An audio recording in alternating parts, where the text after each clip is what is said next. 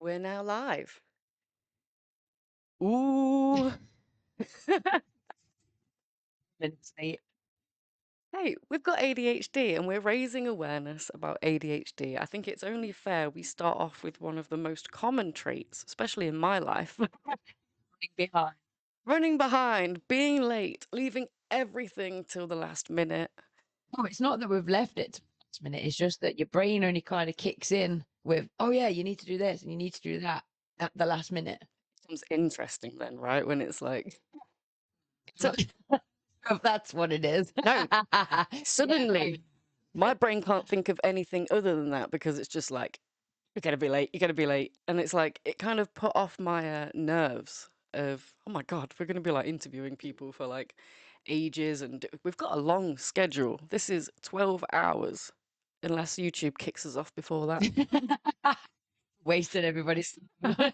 I'll tell you how I've managed my nerves. Tell me. I just had a massive meltdown and, think about everything. Didn't know if you were ready to talk about it. I'm over it. I'm over it. That's emotional dysregulation for you. Well, if there's a way to cheer you up right now, we've already got people in the chat. This is awesome.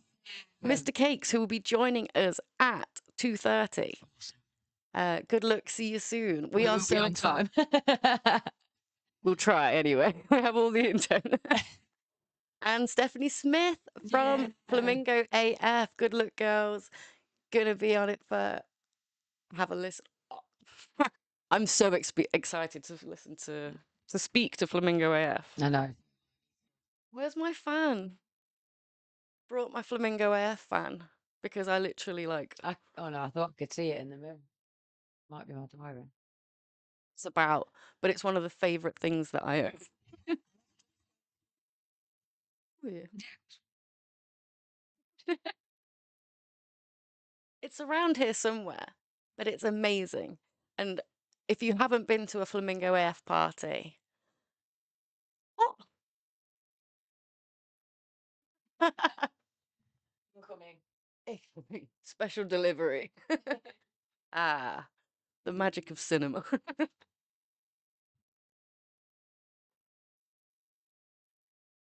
It's a statement piece. Certainly is. Especially when you can use it how you use it. Yes. Oh, I'm just chucking it about now. Wow, we've got a long schedule, and I'm kind of like, I don't want to like raise the energy too much, and then I'm like, oh, but team inattentive, that's not my place anyway. So Hey, Taz, there's shout out Taz. Anyone that came to the U Club last night, thank you so much. It was great. It was a really nice, chilled one. was really energizing, actually, wasn't it? Like the chats that we were having and stuff. I was reflecting on them this morning and just how valuable all of those conversations were. Really good. And to see people just getting on with like, it just, I say it every time, it warms my heart when someone just gets on with having like a bit of an art session. Just from like a doodle to like, there was some like art therapy going on last night where you just draw your own line with your eyes closed. And then through looking at these lines on the page, the idea is to get rid of any sharp edge with like a filled in color. So you round off everything. And by the end of it, it reveals something really cool. Not only is it a nice picture, it can kind of get you thinking while you're doing it. It makes you resonate. Like, for example, the things that she was sharing with me, I won't go into detail, but it was about a very conflicting inner parts of herself. Yeah. And she was able to understand and come to a conclusion, a good solution by the end of it. It was really like, I mean, I didn't mean to host that, facilitate this magic, but it's just great that it happened. So if you don't know anything about us, we are a different human design and we run this podcast, but primarily what we do is we advocate, support, and offer free services such as advice and information guides, work booklets, to support all types of neurodivergent. We really started this podcast because we wanted to share positive examples of neurodivergency and share stories and things. But then as we've gone along, we've realized that we are just so ADHD on screen that it doesn't matter what we're talking about. You're going to get this kind of understanding just from watching. Yeah. 100%. I mean, if you could have seen me only 20 minutes before we've come on, like I was literally crying like a baby, wasn't I? Like losing my mind. I was ready to jack everything in. The whole world was like coming down on me kind of thing. And yeah, so it's like that interesting contrast between like our emotions can just be so wild and so extreme. And because of the things that were going wrong, it was like every injustice in my whole entire life was coming out. You know, it was like that feeling of everything has been hard. My whole life has been hard. It's like it's just one thing, one technical error that I'm now kind of sorting out with the live chat to do with the website and things. But yeah, so if you haven't noticed, our website isn't live right It's now. really useful when we're trying to raise awareness for our website and the services on it. Hence the major meltdown. And I've been trying to sort this all week and thought I had got it sorted. So the fact that I just went online to quickly sort out a donation link and there's no website, it was literally like Yeah, if you work for like Wix or what is it, one to one, 1.com. one.com, like use words that people understand. If Yeah. you're sending out an email that sounds kind of urgent, be clear what it means. Well, to cut a long story short, I went on there to reactivate the domain and thought that this was all going ahead. And then somebody kind of intervened with the chat and was like, "Are you sure you want to do this? Your servers are set up with Wix," which I knew. Yeah. And then I was like, "Oh gosh, no, maybe I don't want to do this then because I don't want to go back to one.com. I'm with Wix." So I was like, "Oh no, don't do that." So then they deactivated the account, which was the one thing I made clear I did not want happening. So we've woke up today with no website on the very day, the biggest business day of the year, the very day that we need it. There is no website, hence absolute major meltdown in the kitchen, and Yeah. nearly didn't come on screen. I'm downstairs like, Shall we just phone? you want to? Yeah, I'm like, I'm not about to make this girl who's crying right now sit on camera like she's being tortured. I didn't think I was going to be able to pull myself out of it, but then all of a sudden it was just bam. That's what I mean about emotional dysregulation, that you can go from, it can be quite, if you're watching it as an outsider and you don't understand ADHD, it can be quite confusing. Like, how has this girl just gone from, ready to kind of jump off the edge of a cliff to bright as a button again? It can be a bit, people can think that you're faking it, I suppose, because it's one extreme to the other extreme. But that is what we mean about the emotional dysregulation that can go on.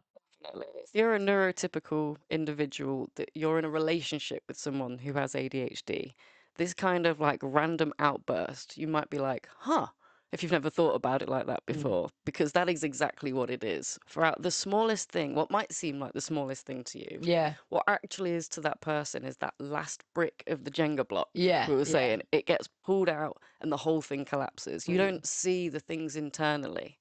Whether Yeah. And the fact that everything you've ever done your whole entire life has been a battle. That's the thing that was pushing me over the edge. Like, everything has been so hard all of my life. Why can't this one thing just have gone okay?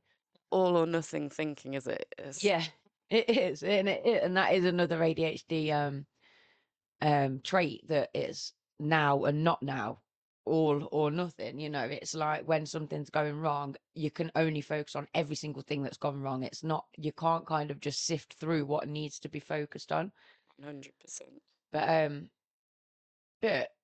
hopefully this is what we're all about, is raising that awareness and helping people to deal with it. Like you say, if you're friends with somebody or in a relationship with somebody that's ADHD, you'll see these things happening, and it can be really hard to not take it personally and to differentiate and be like, this is the ADHD.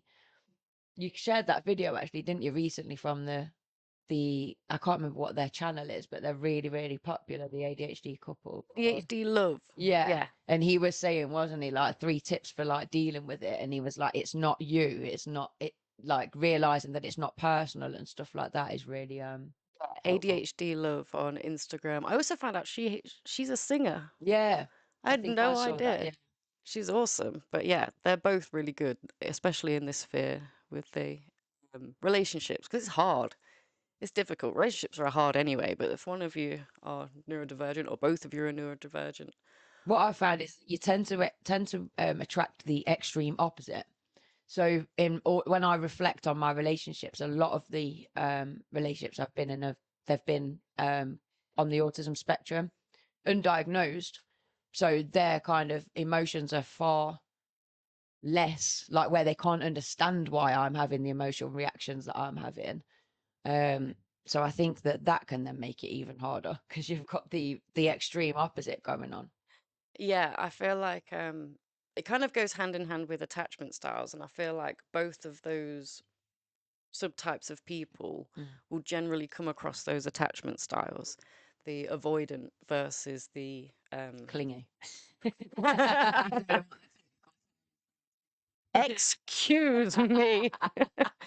Just because you fly off in the Yeah. first 5 seconds. No, I'm here arguing over and over and over again. Sorry. I'm trying to open a can of Coke Zero and it's being way louder than if I just tried to do it normally. Hey Lou, hey Kat, good to have you. Hey, ladies. Thank you for joining us. So, who is our first guest? Because they're going to be on in 10 minutes.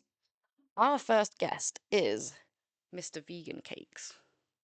And how did you come across Mr. Vegan Cakes? I came across Mr. Vegan Cakes. Do you know what? I feel like it was so loud. Through a ADHD adults post. Oh, okay. Um, I don't know if it just liked them, but all I saw was a post about dopamine cookies. Ah, awesome. And I thought, What are these cookies? a yummy substance that can help me get on with my day. Let's try it. So I contacted Mr. Vegan Cakes and said, is there any chance that you could send us some of your lovely dopamine cakes? Because I feel like we might need them for this stream. And this was without preemption, like that I was going to be the one having the meltdown. We're putting the dopamine cookies to the test today. Yeah. I mean, I woke up in quite I felt quite level and quite balanced this morning, considering we have had such a busy week. What with, Valentine's Day podcast and then U Club last night, and it's the podcast first birthday. Well, my breakdown was yesterday morning as well. Well, yeah, we've been.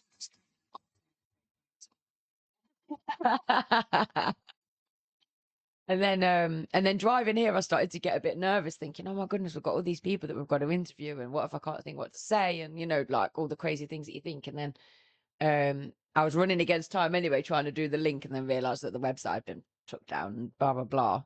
Yeah, So now my kind of level mood has gone a little bit. Psh. yeah, you get distracted from the nerves because you're late. And then as soon as you kind of like, all right, well, I'm here doing it, you're like, oh, I'm actually nervous again because I didn't process that before. Yeah, I'm starting to get nervous now.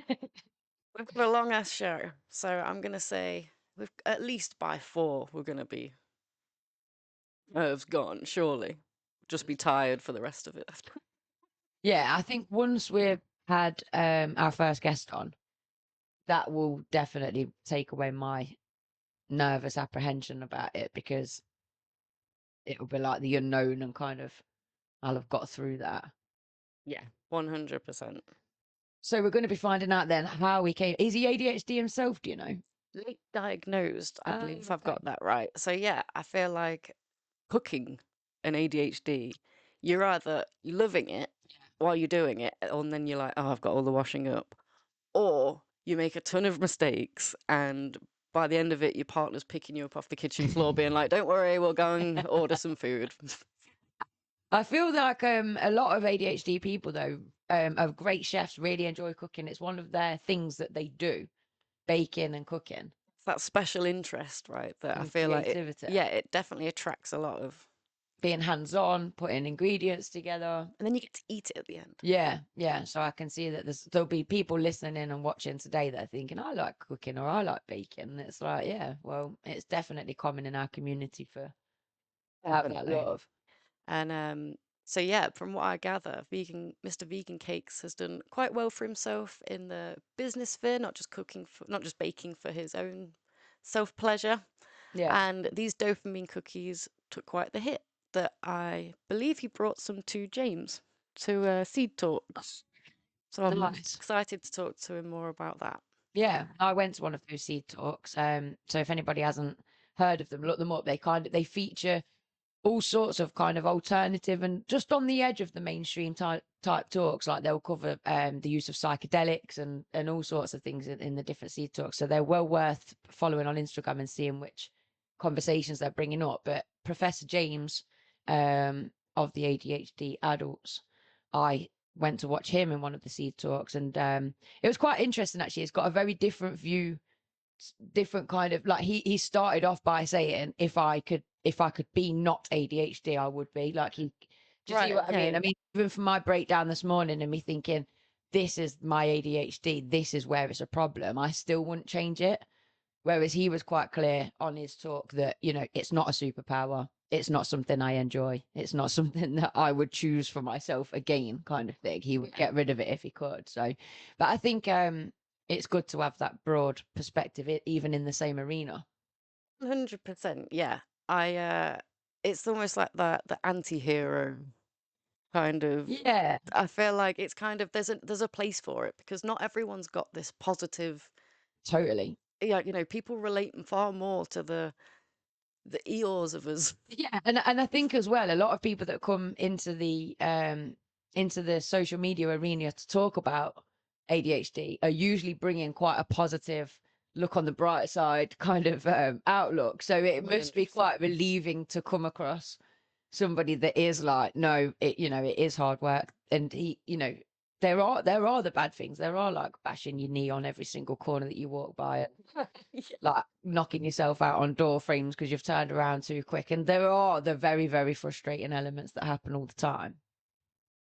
100%. I've already felt that. I've said 100% 5 times already in this. That's one of my things I say a lot. And it literally says 100% in front of me right now. And I can't not think about that. Maybe you should switch it to like, yeah, 99%. Just switch it up a bit. 90% now. By the end of the stream, you'll be like 10%. Yes, 10%, Lindsay. By the end of the stream, I'll be lucky if I've got any percentage left. I'll be in the minus. I Trying am to quite intrigued to see how our energy levels go throughout the day. 100%. Like I said earlier, like if there's anyone built to talk for 12 hours straight, it's ADHD people Especially, to each other. yeah, exactly. Yeah, the hyperactive team. Definitely. Team hyperactive over here. See ya. Team inattentive. If you haven't noticed, I've already been distracted by most things on this desk. I was thinking about this, like I was talking to my mum about it yesterday, about the way that we've kind of like pitched it as team hyperactive, team inattentive. And if you've watched the show, you'll know that I'm actually quite combined across the two. And you can definitely have your Most outwardly definitely. hyperactive moments, can't you? So it's not that we're saying just one of us is inattentive, one is hyperactive, but we like Bit of it. yeah, it's a bit of fun. It is good fun. Um, but since not drinking and not smoking, my inattentive traits have lessened. Cool. Yeah. So, and I always knew I was way more hyperactive than inattentive, but although I still forget things, I am slightly less forgetful. I am Okay. slightly more organized than what I was before. So Okay. it definitely has helped me out. If your ADHD is becoming quite a problem, you're forgetting things, and you are smoking, drinking, doing whatever, It could work coffee, to yeah, try. Yeah. try cutting these things out. See if there is a benefit. And it was only because I heard somebody else say that stopping alcohol had helped them drastically. That's what kind of inspired me to do it. And 3 months in, I was like, wow. 6 months in, like, oh my god. A year in, I'm not going back. So, I am now that converted person that's that's sharing that same message. You're gonna turn into like, what is it when people find God and then they spend the rest of their Yeah. lives trying to convert them to Jesus? What I think of it is more, I just want to lead by example. That's lovely. Rather than trying to convince people too hard that they should do it. But it's like, okay, I'm doing it. 100. Feel free to try it. We'll go to a few Flamingo AF parties, show how fun it is to be partying without drinking and Yeah. see what people think. Yeah, totally. Well, we have Mr. vegan cakes in the waiting room. It says, shall we admit him? Now, will this work? Will the people be able to hear him at home? Will we be able to hear him now? Well, let's see. There's no time like the present to work out if it's going to be successful. See, is he about, and will we be able to see him / hear him? Oh, Hey, we have a visual. I don't know whether we can getting hear it him. in. Ah, I can hear you now. Can you hear me? Hey, we can hear you too. Yay! Fantastic. That's really weird because I was watching you two previously just to make sure, obviously, everything was working technically. And I was lower down. The view was lower down. There's like an up camera Yeah. where I am. I'm looking down here, and there's like a down camera. And it's very, it's just very weird. I looked straight ahead and went, I can't see, and then you're down there. So there we are. Yeah, And I've unfortunately, shrunk because you've seen the size of this grass. Look at that. It's crazy. You're like an ant. a I bug am, life. yes. Bug's life, yeah, very much so. Fabulous. Yeah, Is it? unfortunately, I don't know how to make one camera be able to do OBS and Don't get, this. yeah. Work with what you know. Yeah, definitely You're work with what you know. so yeah, unfortunately, you've got the potato. This is basically being filmed on. What? Okay, right. I'll ask It's like later. 2 megapixels. It's real good. Oh, I see. Right. Okay. And then there's me. I've got my high definition camera, and No, the no. technical guy over there. I'm very Showing off. impressed. You're Well, you saying technical guy? I was obviously was watching you earlier, and I was walking around the kitchen, and this is where this setup is. And of course, being technical, I was listening on my headset that I've got on now. I was walking around, and you were talking about technical difficulties with your website, Yes. and then YouTube stopped on my machine, and I went, "Oh no!" And I was like, "I can't hear anything. Oh my god! Oh my god!" So rush back, and then hit refresh, and then you came back. So Wow. it must have been like a YouTube thing. But yes, that's when that's a heart in the throat, and I was thinking, no, Zoom's working because I've tested Zoom and I've done this and I've done that, done all my pre stuff. But Well, yeah, since I was really, really young, whenever I walked into a room, computers have gone wrong. yeah. Photocopiers, Oh, things shut really? down. Yeah, I've Wow. always had A that strange. slider. Yeah. Well, is that's Right, a slider. Yeah, it's the paranormal technical term. yeah. My youngest son used to do it with. He used to walk past lights in the street. Sometimes street lights would go.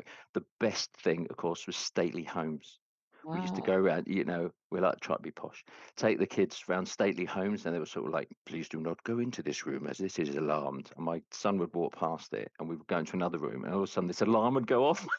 Oh, And we're going, wow. he goes, Well, I don't know. About yeah, 7-year-old kid going, I don't know. yeah. But No, we've it got was all. energy. We've got energy. I think ADHD people have more energy than other people, both physically, emotionally, but like electrostatic. Yeah. And people pick up on our vibes and pick it. And I just stopped the YouTube playing. Again, you were talking about energy and how much energy you're going to have. I think you're going to go on to about 3 a.m. because if you're dealing with lots of ADHD style people with who have hyperactive a variety, you're going to feed off that energy. Totally. I am thinking that we might find that we get more energized as we Yeah. get into the swing of it. And like you say, the more people that come on and feed Yeah. into that energy. And I'm looking forward to chowing down on a dopamine cookie as well. 'Cause Yes. Yeah. Yes. Go for it. Go for a cookie. So I have So them yeah. right here. These So are I've sent you some yeah. Fine Main cognitive and cookies. Ginger. Yes. Yeah. Lion's mane and Cognitive ginger. cookies. Do you know what? I Absolutely so. absolutely love ginger, and I've added lion's mane to my diet quite recently. And Oh, right. Fabulous. I So was how do you taking. find it? Well, when I first started taking the supplements, I found it. I really felt like I felt a difference in terms of when I woke up in the morning. Before, I'd feel like the world was crashing down on me for a few minutes, where I'd be like, "Oh my God, I've got all this stuff to do, and I can't Yeah. face it," and it'd be like a fight or flight kind of response. After I started taking the supplements, I'd still wake up and have that mid panic because I do take a lot on. But I'd find myself being like, "Yep, okay, well, you can make that call first, and then move on to this." And I thought, "Oh my God, Yeah. something as It is incredible. And I'm sure it's got to have come down to the to adding lion's mane into the diet. So yeah, I'm looking Yeah. forward to trying But them. I if think. not, what does it matter? Well, yeah, exactly. That's the thing. It's working regardless. Yeah. So Yes, Definitely. very much so. You yeah. got me some for Christmas, and I have actually seen some benefits in it. I Mm. just feel like it's a decision making thing that I felt like before I'd go to a McDonald's drive-through, and if I wasn't ready with my order, I'd get like panicky and like almost annoyed with the Yes, that's right. driver, and I'm just like, I don't know. Now I'm like, what you're having? Do you know what I mean? It's not that big a deal. It's not that I'm just Yeah. making the decision better. Yeah. It's not It's just as that big to me. the word clarity kind of comes to mind. It's Yeah. like that's what Yeah. it Yeah. felt Yeah. like, just slightly more focused, which is great. I'll take that. Yeah. Yeah. So That's why I started to incorporate it within cookies and things. Yeah, I think it's And wicked. I stick it in spaghetti bolognese, and Yeah. because oh you can, wow. because it's a powder they've got. Yeah. So it's an organic lion's mane powder, so you can actually put it in all types of foods. So you just go, Fantastic. oh, I stick a little bit of that in there. So, Yeah. but cookies, of course, they've got that sweetness, and you've got the spice of the ginger as well, Yeah. and that you get a bit more of a boost from ginger anyway, because that's Yeah. a natural anti-inflammatory. Oh, brilliant. Well, when I first kicked alcohol, I was buying ginger ale and ginger beer because I liked the kind of spicy, that Yeah, spicy yeah, replacement yeah, type thing. But I love yeah, ginger, so these are right up my street. So yeah. before we Well, tuck into them, so sorry, yes, carry on. carry on. No, I was just gonna say, when I stopped drinking, because I stopped drinking 12, 13 years ago, Oh, I started. I went down the other. I went down the sugar route. Yeah. Because alcohol, of course, has a lot of calories, um, and your calories and carbohydrates convert to sugars. When you take that out of your diet, your body goes, "Hang on, I'm used to having all this sugar." Had this And conversation last night. yeah, well, there you go. You see, and one thing I noticed was, and I had a relatively sweet tooth, but I just went completely the other way, like sharing a tub of ice cream. I just like maybe had a spoon or something with the family, and I actually sat there with a movie, and I just went, Oh, "Oh, sorry about that." I ate a whole lot, a wow. massive sweet tooth, That's so but it interesting. does pass. It does pass. Yeah, well, I've noticed You that can it has regulate it. passed, but we was talking to a lad called Loz last night, and he's Oh yeah. drastically reduced yeah. his alcohol intake, and he said I never used to have a sweet tooth, but all of a sudden I've got one, Mm. and I said, well, I've been the same since cutting out alcohol, and I'm sure it's just a replacement thing. My body's It's seeking it is. out a It's saying, "Give me different. the sugar that I used Yeah, to have." Yeah, yeah. yeah, yeah. Give me a thrill another way. So I think it's really That's right. useful to And kind of be what did you aware of used to, that. what was your beverage as well? Did you have like a beverage with a bit more of a bite to it, hence the ginger? Wine I was was trying to think. white Wine. wine. So Okay. that kind of taste, and I convinced myself that I liked that acidic kind of strong taste, but Yeah, yeah, now I yeah. couldn't imagine going back to that. But Mm. the ginger, it makes sense why I Yeah. like that fire. Yeah, gives the fineness, which is like the alcohol Yeah, warmness, isn't it? It's yeah. a warmth. Cinnamon's very good as well. Okay, I'll I love give cinnamon. cinnamon. There you go. You see. Excellent. Again, that's good for you. Yeah. Yeah. So Fabulous. where did you start baking? Did the dopamine cookies come first, or did the baking come first? What is the Well, journey the you link went with on? baking, yeah. Yes. Well, ever since I think it goes back to again my youngest son, about 450 years ago when he no, he's not that old. When he was tiny, he developed a wheat and dairy allergy or Okay. intolerance. So 20 odd years ago, and there was nothing in the shops. You can't sort of stroll in and buy. I mean, we had to find rice milk, and we had to find, as the only sort of alternative milk they had. So of course, birthdays came around, and what'd you put in a cake? So Oh, started baking gluten-free cakes with eggs and things in them, and then I've always been baking.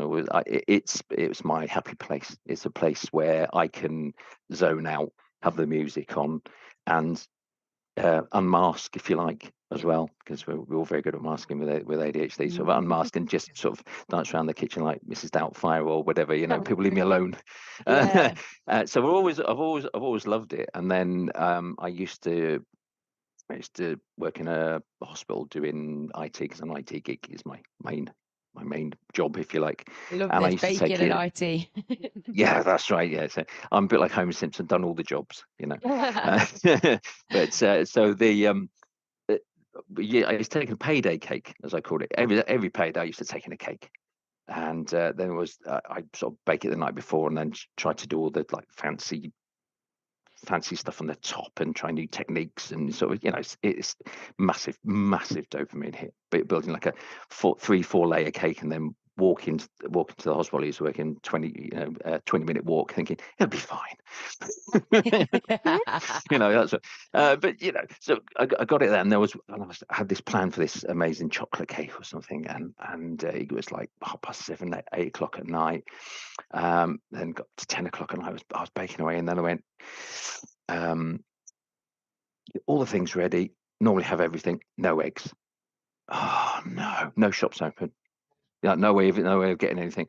So it's like recipes for cakes without eggs. So you Google it, and I was come up vegan cakes. Oh, I'll give them a go. So then started replacing eggs with soy milk and oils and all those kind of things, and it turned out really, really well. So I just carried on baking. Wow. Carried on baking there, and that's kind of where it came. And then I got into the whole plant-based vegan side of things for me as well, not only just for cakes, but that's just what I decided to do. So that's where the cakes came from, and the baking. I've always loved it. Well, we were literally just saying before you came on that ADHD and baking and cooking, it's kind of a really common hobby. Yeah, I saw you saying that. Yeah. Dyslexic as well. I thought I was dyslexic when I was younger. That was the and everyone said I was probably ADHD as well. But and I'm starting to think, actually, is the dyslexia more ADHD than it is dyslexia, if you see what I mean? Because it's a processing, cognitive processing not issue, challenge that people have. And so when I thought I had dyslexia, this is completely forgotten what I was going to talk about then. So what's your question? What was your question? Well, me too. This tastes so good. Yeah, it does. Right, yeah. I think maybe I've got some too. about the processing of it and Yeah. why do we love baking? Yeah, and that's right. And you were saying a lot of people get in that industry, in the service industry, or baking, or chefs, or those kind of things. Yeah. So that's very dyslexic ADHD. Because you're creating something, you're getting a buzz. You tend to be a bit of a people pleaser on occasion because you want them to feel comfortable, because you want to feel comfortable. Warm. You have that sort of warmth. So you go into a profession that you really love to help people and produce things, and you get the kickback by it as well. And working an 8, 9, 10-hour shift, if you're having a really good time, it's great. You love it. You go, oh, is the day over? Yeah. I was in hospitality for many, many years, and I think, you know, definitely my ADHD helped there, because it was that energy, and like you say, being around people, I thrived off of it. Yeah. And things. These are divine, by the way. They are so good. Thank you very much. Definitely, these are the cognitive ones, aren't they? Cognitive cookies, but yeah. They are boosting my mood immediately. And I got a lot of sugar in them as well, so there you go. What I need right now after all my crying this morning. Oh no! I'm feeling great now. I caught the first few bits of it. So of your show before you started, yeah. And I have met James from James and Sam. Yeah. I met them in Leeds. I went to see the Seed Talk. Yeah. Is it Seed or Seed Talk? With them, and I contacted them before, and I said, what do they want? And I actually took them a carrot cake, which was one of James's favourites. So went along there and took them and had a chat with them. But they're amazing people, really good. Definitely. Really. I love the fact that when I came across what they did, that they'd got the charity set up, and they'd got this place that I could direct people, because at that point, you know, we were trying to find places to signpost people. So it was really good to come across that, and, you know, feel like, again, it probably comes back to the people pleasing, but when people are stuck, I like to be able to have a solution, and I find it difficult if I don't feel like I've got something helpful to actually pass on. So yeah, they're brilliant. Like all three of them, their podcast is brilliant as well. Like I love them. That's how I found them. Yeah, Yeah, the for the podcast. podcast. They're Yeah. so Yeah, unapologetically ADHD in so different ways, and I just appreciate the realness. Yeah, completely. I love it. So amen to those Indeed. ADHD adults. Just going back to Yeah, what about with the dyslexia and the ADHD and the crossover. yeah, Mine was dyspraxia. So at first I assumed I was dyspraxic. right. And I still think there's that crossover because I'm really uncoordinated. I'm left-handed anyway, and originally they used to just call left-handed kids like clumsy child syndrome, and then it was later. Sinister. Yeah. That was it. That was the medieval name for it. It was Oh. sinister. A Ah. person Wow. Okay. was known as sinister who was left-handed because it's a bit different, isn't it? Well, it Yeah. was like there's Kind of evil. like rock and roll. I kind of like that. Yeah, absolutely. Yeah, I'd go with that one. Left-handed. No, I'm sinister. Yeah. Oh wait, yeah. I love that. Well, yeah, I mean, there's the attachment to it being evil. I think it was dark magic was done with the left hand, and Yeah. Oh, yeah, yeah. white magic was done with the right hand and things like that. But Mm. I've always liked to be different. Yeah, but dyspraxia as well. My eldest son's got dyspraxia. There's obviously a lot of thought in whether it's hereditary or not. Yeah. My eldest son is dyspraxic. Mhm. Both of my sons were dyslexic when they're young, when they're younger. When they're younger, they're still dyslexic. Yeah, they still But are. you Yeah. build coping mechanisms, and my eldest son, I would probably say, is definitely ADHD as well. Yeah. And this is But I can't say you're ADHD. Thomas, can I? No, not allowed to do that. But yes, he is. it I am is not a hard. doctor. It's hard actually being it because you can spot it, can't you? You can spot the traits and things in Across the room, you can just go, that one, not them, that one. I mean, if I had to say what my superpower was, I think that has always been my superpower. I've got really strong intuition. And Yep. when somebody walks into the room, I never understood it before, but it's like I just get this sense about who they are. And It's a feeling, isn't yeah, it? it's feeling. And then it took many Definitely years so. to realize that people are quite offended by if I'm just, assuming that they're going to understand from my Yes, perspective of that it's course. not a bad thing, it's not a negative thing, and I didn't mean it, to offend kind of thing. So Yeah, no, you definitely can sense other people's yeah. feelings with ADHD and dyspraxia and autism and anything else. I think I don't know whether it's because when you're neurodivergent or neurospicy or whatever term you want to use, whether you actually empathize more with people or you notice more of people because you look for more visual cues. You look for more people tripping over things like dyspraxic, and you're looking for people, especially if you're dyslexic, you're looking for people. So might make a spelling mistake. People make spelling mistakes. I mean, there's the misconception that dyslexia is about reading and writing, as you probably know. It's a cognitive processing issue, and I've explained this to people in the past that it's not a case of you can't write, you can't recall a word. It's when I was at school, I had real problems with you read something and then they go read it and then write down what's on the page, sort of thing. So when I was younger, sort of like, the boy sat on the mat or something like that, and you got and then you go, no, there's a boy, there's a mat involved here, something like that. So you might read the mat even though it's written there, and the teacher will come along, it's written there, and you go, I know it's written Yeah. there, but it gets to here, and then I've got to put it from the reading bit into the bit of my brain that then controls my hand to then write the words bit. And then by the time you've done that, you've gone, I started to write a words bit. Let's go back to that bit, because if I start reading it again, I'm then preloading the buffer for the reading. And if I'm preloading the buffer for the reading, I'm not even going to get that bit. And then they'll go, you made a spelling mistake, which you'd spend 20 minutes as a 7-year-old or something trying to Fathom write, it all. the boy sat on the mat or something, and everyone else has finished, and then almost got out to playtime and things. Oh goodness me! And then they go, you've spelt it wrong, and then of course investing more time and effort into learning about emotional dysregulation and RSD and things like that. It was put a line through it and do it again. And at that point, I just got my pencil and just go rub out the whole word. I think, you don't need to do that. no, I need to do that because this is proof that I've got something wrong and my world has exploded. So it's not dyslexia, it's ADHD. It's what I'm thinking back. I'm thinking back through my years. Yeah. So Yeah, It's so true for what you say. very difficult. Yeah. it's not that different now. I mean, there's more teachers that No, are recognizing it, but it's still not perfect. Mm.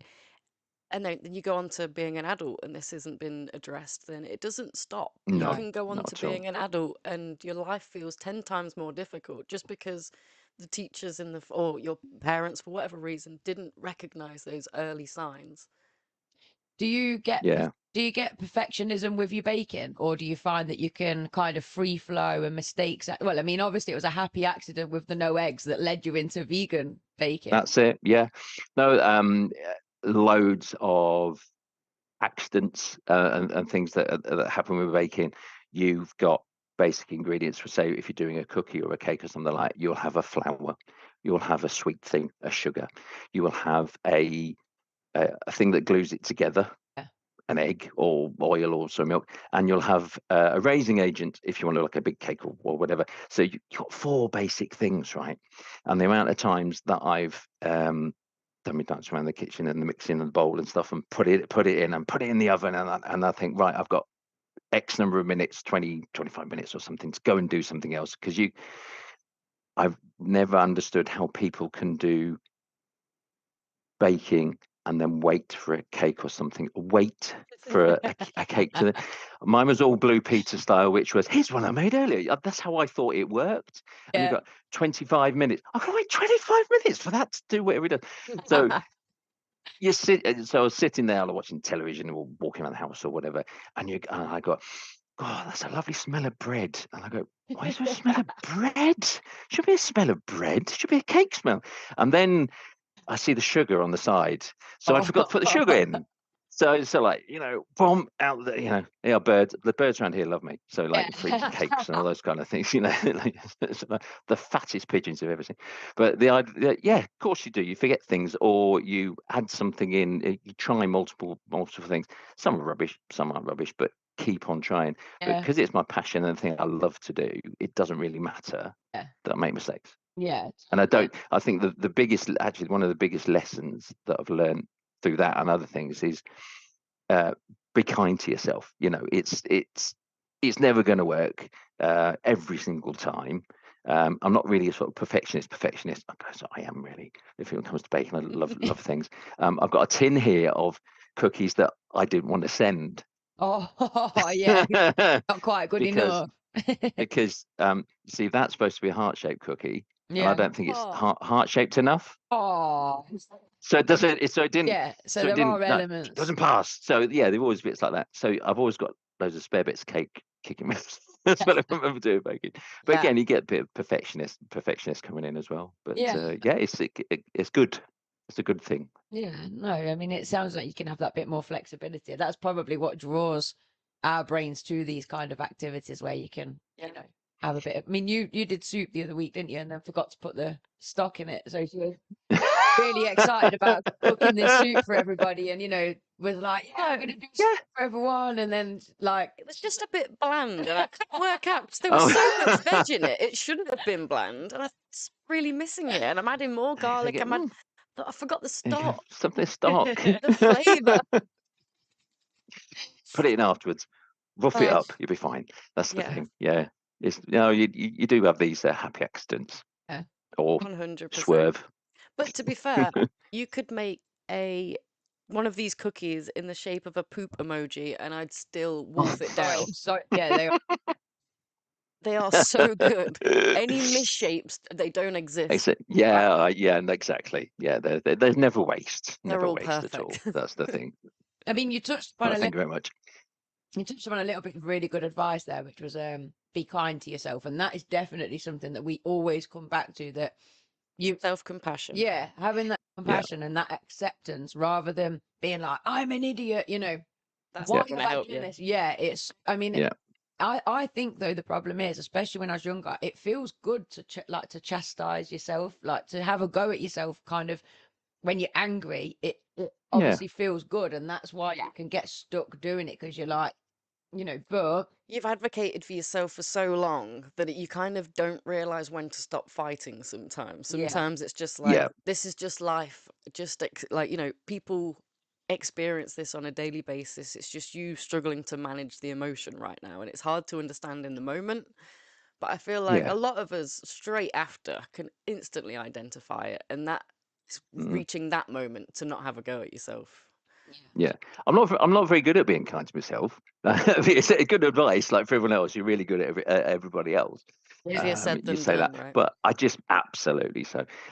But where does the negativity come from? do So you think it comes from Yourself. being Where does your told? Yeah. self negativity? Yeah, or exactly? Do you think it's come? Experiences growing up, I think that that Yeah, you're things like prepared. schooling, Yeah. and mm, that example you gave earlier, you put so much effort into everything, and then straight away the one flaw is the thing that's picked out without somebody yeah, perhaps realizing how much effort has gone into the whole thing in the first place. So Yeah. it's mm, easy to believe that you're Yeah. worthless, or that you are an idiot I because you've been told remember it. as a kid, I'd spend so long trying to just like, because I knew my emotions would make my mum angry and it would make us argue and it wouldn't be nice. So I'd try right, my yeah. hard to suppress them. And then for somehow I'd knock Explode. something, like knock a nail varnish off and it would go on the white carpet and that would turn my mum upside down. And I'd be like, but I've just tried so hard and she doesn't see. You didn't realize? The, The Yeah, yeah. invisible I know. struggle. and I didn't do it on purpose. And it's just, oh, it's really sad. So Yeah, it does get to you. how long have Before, we been on? Because Zoom is about to to say, kick me before off. us out. Oh, how dare it! We've had a suggestion in the chat that says you should break up the cookies and sell broken cookies, because everybody loves the boxes of broken cookies. So, That's a good 100%. idea. Yes, yeah, and yes. I'll do that then. Misshapes. I'll do some yeah, and misshapes. like Yeah. the ADHD of the cookies, like the misshapen. Yeah, that's misshapen cookies. Yeah. Different dopamine cookies. So to finish off, we have 2 sets of these lovely lime mains cookies, lime main and ginger cognitive cookies. And we are going to be giving them away as part of our giveaways. So we've done a post. I don't know whether you've seen it on Instagram. To go over to our Yep. Instagram, Yeah. Different Human Design or a different podcast, or if you go Or over to Mr. Mr. Vegan Vegan Cakes. Cakes himself, you will see a I'll shared put it on there. post. Mhm. Like it, comment, share it. And then we'll pick a winner tomorrow at some point when we wake up after a 12-hour burnout. Assume you've gone to sleep. We'll do it in the stream. I feel like that'll be Yeah. yeah.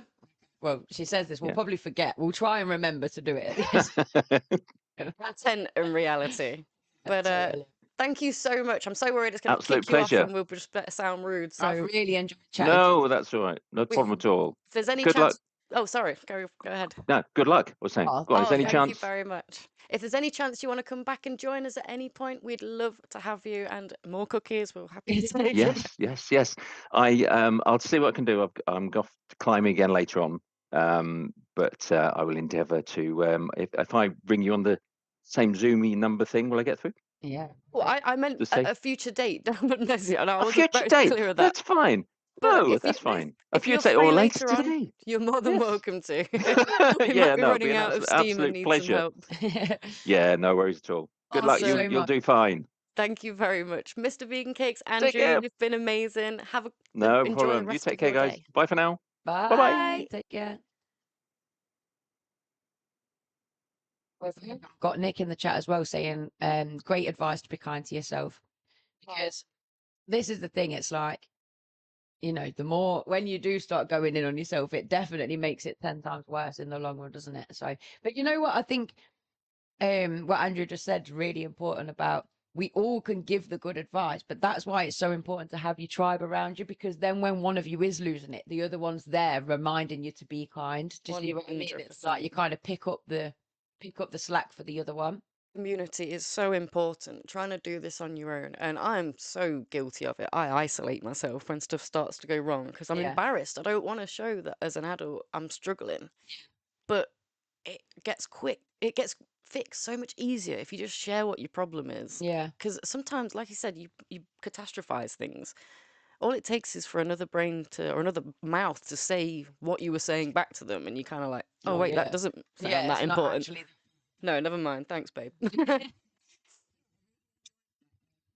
I mean, isn't it interesting that the same themes come up with the paranormal, the crossovers between dyslexic, dyspraxic, the understanding that we are energetic beings and things like that. It just makes me so inspired and encouraged that we are doing the right thing with this podcast and with this stream, because Yeah, by having definitely. those conversations, it just makes these connections clearer. Like there's a whole community of people out there that are thinking along the same lines, that there's more to this ADHD stuff than being forgetful and not being a very good human that fits in with what society expects. Ain't it? Just some excuse for being lazy and not wanting to have responsibilities. Yeah, but even last night when we was at U Club last night, and it was quite a small gathering, wasn't it? There wasn't so many people there this month, Yeah. and the conversation went to the paranormal and ghost stories and thing and experiences, and yet again, it was such a shared thing across the group. It's like, are we just more open to sharing these things? Are we more open to experiencing these things?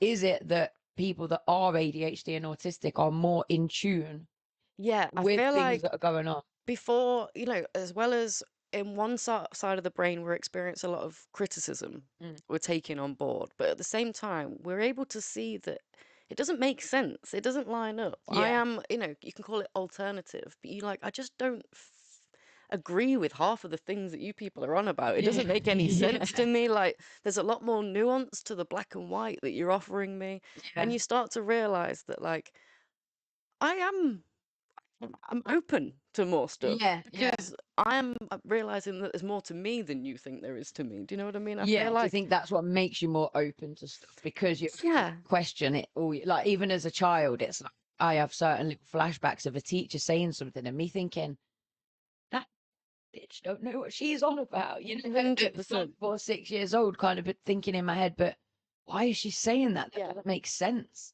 Group of people I gravitated to was the emos because they were sharing their feelings, because they were sharing the same, like, isolation, the same depression, all these lyrics they encompassed, and Yeah. like the culture was the same. It was like gothic, like a little bit like edgy, a little bit Mhm. literally how I feel inside. Do you know what I Yeah. mean? And it was Yeah. like, rather than looking at this group of unrecognized neurodivergents, we were just a load of emos hanging around Birmingham Park. It's almost a diagnostic thing, isn't it? If you are a teacher in a school, look at the kids that are expressing who they are outwardly. They're the kids 100%. that have perhaps got more going on internally as well. Yeah, it's understood that the crossover between the LGBTQ community and the autistic community is very intertwined. Mm. The likelihood of your autistic child being within the LGBT community Yeah. is quite high. Yeah, massively. I was doing some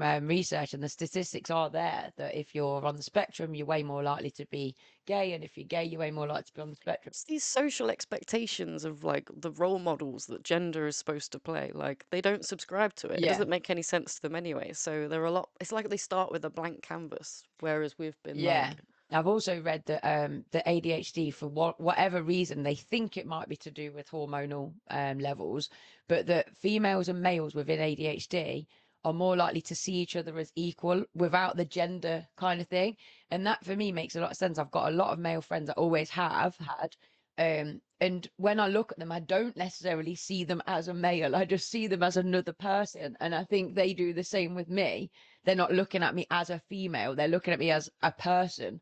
no, I think the same, but it doesn't go that way. It Yeah. turns out they're actually in love with you, and they're like, got to express it, and you're like, "Oh, but that doesn't make any." Okay. Well, I mean, maybe, yeah, there's probably that element. But I think in ADHD communities, you do find these boy-girl friendships way more than in a neurotypical friendship where it's like, right, the boys have got to stick with the boys and the girls have got to stick with the girls. You kind of feel Yeah. like the groups are more mixed. Yeah, 100%. I fully get that. I'm loving what's going on in the chat. So we got a bit of feedback that during that interview, Mr. Vegan Cakes was the microphone was slightly quiet, so I was trying to fix it and turn it up slightly, and he's just gone in the chat and said, "I've never been called quiet," so it must be quiet. It'd be the same for me. I've never been called quiet. It'd be quite the revolution. Hey, I apologize. I think it has been fixed. Really appreciate that, letting us know if at any point anything cuts out. Anything Please tell us. happens. Please. I probably will cry, but it's okay. You'll get to see live on air. We'll deal with the emotions live. It'll be fine. So I'm currently looking for stuff that I should have had on my computer way before now. So Yeah, things haven't exactly gone to plan though. You didn't expect to be having to calm me down at at 12:30 this afternoon. it's all fun and games. I mean, we've got some links that we want to share with you at some point. My if in case anybody doesn't know, I wrote a couple of fictional storybooks a few years ago, and the one of those, this one here, Maga High, is free to download on Kindle until tomorrow. So if you go onto Amazon and search for Maga High and then go into the Kindle version of it, you can download that for absolutely free. So we've got that going on, just as a little gift from me to you. And we've also got some links that we'll share. One of those is to our, is it Patreon or Patreon? Patreon. Patreon. One to our Patreon page, that you can subscribe to us and support us like that. And another one to our PayPal, I think, because I was trying to do you a really fancy link that went directly to our website, which is how I realized the website. No had website. taken. So if that comes live at some, because the lovely, lovely lady on one.com, I screenshot her name so I could give her a shout out. Her name is Irada. Irada. I'm really sorry if I'm not pronouncing it right. But Irada on, is that my light? Yeah. Irada on one.com. I'm shouting her out because despite me having a meltdown on the chat, she was talking me through exactly what to do. I've got to be live on air, and I've told her about the live stream in case she needs me. She can come on and chat to me in the comments. So shout out iRaider if you're in the chat. And although I was angry about the whole one.com mishap that's ended up with my site being taken down because of miscommunication, We're falling apart.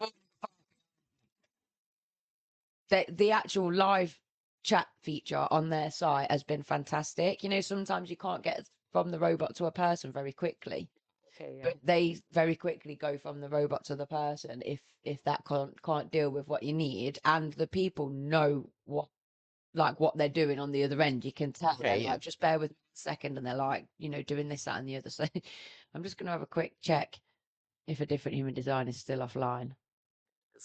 It is. It is. But Just to confirm, it is. we do have the Patreon, so I'll share that with you now.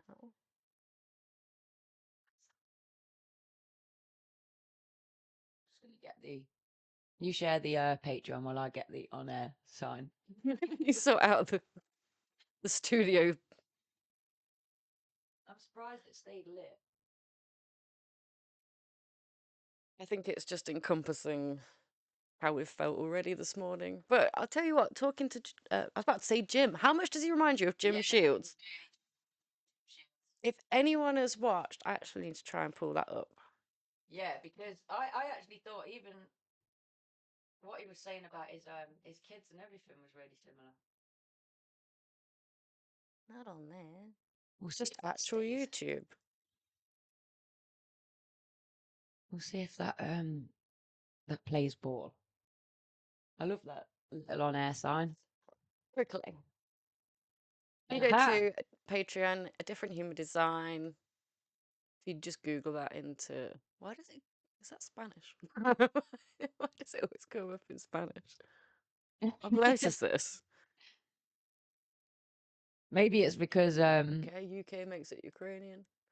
maybe we've got lots of Spanish All right. supporters. Just keep it in Spanish because I feel like I can read that better than we'll keep Latin letters. Okay. So a different human design, pound of luck, deep sea diver, business special. These are all the There's different another, I think, if you click on categories. Another one, back to the pony.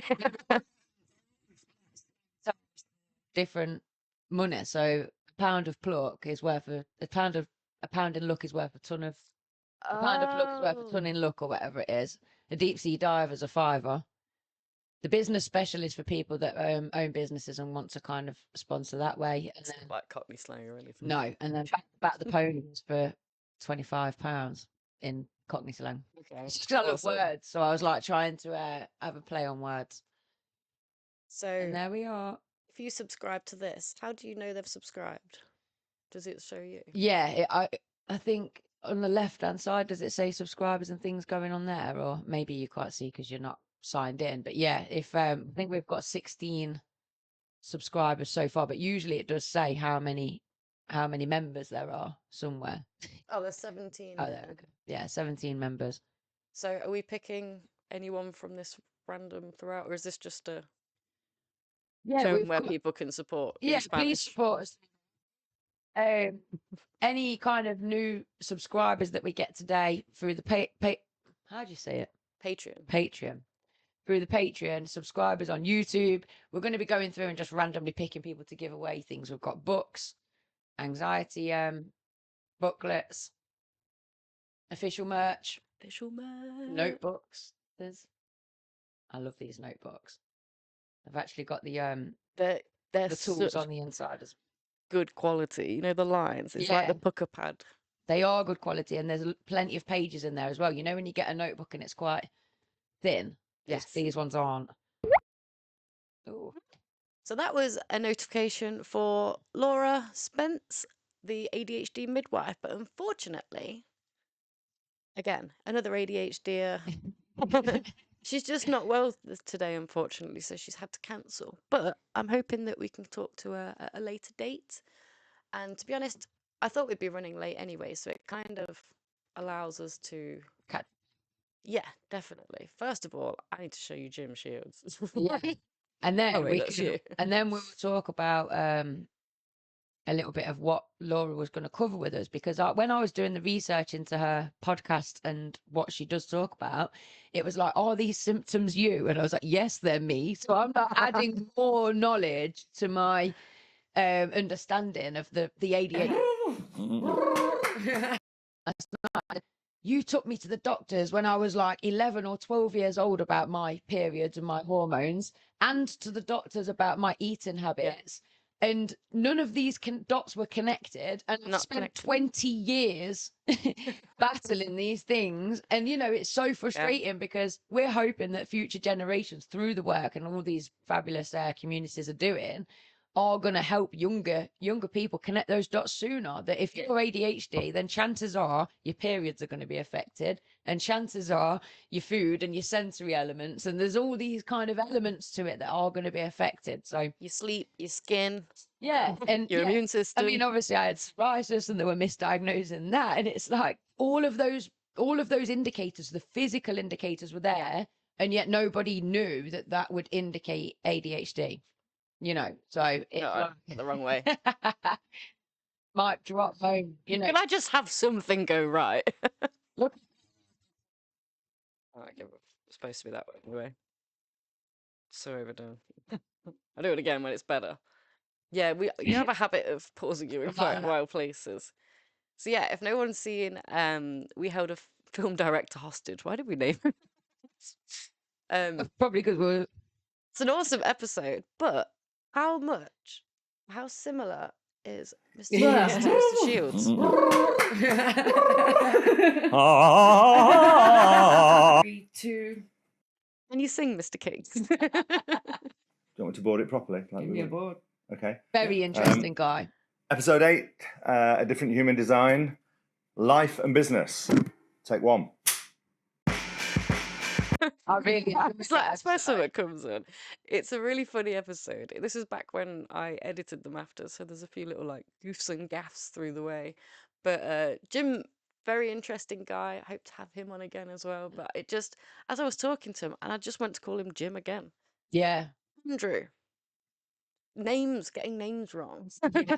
And you know, finding thing that Andrew did touch upon as well with dyslexia, you know, like kind of the little organization that goes on in your head. That is, for me, is such a blooper moment when someone comes over for a chat and you're like, I cannot remember their name, and I know this person. I know what you mean. It's awkward because you don't want them taking it personally that they're forgettable or something. It's not that, it's you, like. Yeah, and you know, it's so simple just to say, sorry, can you just remind me your name a second? But not if you've been friends with, or, you know, been talking to them on and off for years. It's not the done thing, is it? You just know it's going to come back, but you hope that it comes back before you have to introduce them to somebody or something. Like, yeah, that's funny. At the other U Club, at the start of the year, we spoke about this, and I was given the best life hack, which is that the girl that I was talking to, her partner already knows that she struggles with name finding.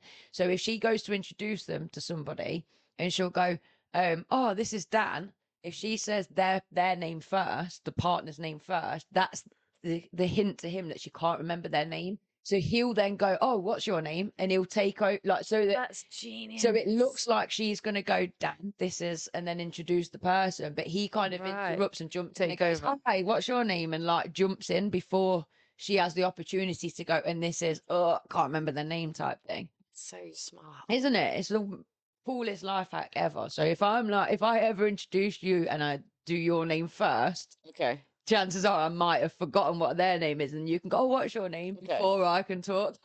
I'll do the same, but I have to remember that that's actually a thing. So just like, Steph, this is Steph.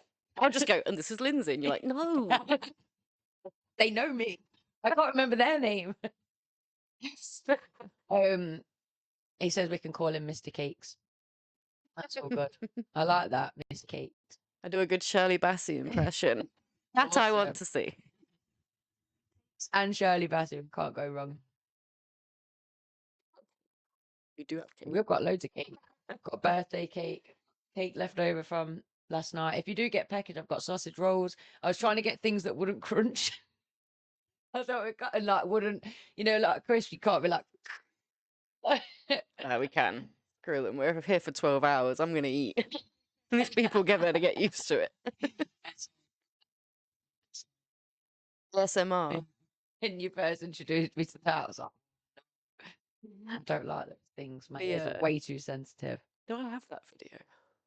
It's on the I can't get on Instagram on this. It's on the advert that you did for us when when we were first.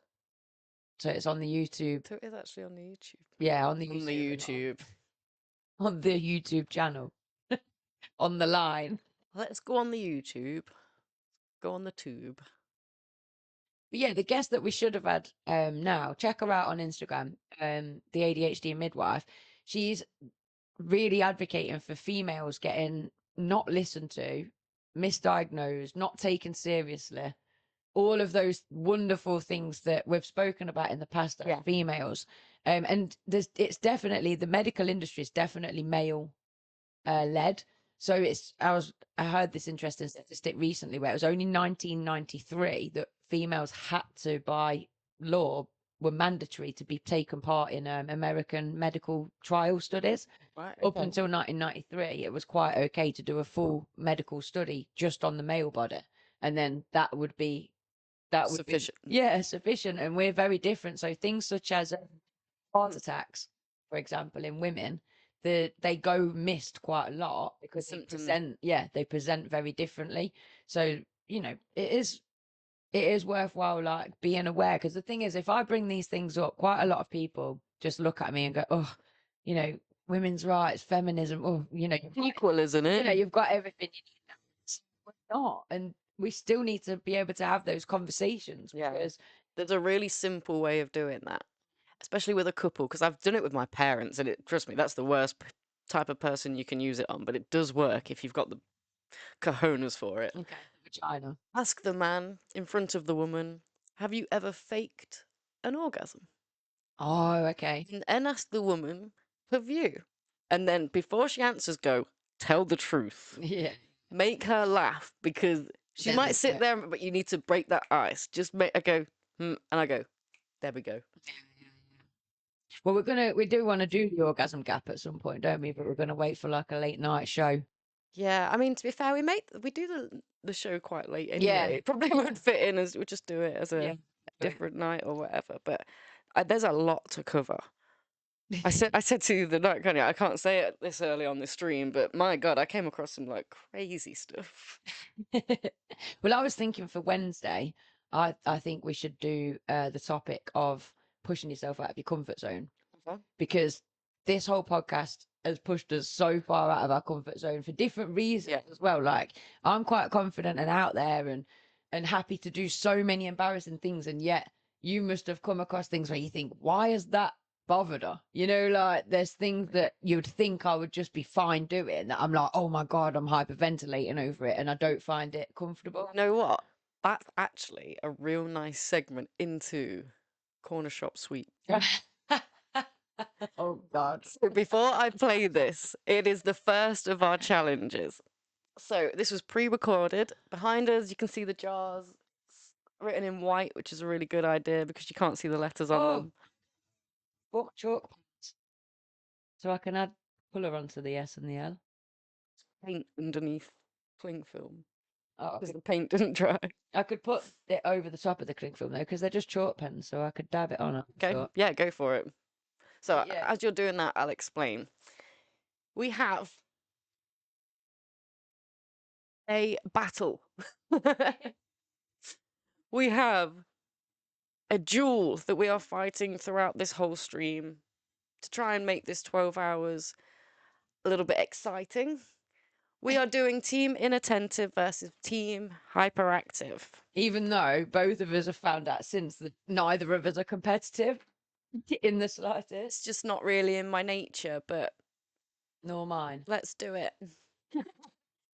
It's just for a little bit of fun, even though nobody cares who wins. Not even us. We tried to take if you've not seen the fight pose last night, it's just so like, couldn't be more unnatural. We're supposed to be like. Steph was like, give me your best Tyson Fury, who should be fighting tonight, by the way. So I did think it was quite apt that we were doing a fight video that we were posting. Made me laugh. It was. Oh, wait. He's fighting when? He should have been fighting tonight, but it got postponed. Why? What happened? Until May the 18th, because he got a cut during sparring during practice. He got cut above the eye, so they've had to postpone it, which I'm kind of glad, because I was like planning on watching it and everything, and then I'd booked this in, realizing it was the same day, so I'd have been actually quite gutted if I'd have been missing it. So I'm sure the universe just panned out just for me. But yeah, May the 18th, that's been moved to, if anybody's interested, which will be second birthday celebration for me. The first one being the Flamingo AF party on the 11th. Oh, I know. I'm so looking forward to. I'm always looking forward to a Flamingo F party. I don't really go out anymore. But something about going out and coming back and being back in time to like have a bath, chill out, see your loved ones. Yeah, You're not trashed. Without any concern of there being drunk people that are going to bash into you or start on you or try and touch you up, you know, the best. 100%. I've said it again, 100%. 85%. If you want a drinking game, drink every time I say 100%. If you're not doing the alcohol-free thing. Oh, I've just remembered the challenge that we're meant to be doing as well. What? Applying a tattoo every time somebody donates. Has anyone donated? Have we got a donation link? Yeah.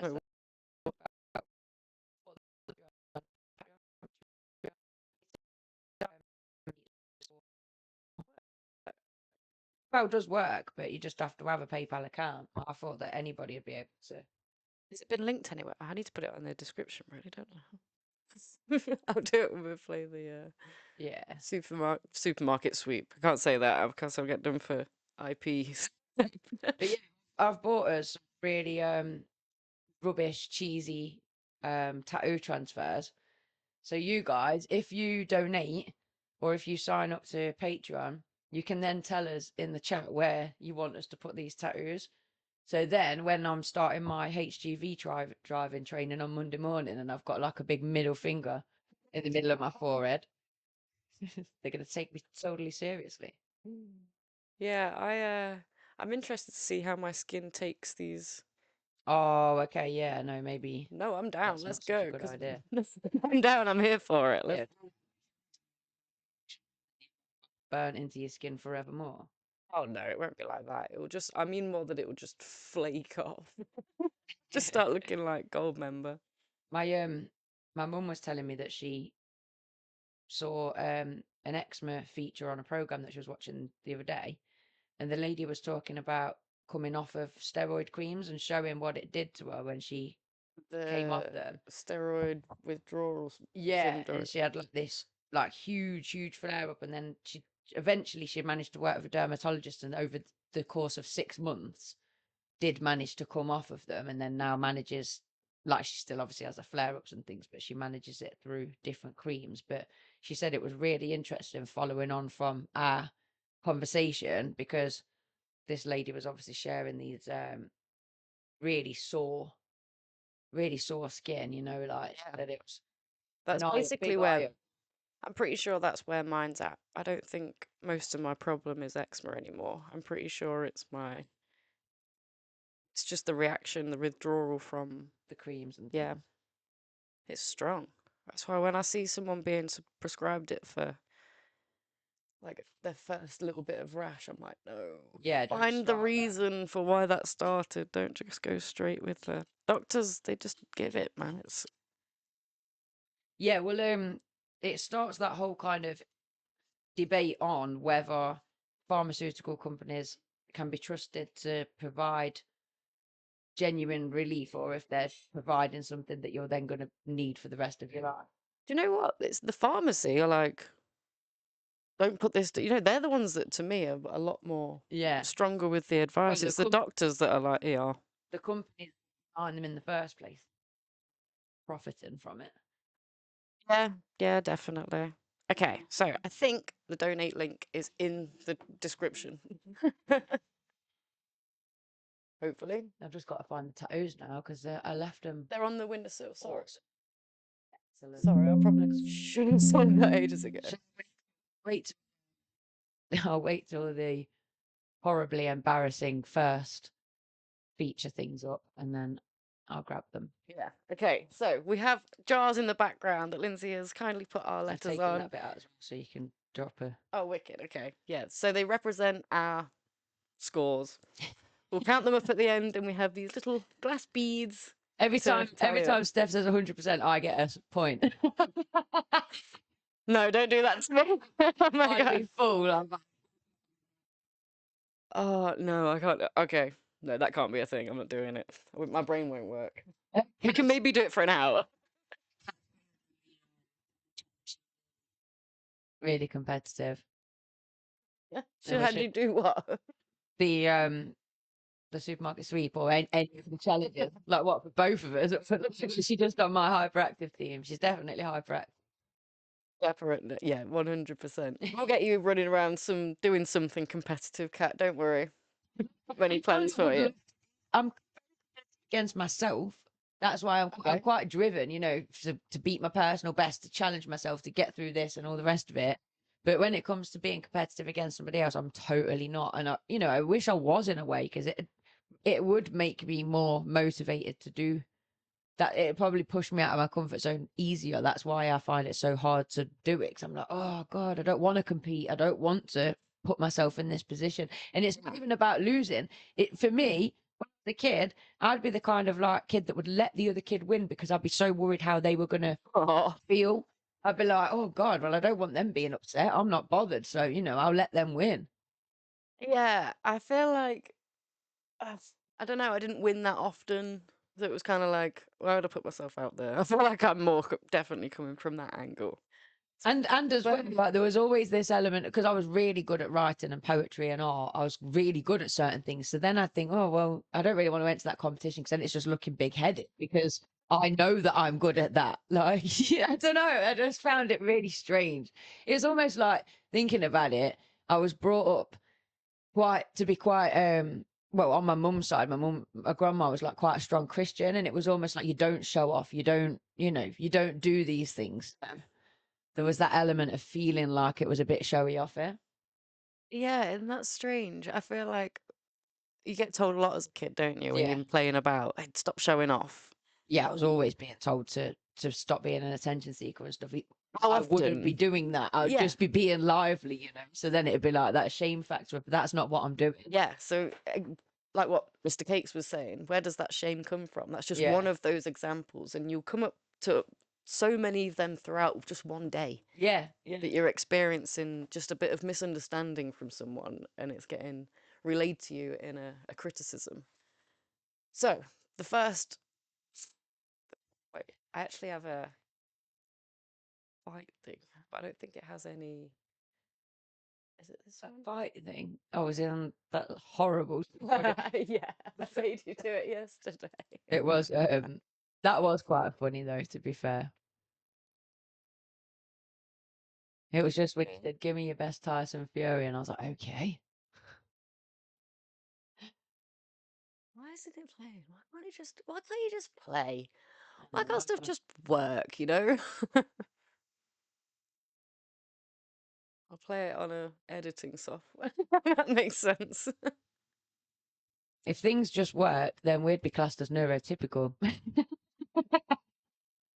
And who would want that? The Not me. neurotypicals, what they go on this program and that video just plays, does it? Like No. tech works for them. What is it going on? Well, I don't know, but the whole does tech just work for them? You know, after talking to Mr. Cakes about the fact that all of my Did you go to technical say Jim? no, say Mr. Vegan Cakes. Cakes. But yeah, like I've always had those technical errors my whole life where things go wrong, and my mum used to say even when I was younger, like it must just be your energy. We kind of understood that I was different.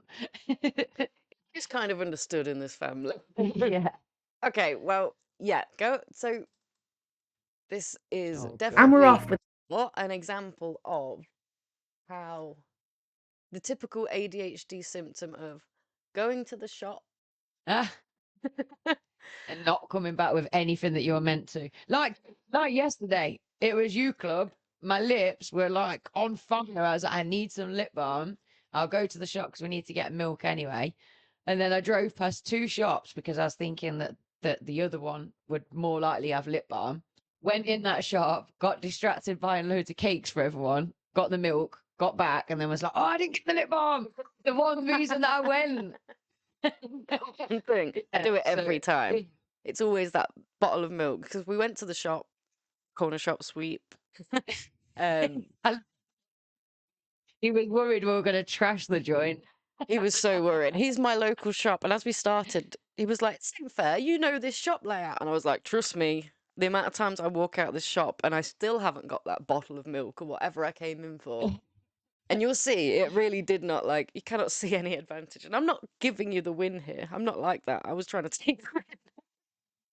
So we, Yeah, I don't want to ruin the results, so I'm not gonna. I was like about to talk about my result, then I was like, this is a perfect example of we turned up and you were like, I don't want to do this. I just like, this is like the worst thing to me. I just don't want to do this sort of thing.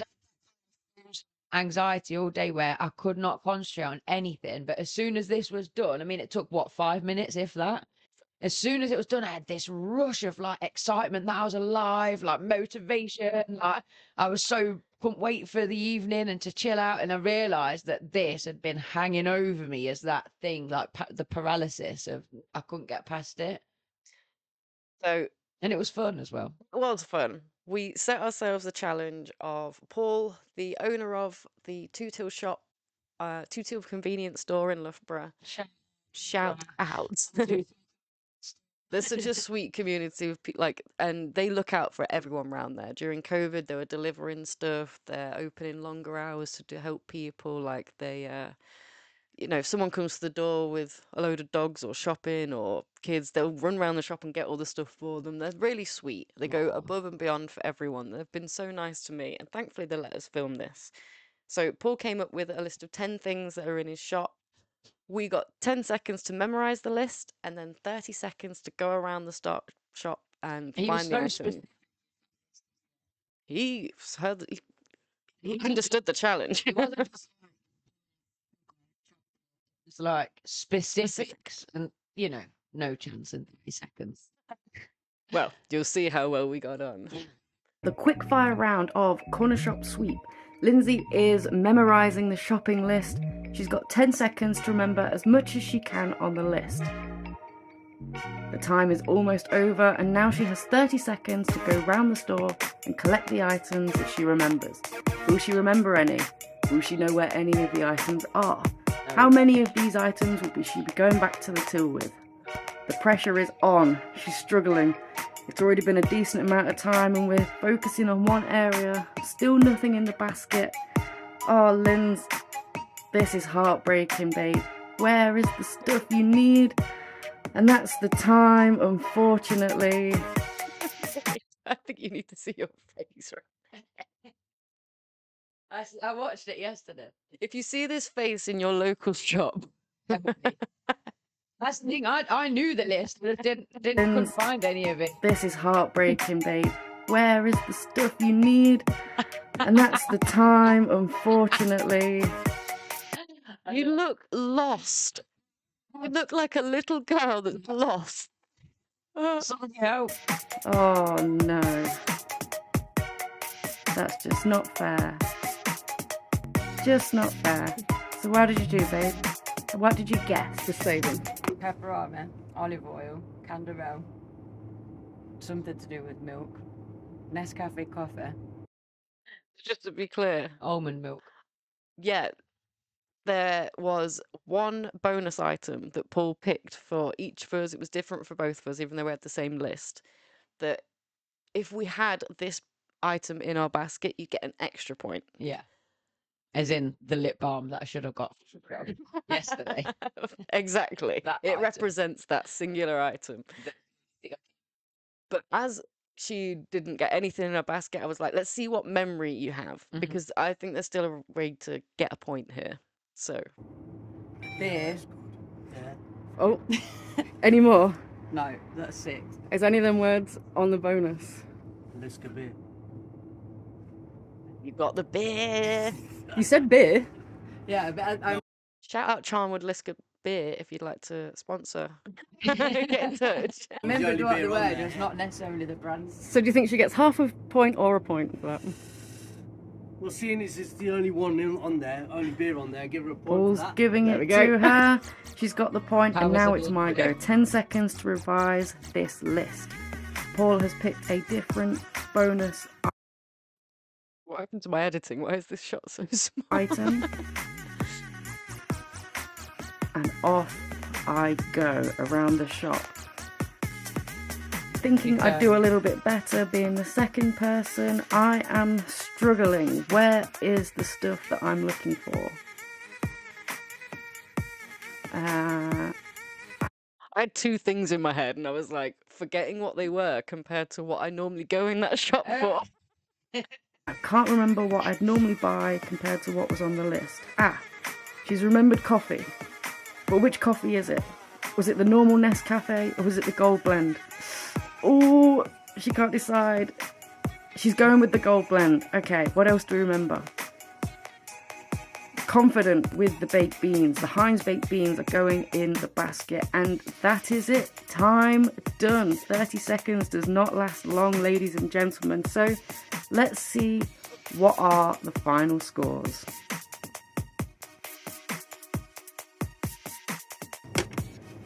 So, I had baked beans, a Nescafe Gold Blend, but I can't remember if that's what I Have a look. Oh my god!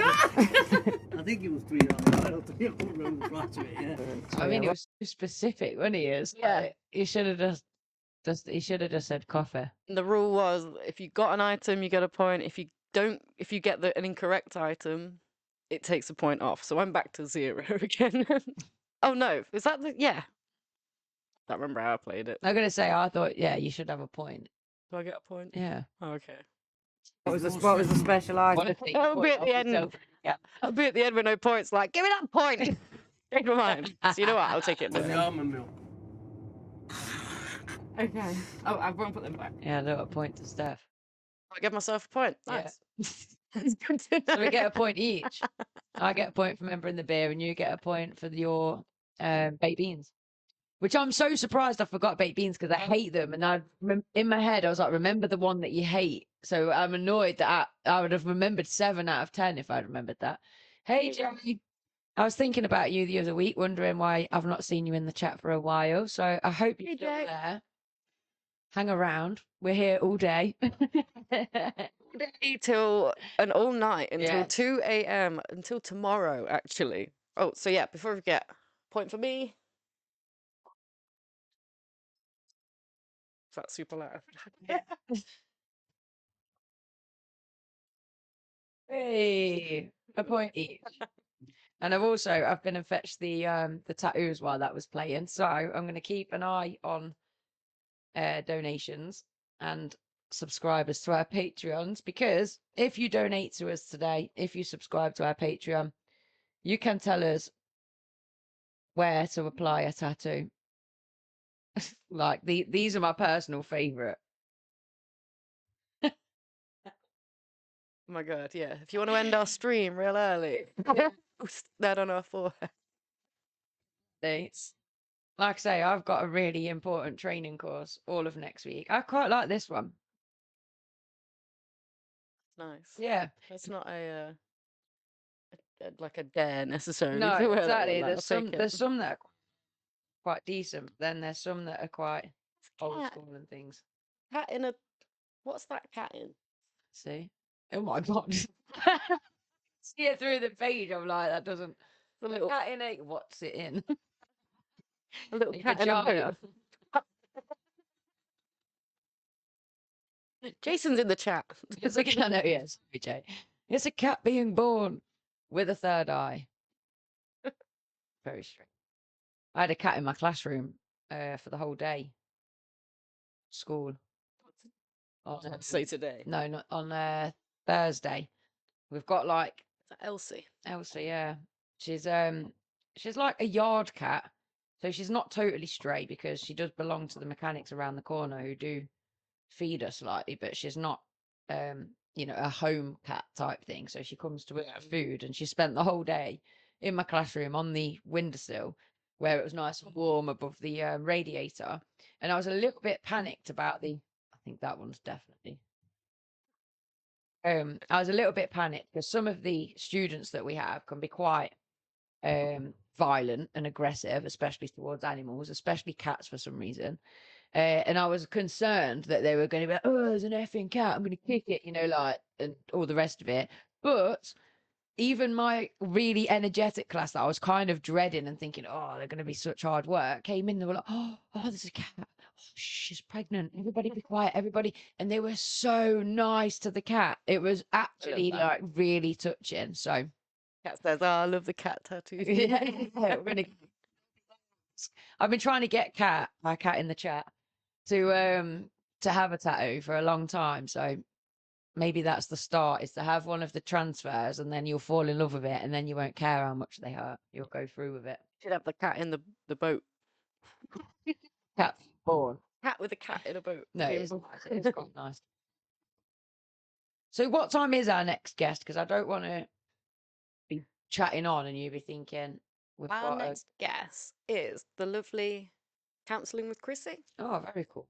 And that would be at 4:15. Let me just double check on her as well, because actually the last time I spoke to her, she was panicking because she's got a cold. It's fully understood, by the way, anyone that's not been able to make it. We're so thankful to. Is this a value day? Saturday? I felt awful asking some people that, could you take some time out of your busy schedules and your valuable Saturday time?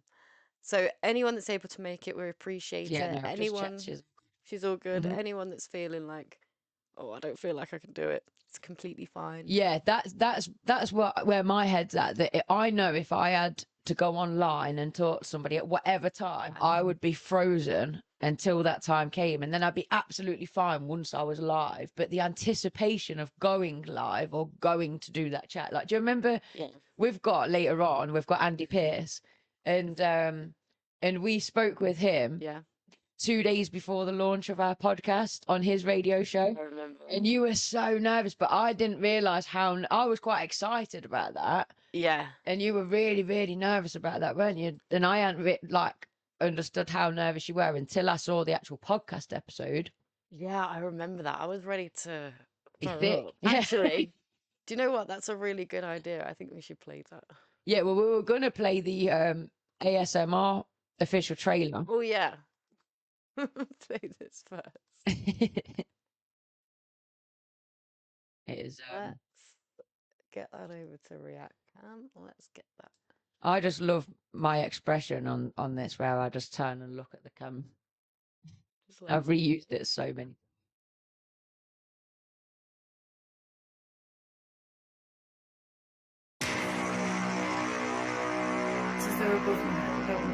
Yeah, no, that's what I've just corrected because it was slightly too much, I think. I've never actually asked you. Why did you say yeah, it's fine when there's loads of space? What did you know what I was asking? I thought it was perfect. That you was, yeah, it's absolutely fine. It's framed well. That's why I didn't understand this is why I have trust issues. I was like, I really don't understand that comment at all. But that to me is framed well. The mics are where they should be. Your face is in the middle, and it's framed. Do you know what I mean? There's a perfect frame of stuff around it. I think because it's filmed on my phone, I didn't realize the shot that it was going to be. So I'm thinking of like the shot that it would look like on like a Sony camera or like an actual Okay. studio camera, where you can get both of you in quite wide, but the depth. It's more Yeah, and it just kind of, and it doesn't work like that. But I'm saying, like, there's none of this space in the camera, is it? That's basically what I was asking, okay. and you were like, yeah, basically. It's fine. Yeah, I never understood. I was like, I really don't understand what she means. Like, what she said, this is why I have trust issues. I thought maybe you meant I have got trust issues, and you were asking for my reassurance, and I've assured you it's fine. Not that I'd got it wrong. No, it's not Yeah, that no, deep that's what either, I've just maybe. corrected because it was slightly too much, I think. Yeah, like I'd corrected it. I'd not purposely left it like that. In my head, it was like that much is how much I wanted. Like, Yeah. Let's just change it to an ASMR channel. Episode. What's an ASMR channel? God. It's through. Oh, I don't think I'd Oh, like that that makes through it look headphones. You've not delved into. No. I'm not sure I even understand.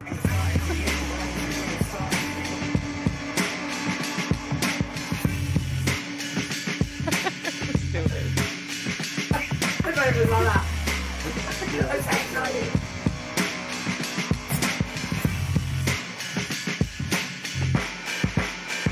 Oh, the dates on it. Yeah. I did a birthday video about it. It was hard. Yeah, it's so good. Yeah, I absolutely love it. Yeah, I shout out to HR Recording Studio for helping us put that day Yes. together. Teo and to Lee as well. Our very own MC and songwriter. One day I will get him to perform on this podcast, one way or another. Well, whether it's like, you know, through one of them like anonymous screens, you know, where people talk about like being in a gang and stuff on TV and they go like behind like a wall with like a light, they just see the shadow. I was thinking about The Voice, you know, where you can't see you can't see who's singing, but you're like, oh yeah, you say yes or no, you just go for it. Is it The Voice where they can't see them? They Turn just- round. Yeah. Yes. That's what we need. But Get him on The Voice. no, we just need a big chair. We're trying to turn it round and be like, no. Peace, I'm off. It does. That's me talking about how nervous I was going to be. Yeah, this was what I was. A deep breath. Suddenly, I've got a blocked nose. So I'm going to be doing that throughout the whole interview. I'm so... my arm aches holding this up as well. So yeah, basically, You will I'm read it screwed. so early. Yeah. Does anyone else get that when they're so Very used screwed. to Not- being late? they're like, okay, it's an important thing. I'm going to be really early. And when you are really early, that's almost more debilitating. Than... Yeah, because then you build up more and more nerves. I'd do that as a kid, and that's the time where I'd be like, I've got time to curl my fringe, and then I'd get my hair brush stuck in my fringe, and my mum would be like, having to put it out with the scissors, and we were like, we were going to be on time, but she decided to do some crazy hairstyle. That is definitely a thing, isn't it? Like if I when I know my mum's picking me up, for example, she's always earlier than what she says, whereas I'm always later, and so I'll try and get ready early. But if I'm even 2 minutes early, I'm then like, oh, okay, I'll just do this instead. So I'll start something because I'm early, and then that makes me late. It's a vicious cycle. Yeah, Just well, like I think this. No, just leave it. You're gonna make it worse, and then you're gonna be late, and then you're gonna lose your mind. almost like if I'm there at all, just realize it took me a lot to get here. Just assume. Yeah, just I've been assume. through a battle. That is totally the boss. Just assume I've been through a battle. Just be like, as I walk in the door. No, don't. Oh my god. If she doesn't want it, I want it. Well, it depends if. Wouldn't you think it was like sarcastic? I wouldn't mind it if it was like a yay, but if it was, I'd feel like it was a bravo, you made it. Do you want to be punched in the face? Depends what the face is like, I suppose. It was really like, how does she do it? Admiration. That's what I need. I think be safe. Just get down and bow at the floor, and then I'll know that you're okay. Yes. Yeah. Palm leaves in my way before I, don't let me stand on your peasant's floor. Where did this go to? Screwed. Lucky. Privileged. Blessed to be given the chance to Just post-Sedge interview. So promote I'm like, what we're doing. we're screwed. No, we're show the not. world. Come listen. What if I've just realised I want to run away? This is when we got there, though. We were locked out. No one will care. No one will care these saggy eyelids, Going these the same wrinkly way. eyelids have gone. It No definitely one will care has. that these yellow teeth aren't talking at them. I've lost my mind. This is what pressure does to me. Yeah, if you hadn't have been ready early, you wouldn't have had all that time to think. So, Why do I look so much younger a year ago? should we guess That makes the me mad. stupid stuff I'm gonna stay? The stupid stuff I'm gonna stay. This is what I mean. How am I supposed to go on the radio when I can't speak? I need to learn how to speak. Now you go live every single week, and you still can't speak. Have you never seen catastrophizing in real time before? This is me. Oh, that's paused in a terrible place. This is me left to my own devices, not doing well at supporting myself. This is anti-self-soothing. Yeah. 45 minutes. Now we just know to do some breath work. That's What's the genuinely quickest what we're time doing anyone's downstairs, ever wasn't it? learned? That's what I'm ready for. I'm gonna need it when Grace turns. What's the quickest time someone's Yeah, I've just ever noticed learned English? Kelly in the chat A as well. I beginner hope can he's learn still out English in a there. year. Who have we got? We've been chatted away. There is a lot more. Yeah, no, I know that I shouted at Jay, but I think he's come in and then he's gone again. So I think he'd be back in there. But we've got Oh, Janice, who'll be joining us later. Parenting in recovery. It's a great interview, informative and really looking forward to entertaining. that. We can't wait to speak with you either. Oh my word. And when I see her posts, I'm like, why weren't you there to tell my mum what she needed to do? Shout out, mum, if you're there. I still love you. You did the best you could. But that's it's just having that information is amazing. And Kelly, I'm sure this is somebody that we met at through the Flamingo Eggs. It's with the awesome space buns that will light up.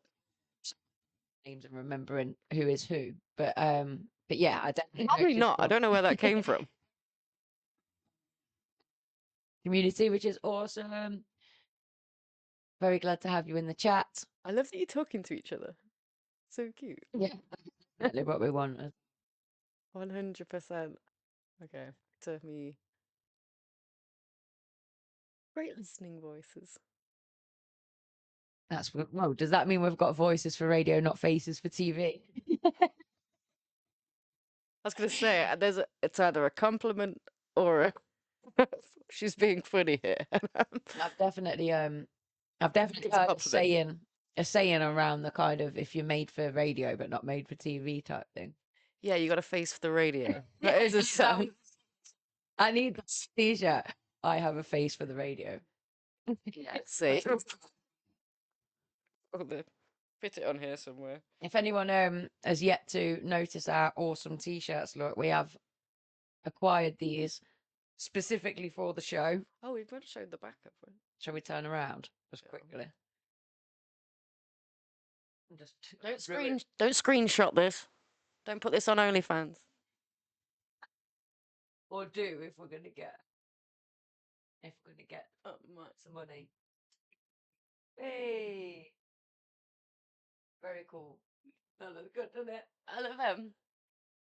What did you say? No OnlyFans unless you pay some money. Well, I said if it's gonna get us money, and then we Okay. can apply a tattoo. I'm still in Only Minds, friends. Oh, I forgot to take these horrible slippers off, and they stink, and they're making me feel sick. I can't smell them. You're either being polite. No, or... I honestly can't. To be fair, since I had COVID, that is one of my senses that has definitely been dulled. Oh, now my feet just smell. Right, Nothing's fixing this. Patreon. Nothing yet. Let's return back to React Camp. 45 See, minutes. the time we went on the radio. I mean, being ADHD in my life, I found these hacks. I found these tricks to get through life without actually being as competent as other people. But this, I've got nothing. I should just be a TikTok star.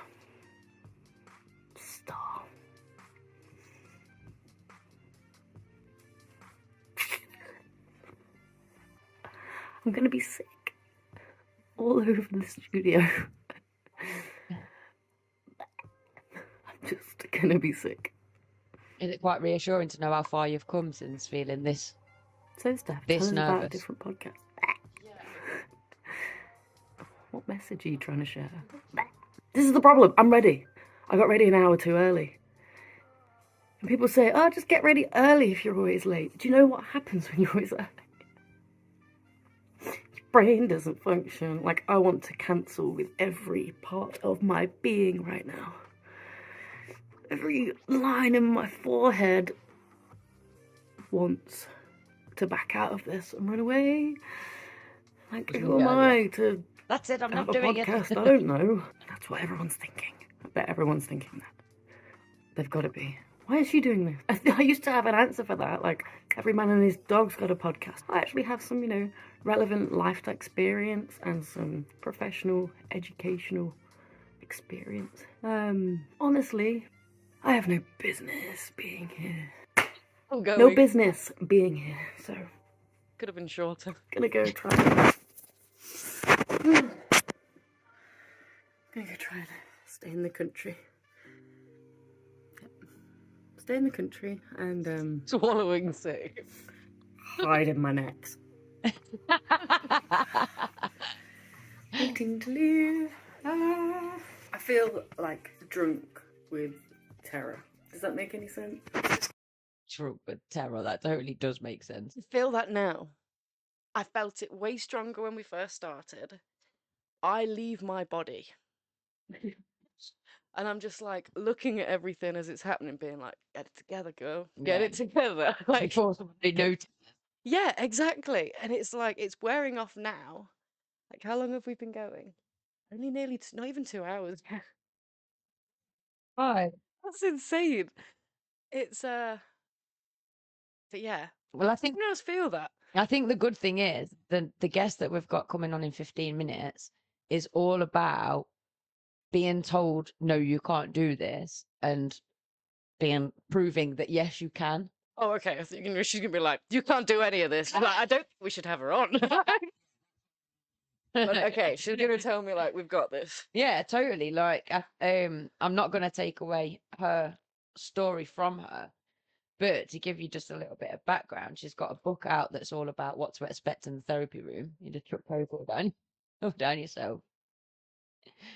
What happened there? I wish I'd seen it. Like, did you just miss your mouth or? It's dyspraxia. I don't know. Hand-eye coordination never really been my thing. No, it's fine. But yeah, so she's got a book out that talks about the what to expect in the therapy room, so that those people that haven't dared go for therapy kind of like Okay, yeah. can follow along with this is what to expect and this is how it might work. Because I love that. yeah, Bit of like it's what to expect. yeah, it's really relevant and valuable, right? I mean, I can't remember where. I think I must have, because I don't think it's available on Kindle, so I must have bought the physical copy. But because I've packed up all my books, so obviously since I've moved house, when I've got the book bus, it will be on the bus, and some people can come and borrow it and take it away. But I ordered it and read it a long, long time ago with the idea of having Chrissy come and talk with us on the show. So That'd be wicked. yeah, it will be really it'll be nice because it leads in quite nicely from this feeling of I'm not good enough, I've got imposter syndrome. And actually I'm the opposite, where I just think, well, if I can do it, no, why can't I do it, kind of thing. Whereas you're always thinking, oh my god, everyone's going to be thinking, why is she doing this? Yeah, so I start off with the can't I? And then as it gets close to the time and the more I realize I've not prepared for it or whatever, that's when it kicks in. And I'm Do you like, think yeah, I that's need what it is though, that you don't feel like you prepare Yeah, well enough for it? 100%. Yeah. And is that a procrastination thing, or is it push it to one side so I don't? Because if you start preparing, then you start having to accept that you are doing it. So Yeah, it's that I've started getting better with my planner and stuff like that, but it's like I'll be like, yes, I need to do that thing where I can only say yes to something if I've got my diary right there and then, and I'm yeah, writing it down as we speak.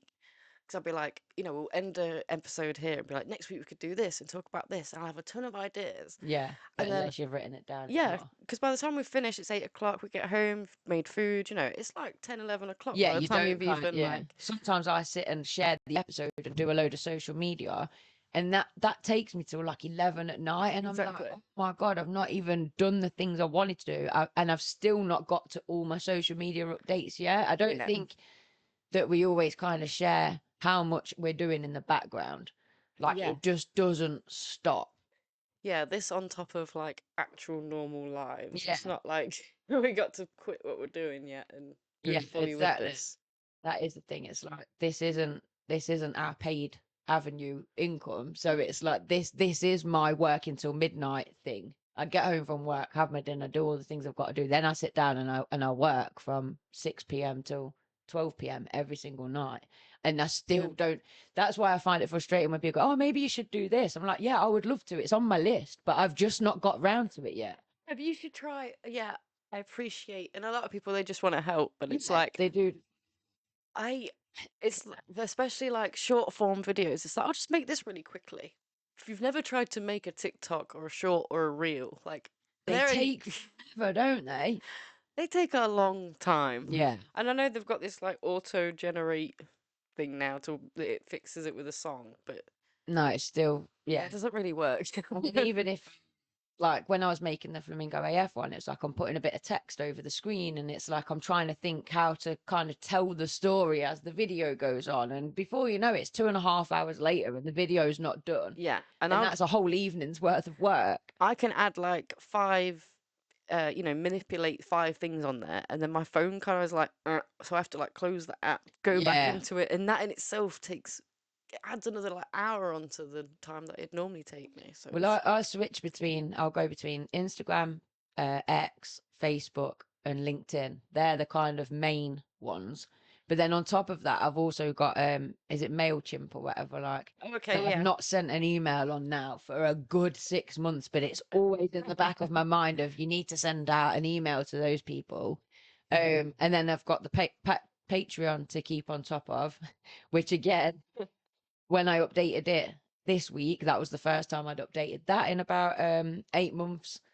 And then I want to look into Discord and having a Discord community, but it's just like we need a whole team in the background to be able to keep on to like 100%. sometimes I think I'm spending all my time updating social media when I want to be making content or I want to be making actual resources for people. 100%. Hey Dylan. One of my, like I say it all the time, H3 are like my go-to, my kings. I absolutely love them.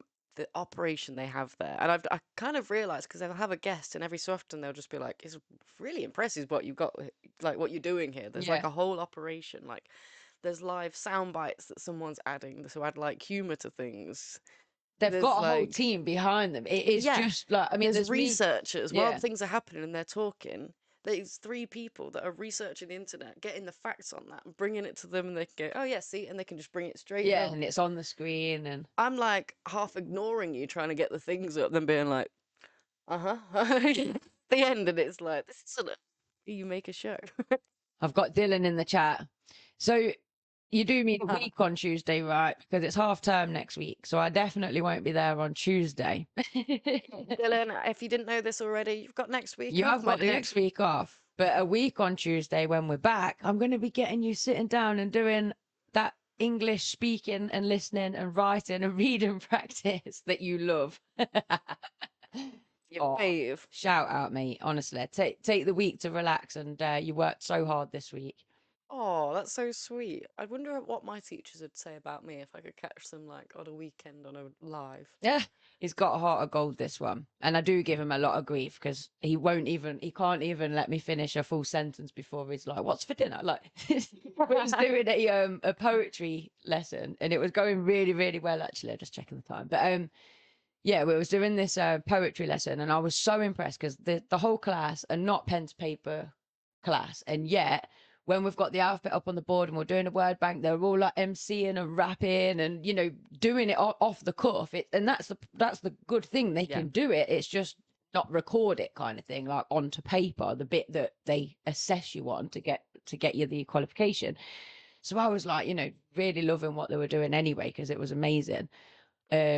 I can't remember where I was going with this. Oh yeah, that was it. And then I was like, do you want to hear the one that I've written that's about ADHD? And one of them's like, yeah, I want to hear it. And as I was reading it out, it's like I read like the first paragraph and Dylan's like, look at the cat. And then I read the next paragraph. What's for dinner? Then I've read the next paragraph. Where's my bike? I've done it. And I was like, this is perfect. This is what ADHD is. Like, you're not being able to attend to anything for very long. Yeah, your own stuff firing up. Exactly. And absolutely love the class. They know they frustrate the life out of me because I wear my heart on my sleeve, and now and again I'll just lose my mind, like, oh my god, it's listening to me. Do you know Miss Lindsay's buttons?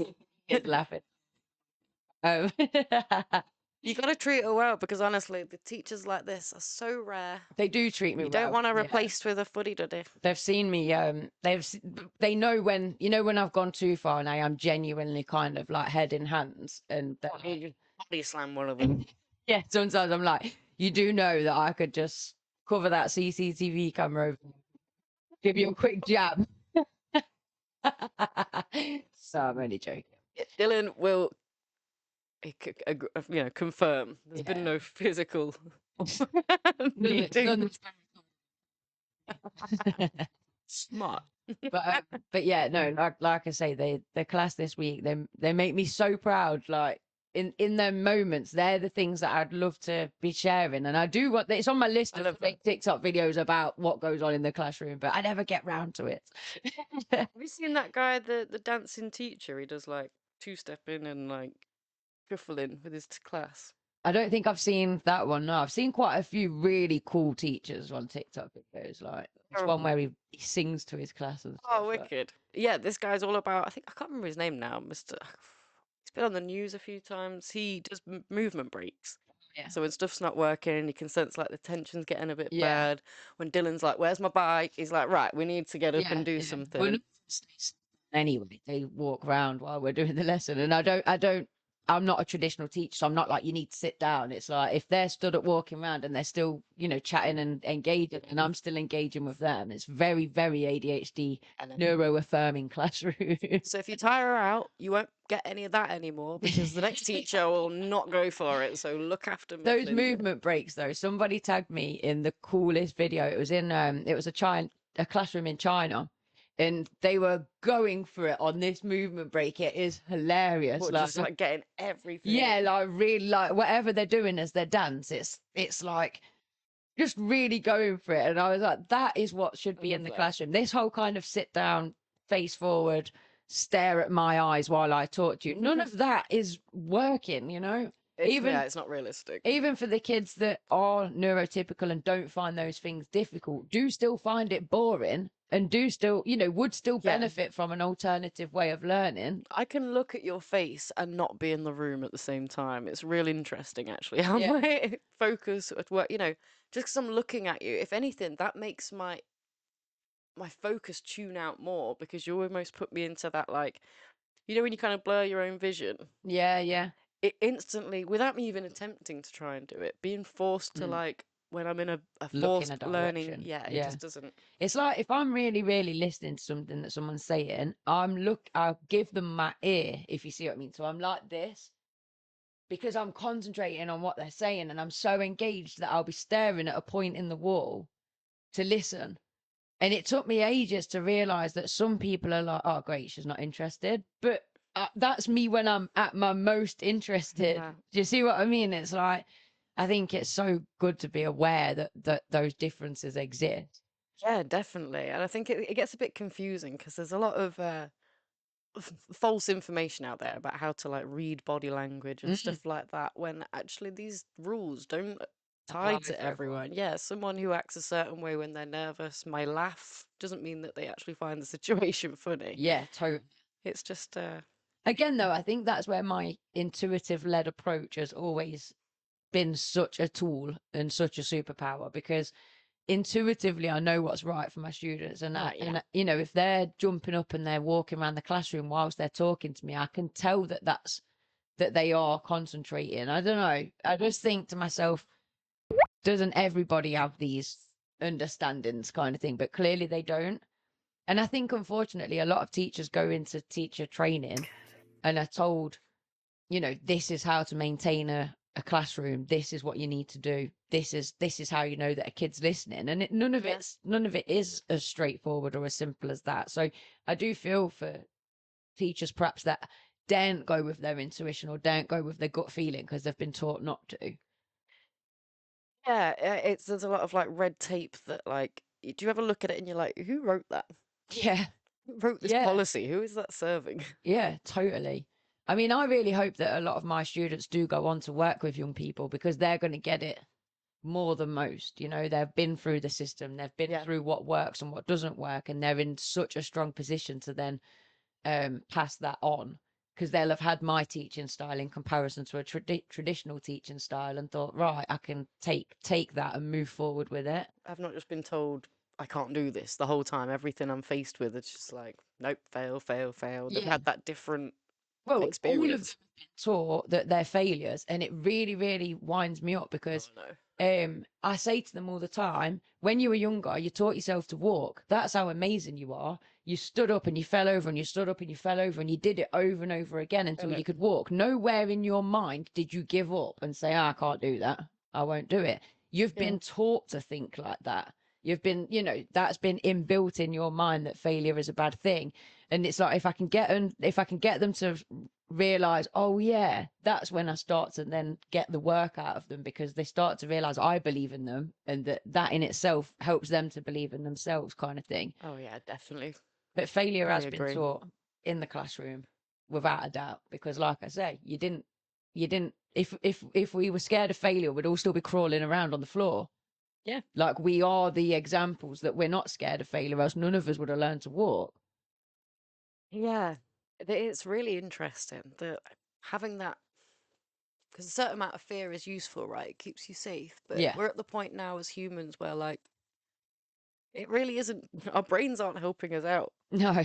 They're like, wow, and you're like, let's just fail, it's that kind of like reaction is there to, but that's because, I mean, a lot of people talk about, oh, there's ADHD everywhere now. It's because we live in the most stressful version of the world that we've ever had. We're not meant to have all these demands and all of this pressure. That's why we're reacting in fight or flight ways over an email, because there's added fear factor of, if I don't reply to this email, then I'm going to get in trouble, and if I get in trouble, then I can't pay my bills, and if I can't pay my bills, I'm going to end up homeless, and if I, there's all of that to think about. So that's why you end up in fight or flight over something that's seemingly so simple. In this world right now, I don't know how anyone regulates their emotions. It's like, well, you're just okay with everything out here. Okay. nip to the toilet really quick before our next guest comes on because I want to be able to pay full attention. Yeah, 100%. So are you okay holding the fort? I'll hold the fort. I might steal some points. Yeah, I need people in the chat to be keeping an eye on this. She's inattentive, but she's sneaky.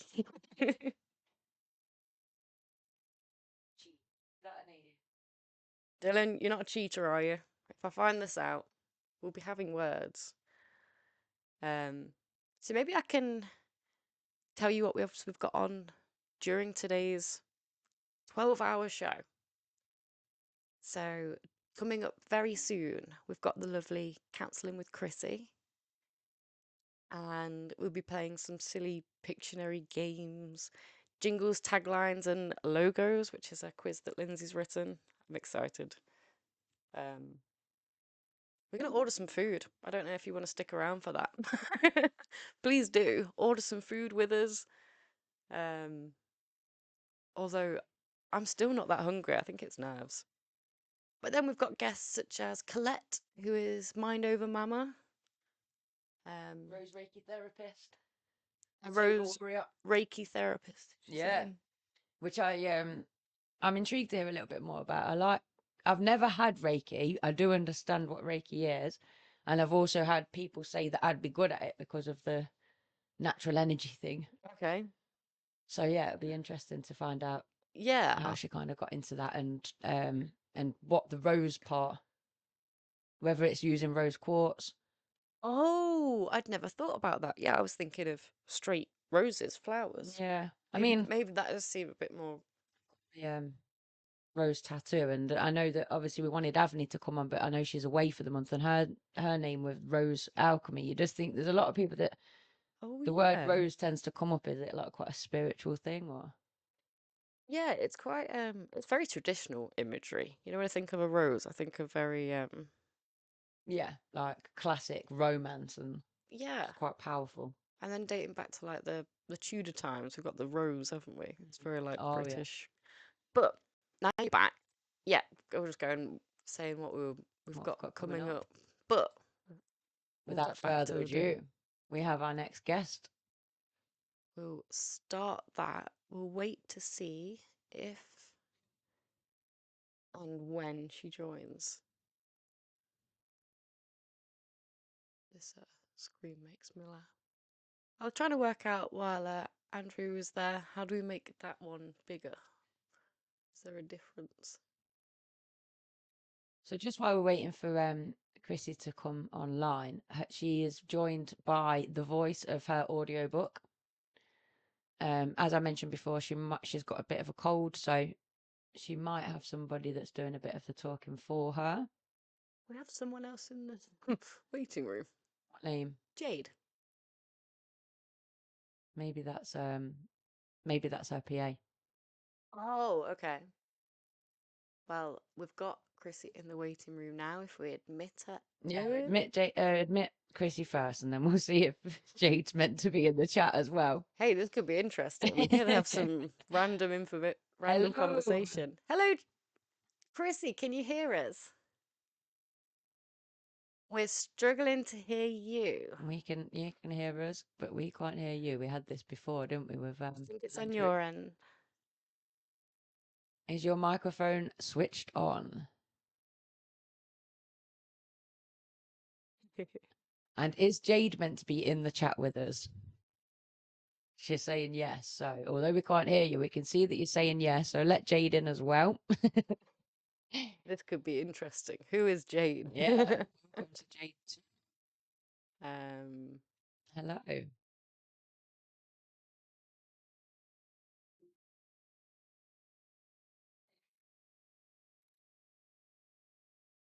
Still no audio, guys.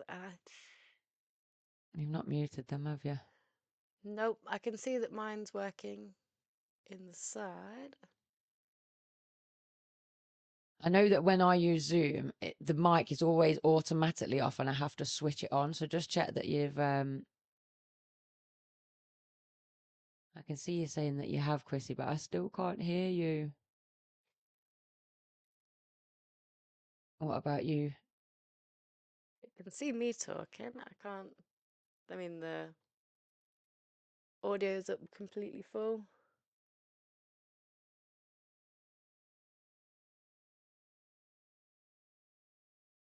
Can we have a 1-2? Let's see if we can hear you. What is going on? I'll mute and then unmute.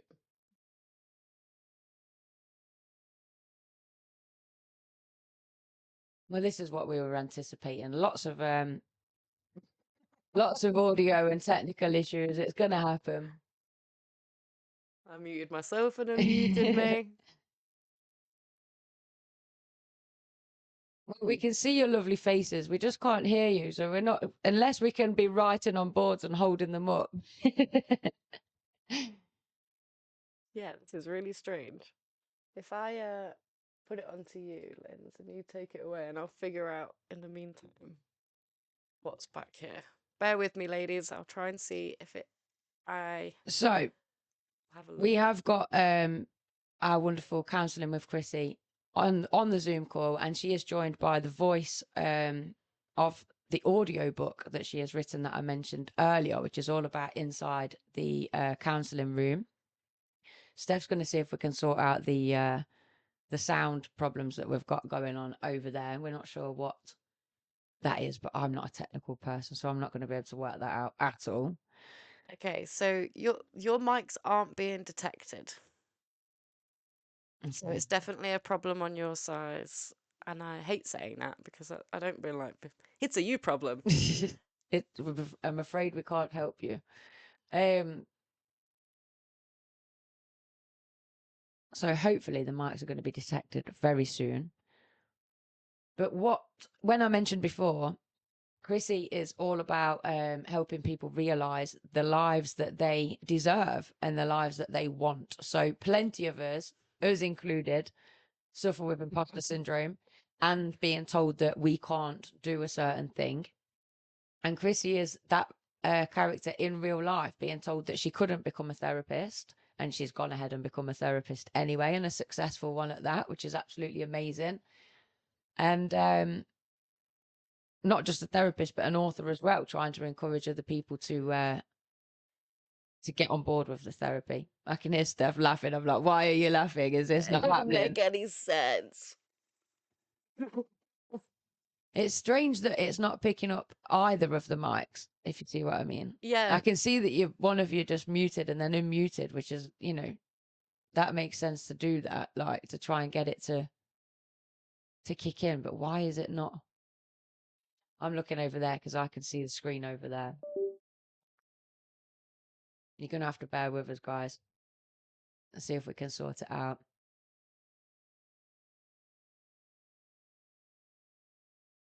So I actually found Chrissy on LinkedIn. I'm not sure if anybody has heard of that. I know that I mentioned that social media before, but it's more of a businessy kind of social media. So it's a little bit more, it's meant to be more professional.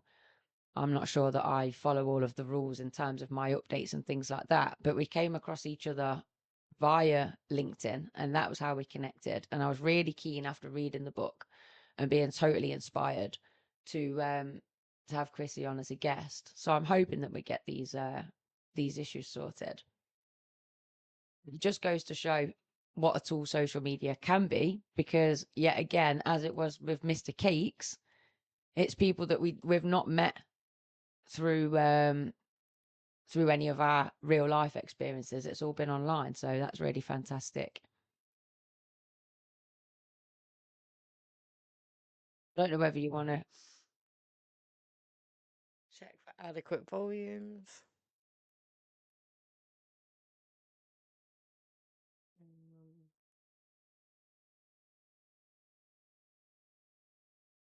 I don't know what to suggest. This is so frustrating.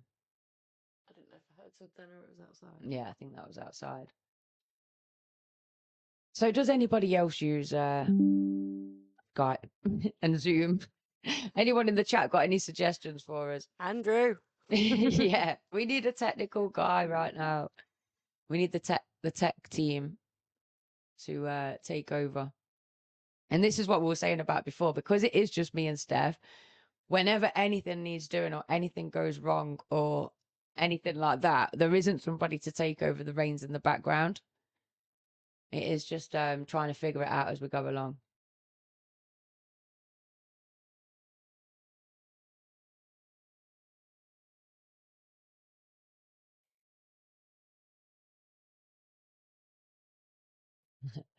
Lou's just saying I'm a total tech phobe. So am I. Absolutely, so am I. I don't know whether that's classed as an ADHD thing, but I absolutely love writing things down. I don't like, when people say use the notes on your phone or use the calendar on your phone, I'm like, no, I need it in my diary. I need it in a notebook. In fact, I've got my notebook right here. Lou, that's really interesting. Everything seems to shut down as soon as I touch it.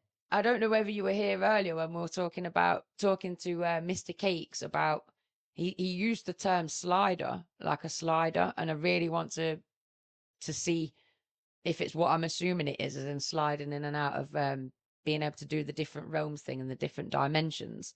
But my whole life, everything I've come across has shut down. Nothing's ever worked when it comes to technology. And apparently that could be to do with our energy, which I've always believed. And it's been really nice to hear that from someone else as well. Kat saying try getting them to go out of, like, leave the chat and then come back in. Whether that's something that you can do. Yeah, I feel like there's nothing else that I've gone through the entire.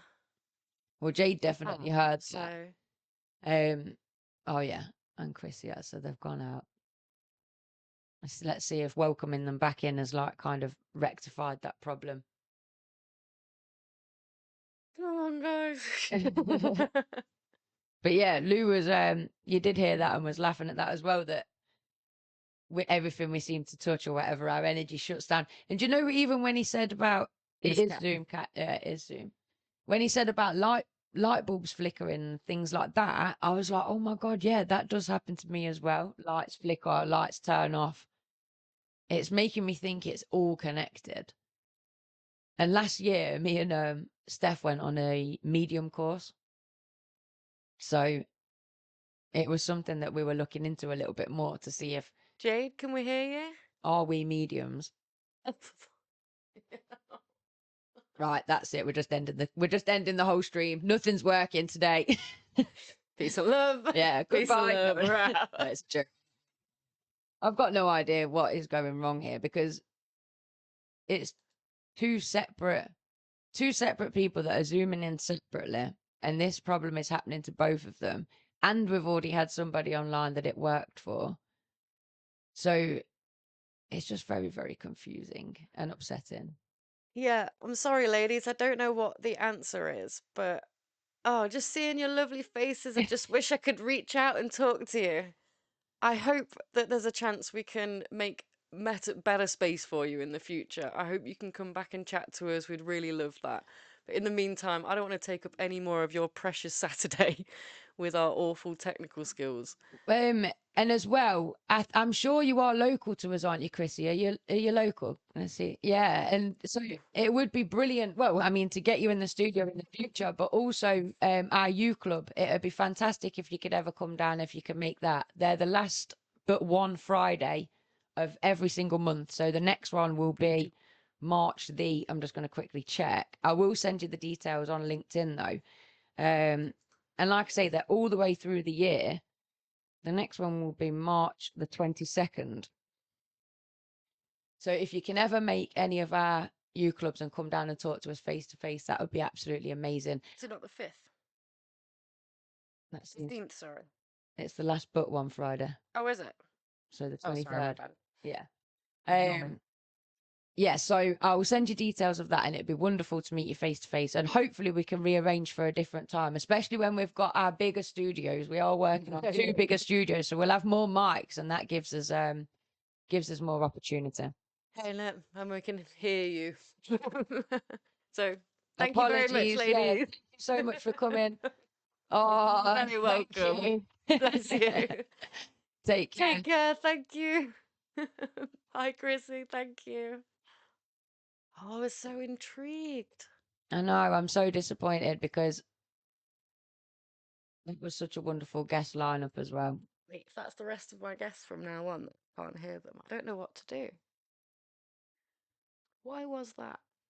But it didn't happen on the first one. No.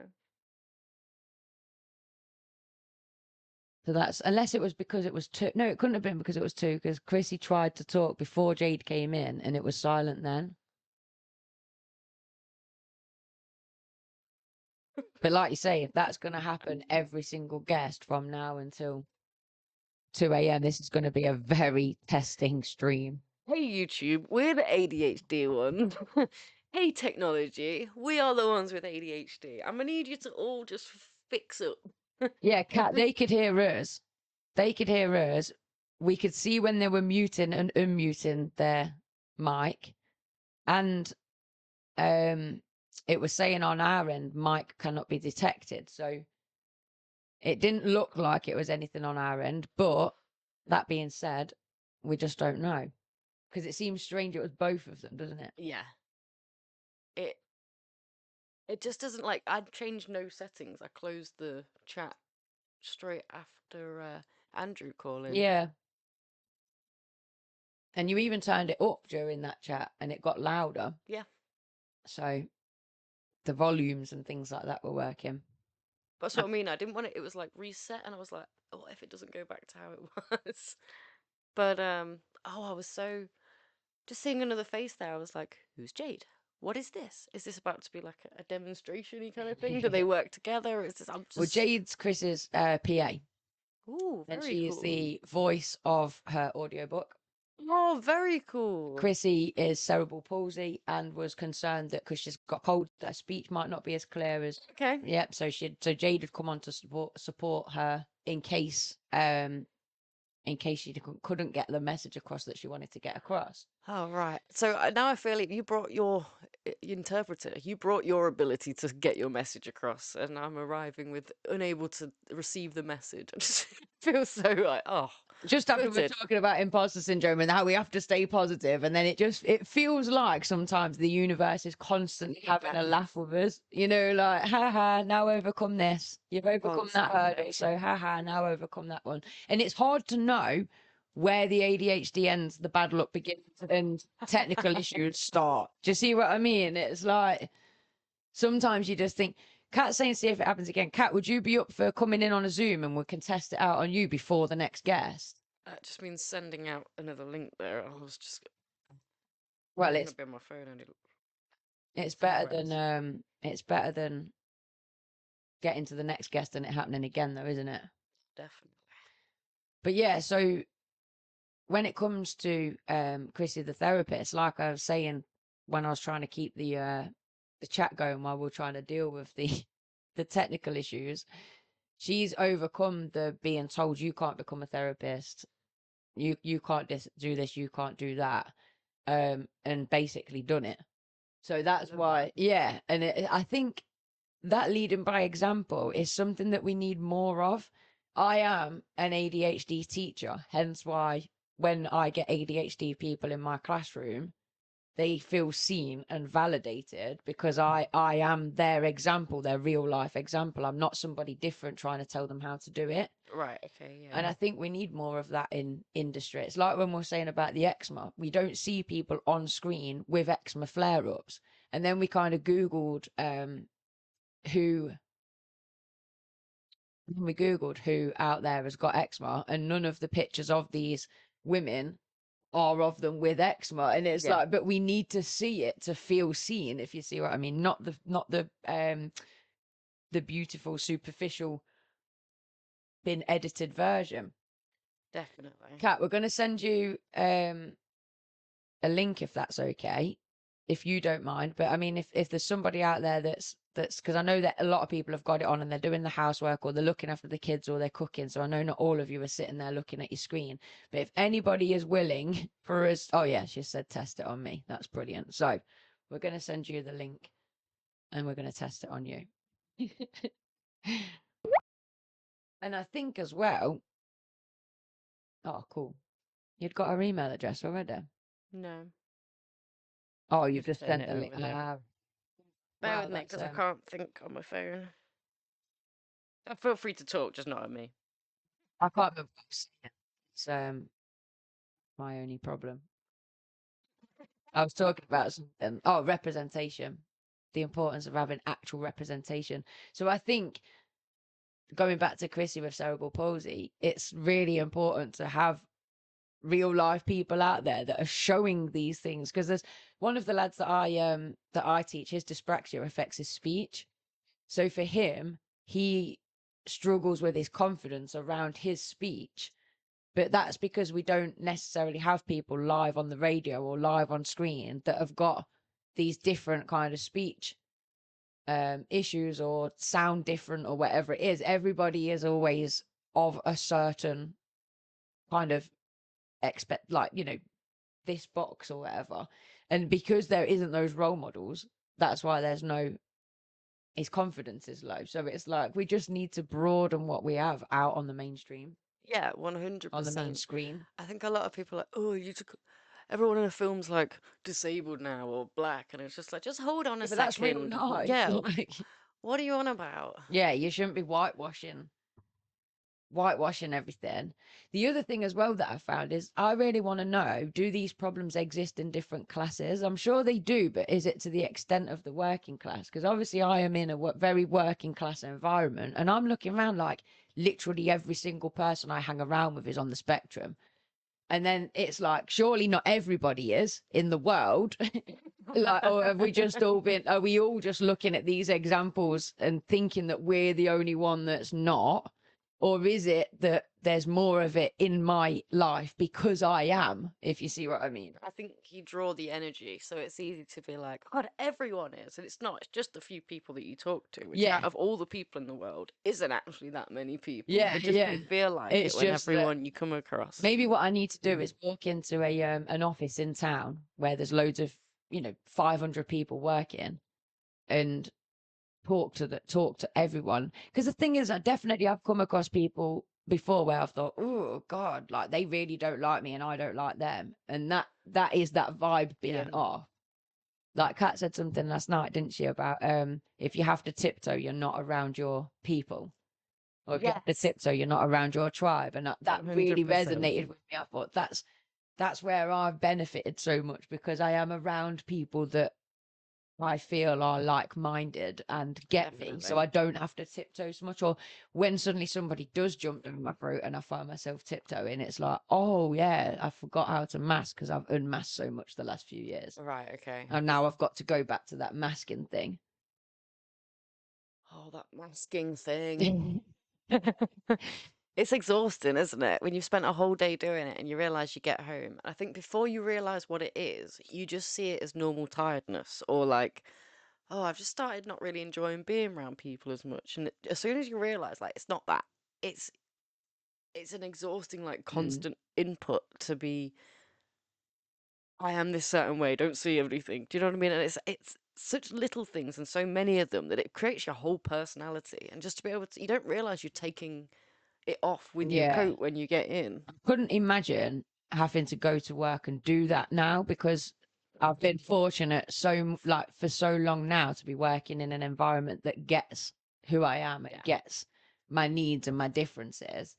That the idea of, like, when I think back to my experiences in mainstream school, for example, it's almost traumatizing to think how different and to think that other people out there are still going through that and are going to go through that for their whole adult life, because perhaps they don't realize that there is an alternative, or they can't step out of that and find something different. It's difficult, isn't it? Even if you've got the intention, like, I want to do this, it's so ingrained that it's almost easier to give up, because you're like, God, I'm never going to get this, because it just feels like so difficult. Upper class, it's called. Eccentric, yeah. Yeah, well, that's the thing. It's Yeah. like, it's cool to be eccentric, or I suppose sometimes they even call. So we had this guy living next door to us, like, God bless his soul, he passed away, but he was like reclusive. He was like the professor type, and that was how he was known in the community, kind of thing. Oh, that eccentric guy, like, and Right. it's like, you mean the autistic guy that nobody's looking in, taking care of, you know, like. Yeah, I For me, feel it was obvious what the problem was, but everyone else was like, "Oh yeah," but they were ignoring that there was a problem and just giving him this like brand of, yeah. "Oh, he's just eccentric." But he ended up dying of health problems that nobody knew he had, and no, like he would just saw him getting carted out in an ambulance one time, and that was the end of him. And you just think, Isn't that really strange though? Because when you talk to older people and they might say like, "Oh, what's this ADHD, this autism? It wasn't around when I was younger," and it was yes, like, it no, was. they weren't. Like, they were either thriving in the top positions, or like these savants that you were talking Yeah, about, yeah, or they were left to just be called like, the crazy one of the village. Like yeah. they were just put in like a nut house, put away into. It's just really strange. It I is. always thought, when you like growing up, that the dude that yells at pigeons or whatever, Yeah, and you just taught that that guy is just nuts. You actually yeah. talk to that guy. And he's actually lovely, like, yeah, and has a connection. Those pigeons are his only friends, kind of thing. Like they're the only things that get him. Takes a second to realize this is mental health. Mm. This is a difference in brain processing, in brain chemistry. Like, you're like, if we could have just caught that in you before. It's like my granddad's definitely autistic. He's very classic as well, like in terms of having his routines and doing things in a certain way, and Coin collecting and stuff like yeah, that. yeah. I mean, he's made a train track, like the mini train setups, and it's absolutely on spec to this Great Central Railway that goes around Leicester and Very around that. cool. As in, he got the permission from like Loughborough Station to climb on their roof, measured it, and then scaled it down, so it's even scaled down to perfect size. And he's been building that since he was like 27 or something. He's now 85, 86, 87, somewhere around there. So Exactly. Don't tell me neurodivergence didn't exist. yeah, and I even asked my mum, did Grandad have the MMR? And mum was like, no, it wasn't around then, and she was like, I didn't have the MMR. And I was like, oh, well, you're autistic as well. So, and it's kind of that trying to fathom out, because I've been told so much, oh, it's a new thing, it's from vaccines, it's because of this, it's because of that I'm still on that journey of trying to understand, where did it come from? But I look at my granddad, who's a 90-year-old man, and definitely autistic. At school, Yeah. he had to wear the dunce hat, and he was like, because he never really picked up reading and writing, so he's quite dyslexic as well. And it's heartbreaking really, because his self-esteem is so low, but he's so fantastic at so many things, like his modeling and stuff like that. And you just think, well, it is genetic, and it's been coming through families for all of this time. And potentially the reason we're seeing more of it is because we live in such a fast-paced society now that leaves people behind, and there's more people. Yeah, definitely. And if you look at the jobs that were available back then, it was very much like factory work. It's very repetitive. A lot Yeah. of these jobs are great for people He- with autism He or on even the said, spectrum. he did even say this, because he's really interested in the work I do with young people and stuff. And he was like, why don't they end up in work? And like, we're talking about different processes that they have to go through to get into work. And he's like, I literally walked into Severn Trent, asked if they'd got any jobs going, and was given a trial. And because he's a good hard worker, he said if he'd have had to have even filled in a form, he wouldn't have got that job. But he Yeah. didn't have to fill in a form, and he worked at Severn Trent his whole life till he retired. And it's you Yeah. just think, well, that's how we've ended up screwing up these kids, because they have Yeah. to get an English and maths, not just one or the other, qualification at a certain level to open the next door. So if they fall at that hurdle, that next door doesn't open, and that's Yeah. the end of their Then it's done. success. Yeah, and oh god, we'll come back Yeah, to that in a sec. definitely. We're going to see if we can let Kat into the chat and if we can hear We'll her. show you live testing. Let's see how this goes. You can watch us have a meltdown now live on screen. I hate It's it. gonna work. It's gonna work. Just to make it less confusing, Kat, make sure you turn the actual live stream down. Here she is. Hello. I can see you waving. Can I hear you talking? Nope. Have you turned your mic on? Yeah, your mic's not on, I don't believe.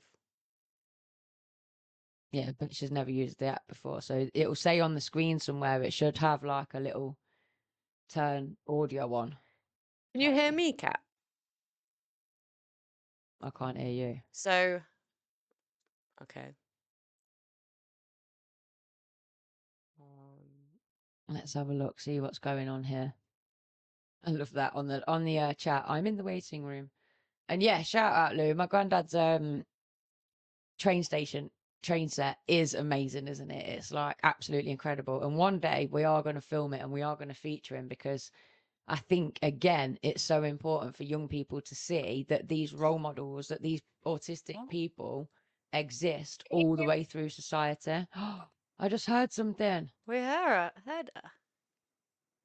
Can you hear me? Yes. I can hear you. Can you hear me? Yes. Okay. Hello. Confirmed, Kat. Thank you so much for doing this. So I think it was definitely them, if you know what I mean. It's really, Believe it's so. just really confusing because there was two. I mean, whether it is because we'll soon know, because the Flamingo AF girls are going to come in as two separate screens. So whether it's because we were trying to talk to two people at once, I don't know. No, hopefully that's not the case, but that might be it. But Yeah. for anyone that doesn't remember Kat, she's Here part she of is. Autism and Parent Motherhood, was it? That was the episode where she shared all about her beautiful children and her experience parenting them. And if you haven't seen that episode, we strongly recommend you going having a look. But while we've got you here, Kat, how you doing? I'm good, yeah. Did you like the surviving? Did you like that Mr. Vegan Cake said that he danced around while he was cooking? It reminded me of you immediately. I don't know whether you heard him saying, but he was like, yeah, I'm dancing around the kitchen while I'm cooking, doing Mrs. Doubtfire. That is what he said. And I thought, yes, that's Kat. Definitely. So I would have thought he's a team hyperactive. It's a bead for you. But earlier on, when I could be a bit of yeah, both, Bit yeah, of both. no, definitely. Earlier on, when we were talking about not having a team behind us, I was then going to go on to say about Kat.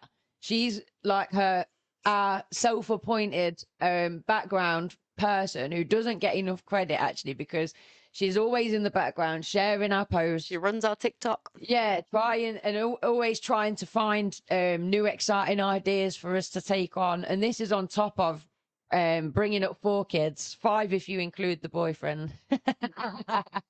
Shout out, Kyle. Yeah, shout out.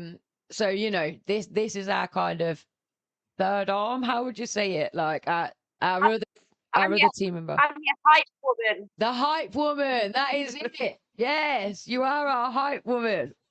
That's a great title. You deserve that title. Yeah. That's so good. I love that.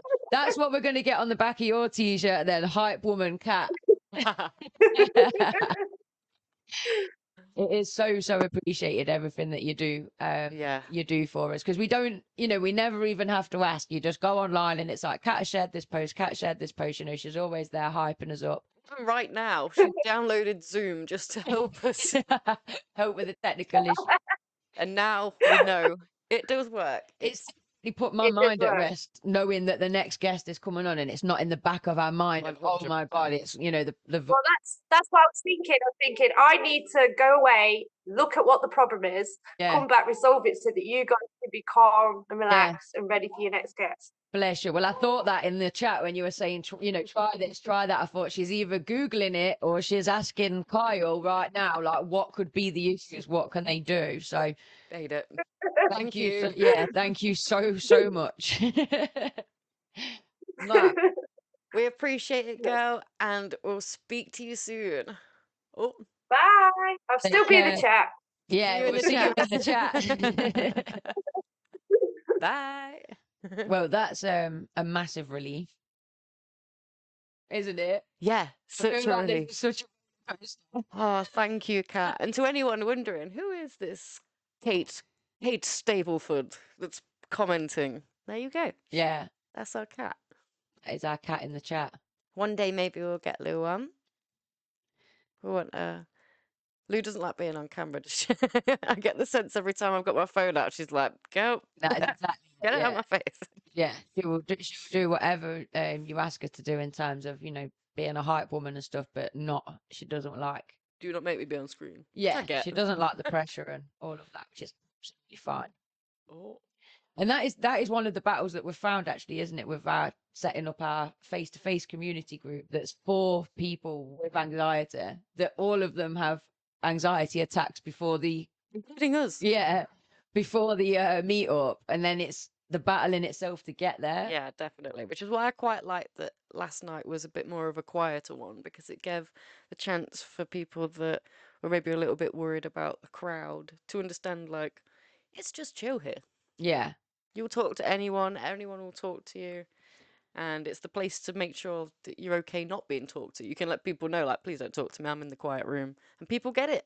We definitely need to introduce the badges, because like what Lois said about, because I said, oh, there's the no demand room. Shout out, Lois. Absolutely, shout out. She's one of our Patreon supporters. Went straight on there and supported us on Patreon as soon as she heard about what we were doing before she'd ever even met us. And I just think that is so wonderful. It was really sweet. But she said, didn't she, about not wanting to go and sit in the no demand room because she'd miss out. We need some kind of badge that you can stick on where it's like, I'm having a moment, you know, so it's don't, like, I'm listening, but I don't want to be kind of, are you okay? Like someone talking directly to you. Right, okay, so you can parallel play, but without too much communicating expectations. Because for me, as one of the hosts of the group, it's that kind of, you join people into the conversation in case they're too awkward to talk, but it might be that they just want to sit there and chill and not be spoken to. Yeah, it's kind of like that. I mean, like icebreakers that they do when you started a new class or something, and they'd be like, "We're gonna go round, introduce yourself, say something about yourself," and it's horrible. I hate the idea of making someone feel that like. Yeah, well, she said, didn't she? I'm loving the conversation, but it's quite demanding and draining. Having to, you know, we were all new faces, we were all new people, and I felt exactly the same, actually. That I was exhausted, and you know, if I could have slapped on like a green badge that meant give me 10 minutes time out, I would have done it. Like, I'm not being martyr. Because I think that's another thing, in it. Society has made us feel like, smile, join in. Why aren't you talking? There's something wrong. And it's like, there's nothing wrong. There's nothing going wrong. Something's going to go wrong if you keep making demands off me. Chilling, I'm just working away on my phone, don't mind me. That's the other thing as well. Like, me and Lou once went out for dinner together. And we live together again now, but this is when we lived together when we were younger. And we went out for dinner purely for convenience. We were both shattered, you know, neither of us wanted to cook. Let's just go and let's go and have some. Yeah, so we were sat opposite each other, and I was actually looking for a photo of something on my phone to show her, and she was looking for a photo. You know, so we were actually doing. I mean, again, I'm already justifying it, because this woman leaned over and was like, made this comment about, you're out for dinner, you don't need to be on your phones. Something, you know, like along the lines of, and we came out with each other, so you don't need to get involved. Dinner, we've come out because both of us have been at work all day, all week. We're shattered. Neither of us want us to cook, and we're doing we weren't even doing our own thing at that point. We were actually looking something up to show each other, but that need to kind of not be on your phone because people are going to judge and people are going to assume you don't know how to make conversation. Why does it affect someone else? Like, she wasn't having dinner with you. You know, if it was Lou and you were sat on your phone and she went, babe, we've come for some food. Like, yeah, fair enough. But you're just going to lean over from another booth. You're going to direct what your feelings are from another booth. Like, stay out of it. No, but it is that social expectation, isn't it? That you have to talk. Because I talk a lot. I mean, I even said last night about, who said, I remember that young people nowadays can't even put their phones down. And yeah, that's the thing, isn't it? It's that, like, it's being pushed upon us kind of thing. You're calling me young. Yeah, I know. Well, we were young back then. This was like 10 years ago. But young. But Lois made the joke last night when I said about I like to just listen. She was like, "No, you don't. You love talking." 'Cause I am a chatterbox massively, but being the chatterbox, I quite often am the one in the social circle who's connected everybody and who is the conversationalist and is not the awkward one. Okay. So there's always this pressure for me to keep the conversation going when sometimes I just want to chill and listen to everybody else. Really, how it goes? Quite often, yeah. quite a lot. I'll sit there and I'll just be like, I just feel like you get into like a rhythm. Again, that's just from an outside looking in. Do you know what I mean? You're able to mask this really well. Yeah, sometimes. But to be honest, probably what it is I think, oh, I can't be bothered until I get going. Then, like what Mr. Cake said, probably feed off the energy, and then I am energized. So I'm not. Yeah. You know what I mean? But I do enjoy sitting back and listening. But nobody would know that because everybody assumes no, she loves talking. It's like there's sometimes I just like listening. Like an hour before we streamed, you're like, I don't even know if I can go on and talk. I don't know how I'm gonna be. And then our first guest comes on, you're like, la la la. Yeah. You just needed to. Yeah. And isn't that the thing? Like, if that's a lesson, just take one step at a time. Don't even think about how are we gonna do the next bit, and how are we gonna do the next bit. Live in the moment kind of Just thing. let's go. Let's step by step figure it out, and then you're like, oh, I actually feel a lot better. We say about these podcasts as well, week after week. How many times do we start it just like, I ain't got the energy, man. Yeah. We've had the hardest week, and it's only Wednesday. And then by the end of it, it was just like, oh, it's already been an hour. All right. Yeah, Maybe yeah. let's leave then. It does fly past. I mean, there is the element of being energized by social situations. That's what makes me as an extrovert, because I'm energized by social situations, rather than because you either get drained by them or you get energized by them. Right, yeah. I've never understood because you hear like extroverted introvert and Yeah. introverted extrovert, whatever. But yeah, I would assume if you're one that's good with external energy. But then I am always exhausted after it from the exertion type thing. Yeah, I think that's what would make you an introverted extrovert. Yeah, yeah. Or just someone that masks. I don't know. Yeah, it's hard to know, isn't it? Like what's been conditioned into me to be polite or to keep a conversation going or whatever it is, and what's Yeah, definitely. like, Which is why if you've ever been to counselling and you were like, she didn't know what she was on about, do not make that, or don't assume that that's what every psychotherapist or counsellor or whatever is going to say, because there's so many schools, different schools of psychotherapy, and they don't subscribe to each other. They have very opposing views. So one person might look at, I don't know, your attachment style, whereas someone else might be more into your inner child. To me, they both highlight exactly the same thing: how you were treated as a kid and how that's made you into the adult that you are. It's that's kind of like when I first started a different human design, that was the point of it, because I was like looking at this school of thought and looking at this school of thought, and I'm like, can't everybody see it's the same thing? And I was like trying to bring all of those things together, where it doesn't really matter which one you subscribe to. Essentially, the result you're trying to achieve is the same. 100%. You know, and however you go for it, it's not gonna matter. It's what works you, like Does it what resonate talks with to you? Yeah, 100%. Because there's certain modalities like that won't need to necessarily delve into your childhood, but maybe that's not what you need. Maybe you're that quick, let's deal with it in the here and now isn't what you need. You need that long, let's go back, let's hypnotherapy, let's really like feel the feelings of when you were a kid and heal it from that point. Whereas some people are like, that's really not for me, man. Can we just figure out how to help me think better, or, apply better mental health strategies? It's like me and you when it comes to the spiritual versus the science.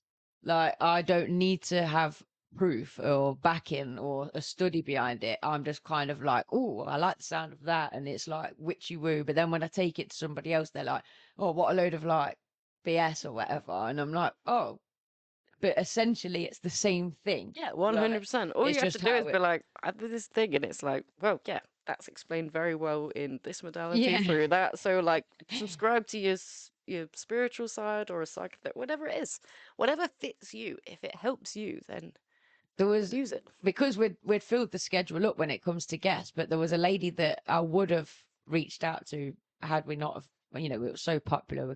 We filled the schedule up super quick, didn't we, when it came to guests? But she runs women's circles on my Facebook. Very cool. It was to do with, I think she found us via her daughter going through an ADHD diagnosis. So she found a different human design, and then like we've ended up friends on Facebook. But she put a status out the other day saying, is anybody going through a spiritual awakening right now that's also neurodivergent, as in ADHD or autistic? Like, she was like self-diagnosed or otherwise. So I was really intrigued, because I was like, yeah, me. So I looked at the comments and there were so many, all females, all saying exactly the same thing, all kind of around my age, if not slightly younger or slightly older. So, in this 10-year bracket. And then somebody had said, isn't it just that we're unmasking? And I was like, wow. And then she had put, yep, you've got it kind of thing. And I think there's that element of that I've always been this kind of spiritual being from the start, but then you go through school and you're told none of it's true and don't act like that because you seem to be a weirdo, and you learn how to behave, and then you get to your 30s and you start to unmask again, and then you realize, oh my god, I'm a medium and I'm a witch, and you're not afraid to say that you're all of these things. Definitely. If I can, like, going back to like the community I found, the emos, I'd be like, oh, loving my time with them. And then I'd go back to school and no one would really be like that. And I'd always be like, oh yeah, I've got to be. And then I'd kind of be like, oh yeah, that's not really that cool, is it? That is a bit cringe. And I'm always judging everything on this really strange, like, and it's just be yourself. It doesn't matter. And it was like, you were naturally drawn to it. Do the thing. It doesn't matter if no one else is wearing colourful stripy socks and you probably get bullied, but just hold tight, you'll be an adult soon. Yeah. Where people are way nicer to you, not. There was a funny thing as well that I saw where it was like starting to realise that adults haven't got it together. So going back to my students, I'm sure they've all got bored and left the stream by now. They tell me quite often, I came on to see you and got bored and left. I'm like, all right. But as adults we don't know what we're doing. And unfortunately, a lot of teachers are so embarrassed to admit that then they try to rule the classroom from this element of, I know better than you, you need to listen to me because I'm an important adult, and the kids can see straight through it. And it's like, whereas I run mine with, I haven't got a clue. If you've got the answers, tell me, like. Yeah, let's learn together now. And I think growing up and realizing, oh my God, it's far worse than I thought. None of these adults. They ain't got a clue. Yeah. I'm still having that revelation about people that are older than me, that when I was like in my 20s and they were in their 50s, I was looking at them thinking like, oh, wow, look at that adult. And then I've got to 30, nearly 40, and I'm looking at them and realizing, hold on, so you don't know any better than me, and you still don't know any better than me. You still don't. Yeah. How do you like them apples? But it's almost the thing of being told to respect your elders. I get that confused with assume that your elders know better. Okay, yeah. Like, definitely. They might, from experience, be wiser. But I think the wise person will admit when they don't know what the answer is, if you see what I mean. Whereas an unhealed person that's trying to pretend they know everything are the ones that are. Yeah, I don't fully subscribe to the, like, 100%. If you've got experience or wisdom, or if you're just a random older person, of course I've got respect for you, like I would any other person. But it's not like hinged on age. Don't understand. Yeah, go for it. There's ones in here, I don't know. Got an array of drinks. I was gonna say what else there is to get to. We've got What time's our next guest? Our next guest is 5:30, I believe. Yes. 5:30. Breathing with Grace, which excited. I'm looking forward to. Yeah. Definitely going to be an interesting conversation in terms of breathing techniques, and our community, you are going to benefit from this so much. Oh god, definitely. But in the meantime, we have Pictionary, but we also have jingles, taglines, and logos quiz. Yeah, you want to do that? I'm kind of intrigued. I didn't get round to doing the logos, but I've got the jingles and the taglines, so okay. It's all verbal rather than visual. Okay. Let me get it up. So basically then there's 2 rounds. The first, well, in fact, we'll do it the opposite round to what I've written it. So the first round is I'm just going to read out what the tagline is, and I want you to see if you can guess who uses that as an advertising slogan. Okay, what brand? Yeah.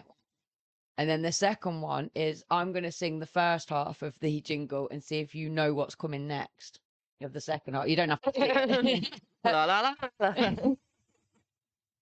But we've been obviously talking a lot about neurodivergency, and one thing that can help with learning and learning new information is making it into a ditty or into a silly little rhyme or whatever it is. And it doesn't help everyone just because you're dyslexic or you're ADHD. This isn't going to be the answer for everyone. And I've loved that in my tutoring, that some kids will remember the word because, as big elephants can always understand small elephants, or they'll remember Leicester, Lindsay eats ice cream every Saturday, Tara eats raspberries. But some kids are like, what? And it's not helpful for them. And that's fine, you know, but it's just working out what your style is. That's longer to remember than. Yeah, I know, but it's bizarre, right? Because when I've been learning things like, you know, the mean, the mode, the median, the range in maths, there's certain things I've had to relearn to teach the kids, but there's certain things that I still remember from when I revised it in the first place, the silly little way that I did it. Same. Like, mode sounds like most. Yeah, mode sounds like most. Median sounds like middle for some reason. And the medium. Yeah, so it's the middle value when it's put in order. Yeah. The mean is the meanest one because you have to add them all up and divide it, so it's the hardest one to do. And then the range is in. There is a range of things. It's minimum I can give you. Yeah. Well easy. So just having the, and then even with the periodic table, see you as copper, because I always used to think of a copper as going, I see you, like, and what. So yeah, for me, it's always worked, but it doesn't work for everyone. But I think with advertising, they're playing on that fact. They're hoping that you're going to get these things stuck in your head, and then you can't get it out your head, and then you're going to fancy that thing to eat or whatever it is. Okay. Yeah, definitely. So the first one then, and please play along in the chat, shout out and help Steph with these. Do I get any points for these? I don't Just trying to get points. Do I get a point for writing it? Oh.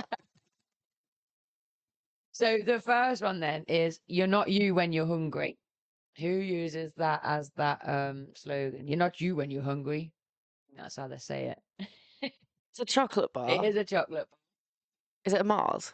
It's not. It's like kind of, I always think Snickers. Yes, nice one, well done.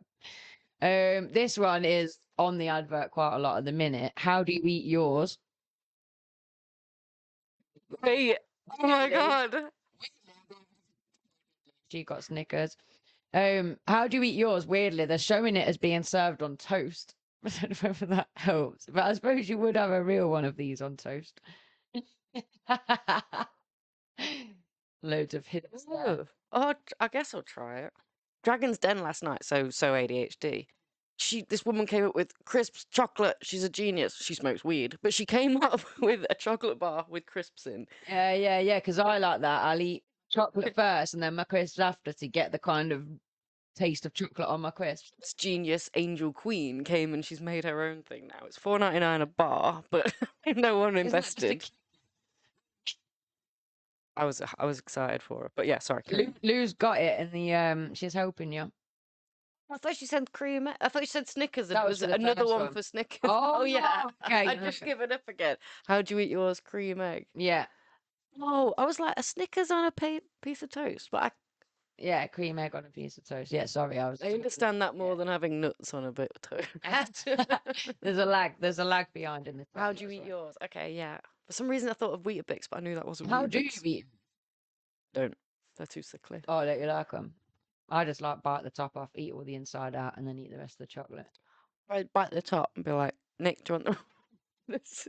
Leo always said, like, he's like, he can do a whole one, but I'm like, is that my mouth? Just, I'd get it all in, and then I wouldn't be able to do anything else. Like, a good hour. Yeah, I'd have to wait for the whole thing to melt, and I'd probably choke. It's just trying to get you to stop talking. Yeah, that is definitely. So have this, babe.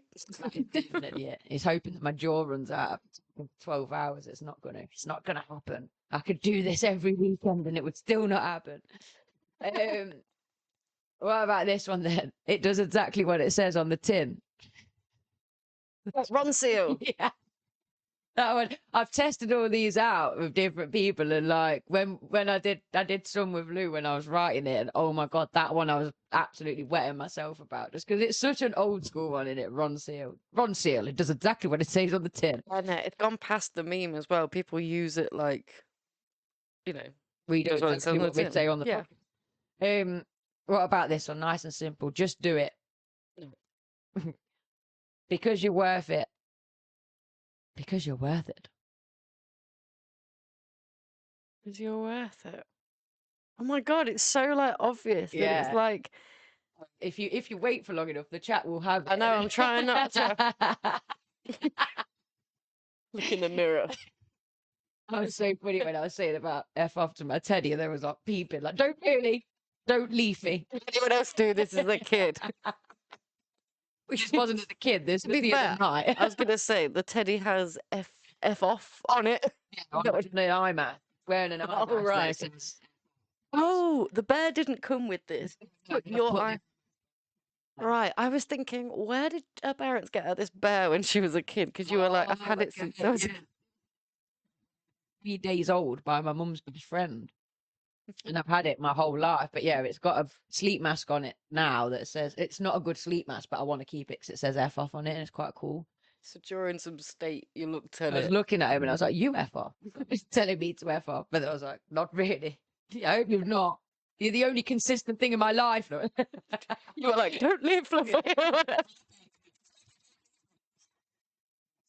Yeah. You watch it. Right. For sure.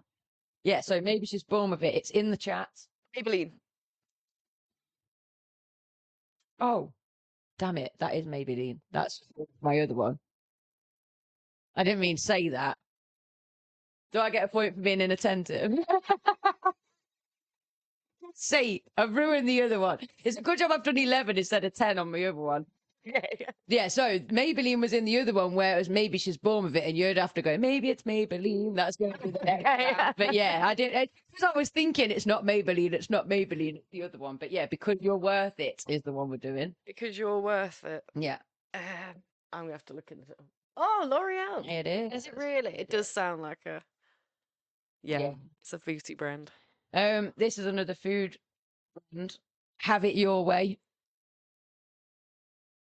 Have it your way. Oh my god, are people yelling in the chat? Like, you're an idiot. This one isn't so obvious, I don't think. Have it your way. Have it your way. But the brand Have a is Kit Kat. Savoury. Have Fast it your food. way.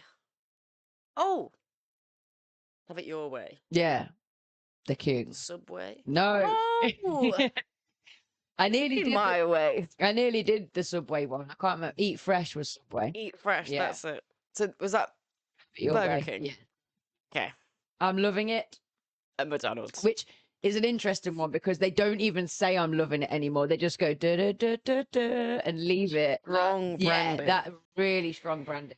The Cadbury's as well. How they can just have that dark purple and nothing else. Yeah, In it, and you're yeah, like, and you know. And do you know what? I kind of admire it 'cause I wanted to go into advertising when I was younger, and when it's done Yes, well, I really notice it. it's so fascinating as well. How you can just branding is so clever. Yeah.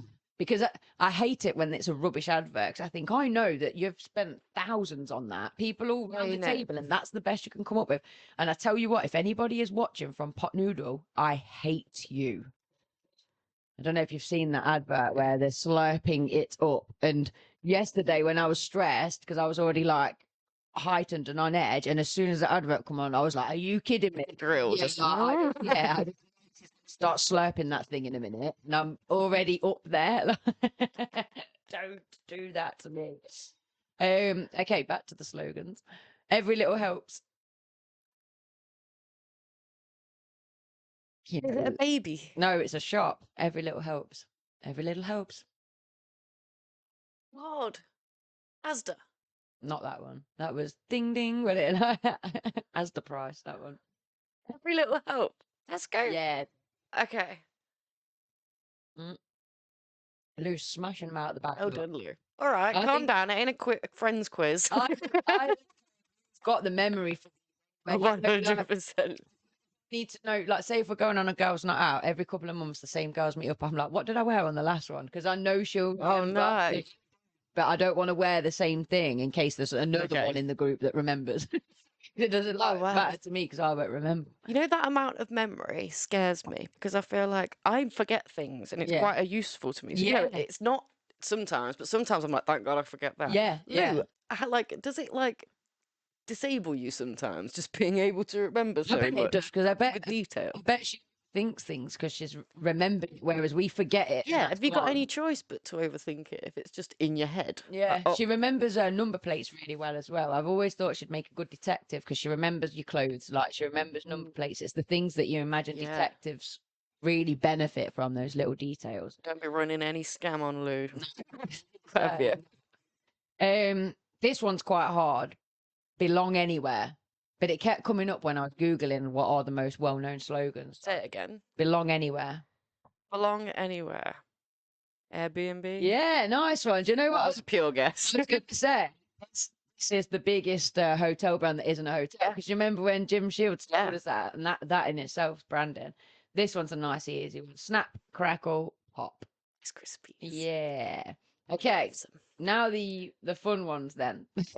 Where I'm going to say the first half and see if you can finish the second half. Okay? We get my voice ready. It's not just food. It's not just food. Feminist.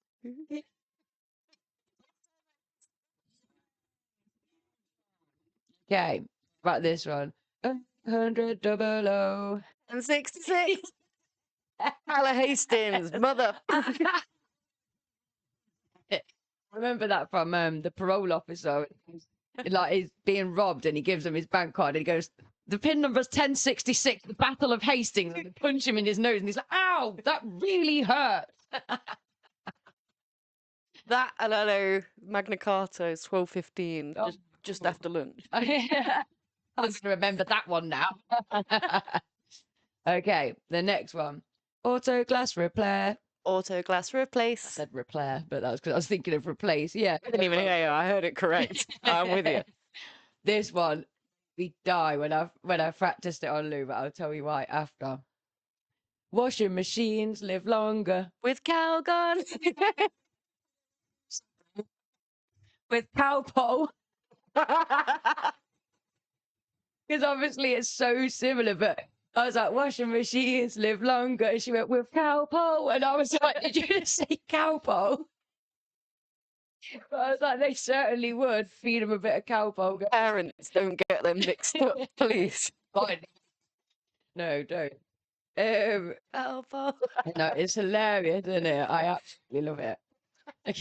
It fits so well. Yeah, because cowpole, I can see why. This is a nice short one. I didn't know you had dandruff. You know what I say? No. I don't. Is that Head and Shoulders? Yes. My God, I Because know that wasn't the question. I didn't know you had dandruff, and she goes, I don't. And yeah, That's their tagline. yeah. But to be honest, because I have heard that advert quite often, I had actually turned around to Lee before and gone, I didn't know you had dandruff. And he's like, I don't. I think I might have saw some Head and Shoulders in the bathroom or something. How is that their tagline, though, and not just some random advert sentence? Because they don't have dandruff because they've been using Head and Shoulders. But to be honest, if someone said, I didn't know you had dandruff, it's like, and you haven't, then what is all over your shoulders that they've spotted then? Do you see what I mean? Because if they've said, I didn't know you had dandruff, that suggested they've seen something. I don't. I've just got a cocaine problem. Not that that's for it. I don't have dandruff. I've got a load of eczema. My eczema, if you can see that. Okay, this one's already been mentioned in terms of the brand. There's a glass and a half. Every one, yeah. Everyone. In every. I was about to say in every chocolate. It should be in every bar. Glass and a half in every bar. That kind of sounds more.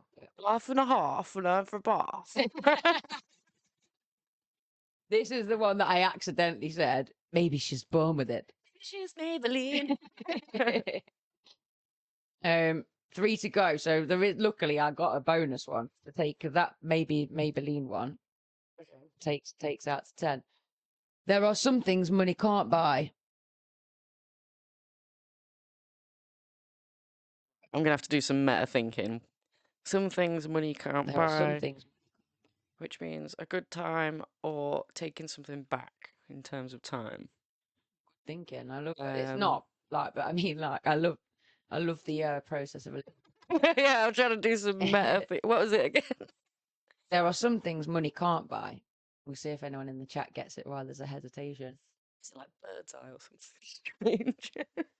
Got it. What have we got? For everything else, there's MasterCard. Oh my god! But again, it's the catchy. Like I'd know that Okay. purely because of the rhythm, and it is one of the things that we do to assess working memory, short-term memory, is a number thing. So we have to read it like robots. Because if I read you a numbers and went 3, 4, 5, 6, Yeah. you remember it from the 3, 4, 5, Yeah. 6 rather than the numbers. So we have to do it 3, 4, 5, 6, and it is I just remember those, Yeah. not the actual words. So if you want me to remember something, sing it to me. We used to do that. You know that I went to the shop game where someone would get yeah. something, then you add to the Yeah, list, and yeah. it's just a memory game, I play basically. that again with this memory. We did that with what you were just talking about, Yeah. which I forgot now. With numbers. Or with a Yeah, sing song. so someone would be like, but it would be numbers, and Yeah. it'd be like, it'd just be a noise. It'd be like, I went to, I can't, it wasn't Yeah. like that. It was like, made a song, and I go, whoop, and the next person goes, wow, and it's like, whoop, wow, and then You'd you remember add a it because noise. it's because of the noises. And there was that other one where like you add to it, so it doesn't end. So one person does this, and the other person goes, woo, woo. Oh, right. And then it goes over the top. Woo. My friends used to walk down like the Loughborough, basically, just like, whoop, whoop. Like, Can't get looking, just like, please, you don't have to do it anymore. It's fine. When I got back from Morris dancing last week, I couldn't get the accordion out of my head, and it was like just like, you know, when it starts, how it Yeah. starts up really dramatic. It just starts. Okay, let's stay on track. There's 3 to go. Okay. Have a break. The Kit Kat. Once you pop, Can't stop. Yeah. You just can't stop. Something like I that. had to check because you can't stop or you just can't stop. You can't stop. Oh wow. Yeah, once you pop, you can't stop. But I said the same. I said, sounds like you just can't stop. Should be better. And then this one. I actually heard the advert when I was doing my makeup. I was like, ran to my phone and quickly wrote it down. Okay. Because I really wanted this one, but couldn't remember it when I was writing the quiz. Okay. I just sold my car. Do we buy any car? I hate that. When it first came out, I was So- like, The actual song itself, you can't I help love but the song. start dancing to it. What am I doing? But great advertising, because you know that being able to recall it yes. is half of the problem, in it not being able to remember it in the moment. Oh my Well god. done, you did really well on those. Thank you very much. Do you know the And the point was to do well. I wasn't trying to trip you up. It was just to show the power Oh, of no, yeah. advertising. Oh my god, yeah. Is that the gift you the sent? gift? I was gonna say, if you got me and Luke couldn't stop laughing at this last night.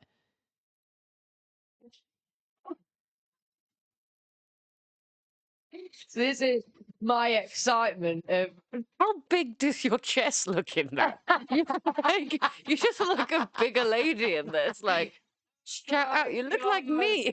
It's hilarious, isn't it? Like my face, like, you know, before that though, I'd been trying to do a dance in it, and I was like taking it quite seriously, and I was like trying to get the legs right, and I was like, oh, you know, I can't do it, and it's quite normal. Then I just looked down and saw the 2 hankies, and I was like, wait. When I watched the video back, that face look like. You know, do they really want me on the side? Because I think they're thinking that I'll bring the coolness back to it, but I'm not going to bring any edge of cool to this. She's trashing your traditions, guys. She's just déclassé. Déclassé. Yeah. No, I'm joking. Even my tattoos just look ridiculous with the dread. Like it doesn't look right. It doesn't look right because you haven't seen it before. When Yeah. you set paths that people haven't walked before, they look different. Yeah, So when people yeah. have been walking, like, you got to take that. Well, I that's the think it thing. fits. I love the juxtaposition of maypole dancing. What was it? Morris dancing. Morris dancing. Yeah, that gif actually stitches. Like we couldn't stop howling, but it was just, So yeah. good. I'm so glad that you've got that on there. I literally just put it on now. When you mentioned the dancing, I was like, that's part of my live stream. It also came with clogs. Clogs were too small, which I was kind of devastated about. They were proper, made someone had habit issue. How are you supposed to do that dancing in I know. clogs? They, Barely do they, it in my slippers. they have got straps. I just mean that they're like proper wooden soles. Yeah, mine's more like the frap. You know, when the ankle does the Oh yeah, gosh. side, like. I thought, Oh, I thought you'd already danced in them. no, And you were I've like, not done, yes, babe. I've not done. Just watch the other women that have been doing it and seem to be fabulous. They're just fabulous. They're just fabulous. Well, But yeah, I'm go going to be look fabulous with now. them. I love that. It's awesome. So when I do the first place that we're going to dance first is not till April, and it's like a full-on Morris dancing day. Like loads of sides come Yeah. from all over the country to dance. I and did do a similar one with it was just called country dancing. I Yeah. don't know if this is included in country Yeah. dancing or a form of or whatever, but yeah, it was a very similar thing. Different like people from all over the UK just came to dance basically I'm a really weekend. looking forward to it because it sounds almost like what are those dance films that are like dead cool and everybody's coming to meet up and dance off kind of thing. It's going Okay. to be like that, but for Morris dance. Like step up. Yeah. Yeah. Over there shaking my bells on my stick. Yeah, just try, that step up film is the epitome of that story. He's a hip hop dancer. He goes Yeah. to work because he messes up the school because he's a naughty boy and he has to do parole sort of thing, looking after like cleaning and he sees the dancers and he's like, ballet. Oh, This girl needs a replacement because her guy hurts himself and he's like, look, if I can pay off my debt by being her. And he starts dancing. He's like, yeah, it's just easy. And then he starts incorporating, and then she starts being like, yo, there's some weight in hip hop. Let me combine the two. And it's one of the best films. And them two got married in real life. And they're not together anymore, unfortunately. But yeah. I used to like Save the Last Dance. Save the Last Dance. Is that where they dance on the rooftop at the end? I don't know. I don't think so. It was about a girl moving to a new I'm thinking of Step Up again. Yeah. Ultra white chick ending up in like quite a predominantly black area, and she can dance, but she's like braiding her hair and stuff, and there's this like clash of like she doesn't belong here, and but it's kind of, for me it kind of represents a new, what's the one with John Travolta and Nobody Puts Baby in the Pot? No, Dirty Dancing. Sorry, that's what I'm thinking. Yeah, it's like the modern day Dirty Dancing. I love Dirty Dancing as well. I like Dirty Dancing. I've not actually watched it enough. When I said Grease, I realised how often I'd watched that. I've not seen Grease, but I've seen bits of it. It's toxic masculinity. Yeah, I will say that. yeah. Danny Zuko, I used to be really into you, but if you watch it now, you're like, oh, that's what I was being taught. Yeah, that's the thing, isn't it? You do kind of look back on childhood things or things that were normalised and think, I can see what the narrative was. Let's think about the story. He cheats on her after a summer of love because she's like not as advanced. He cheats on her and she's like, I'm going to become one of those girls that just gives it away for free. And then he's like, yeah, now I see you. Yeah, basically the story we try to tell our girls not to do. Yeah, any ladies listening right now, any girls listening, don't do that. It's real simple. Don't do it. What's my minute? A lot of the class that I've been dealing with, it's the girls that are more advanced and the boys that are actually quite like, oh, leave me alone. Yeah. I don't know whether I think sexuality and women, autistic women especially, needs to be looked at because they're horny just like the rest of us. Yeah. And the men don't seem to be as advanced. They're not him anyway, so I'll just... When it comes to teenage promiscuous behavior, there's a massive link between ADHD and autistic females becoming quite promiscuous in their teens. But there is this element of that is a way of finding acceptance and a way of getting the attention kind of thing that you perhaps haven't been able to get the attention in other ways. So, but I think the thing that's overlooked is the fact that you are horny, and that, so I've got two younger sisters, and I remember when they were coming up into their teenage years, And the narrative was very much just like, oh, respect yourself, don't do it, don't give it away. But it's like you're overlooking the fact that it's respecting yourself to honor what you want. And as a young teenage girl, what you want is for these hormones to be going somewhere, kind of thing. So I think if you have got teenagers, don't bury your head in the sand and think that you can, especially girls, that that it's going to work just saying, oh, don't do that. Respect yourself by saving it, because it's, or don't do that, because actually they want to have sexualized experiences. So that it's really important that you're open about it. Otherwise, you just end up creating a scenario where they don't feel like they can tell you that they're having these desires, because it's been made to feel like it's dirty. So it's definitely something to watch out for. But like I say, promiscuous behavior in ADHD girls is rife, because it's a thrill-seeking thing. It's being spontaneous. There might have been elements where you've not been able to impress the opposite sex, or whoever is the object of your desire, on the lead up to that, because you've been a bit of a goof or whatever, and then suddenly you realize that you can find a way through acceptance, and that way through acceptance is, taking your clothes off and doing sexual things. So keep the narrative open. Make sure you're talking to your teens openly and not kind of making out that it's a disgusting thing, or you might not be doing it on purpose, but just by shutting it down and saying, respect your body. Well, we respect our body by giving into sexual desires sometimes. Yeah. You know what I mean? It's the respect it deserves. Yeah. So, right, that takes us very nicely. Breathing with grace. Are we ready? I am ready, and let's hope that she is actually there and I don't miss her this time, because obviously on last night on the U Club I missed the call. Yes. And didn't direct her, which I feel very guilty about. Exactly the same. I feel like we were. Yesterday just wasn't anyone's day. I wasn't even a It was either. Yeah, I was keeping an eye on my phone. What I need to do is include my phone number when I do the sending out the details, so that people don't try and get in touch with me via the way that I've sent the detail, if you see what I mean. Because I don't get notifications. There is the. Oh, that's not Grace. I thought she was just staying very still.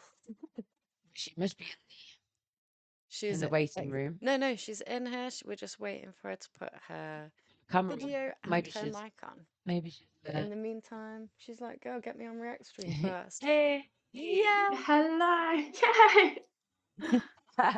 Warm welcome. How are you? I am good, thank you. How are you guys? We've still got plenty of energy, considering that we've now been going for 6.5 hours and had many technical problems along the way. 100%. Oh, you have? Yeah. Oh, like I've watched like the first bit of today, but then like the last hour I've not seen it, so I must have missed out on all the technical issues. Thank God, else you might have been nervous coming on. The fact we can hear you is a real bonus right now. It's going in the right direction. Yeah. Amazing. Our last guest, we couldn't hear them, so we just had to end it, which was a shame. Oh, really? Yeah. Damn it. If we have to do that with every guest, I'll be gutted. That's new sound. Yeah. Maybe you could then like dress up as each guest, and then you could like act out what you thought they were going to say. I absolutely love that. And now we're going to role play and offend everybody that wanted to support us. I love your t-shirt. Sorry. Thank you. It's for the Witch Festival in Leicester. Oh, did you go to it? That was the same day that we did our October filming of our Halloween special at the bus. Oh, I remember that. Yeah. I really wanted to go. Were you there then? Yeah. I did like a couple of I did warm breathwork. No, I did a couple of breathwork things there.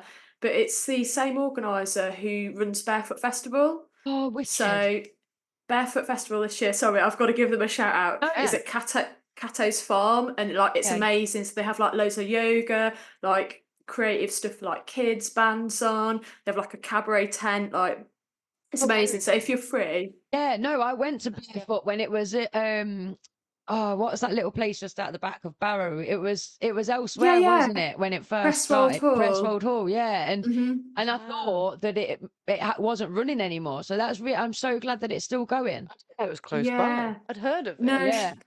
she did have a break, but Louisa, who runs it, she's like just had like a bit of a career change and is studying to be like a teacher. So sorry, I just got totally off on a tangent. No, So sorry. I'm ADHD. That's what we're here for. Do you know, top of your head, what do you know what the dates are for the Barefoot?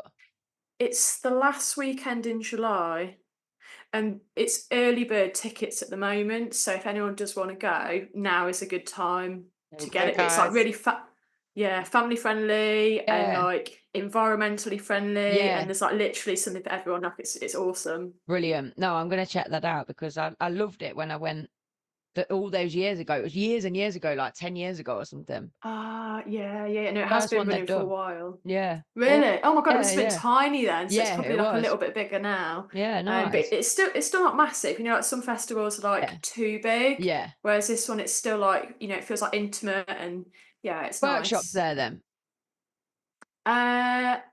So they did like a mini Barefoot last year, which was just a tiny one.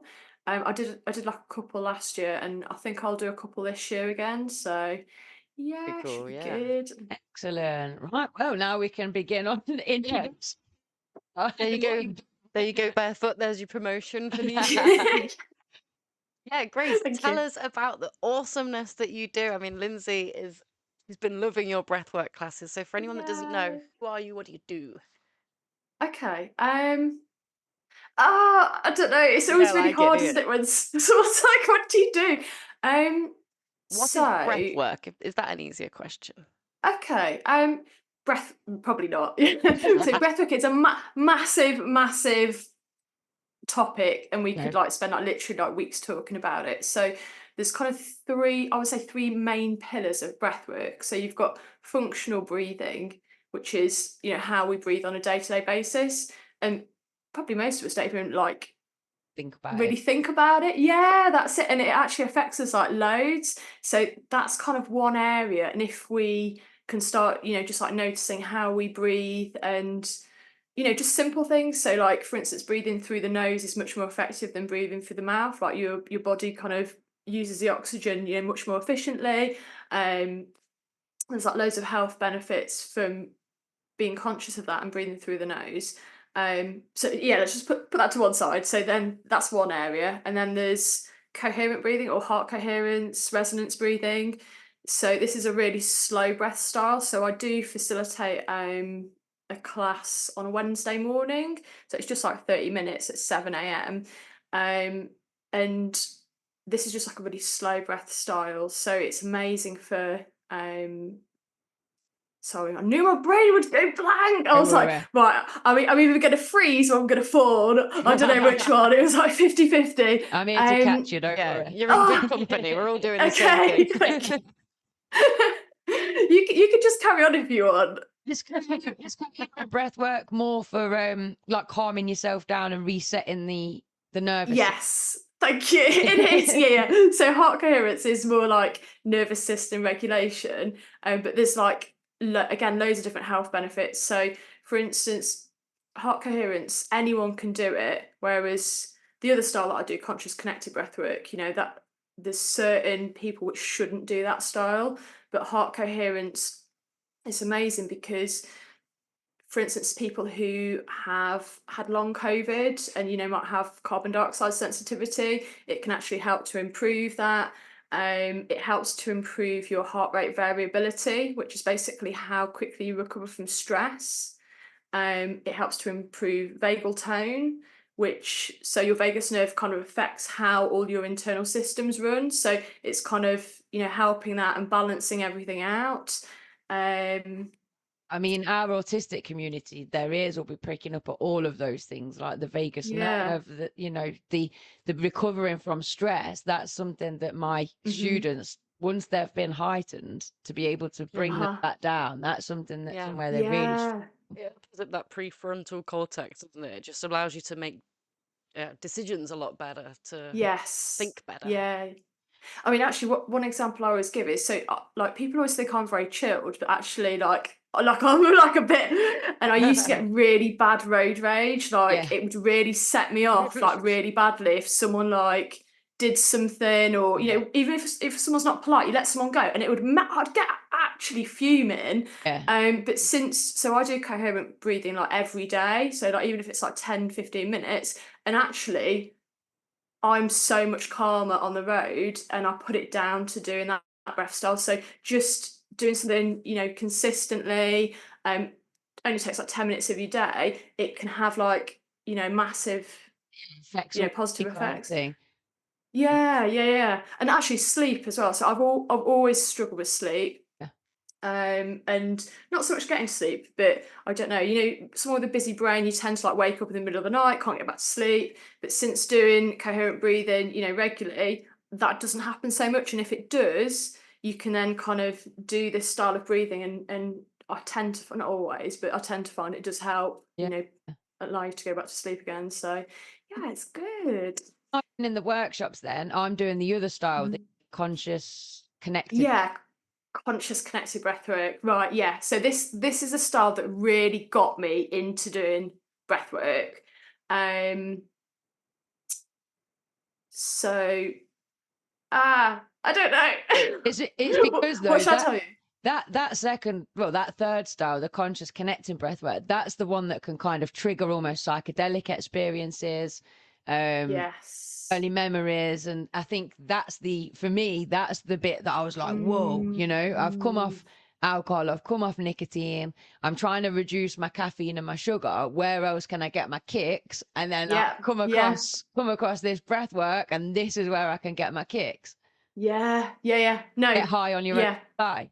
Definitely. So I'll just maybe just give you a bit of background to kind of, you know, how it came about. I mean, from what I've read, I think it goes back way back, you know, probably like ancient cultures have used the breath to reach altered states. But modern day conscious connected breath work, it was originally developed by Leonard Orr. So he was just some guy who was like, I think he worked in kind of like the spiritual area, but he was just in his bath and he was practicing different breathing techniques, and realised that by doing these techniques he could reach an altered state and kind of bring up like memories to do with his birth and stuff like that. So he started experimenting with, you know, people that were interested in this area, and one guy that worked with him was Stanis Grof. Now Stanis Grof, I don't know if maybe you've heard of him, Steph. So I think he was one of the early pioneers for transpersonal psychology. Right, okay. Is he Polish? Yes. Yeah, I think he is. Yeah. So basically he was working with psychedelics, and you know, to help people with like trauma, like people with like depression, you know, different mental illnesses. And psychedelics got banned in America, and he was like, well, what can be used to reach this altered state, because we can't use psychedelics anymore, and found that by doing breath work you can actually reach those altered states. And it's just fascinating, because by purely using your breath you can kind of reach those altered states of consciousness, and you know, bring up, you know, different like emotions, different memories. And it's bizarre, because if you go into it with a really open mind, stuff kind of comes up that you're not expecting, that you know you've probably not even thought about since you were a kid. So for me it's really helped to like, you know, process things that happened in my childhood. You know, I'm quite a big believer that, you know, emotions and, you know, memories and past traumas can be stored in the body, and it can kind of help bring those to the surface so that we can actually process them. And I think once we recognise something, which a lot of the time we don't, then we can actually start to do the work on it. And you know, that's just one part of conscious connected breath work. Yeah, so it uses that self-awareness as the first step, and then we can understand. So altered states, what state am I in now, and how can I alter the state? What does this mean? Okay. So I guess you're conscious and you're aware, and you're having a conversation. So, you know, I'm conscious. That is a state. Well, they talk about that, right? We're always stuck in a problem solving state, as in we're actively looking to survive and we're doing this. Yeah. And then when you drink alcohol or take drugs, you go into an altered state away from that problem solving, survive. Okay. So with the conscious thing, it's that unexpected, isn't it? You don't know what experience you're going to have. Like, I've had one experience where I was euphoric and it felt like I wanted to scream with like happiness and everything. And I was just so happy and just, yeah, euphoric is the right word. But then I've had these are in Grace's breathwork classes. And then I had one experience where I felt so like it was a sad experience and I was crying, but it was lovely. I felt like I needed to shift it. Yeah, cathartic. So So I'm trying to understand this state. Like, is it a brain frequency? Is it like you have dream state sort of thing? I think Like it's you're a more bit susceptible, like when you go through hypnotherapy or something like that. Is it a similar idea? Yeah, I think it's a combination. So correct me if I'm wrong, but prefrontal cortex is like your conscious decision making kind of area of the brain, right? So when you do conscious connected breathwork, it changes obviously it changes lots of the physiology that's going on in your body. So it changes your carbon dioxide levels, oxygen levels, pH levels, just change your brain frequency, but it also kind of not closes off, but it almost like dumbs down your prefrontal cortex. So then it allows you to be more kind of open to what's underneath. Because I don't think there isn't one specific area for the subconscious, right? No, Like not at all. Yeah, the deeper they say is like the most hardest beat to get to. But yeah, all over 100%. But memories, I think they understand core, the hippocampus being quite a dictator of how often they show up and when. Yeah. Yeah. So basically, I mean, like, I'm not a massive sciencey person. I'm not very good at explaining it either, so I'm really sorry. Oh no, don't worry about it. But I just kind of go with how it feels rather than stand in the background of it. And if you ever feel like, Steph, don't make me explain this in science, I don't know. Like, feel free no, to say that. Do you know what I mean? I think it's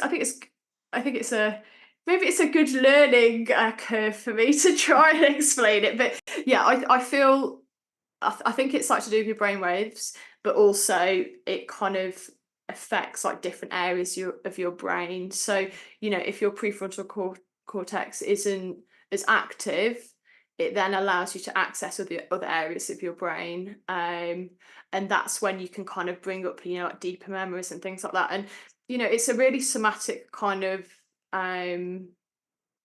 therapy, if you call it a therapy, because it's about being like conscious of like your body as well, and like the breath in the body. And, you know, it's not like yoga where you're kind of, you know, just doing one position and focusing on the breath. It's about, you know, really feeling into your body, like noticing what's going on. And you can move, you know, sometimes people like move involuntarily, quite often you can shout. It's about using the voice to release. So yeah, it's a very really organic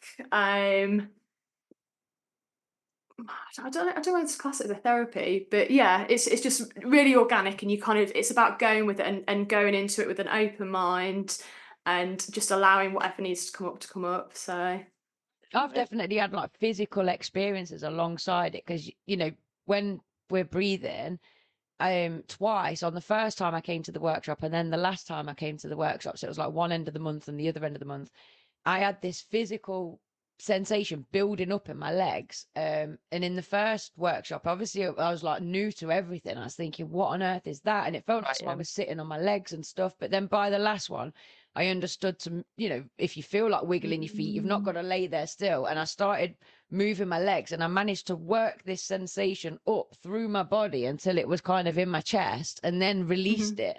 So the first time it obviously made itself present as being there, and then by, you know, a couple of weeks in, when I understood to trust my body more and trust what I needed to do, I felt like I managed to work that up. And I was getting like these thoughts in my head saying, this is generational trauma, this is from all the women in your family feeling rooted to the spot and feeling like they can't walk away from situations. And it was so, I'm going tingly now. Like I want to cry because it's such a moving experience, but it's so personal, isn't it? Everybody has their own kind of experience. That's really nice. And you've just described the awareness and then the how do we approach this? What do we do about it? All through breath work, which is amazing. And it's definitely a therapy. It's a holistic therapy. Yeah. 100%. Oh God, drink. Yeah. Every time I say 100%, people get to drink. Oh, really? I don't have a drink. I say a lot. No, nor do we. In context though, because it was like it's a therapy 100%. It is 100% a therapy. So how could people find you if they wanted to book onto a workshop? Is it best to search you through Instagram, or do you have a website? I don't have a website at the moment, so Instagram. Get one, they're not worth it. No, well, not after all the trouble that you've had. Yeah, that's the one of I heard that. Literal sod's law, isn't it? Like on the day that you do this as well. What the hell? Honest to God, I was like, why is the universe fucking with me? So next time I'm doing my breath work, that's the answer that I want. Like, why are you testing me so badly every single move that I make? Yeah, it's good for me as well. I'll be there. I'm like, come on, let's go. Have to come and try it for herself, because you know, for me it has been phenomenal finding breath work. It's been like revolutionary kind of thing. I'm like, I've found something that I can do at home, that I can do with guidance, that I can do at any time. I mean, this morning when I was having that meltdown, Steph went upstairs and like kind of gave me a bit of space and to cool off. And I was like, suddenly like, be conscious of your breathing. And I was like, come on. And I started, you know, consciously breathing and making sure I was getting that oxygen to my brain, because I knew I was stressed. I was probably going to hold my breath out of reaction because I was stressed, and I was going to feel far more upset if I didn't start feeding my body. So, yeah, I've already learned so much from it. But yeah, sorry, I had asked you a question. Where can people find you if they want to book onto a workshop? Yeah, so if they go on to Breathing with Grace on Instagram, and then there's like a link on there to in your profile, like what classes I'm doing. Yeah, that's it. Or they could go onto the Space to Breathe website. So the Conscious Connected classes are at Space to Breathe. So again, sorry guys, get another shout out for Space to Breathe. So they do like loads of other amazing classes like yoga. Like tomorrow I'm going to a sound bath if anyone wants to come. Like, it looks amazing. Oh my God, we missed the sound. We went to Community Festival last year, and that's when I had my first little introduction to breath work, and that's why I was so open to trying it again, because I had that.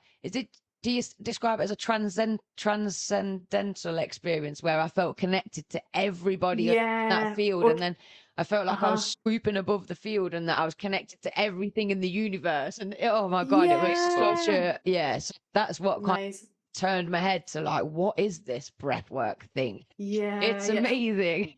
Free drug, what is this? That's a crazy thing as well, isn't it? Like literally we can just like do it, and I know, crazy. I want to go find some police officers and breathe in front of them.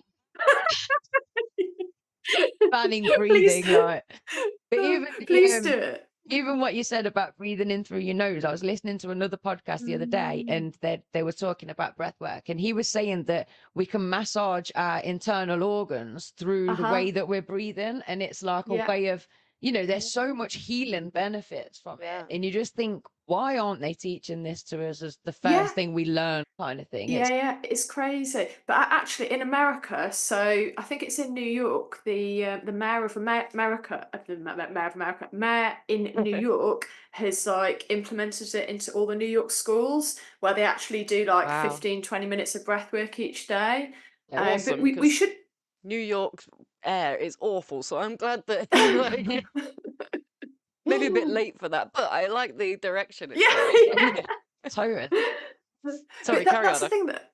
No, sorry. Sorry, I'm just getting overexcited. This is wicked. Grace, go. But you know, there's always such an emphasis on like what we eat and exercise and things like that. But the thing that we constantly need is air, oxygen, and like there's like, you know, nothing. Well, there is stuff on it. Like, it is becoming more popular now. So sorry, again, another shout out. So my friend Mike Mayer, he does like loads of amazing. He's got like a YouTube channel. Yeah. Called Take a Breath.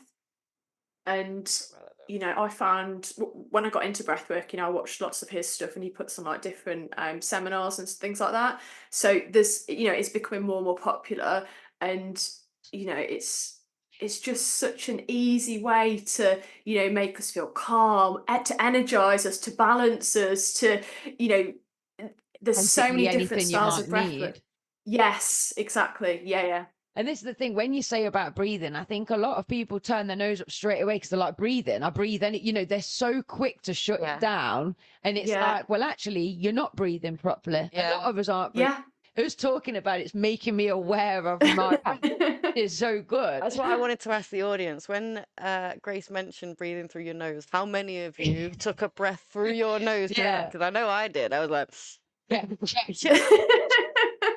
100%. But I'm the same. I went to university, and someone would be like, "What are you doing today?" I'm like, "Oh, it's a module on breathing," and people be like, "What kind of Mickey Mouse course is that? Do you not know how to do that already?" And you're like, "You know what? Actually, no, not to my benefits. Yeah, because I'll try and do something that's important, and I hold my breath. Yeah, I do. Yes. What is that all about, Grace? Why am I suffocating myself?" Although sometimes holding your breath can be good. So when we're breathing, so it kind of works on a graph almost. So when we're breathing in and when we're breathing out, it kind of fluctuates between parasympathetic and sympathetic nervous system. So at the point where our lungs are the fullest, that's parasympathetic nervous system. So actually it can help you to calm down by holding your breath. So sometimes it, you know, it can be beneficial, but if we're doing it like constantly throughout the day, you know, that's not always a good thing. But you know, I just think it's yeah, that's it. Yeah, but if we're like aware of it and kind of use it as a tool rather than letting our breath kind of control us and affect how we feel. Where's the cat? Cameo guest. I've seen on your Instagram, and the cat got its own little chair. That is amazing. Like, oh my, I love it. Like, it's like a little chaise longue. Oh, the cat's on. Like, yeah, like Steph's got 2 cats, so she's gonna need. I bought so many cat beds and they never sit on it. Does that one work? No, it worked. They sat on it like about 3 times when I got it. I think I'm going to sell it now because they've not sat on it again. I'll get it from you, and then I'll pass it on to after another 3 goes. yeah, then pass it on. I love it. I've got you cats. You hear me? I'm bringing you a sofa. Where were we? I was going to say I sidetracked both of you. Then I think I'm talking about cat shaped long. Or did you? Yeah, I thought the cat. But holding our breath, I think that's what we're talking about. Is that what I know? Because I suffer quite badly with is it misophonia or however you say it? So misophonia, something. Yeah, there's certain sounds that can send me into fight or flight, where you know I feel intense rage from it. And the one thing that I noticed was helpful was taking a few deep breaths. Yeah. And if I'd already took the deep breaths when the sound occurred, I didn't have the same rage response. And I think that's because my oxygen levels were up, and therefore I would respond in a better way, kind of thing. So, you know, there's so much the benefits. You listed some of them at the start of the conversation, and it's just I cannot convince people enough to you know to check out some different breathwork techniques and start to use them in different scenarios. Because earlier, like I say, I was having this meltdown and my brain was like, have a drink, smoke, you know, like it was trying to turn back to the other ways that it's managed in the past. And I was like, take some deep breaths, you know, like it's like, no, I'm retraining my brain to respond in a way that's, you know, just as helpful. Obviously before that was my coping technique. Meanwhile, I'm outside like breathing, you know, like breathing in a certain way. Yeah, definitely. And you're saying that it's a lot more popular now. What do you think that's to do with? I don't know. Do you think that it's forgotten knowledge? Do you think this is ancient knowledge that we've forgotten and we're just coming back to our roots? Oh yeah, definitely. So I mean, obviously, like in yoga. So yoga's, you know, I don't know how old it is, but it's pretty old. But pranayama is like the foundation of yoga. And you know, a lot of the time when you mention yoga, people just think, oh, it's doing like downward dog, it's, you know, doing the postures, but actually it's the breath work that kind of ties it all together. And you know, that's obviously a pretty old practice. And even conscious connected breathing and breathing, so conscious connected, total opposite to like coherent breathing. It's like a quick active breath, but even that, I'm sure I've read it goes back to different tribes, and they use like different styles of breathing to reach like different states, and to like manage like how they're feeling. So yeah, I think it's just all been kind of rediscovered, repackaged, and because of just like social media and things like that, I think it's becoming more popular. Yeah.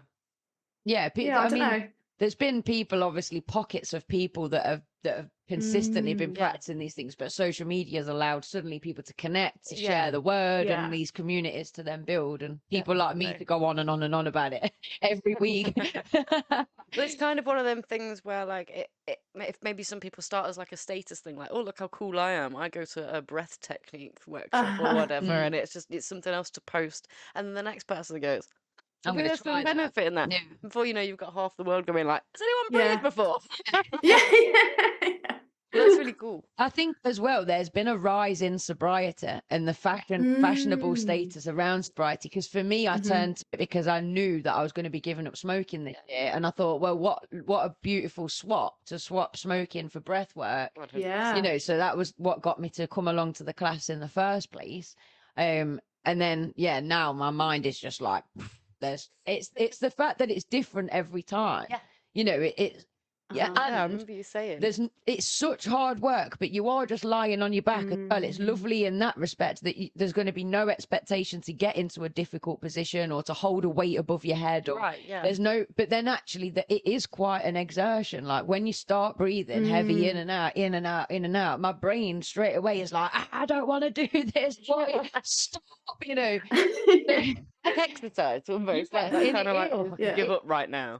And that's why I think the workshop's important, because I don't think I would lie on my bed and force myself to do it. Go through like a YouTube video necessarily. You need an instructor there that's going, come on, keep going, kind of thing, to keep you back and keep reminding you. Yeah, you know what? I actually have a question that maybe you'd be able to help me with. Something that I struggle with my trying to meditate, and again, like using the breath to just kind of ground myself and bring me into the moment. A lot of the time it can work. And before it was my ADHD that used to like get me out of it, and now it's my skin, it's my eczema. So as soon as I start to feel like the felt sense and actually like become more aware of my body's feelings is when I start to itch more. So as soon I could be like comfortable, and as soon as I start to like relax, I can feel this itch and that itch and that itch, and it doesn't.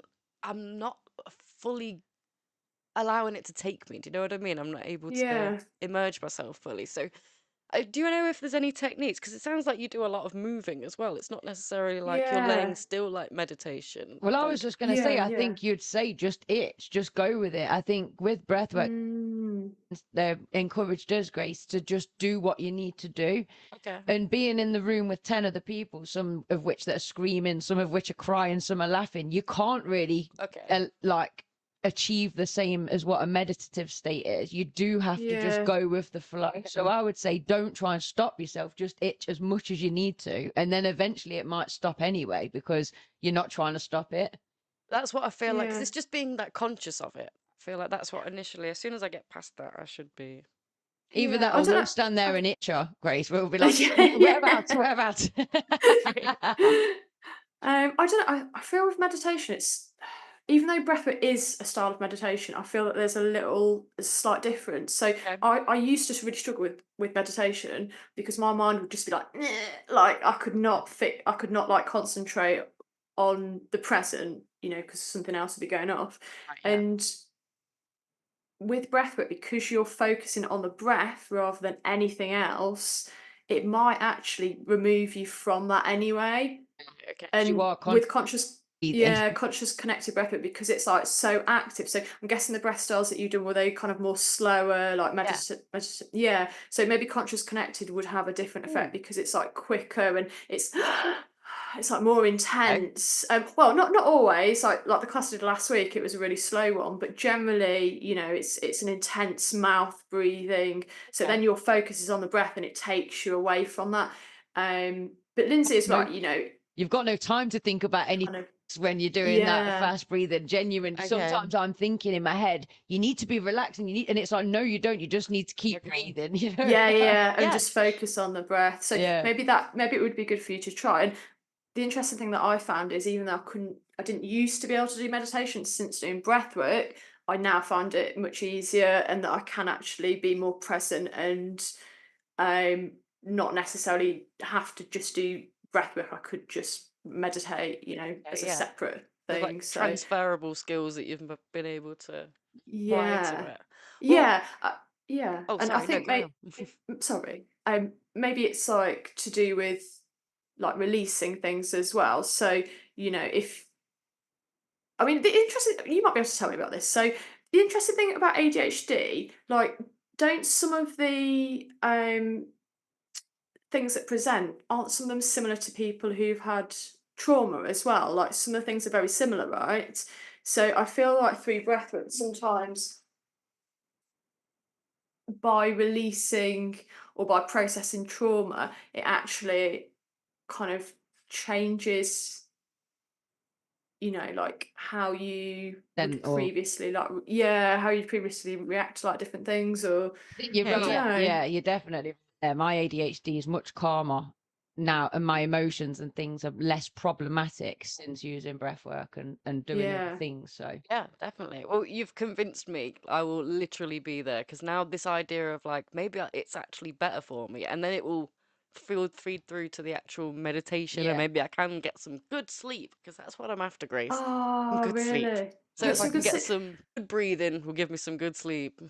So what I recommend, mixture of coherent breathing, but also the conscious connected breath. The coherent breathing. So there's a classic track called the 3 Bells on like Spotify or wherever, and all you're doing is breathing in and out through the nose, and you're just slowing your breath rate down to about 5 breaths a minute. So usually we breathe about 15 to 20 breaths a minute.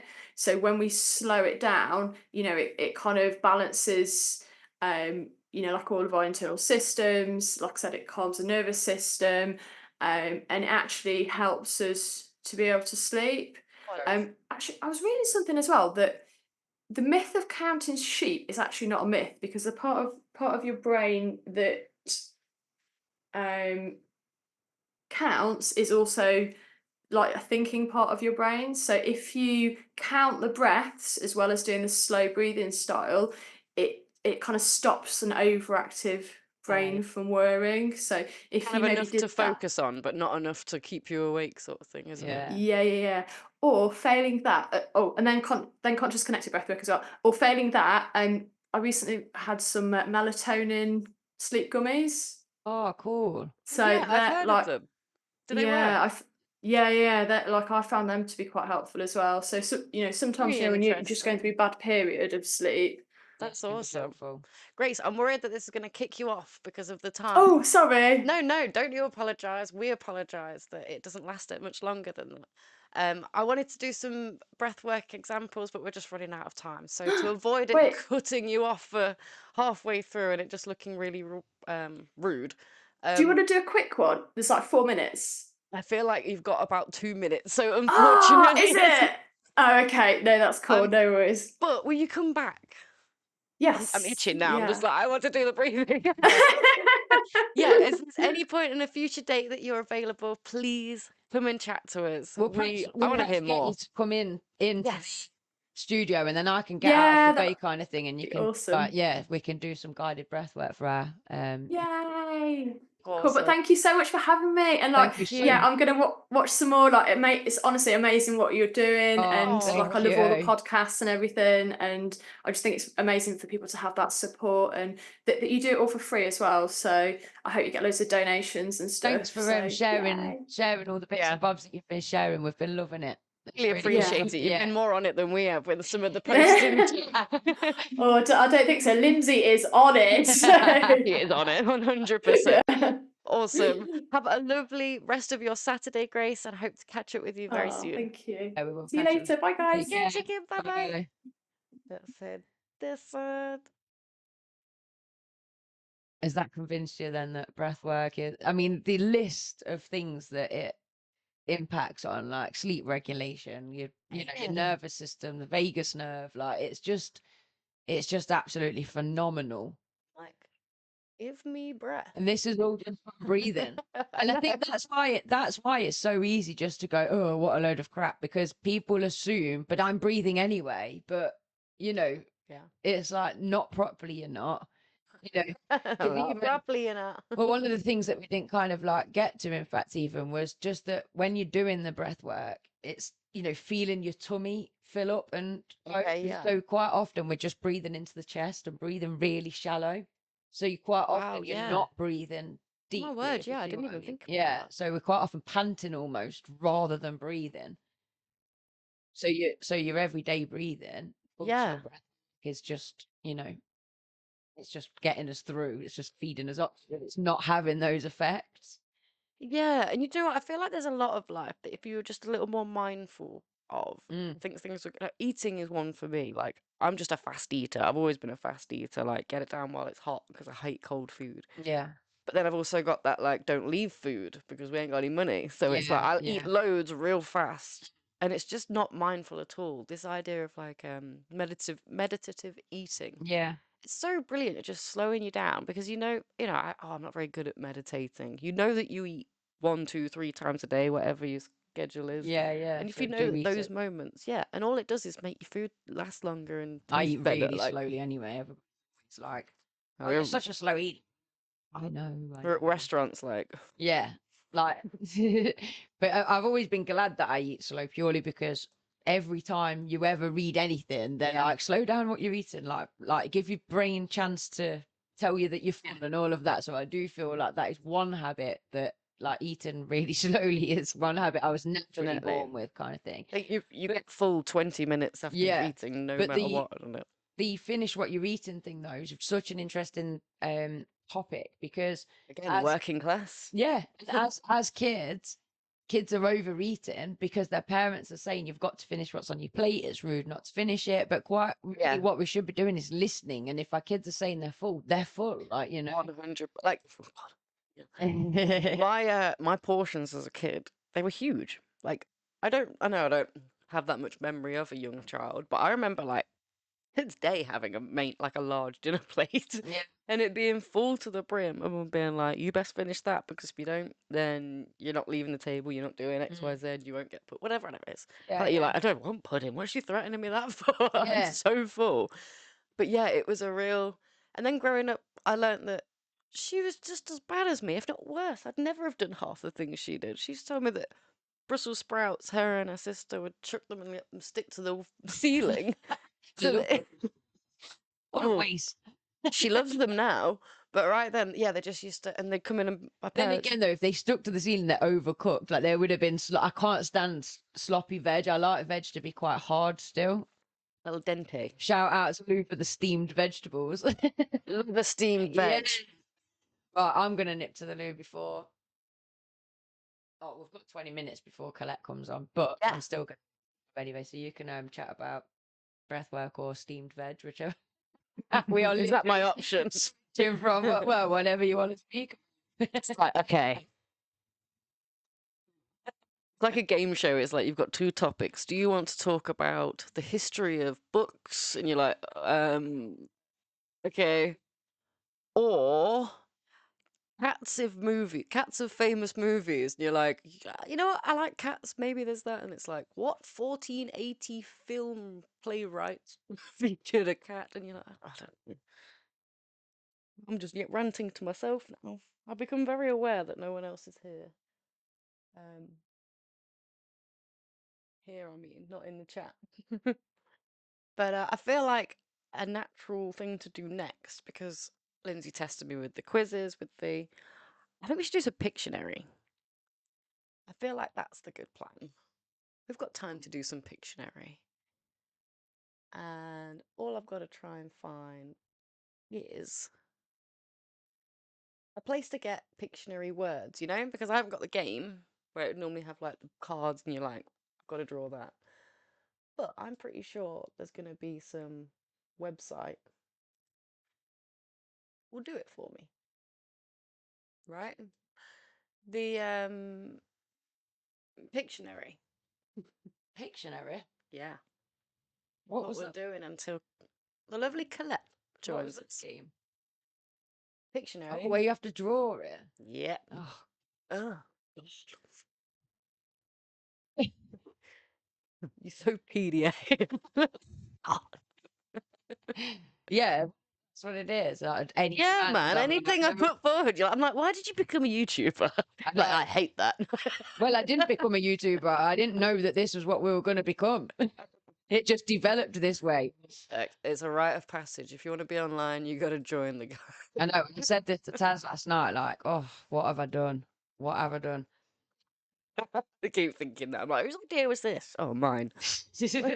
Following your lead. I hate being put on the spot. I hate competitions. You know, like, so all every time. But this is what I mean about the comfort zone thing. That when I'm doing it, I actually quite enjoy it. Right, okay, It's yeah. just like you say, it's probably the PDA element of there's going to be a demand, so I'll avoid all costs. But then once I'm pinned down to do it, I'm like, oh, actually, it's not that bad. I just don't want. I'm just like, I struggle to get a word in with the interviews. Like, no, I'm joking. I'm like sat back, like, team inattentive, staying quiet. I feel like I consciously stay quiet so often. So when you say things like that, it really confuses me because I'm like, I'm not present like in these things. No, I feel like it's maybe the position that I find that I'm often like going to say it, and then there's someone will start, and every so often it will be like, oh, sorry, and I'll talk on top of someone. I'm like, no, you go first, and that's the moments when I'm like, just got out. But it's just the way I've learned that I am in conversations. I think I've just accepted it. Yeah, I don't know. I'm just not. I don't think it's forceful. Just think it's a level of like self advocacy that I maybe don't have. Do you know what I mean? It's like it's my turn, whereas I like wait for my turn necessarily, and that's no one's gonna let you. No one's gonna be like, now you. That's not how a conversation works. But Pictionary, your fave game. Do you want to start by drawing or guessing the drawing? Guessing the drawing. Guessing the drawing. If you'd rather do that completely, because I just got some, theoretically got points from your quiz. So if you want to try and win some back. You didn't put any points in your jar. I don't know how many you wanted to give me because I didn't know how many I got right or not. Oh. How many questions were there? Because we could do the same amount. It was 21 in total because there was 10 on each, but then there was the bonus one because I messed up, didn't I? So 20. But there was quite a few that I didn't get. I'd say 15 that you got. I'll take 15. I think you've got 15 easily. I'll take them. Somebody can watch it back and decide how many you got. Let me know. So I'm gonna close. Yeah, no. If I need points taken off of me or given to me, stand off below. So I'm gonna ask you to close your eyes while I get a word. We'll start with easy, I suppose.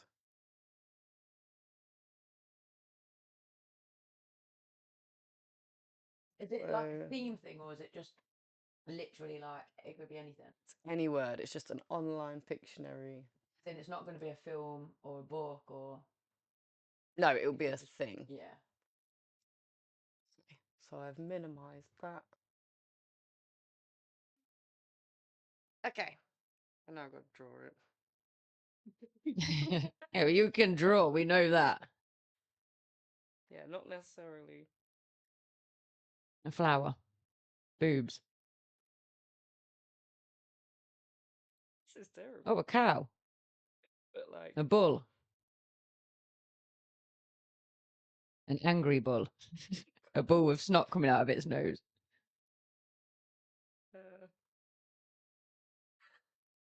Taurus.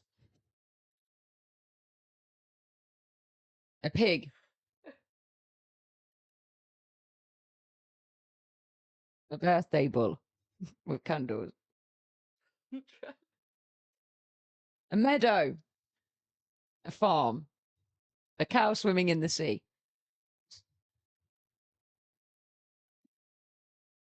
A hippo. Yes. A hippopotamus. Like, it's not a cow and it's in the sea, but happy birthday. No, I got there, but I did. I had a lot of fun with that. That was so funny. My brain's like, how do I indicate this is the water? And I'm like, the thing when I'm playing, I'm having away. fun, but the idea of transitioning from a conversation to playing a game is like, oh, I don't want to do that. Do you want to get some tissue? I was gonna say, yeah. So I just use my sleeve, but we've got so many more hours of this, and I'm just like, there's a stain on my sleeve. And then I'll have no concentration. What is this? I feel like Dracula.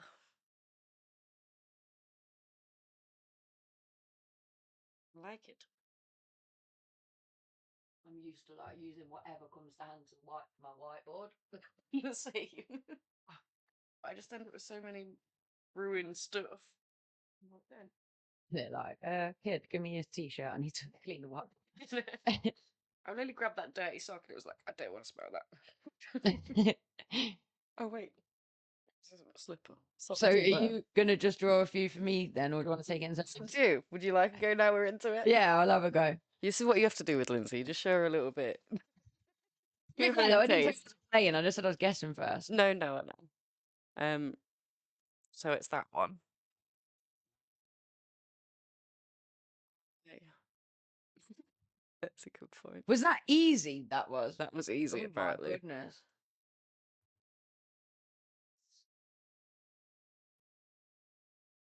Just gonna lean forward. I can see. Oh, the word comes up there, does it? Yeah. Can you see that? I can see that easy. I was thinking I was gonna have to read that on the left.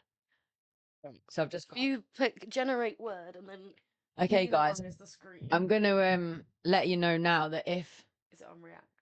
Yeah, it's on React. If I don't like the word, I'm gonna press again.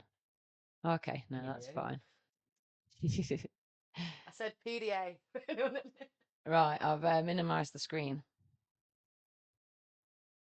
but I've left it on React Cam. Okay.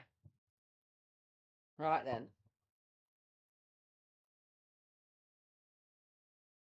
Oh god, it's harder than I thought actually. No, when you start putting the pen on there, you're like, that's not what I wanted to draw. Sorry. Yeah, but American. Trump. Yes. I think Steph might be better than me. You just drew. You drew a lot nice. It was a truck. Well, I did think when I saw truck, I thought that's the American word, really, isn't it? Yeah, I love it. I was like, why am I drawing the wheel arch as a square? What am I doing? I know what you mean. I was like, all I had was a hippo's nose, and I was like, is that even what they're like? And then I drew its ears. I was like, do they have it? But said like kind of in the sea. I was thinking it's a sea lion, but then I don't even know what made me say hippo because I was thinking of them sea cows. Like there is a sea cow. It's a sea cow. It's like an animal. Yeah, is that what it is? Like a slug or something. Yeah, massive. That's very cute, very peaceful. Not like a hippo. Terrifying. All right. Oh, yeah, I've got to.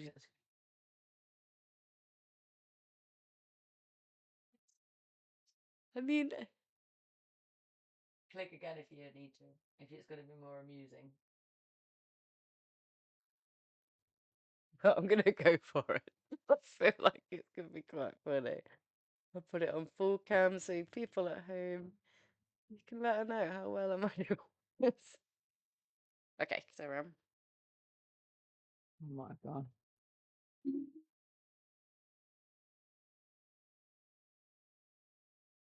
A mountain. An egg. I was closer with a mountain. An iceberg. That's a mountain, then that's a planet. An island. A mountain climber. A mountain cell. A rock. Boulder. Yeah, a rock, isn't it? Yeah, nice. I'm like, I'm just gonna draw a rock. Yeah. But you went to mountain. I was like, fantastic. Yeah, I don't know like, how we this got there, but let's use that. Yeah. I think it's intuition. Like I said, the words are just popping into my head, whatever you think. We should have called this Can Lindsay read my mind?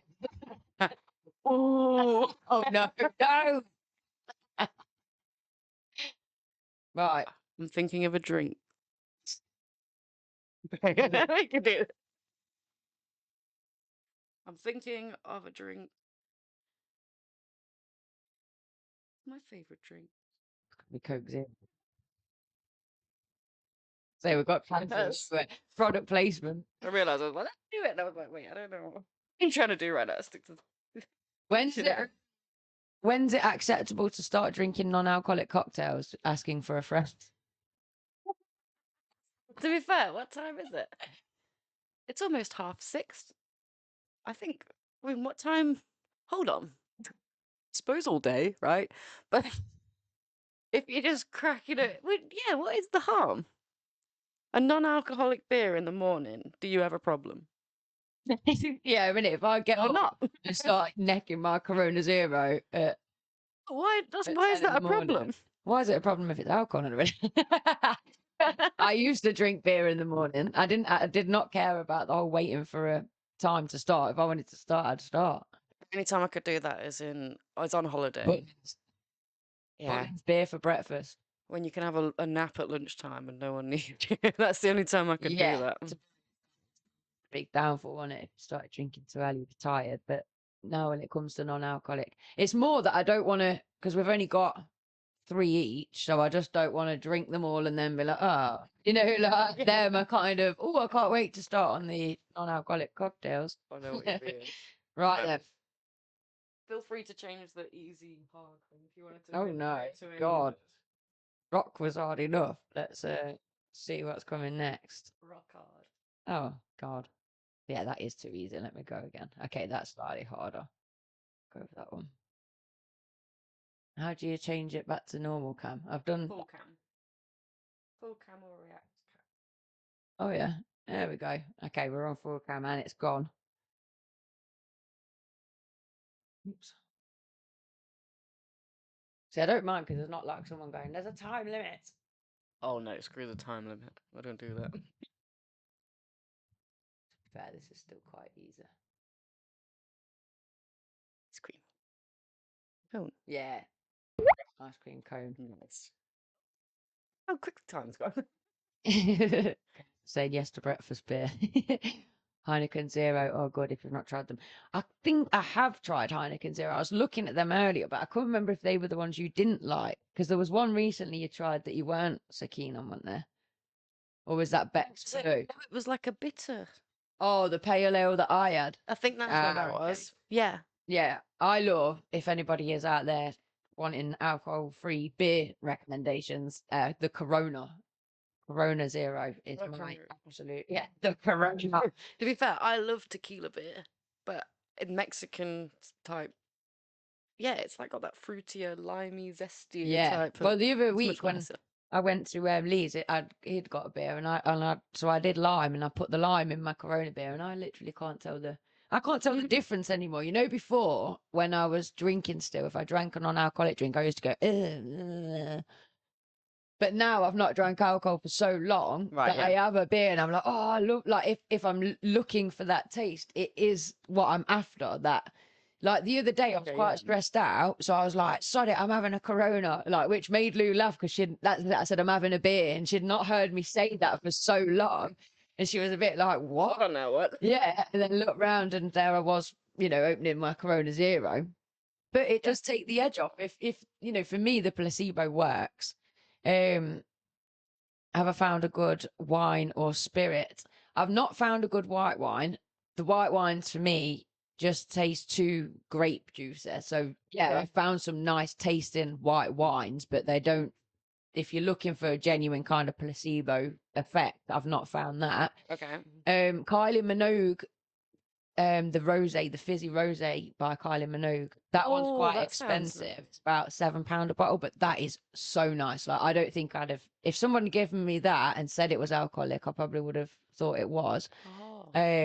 And I like there's a Merlot, a 0% Merlot. So the red wine, that is really quite nice as well. So, and again, people are like, oh, yeah, you can have wine and cheese night. I still have wine and cheese night. I just have it with a 0% Merlot, you know, it's, you know, if you're moving away from putting poison in your body or moving away from altering your mind through poison, then literally you can still have all of these things, you just replace it with a 0% version. It's almost like that, because if I offered this to my mum, she'd be like, oh, what's the point? And I was like, but that highlights what the point of drinking is for her, if you see what I mean. For me, the point of wine and cheese night is the taste of what I'm drinking and eating. It's not about getting drunk anymore.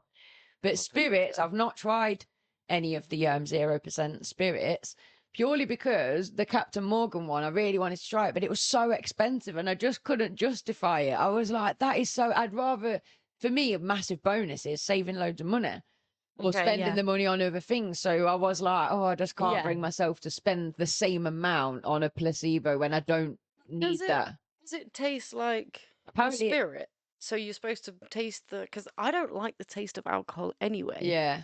See, I love rum. I miss having, like, you know, rum and ginger ale, for example. So if it has got that twangy taste, I think I would enjoy it. I've just not. Oh, no, I'd rather just a Coke Zero than that taste. So I feel like all the non-alcoholic beverages, to me, I'd rather just a Coke Zero, something that's already been non-alcoholic. I found that it was when I was first going to the pub and not drinking, it was almost a relief because I wanted to have a full fat Pepsi anyway. But when I was drinking, I'd be like, oh, you know, I'll have a wine because I'm at the pub. But I'd have probably preferred a lot of the time to have had a Pepsi because I love like full fat Pepsi. I find that a right treat, even though I shouldn't, full of sugar again. But it's like, it is just that it's changing your mindset around it. Non-alcohol spirits are often more expensive than actual alcohol. The Captain Morgan's is okay. Yeah, it's very strange, isn't it? When you're arguing like, oh, you'll save yourself some money, you're not getting trashed, and it's just like, maybe when you're buying that, it doesn't convince you to buy another 4 of them like the actual alcohol ones do. Maybe it's just to be like, that tastes nice. I think it's because as well, the process is still the same. So they still actually brew it and then they remove the alcohol. Right, yeah. But for me, I'm like, well, aren't you charging all that extra money because alcohol is taxed higher? Isn't it? You're not charging that much because of the process, are you? I thought you were charging that much because it's a taxable item. Yeah, we tax sugar now as well, so there's anything in that. Well, I had this interesting conversation with social media about the fact that I'm rewiring what I see as a treat. It's like, oh, I'm going to treat myself to a Pepsi. Well, what, you're going to treat yourself to changing your like body with a load of sugar and caffeine? Like, I've really started to question. Why don't you just smoke heroin? Yeah, like, you know, for me now, a treat is having a hot bath and reading my book. That is a treat, you know. So it's trying to find different things to treat yourself with that doesn't involve making your body unhealthy, basically. There's going to be loads of people that are like, oh, I love a bath, but I love taking that glass of wine in the bath. Will it be the same? Like, just try it. I promise you. Just take a non-alcoholic wine in the bath. Yeah, you know, what you will find, what I didn't understand, is that you still get a buzz out of life without the beer. Like, I thought alcohol was giving me the buzz, but it's not. And I mean, that leads nicely into, it's 6:30, so hopefully we'll have Paulette ready and waiting in the waiting room for us. Let's have a look. And she is another one of my sober warrior, sober gangster, spiritual gangster, I think she says quite a lot, which I really like. Because spiritual gangster's a cool term. I yeah, like that. Because like one of the things I kind of want to push this year is that the new good is the new bad. So I very much grew up being very rebellious, you know, I'm a bad girl, rah, rah, rah, rah, rah. But now I'm like, bad girls so you know, it's now the new bad is to be good. You know what? I know what you mean. For ages, I was like, I don't like rules, PDA. Do you know what I mean? Follow rules. Now I'm in the mindset of if I follow the rules and something goes wrong, it ain't on me. And I prefer that. I think I still enjoy the rebellious side of not drinking. You know, and people are like, oh, you don't drink. I'm like, yeah, because I'm not a rule follower. And like, and I saw this really funny thing last night. It was one of the Rizzle kicks. He said, love the Rizzle kick. He talks about his sobriety as like a game where people go, what, you don't drink anymore? And he's like, nah, I completed it, mate. And I love that. Like, I completed it, mate. I love the idea of each time that happens being another level as well, being like, oh, another level. Yeah, just completed it. No, I don't. Yeah, no Like, drinking. It's to do around drinking, so I don't need to drink anymore. brilliant. Is Yeah, we've got is she in the waiting room? just click admit. Oh, we're cool. waiting. I was just thinking, oh no, I've not checked on my messenger to check that there's no problems. Hello, good evening. Hello to the beautiful Colette. Can you hear us? Oh, Can we're we hear you? struggling to hear you. Is your mic turned on both on the computer and in the app? We have had lots of microphones. No, I can't hear you now. I can lip read though. I'm getting better at lip reading.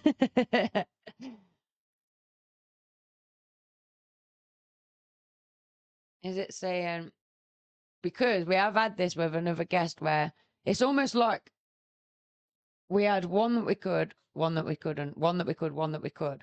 No, because Cat and Yeah, okay, the yeah, it's same not one. alternating.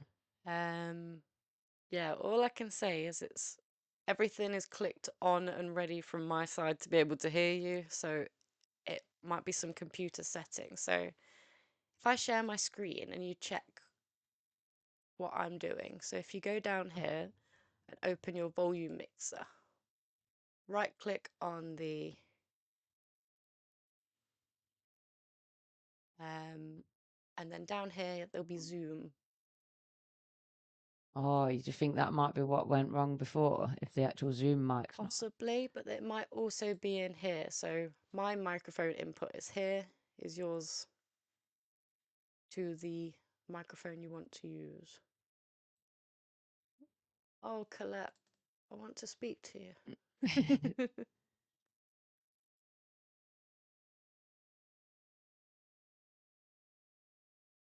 I'll give her a moment to have a look. Everybody keep their fingers crossed in the chat.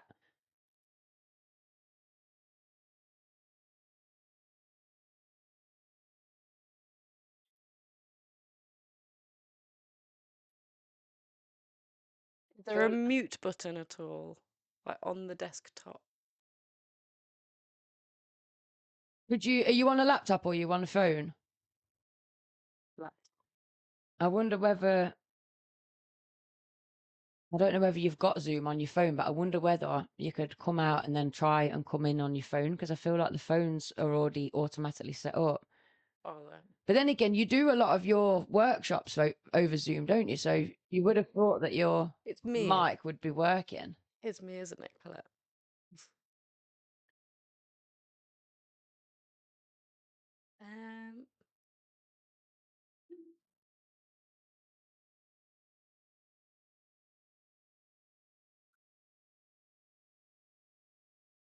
I think she said she'll come out and come back on a phone or something like that.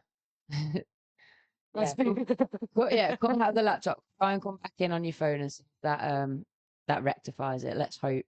Fingers crossed. Guys, who's crossing their fingers? We need all the support. We need all of the vibes. All the vibes. All of the vibes, please, from everybody. I can't take any more disappointment. Same.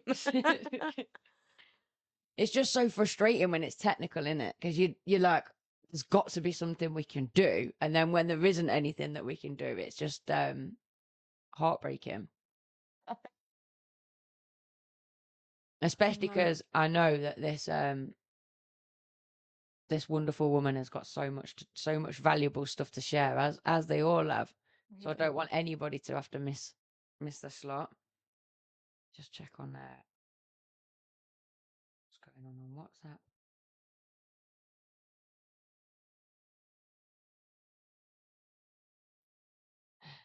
How are you doing, guys? Welcome to the stream. If you're just tuning in, we are trying to get Zoom to work. It works and then it doesn't work and then it works, and we're hoping right now. Yeah, welcome to How to Work Zoom with Lindsay and Steph. Or welcome to How to Not Work Zoom with Lindsay and Steph. How to waste people's time on a Saturday with Lindsay and Steph. It was all going so well. There's a person definitely there ready to talk to us, I believe. Oh, if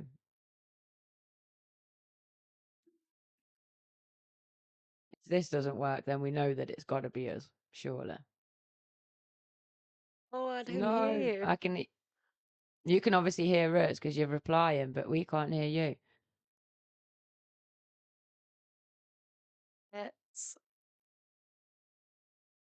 Let's just give us one moment just to check some settings, and we'll see see if there's anything we can do.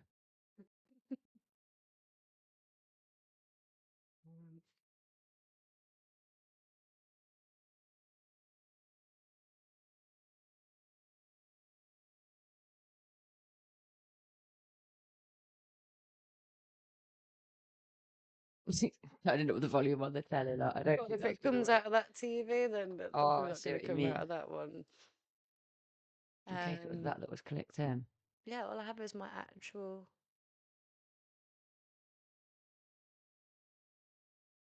Oh, what do we do? I don't know.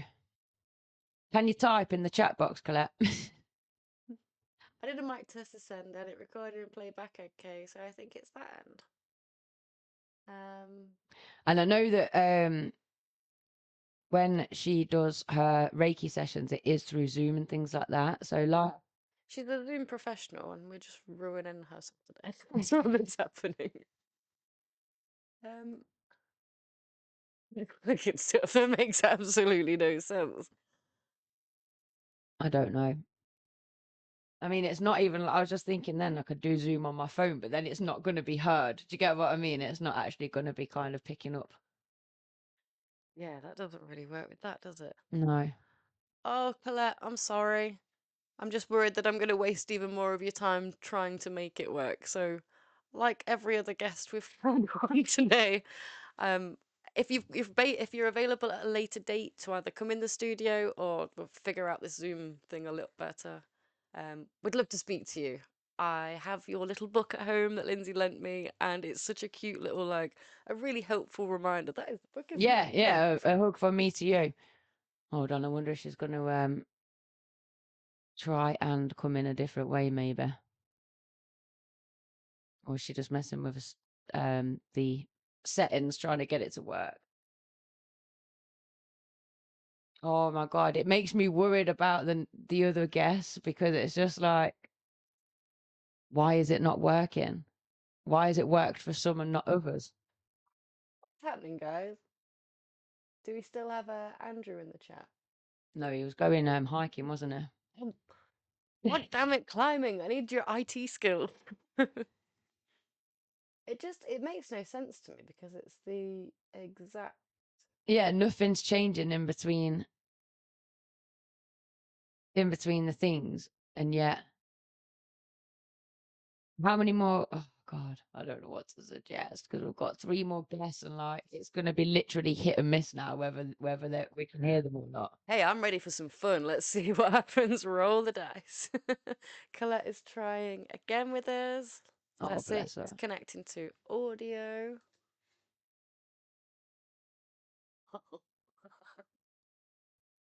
I'm sorry, Colette. You've done so much to try I and know. help I us on really, this end. really appreciate you trying the different laptop and the different phone and things like that. Yeah, I have no idea.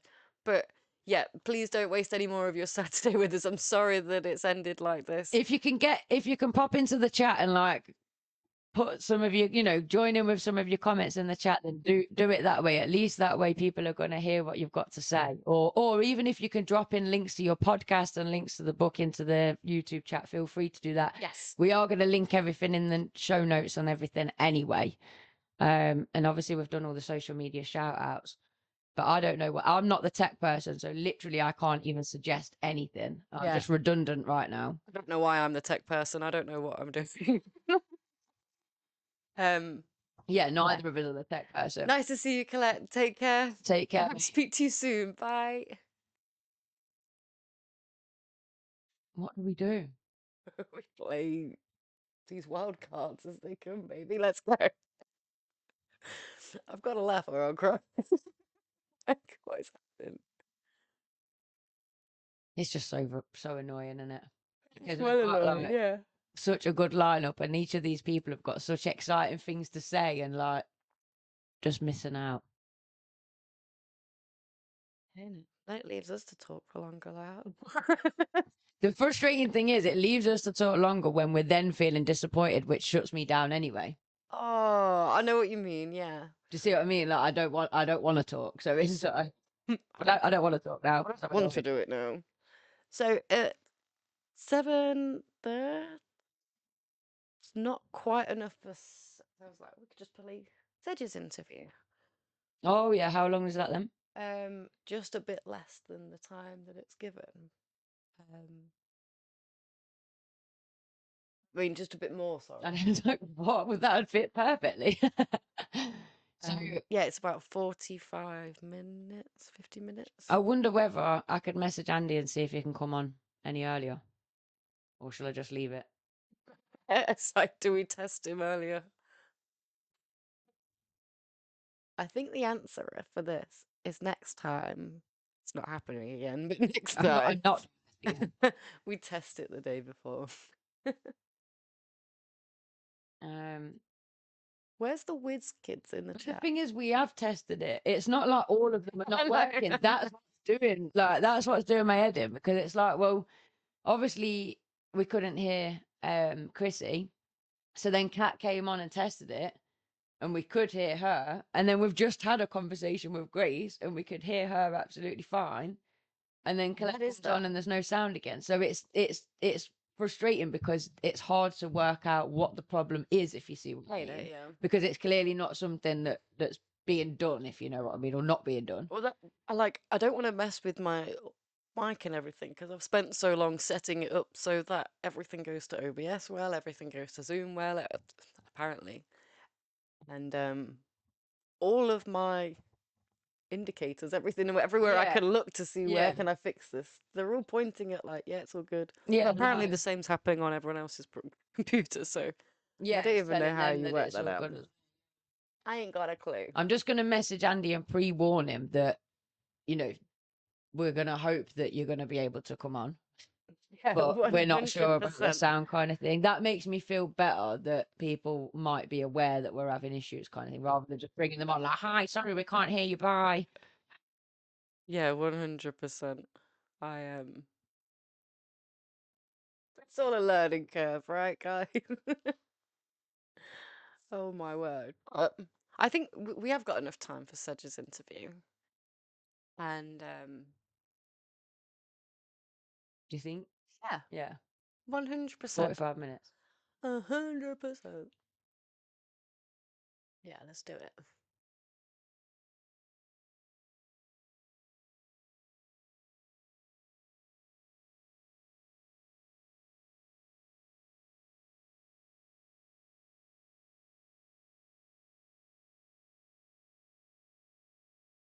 They couldn't hear any of that anyway, so I'll start from here. That's a running theme. Yeah, and I just played the intro for no reason. That's fun. Hey. React Cam, let me give you some Sedge. You know what? You need to listen to Sedge. So Microsoft Teams. Yeah, I'm not downloading any more news. Yeah, no. The thing is, if it is a microphone problem our end, or some kind of feed problem, it's gonna be the same. That's what I mean, and I've got all this set up for Zoom. Yeah. I'm not have to do it all again for the. Oh, but yeah. If you haven't, maybe then this needs a bit more of an introduction, to be fair, because we've already chatted to Sedge. If you've never seen how to manifest a Rolls Royce, it was one of our first episodes again. I think Sedge was the first person we interviewed, but not the first one that we put out. I seem to remember it being like that. Yeah, I think you're right, actually. And I'm not quite sure how it worked out like that. But it is, to this date, one of the highest watched videos. Mm-hmm. It's got so much love on it. Sedge, she posted all about it when it was, and she hasn't stopped basically since the interview. And I really wanted to find out what she's been up to, and more personally as well, get some help for a particular problem of mine which is not getting back to people. So I'm going to let Sedge tell you what she's been doing this past year, and you can enjoy her for yourself. And if you want to find out more about her, go and watch the How to Manifest a Rolls Royce episode. This is Sedge. Take it away. They couldn't hear any of that anyway, so I'll start from here. No, it's not live, it's just recording. Yeah, I'm going to have to start again because in true ADP fashion, we had no audio, so we're starting again. Welcome to, and thank you for coming, beautiful Sedge, the amazing Sedge. If you watched us last year, Sedge joined us around April time, did you say? And she shared all the beautiful tools basically for manifesting a mindset, and the episode was how to manifest a Rolls Royce, which was my idea because I've always wanted a Rolls Royce. I am sad to report I currently don't have a Rolls Royce, but I have many of the things that you helped me to tackle down, put into my goal card. Yes. And they're happening. And it's exciting, isn't it? 100%. It's really cool. But for people that don't know you yet, would you like to introduce yourself? Yeah, so I'm Sedge, and I am the founder of River Training Services. And my journey was that I started coaching, I was working with children, and then kind of naturally developed into training. So now we deliver training around mindset, mental health, suicide awareness, health and safety, fire safety. Wow. So there's a lot. We offer a lot of accredited qualifications, and then a lot of workshops, and there's e-learning as well. So we've got about 30 accredited courses and about 42 e-learning courses. Oh my word. So, yeah, it's quite exciting, and the journey's been exciting for us as well, and we've got a great team. So yes, all going in the right direction. You it very much corrected me earlier when I said I wanted to know, what made you change career paths, and she says, no, Steph, get it right. I have expanded. This is not a change at all, and it really does sound like that what you had as a seed, delivering the workshops, the one-to-one, you've really grown that into accredited courses. Yes, it's been a long journey, but it's an exciting one. 100%. It sounds exciting. So what made you make that pivot almost, that decide to expand? So I think it was when just learning about people's struggles around mental health. And I'm quite passionate about supporting people around mental health and suicide awareness and all of those kind of things around mindset as well. And then when I seen the statistics around mental health, I just wanted to kind of do something to be that change and help. And especially in the construction sector, men struggle with mental health a lot. 75% of men are struggling with mental health. Suicide in the construction sector is at an all-time high. And we just wanted to be that change. So River Training Services is the organisation is just out there to kind of be that change by offering the training, how people can support their colleagues, how employers can support their employees. So yeah, it's all very exciting.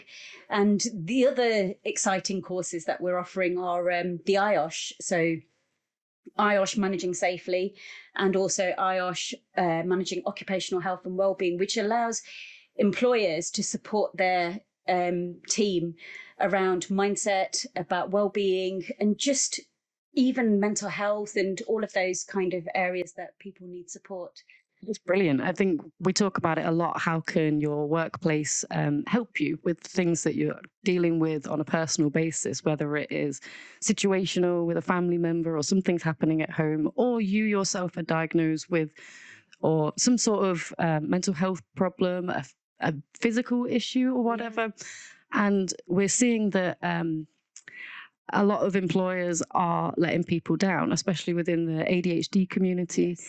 Getting a job can be very difficult. And once you've got that job, then it's a whole different task trying to get the support that you need to be able to do that job.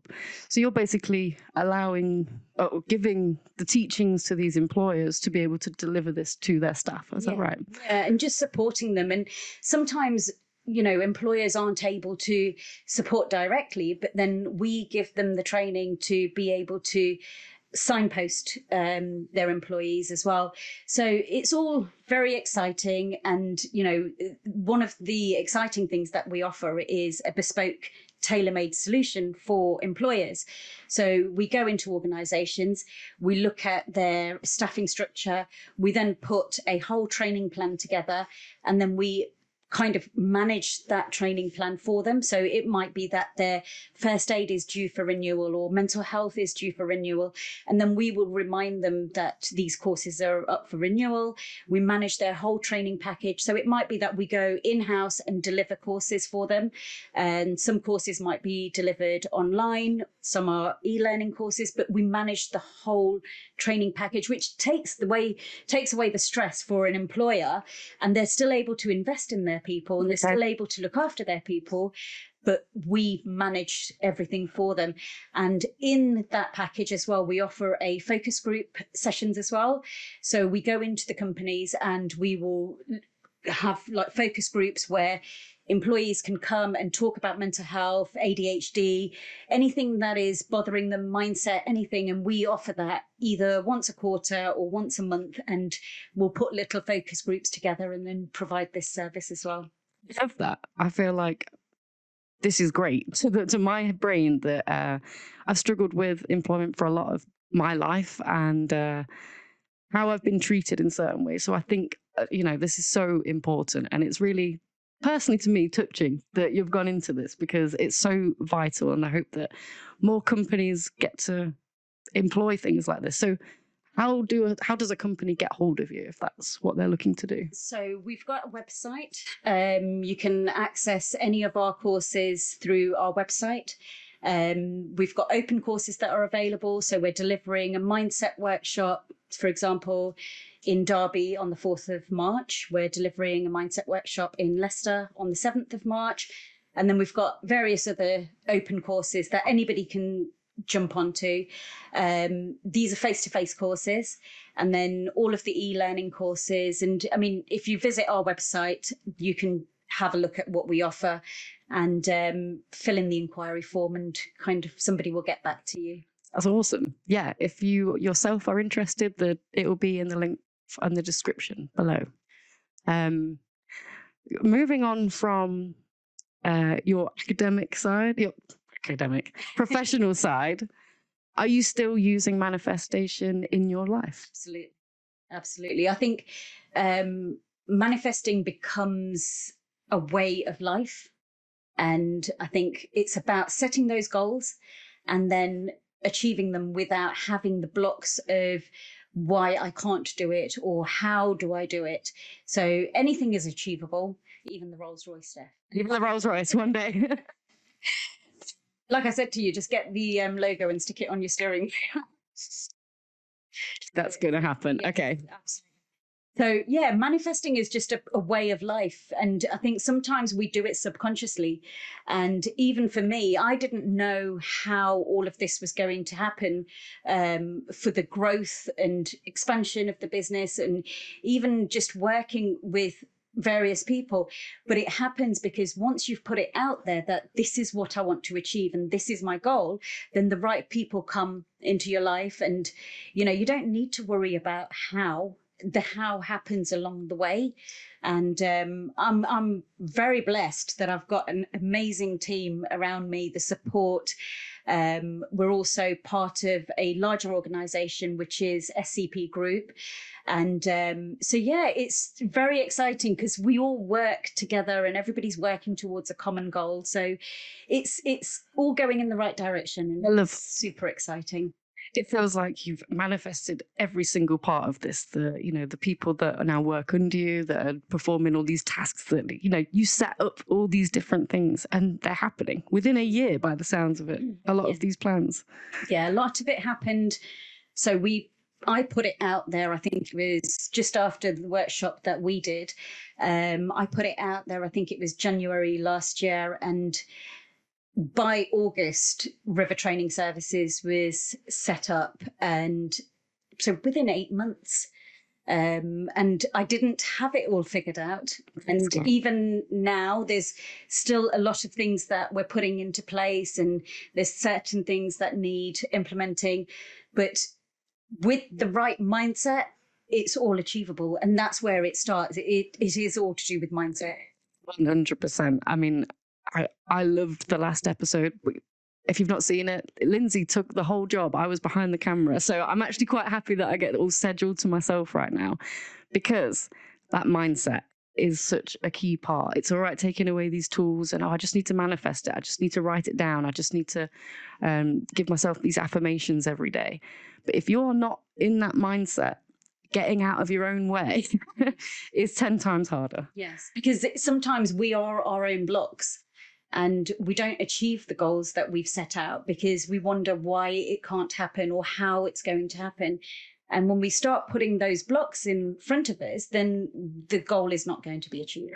100%. I feel like a core issue that I've had, I'd say that's been getting worse for maybe 5 years now, is getting back to people.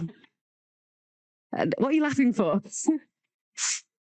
I am victim of this. 100%. I am awful at this. And contacting her today, I was just like, I saw that last message you'd sent me that I just hadn't replied to. And it is.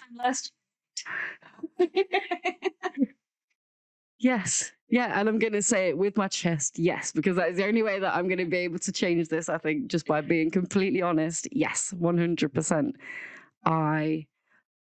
For multiple reasons, whether a text comes through when I'm busy or whatever, and it starts off as that initial memory problem or action problem, and then it turns into shame.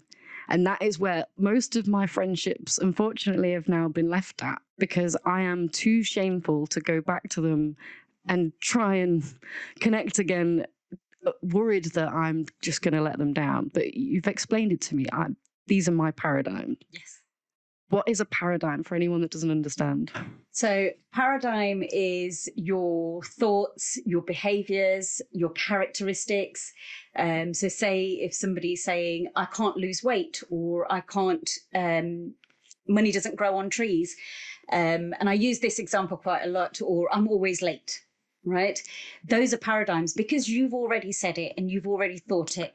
Then your actions kind of align with that thought pattern. So when you say, I don't reply to people, or I fail to reply to people, or whatever it is that you're saying, that is your paradigm. And then that continues. And then that behavior goes on to the following year. And then what happens is then you feel guilty and you don't know how to then reply to people. So that's one of your paradigms, which I think we're going to work on. Yeah, you mentioned another one, I'm always late. And this is what I mean. I was explaining to Sedge that I feel like I've got so many of these paradigms that it becomes, again, I've made another mountain for myself to try and tackle. So what would you suggest that I do? You know, I'm always late. What do I do with these sentences? Do I just don't say them to myself? No. So what you need to do is you find the polar opposite. So if you're saying that, say, money doesn't grow on trees, if that's your paradigm, that's your block. So then your behavior is going to be that I can't afford this. So you're coming from a place of lack. Okay. So the only way to change that is the same way that it came into your mind, which is through repetition. So if you then change it to the polar opposite, which is money comes to me effortlessly, then every time you start saying the old paradigm, remind yourself that that no longer exists. And the new paradigm is money comes to me effortlessly.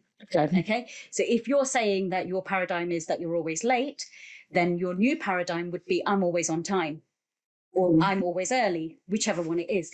So every time you think that you're saying I'm always late, then you need to just remind yourself the new paradigm. Okay. Now, this doesn't happen overnight. You won't change overnight, because what you've got to remember is paradigms are set like a thermostat. The room is set at 30 degrees, right? So your paradigm is set at I'm always late. right? Somebody opens the door and there's a slight change in temperature. And then when the door's closed, the temperature goes back to 30 degrees. Okay. So your paradigm will be, I'm always late. And then temporarily, your paradigm will change to being on time. You might be on time for a week. You might be on time for a month. And then what happens is once that door has closed again, the paradigm goes back to being late. The only way to change it is through repetition. So changing that thermostat, changing the way you think, changing the way that you behave. So then start being on time. And what you'll find is even the times that you're trying to be on time and you've managed to get ready and everything is in place and you are ready to leave on time and be on time, you will hit traffic because your paradigm is set at being late. Yeah. So then you're already putting it out there that I'm late. And even though you left on time, God, yeah. something else has happened for you to then be late because you've set your paradigm as being late. Okay. You know what? Yeah, you've just hit, you're like, I do that all the time. I know I'm late, paradigm. So I will get ready an hour earlier than what I'm supposed to be. And you're right. Something happens. The cat throws up. Something stops me leaving the house. Normally, I can't find my keys. I can't find something. And it's that. And then I get in the car and then I'm stuck behind Bozo, the driver, every single time. And I'm just like, oh God, why? Because I was on time. Yes. But it's because that whole time I'm going, because I'm always late, rather than being like, I'm always on time. And I should just be, okay, replacing that useless sentence with one that's actually going to benefit me. I love that. But the way you can do this, so I'll send you a spreadsheet, and basically what you're going to do is list all of the paradigms that you want to change. So this is all part of mindset.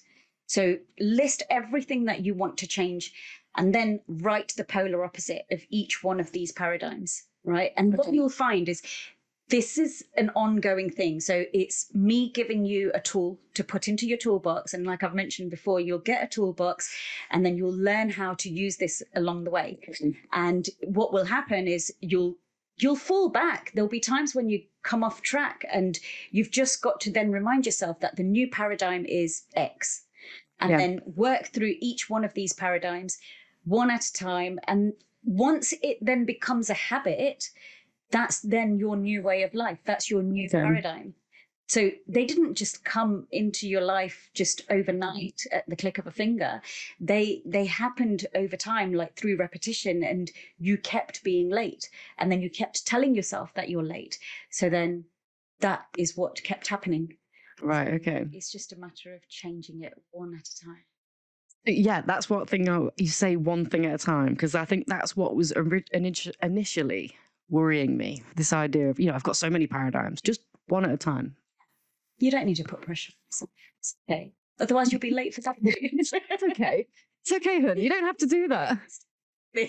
Why are you doing that to yourself? Pressure on yourself. Just be on time one time. You know what? No, because that'll be my paradigm. I'll be on time one time and then back to... But, okay, yeah. So go through them, write them, and one at a time. Simple. Right, the polar opposite of what it is that you want to change. Love that. And then keep doing it. It's through repetition that we create paradigms. And over the years, you'll find in 6 months' time, you'll be in a different place in your life because now you're going to be on time. So you're in a different place now. And in 6 months' time, you're on time, but then there is another paradigm. So then you'll need to change that. Right. So paradigms is an ongoing thing to change. And like I said, it's part of your mindset. Right. Okay. So it's not like completed it, mate. Like it's something you want to completely always work out. We're all a work in progress every day. I love that. You're just like, because I know it must be a common feeling for a lot of people with ADHD, autism, when you feel like, people say, why don't you it's just that. And in your head, you've got all these things. So just having a conversation with someone that's able to say, get rid of all this extra BS. It's not helping you. Focus on this, streamline what you're trying to do. And it clears my brain talking to you. And it's almost like having this veil of ignorance. So anything that is not serving you or anything that is not benefiting you, get rid of it. It's taking up brain energy and all of that stuff that you don't need to waste on that. Like, just focus on what your goal is, and that's it. Okay. Yeah. It's I have full trust in you. Like, you were saying that your first coaching sessions with Lindsay were 2021. Yes, I think it was about 21, or even it could have been 2020. I can't remember. I think it was, around then. I just feel like if you can help her get all her thoughts in order and help her apply it in a long way, hasn't she? Miss Bus Driver. I remember actually the first session that I had with Lindsay, and we talked about goals then, and she said, "I want to buy a bus." And that face was generally what she got telling people she was going to buy a bus. So it was just like, for what? And she was like, I don't know, but I want to buy a bus. And then it was only when we started exploring why she wanted to buy the bus, and we were like delving deeper into all of these things. And she said, I don't know how I'm going to do it. I said, right, stop right there. We don't need to worry about the how right now. And what we need to focus on is the fact that you want a bus. And Lindsay has a bus now. It's quite exciting, isn't it? And she's doing amazing, doing it up and renovating and all of that stuff. And who would have thought that little Lindsay could do all of this stuff that she's doing on this bus? I've got some footage. I'll have to put it in here. Like, she just gets on the bus and she's tiny compared to this bus. I mean, it is a double-decker bus.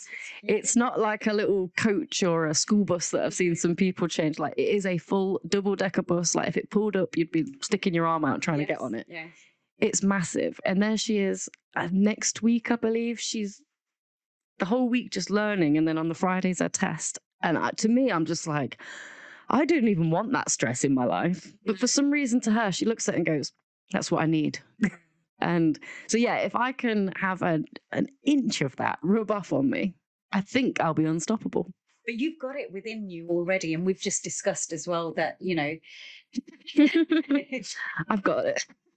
You've got it within you. And it's like we've discussed, like, if there's things that are out there that you want, you've just got to go and do it. And it's our fear that holds us back often, isn't it? And again, it's just, and I keep going back to the fact that it's all to do with mindset.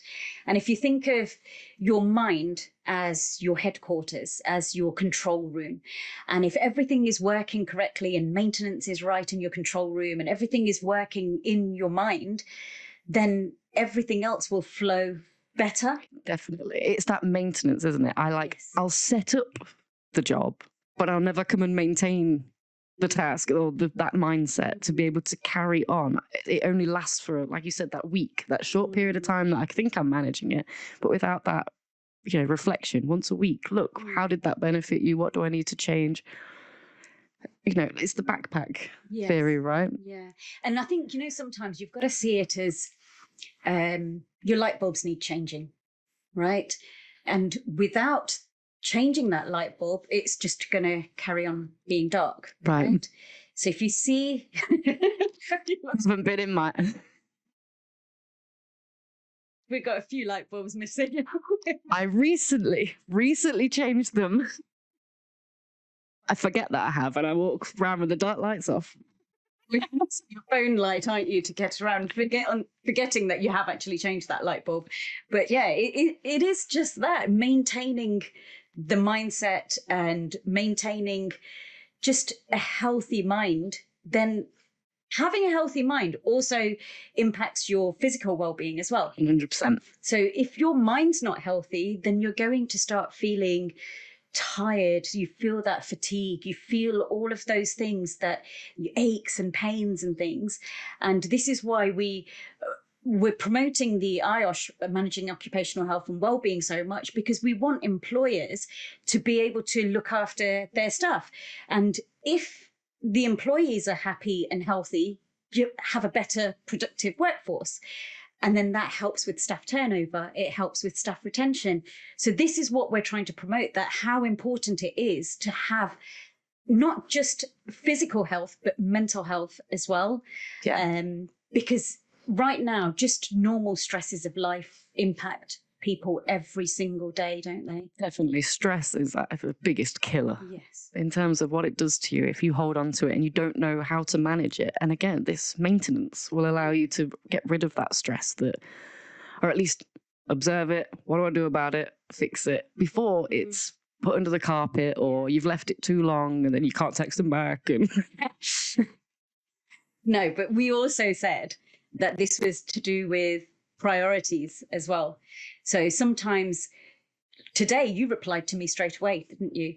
And it's about the fact that something needed doing and you had to get on it, because there was a time frame, wasn't there? There was a window where you needed to reply. And it was a matter of like, right, I need to do this because Sedge is only available for so many hours. And then after that, you were busy, or Lindsay was busy, or I was busy, and we weren't able to do this. So you made it a priority to get back to me. However, when I contacted you last year, I was ignored. oh, literally, there should be a support group for Procrastinating. just for people that I've not texted back. I think there's a big room.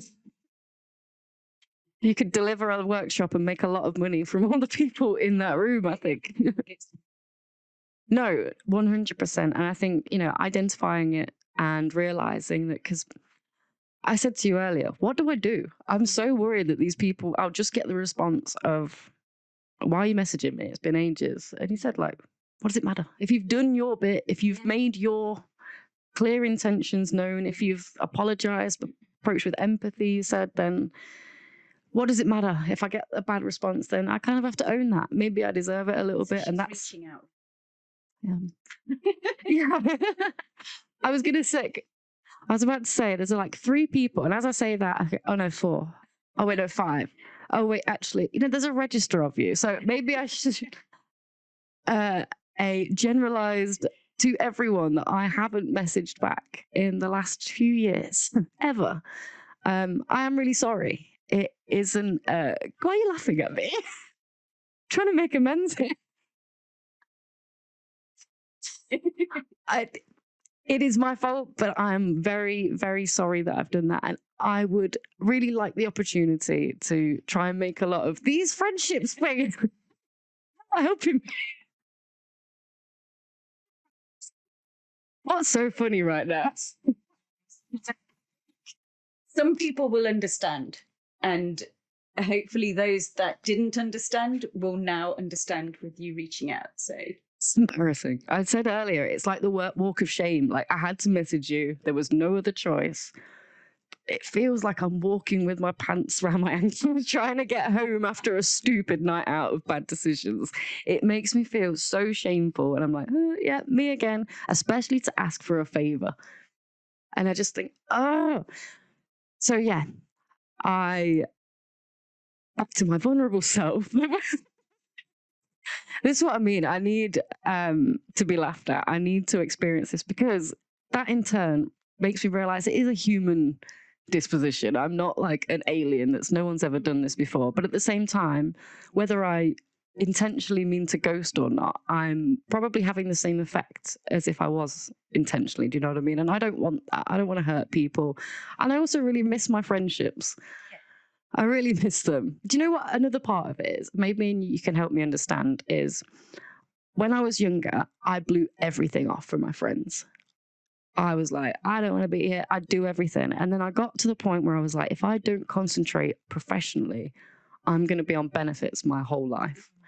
And it seems like since making that kind of change, since I almost don't allow myself the social time anymore. And that's where it's screwing me up. So when it comes to work and stuff like this, it's like, yeah, like I'm doing it. And when it comes to just a simple catch-up coffee with people that I really miss, it gets to the end of every day, I lie there and I get like a list of all the things I haven't done. And that includes all these people I've not messaged back. So do you think you could make a list of all of the people that you would like to get back in touch with? Yes. And maybe contact one person every other day? Okay. Just to reach out and just to say, hey, how you doing? I'm sorry. Yeah, just see who replies. And if you say every other day, then it's not that much pressure. So it's you just putting the message out, right? Yep. And then seeing what comes back.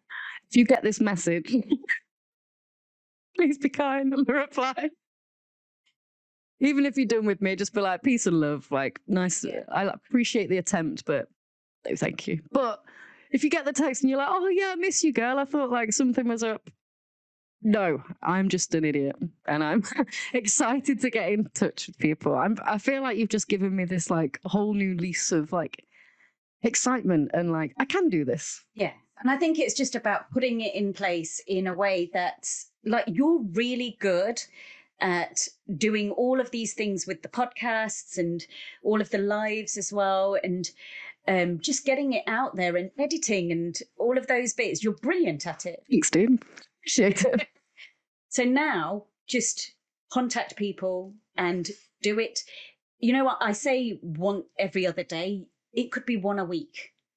Don't put the pressure on yourself to say, right, I need to do this, but make your list first and then work down your list. I mean, I love lists. I use lists. I make a list for a list. So a list for a list. Yeah, so I this list and this list. So yeah, I love lists. Love that. But this is the way I function. This is the way I think it's easier for me to make sure that things get done.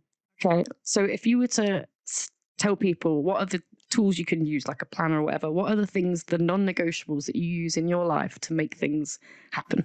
Okay, so I use a planner and it's a really simple planner. So it's just the week listed at the top. So all the days listed at the top. And then down one side, well, underneath the day, it will have just boxes. So what I do is I make a list of every Sunday, about 4 o'clock. I say every Sunday, most Sundays. I make a list of everything that I need to do. And sometimes I'll do it for 2 weeks. And I use highlighters. And I'll highlight social events in a certain colour. I'll do family events or anything to do with the children or anything that I need to do within our home environment in a certain colour, like blue. Anything that is to do with work will be in a pink or green or whatever it is. So I use colours. And then this way I can see for the whole week what I need to do. And if I feel that there's too many social events right now, there's no social events, but if you feel that there's too many of one colour, you know that you need to do a little bit more of that colour in the following week. And it just means like we think in pictures and we think in colours. Our mind works better like that, and stories. So if you see it like that, then you can see the colours. You can see at a glance that these are the things that I need to focus on. And in the following week, and you'll see that if yours is just all in work colours, add one social thing in there. And I think it's important to do that.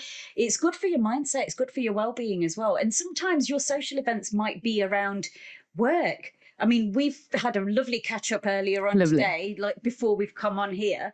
And for me, that was a social, but then it's work related because we're here doing this. So you can combine the two. Right, yeah. Have catch up and coffee with people, and you know, it can be work related as well. Just looking at my day to day, there is already multiple colours on there that I can actually, and I like what you mean with the colours. You don't have to look too deeply into the page to say it is clear there. Okay, this is my week. There's too much of that or there's too little of that. I like that. And if something doesn't happen on that day, don't put pressure on yourself. Like, just move it over to the following day. There might be things that you've got deadlines. And you know, when you've got a deadline, I mean, you've been to university, you've got your degree. So you knew there was deadlines. Yeah. And so you had to meet those deadlines. And it's just a matter of like knowing your windows of deadlines and knowing certain things that can be pushed over. Again, it just comes down to mindset, just managing that, changing those light bulbs. Yeah. I think, yeah, it becomes paralyzing to think I have to change all this at once, but it's just that reminding, one thing at a time. Other than a planner, do you have any other advice for people keeping on track with their goals? I think don't put too much pressure on yourself. Okay. If you feel that there's something that hasn't been done today and you need to do it the following day, or it can be moved over to the following week, I think we stress a lot when we don't get something done as well. And so kind of understand that stress impacts your mental health and then it impacts your physical health. So as long as you're going through each day, but concentrate on the fact that you have to be well in your mind as well. I think those are quite important. So yes, planners, lists, however it works, calendar, like your in your phone, setting alarms. Right, yeah. And I think if you've made your list of all of the people that you want to contact and then set an alarm on your calendar that on this day I need to contact X, and then make sure you do that when that alarm goes off. Don't procrastinate and don't put it off until later. But if you set it for the same time every other day, or that time is coming. So then what you're doing is then changing that paradigm, because at 4 o'clock on every other day or once a week that you've got to contact somebody. All you're going to do is look in your calendar and see who it is that you've got to contact. But you're now creating a new habit, which means you're creating a new paradigm. Right. Okay. Yeah. It's, and 100%. And does that have anything to do with, does that improve discipline? Because that's something that I also struggle with. Again, just repetition, we'll put it in place. Yeah. Okay. Because now what you're doing is creating new habits. Okay. And you're then getting rid of the old habits that were holding you back. Because I know you feel the guilt, and it's sad that you feel that guilt because you're not doing it deliberately, and there's not any, you empathize with these people and you want to reach out to these people, but then you're feeling that it's been so long. Now, how am I going to look if I don't contact these people? Yeah. And there's also that element of like, if I come in with a strong text of like, I'm so sorry, blah, blah, and they're like, I didn't even really miss you. Think about it. And again, that's just my own like insecurities, my own like imposter syndrome. I'm putting too much of, whereas I shouldn't be operating from that place, coming from a place of abundance. Yes, as opposed to a place of lack. What's the worst thing that can happen though? Oh, do you know what it is? I feel like other people will give me the same amount of shame that I give myself, and my brain's like, I just can't handle any more shame. And that doesn't actually happen. I give myself the total shame. The thing is, if you see it, that's what's holding you back as well. But if you contact these people and then they don't respond, then that's okay. Is it? Of course it is, because you didn't contact them for so long. Yeah. So it's okay. They're allowed to kind of sit on it and think, well, do I even want to speak to you now? And what's the worst thing? You still just won't have a friendship. So nothing has changed. Right? So that's the worst thing that can happen. The best outcome would be that they reply back. Okay. It might not be that they reply back straight away. So don't put that on yourself as well, that, well, why haven't they replied for a week? But you didn't reply for a year. That's a common ADHD thing. Yeah. If you've not replied, and then when you don't get your reply within a few minutes, you're like, you must hate me. Or then you don't you? And then all of these other thoughts start coming into your mind, don't they? But this is the other thing that you've got to remember. And I've mentioned before that with ADHD and all of the other things, it's different. Your mind is different. So don't put that pressure on yourself. It's okay. It's okay if somebody doesn't reach out. It's okay if they don't get back to you straight away. It's okay. They might take 6 months to get back to you. They might want to think about it. Yeah. And that's okay as well.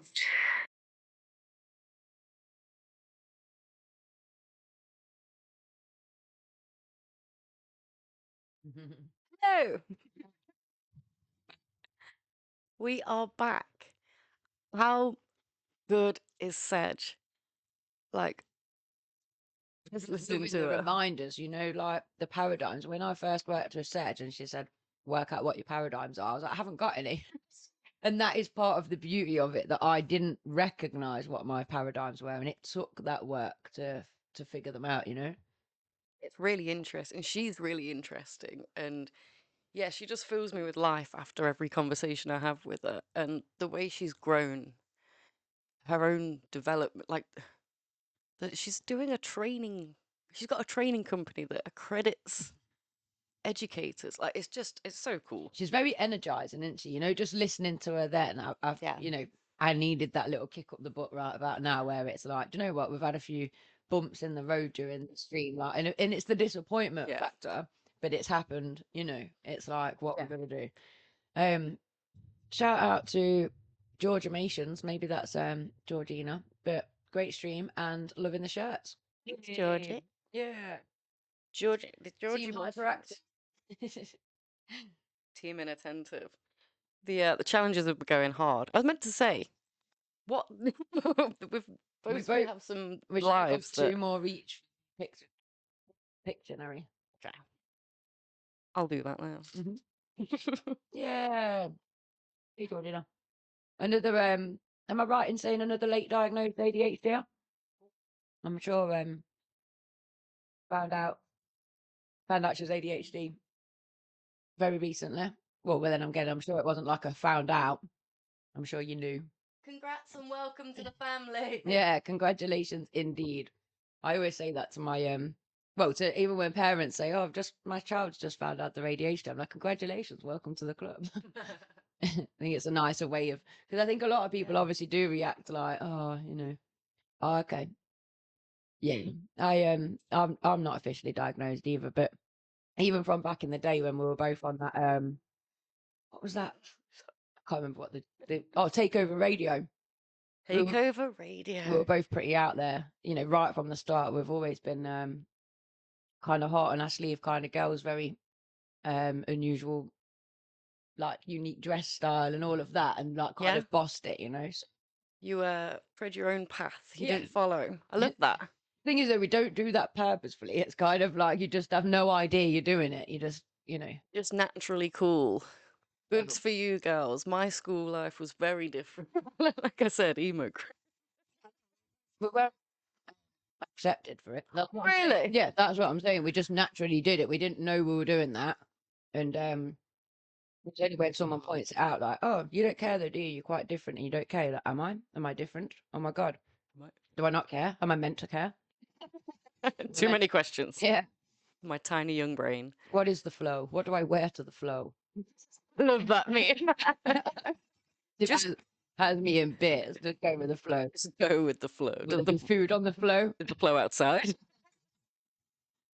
That's amazing. The next guest we have coming up is awesome Andy Pearce, previous BBC Radio Leicester presenter, DJ Ultimate. He's in 2 bands.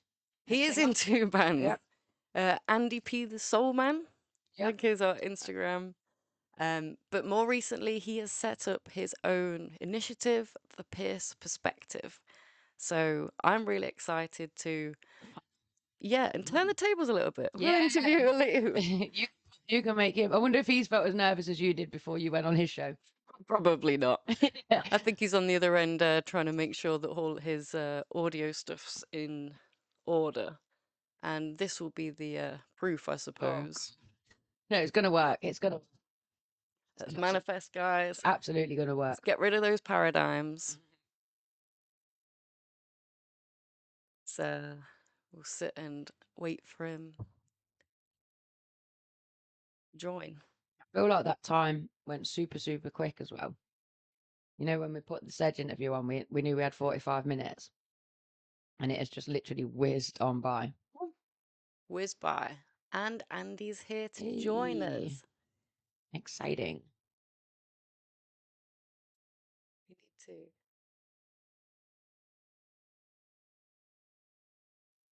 Yes, I'm here. Hey, and the audio works. That's amazing. Andy, Oh, welcome. I'll take that. It's so good to see you, my dude. How are you both? How is it going? 12 hours. How's it going? We're over halfway, and we've been having a few technical areas, but it's been like this, and now I'm back on the up. Yeah, the last interview with Sedge we got to re-listen to, and it's re-energized us. And knowing that we get to talk to you, we were just so excited. I know, leave it out here. I want to know if you've been as nervous as Steph was, because when we came on your show last year, she was literally like beside herself with nerves. So have we had the same response? I'm going to be honest. I've probably done the worst thing an interviewer or interviewee could do turning up to an interview.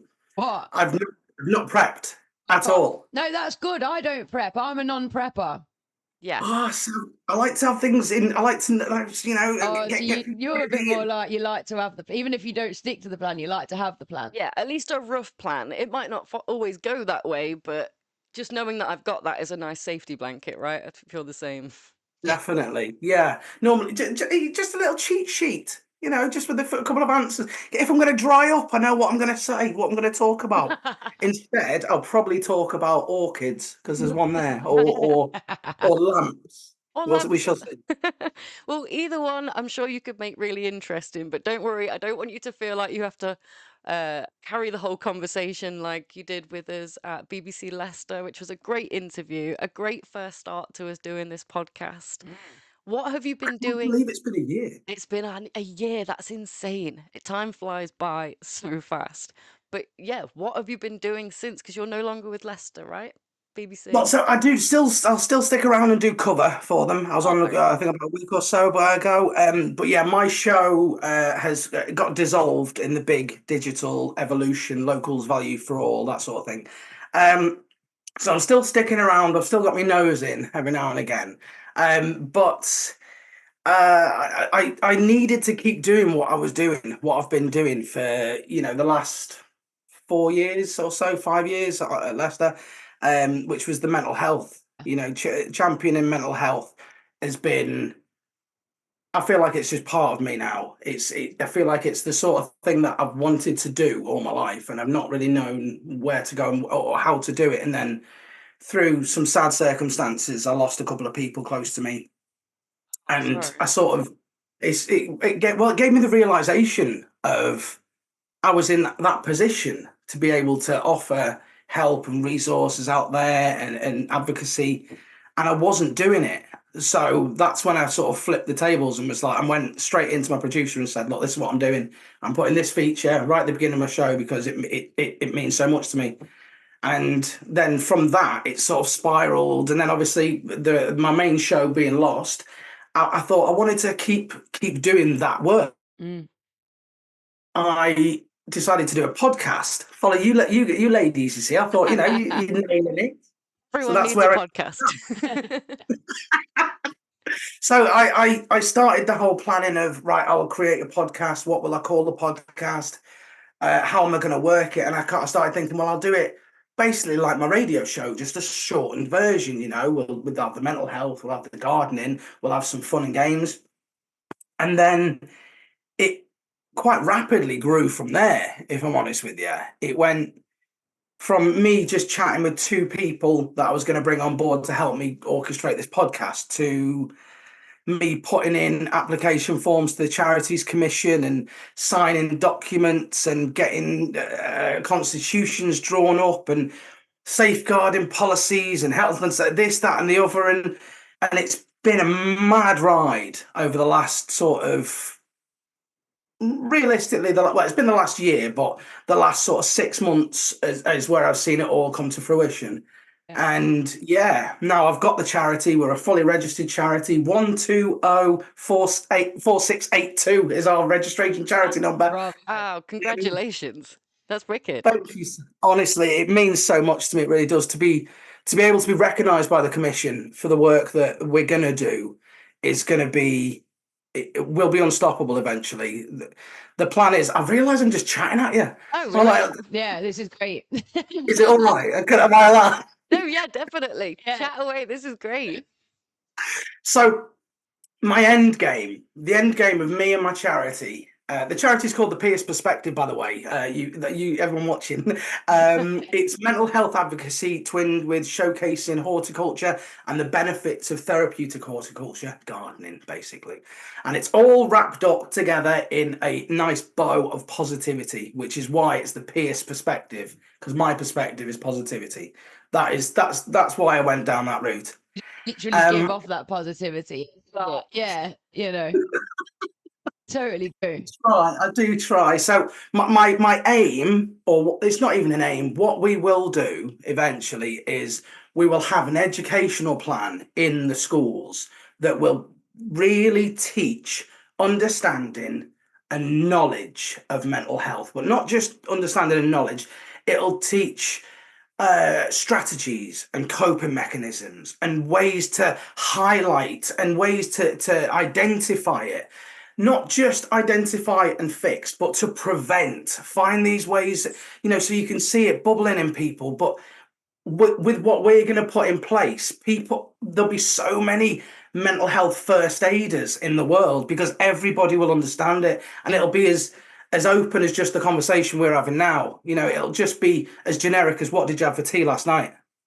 How's your mental health? That sort of thing. That's my real goal. So we're doing it through the podcast, which we've quite recently kicked off with. We're 2 episodes in now, which is really good. Feedback's is great. What's the podcast called for people wanting to listen? It's I went really extravagant with the name. I thought I would call it the Pierce Perspective Podcast. I love it. Keep the branding. The branding works. I love it. Hashtag branding. It's a strong brand. It is 100%. Alan Sugar would love it. I listened to and I've not listened to the second one yet, but I've listened to the first episode and I loved it. There you go. Great. Thank you so much. Yeah, Andy, you've got the kindest soul.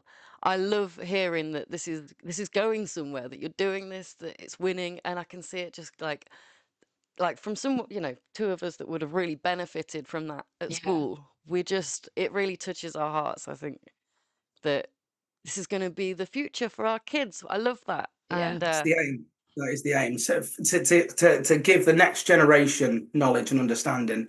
And we're starting off. I've got 100. And starting off small. I've got 100 trees coming next week from a tree charity. I can't think of the name, but it's through the Leicestershire County Council as well. Yeah, and they're giving us these 100 trees. And what we're going to do is we're going to 5 schools in the local vicinity and doing like tree planting ceremonies with each school to sort of get them to know who we are, what we're going to be doing, show them about the trees. My aim is, I don't know if I'm going to have enough trees, but my aim is to give each class in each school their own tree. Awesome. So that, they can have a place that they can go to and be part of nature. Even if it's within the school grounds, it's their tree. They can go and nurture it. They can water it. They can prune it. They can help take care of it. They can pick the fruit off it when it starts growing. You know what I mean? Yeah, totally. So that's our first real initiative outside of the podcast. And hopefully, fingers crossed, that'll all get going within the next few weeks. Wow, God, like quick time. That's amazing. I love that. All the metaphors that you can translate through life and plants. They're such good learning tools, and especially for children, that's a great idea. I've never even thought of, it's so simple as well, a tree. Why not? Just give them a tree. Give them a tree. Teach it. Get the fingers dirty. Get them out there, and they'll be experiencing something new. And then, whilst they're experiencing it, we can talk about the trees. What they do for our environment. Because one of our unwritten clauses is obviously sustainability as well.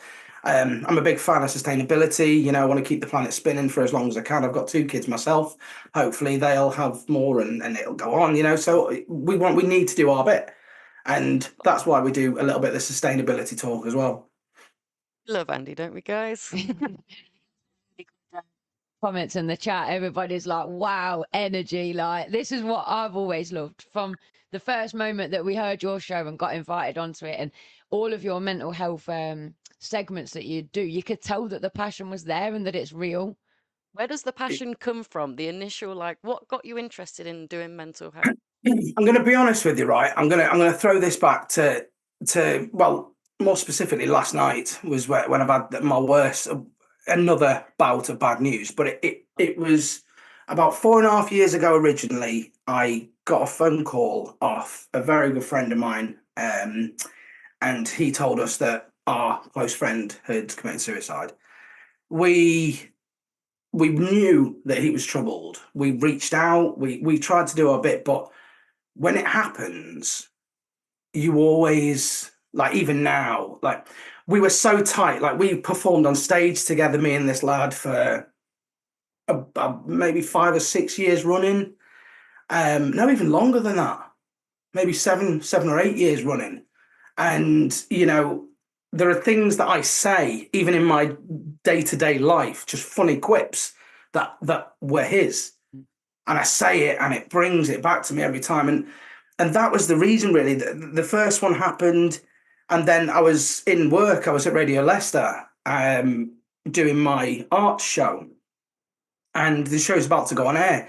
And I get a message from a different friend, from a different group of friends, somebody in Leicester this time, who then again had taken it upon himself to say goodbye. And it was that one that made me think, this isn't right. It's not right. You know, there are people in the world trying to do something, but no one that I know about. No organizations really that are pushing it in people's faces of get to know what this does, understand your brain, understand that it's not you that are giving you these intrusive thoughts. It's just a part of your brain that's ingrained in there through thousands of years of survival, you know, and people need to understand that. But then again, like I say, throwing it back to last night, I was out and I got a message, and someone else that I know has said goodbye, has taken the long walk, and you just... Thing is, it's You almost can only do turning. so much, can you? It's turning that pain into a purpose, isn't it? That's, you know, what you can feel coming through from that. Yeah, there's loudly something that needs to be done. That's, Yeah. you know, what's left of, there's these people's memories, like you say, like the things that you say that like, oh God, that's them. But it's also like what they're leaving is a really loud cry. Let's do something. Because how many more people is it going to be? Do you know? Yeah. It's Well, it's the biggest killer of men under 40, you know, and I can completely relate to what you're saying. In the last few years, I went to 3 funerals, I think it was last year or the year before, all through suicide. So, you know, we're in amongst an epidemic. Is that the right word? A pandemic, you know, and and you can feel the power coming through from what you're doing. It's giving me chills. Everything you've said, I'm just like, all hail the peers perspective. You know, we will fully back everything that you are doing in any way we absolutely can. Thank you so much. Honestly, there's a guru in, I think it's in India, a guy called Sadhguru, who he did an interview with Stephen Bartlett, you know, the Diary of the CEO chap. Yeah. He did an interview with Sadhguru, and Sadhguru himself said we're in the middle of a mental health, I think he used epidemic.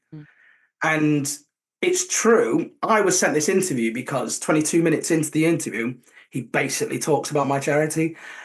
He talks about what needs to be done and how this organization needs to be there. Yeah. And I'm like, he's talking about us. Yeah. He's talking about what we want to do. So yeah, it needs must. reach out. I'm going to. When I heard it originally, it was before we even released any of our episodes. So I thought, I don't want to reach out to the team until I've got something there for them to listen to. And now there's a couple of episodes. You can hear the quality. You can hear what we talk about. Yeah.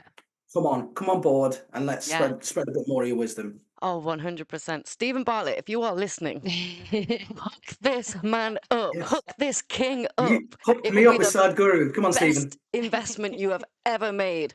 Hook him up with these gurus. Let's get him. Let's get it happening. Let's save these people. It's ultimately and the planet at the same time. I think you may be Jesus, the second coming. Like 100%. Because honestly, we live in a world where I think men have got a bit of a bad rap at the minute. The representation, like we're coming off of the Andrew Tate last year, and the how have you stayed such a gentleman, and how do you influence young men to be like you and not follow that way? That's a difficult one, isn't it? It's like me just trying with my son. I just try and teach him right from wrong. You know, I try and talk to him, and with obviously the understanding of mentality and mental health and things like that, as well as I mean, we've always had a thing from when he was a kid. Manners maketh man. And I always said that to him from when he was, you know, about that big. And even now, you know, he'll say it every now and again, because I don't say obviously the same quote to my daughter, but when I say it to her, "What's your manners?" he will chirp it in. He'll go, "Yeah, manners maketh man." And I'm like, you know what? That's stuck in there. Yeah. That's that. And everyone that ever meets him, they're like, they're such polite kids, such good kids. How do you do that? We don't know. I don't know how to impart it. I think it's just positivity. Be positive. Yeah. Smile. Smiles are contagious. You can spread positivity by just smiling as you walk past someone in the street. That person could be having the worst day ever. Could have just rammed the car into a lamppost after being binned off by his missus. But you smile at him as he crosses a road or something, and that might just awaken something in his head of, you know what, this world ain't so bad. Definitely. And I think, I don't know if you meant to without or even realize, but I think you highlighted the perfect example is that you were there teaching your son. I think a lot of this misguidance is because maybe some fathers aren't really present or the relationship is a little bit strange. So I think it's beautiful to hear that, you know, you're not just helping all of us out here in the world, you're creating really good bonds with your kids, which will then ripple effect, you know, you're going to have mini Jesuses and Jesusesses. It definitely comes down to that setting the example and the representation thing again. It's one thing that we're trying to provide is that for all of our mistakes that we make, we're doing it anyway. So we're not trying to be perfect. We're just trying to be out there doing it so that young people have got someone to look up to. Yeah, I totally agree. And I'm one of them as well. I heard a phrase, or not a phrase, a label that I'm pretty sure either you ladies know of it, or after this chat, you will probably use this from now on. Okay. This phrase is neurospicy. Yeah, fabulous. Yeah. Yes. Definitely. I'm sorry, I think that's mint. Do you know what I mean? Right. That puts it right there, right where it needs to be.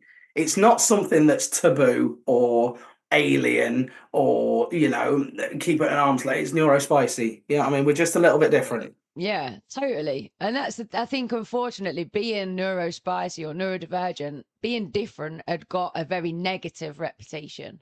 We're trying to broaden that. We're not saying it's all a superpower or that it's all good, but it's a broader picture than just the negatives. Yeah, and I have an equal opportunity, or should have an equal opportunity, to thrive in this world as everyone else does. So definitely, you know, some of my contributors to the charity are neurospicy. You know, Steve Parks, who owns Parkour, that he's a massive advocate for exercise for mental health. He's in Leicester.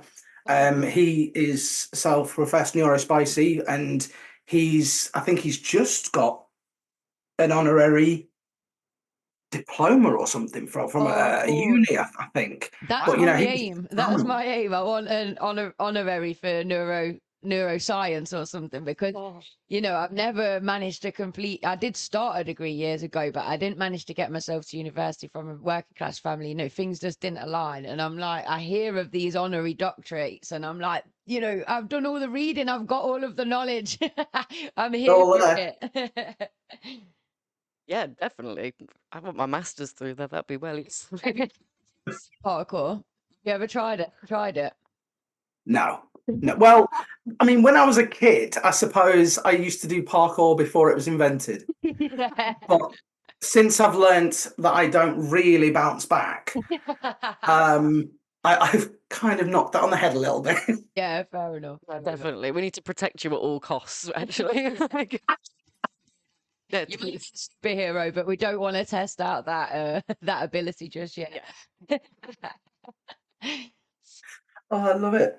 But let me tell you a bit more about other stuff that I do then. Yeah, indeed.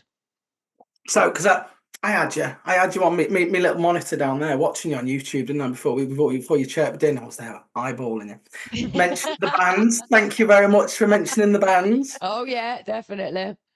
I love that's been my life really. Before radio, I was always a performer. I think that was the ADHD in me that Yeah, it's got to loved. be out there. I just, it was there, and from the age of 10, I was performing, and then went off to drama school and this, that, and the other. Obviously, continuously getting into trouble at the same time, but loving it. Then I got into screen acting, and then I found out I could sing when I was about. Oh, this is something I'm going to say to everyone. Actually, don't let anybody tell you that you can't sing.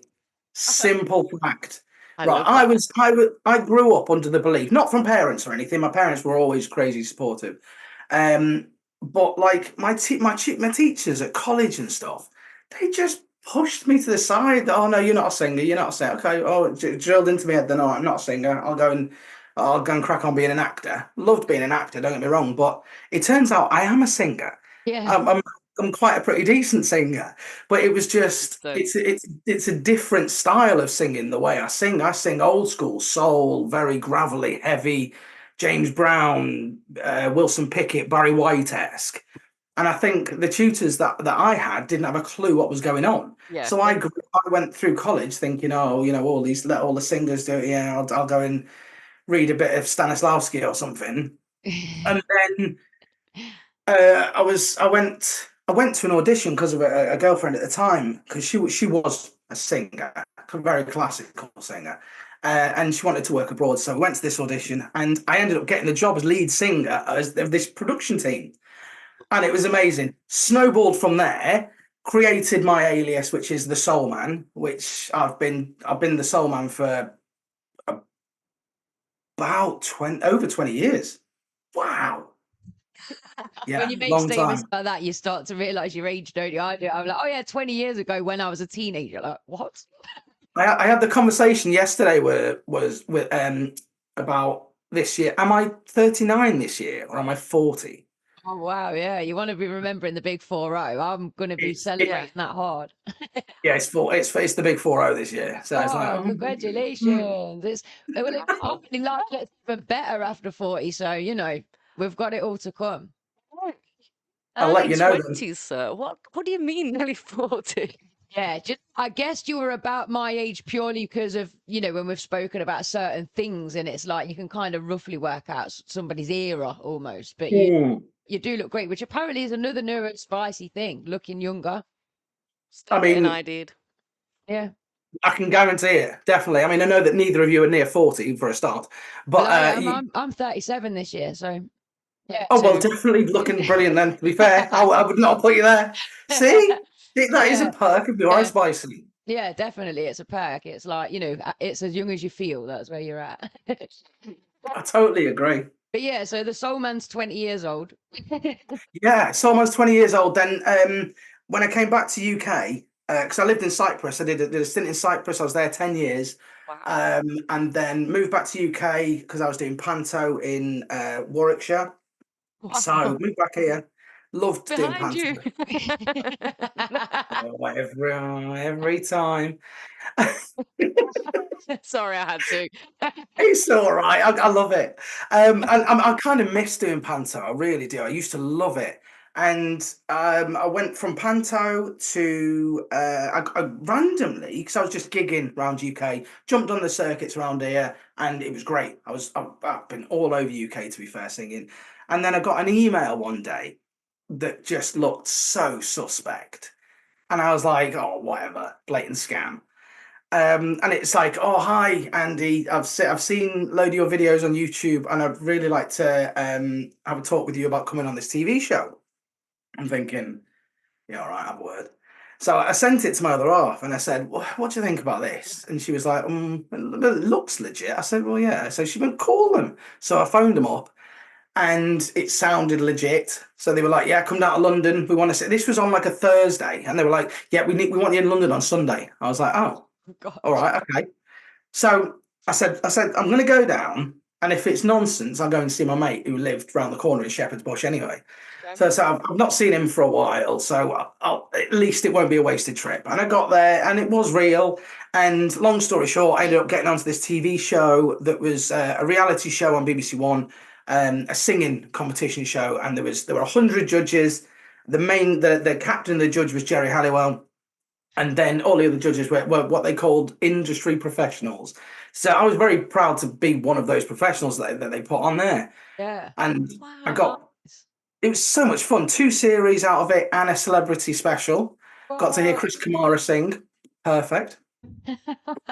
And Wow. through that, then got radio interviews, to which I was sat there thinking, I've always wanted to be a radio DJ. And then I just, I mean, Do that. it's just between us, isn't it? No one else is listening. So, No, yeah. Mum's the word.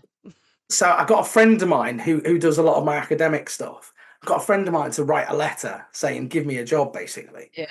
I said, write me a letter from me to them saying, give me a job. So she wrote me this letter. Oh, my life. I read it. And I was just like, how you've written that to sound exactly the way that I would have written it was perfect. And long story short, that's what got me the job at BBC. Very, That's very amazing. cool. Shout out to that friend, the academic. That's insane. Chris Lochran. I love you, Chris. That's amazing. I came in for the BBC Leicester's. Do you remember Leicester's Voice when they did the competition? I was one of the It was winners. upstairs. I was on air when they were doing it. Oh, I was one of the winners for that. Yeah, and I got to present my own my own radio show as like one of the prizes. But then, and I loved it. But then lockdown happened and it all just shut down, and I was gutted. So yeah, it kind of like put a stumper on the end of that. Oh, good. Yeah, well, lockdown was what got me my YouTube show, because obviously through lockdown a lot of stuff condensed. So I was like, I'm going to keep my music show up. I'm going to keep talking about new music. That's when I did Andy Play My Song, to which seamless loops back round to I've been given a crazy opportunity by one of my contributors who has streams on E360 TV. Yeah. Wow. So if you don't know of E360 TV, it's a platform that you can get on Amazon Fire Stick, on Apple TV, Roku TV, just on your TV, your box set sort of thing. You can get them. Just download E360, and there's so many channels and streams on it. Anyway, I've got we're bringing back Andy Play My Song to UK and USA. And I'm absolutely buzzing we're going to start off as a takeover. So there's a show on there called Skits and Quibbles, which is a comedy show. So we're going to do an Andy Play My Song takeover at least once a month on that stream. And then I reckon we'll probably get maybe 2 or 3 in, and then we might probably get our own show. Yeah, of course it'll go. It sounds like, like your openness is really worked in your favor, because when you said about going down to London, that's the kind of thing I do. I'm like, well, this is plan A, and if plan A doesn't work out, there's always that plan B, and that allows you to go forward for these opportunities. And because you go for it, it opens up doors, and it ends up like happening type thing, or whatever is meant for you in the stars ends up happening. Yeah, I'm a mad believer on what's in the stars, massively. Like everything to do with the charity, the way that everything's come together, it's the universe that has done it. Yeah, totally. It sounds like that, doesn't it? I don't want to give the universe that much credit. I think it's you, man. Like, yes, and all like the universe is all in one and all of that. I agree, but like, that's yours, man. Yeah, your energy did that. You mean in terms of that this experience from this led to this, and that, and then it's almost like 5 years later, something that happened 5 years ago benefits that thing, and you're like, oh, that's why I learned that skill, because now it's happening for this. And it's like it's exactly that. It's like getting all the pieces of a puzzle, and none of them going together until the picture starts to form, and then it's like, aha, now I know why I had that piece and that piece and that piece. It's literally exactly that. Like people coming out the woodworks, like, oh my life, what you're doing is amazing. I want to give you this for free, and I'm like, no, I don't want stuff for free. I'll but come on board and help us. You don't have to give things sort of. And it's just like one of my friends who I've known for years. He's a sports journalist. This was way at the beginning, before we were even registered, and I wanted to do it all. And I've done. I'm going to be honest with you. I've got my board. I've got a board of 3 other people that are obviously not related to me. But I've done everything myself. Yeah. I've written all the the policies, the procedures, the constitution, understanding the legislation, which took me a long time. Yeah, right. Bet. It's not. We've you know done what a I bit mean? of research for getting this platform up and running as a charity, or to do it as a CIC, or to do it as, there was another thing, but writing the constitution, it was, it's overwhelming. It is a lot of work. Yeah. Our brains aren't Massive. really geared for that. Like, give us something creative. Let me show you an interpretive dance. of the constitution. Yeah, exactly. Perfect. No, Yeah. This is what I want to do. I love that. Congratulations on doing that. Like, that is for not sure.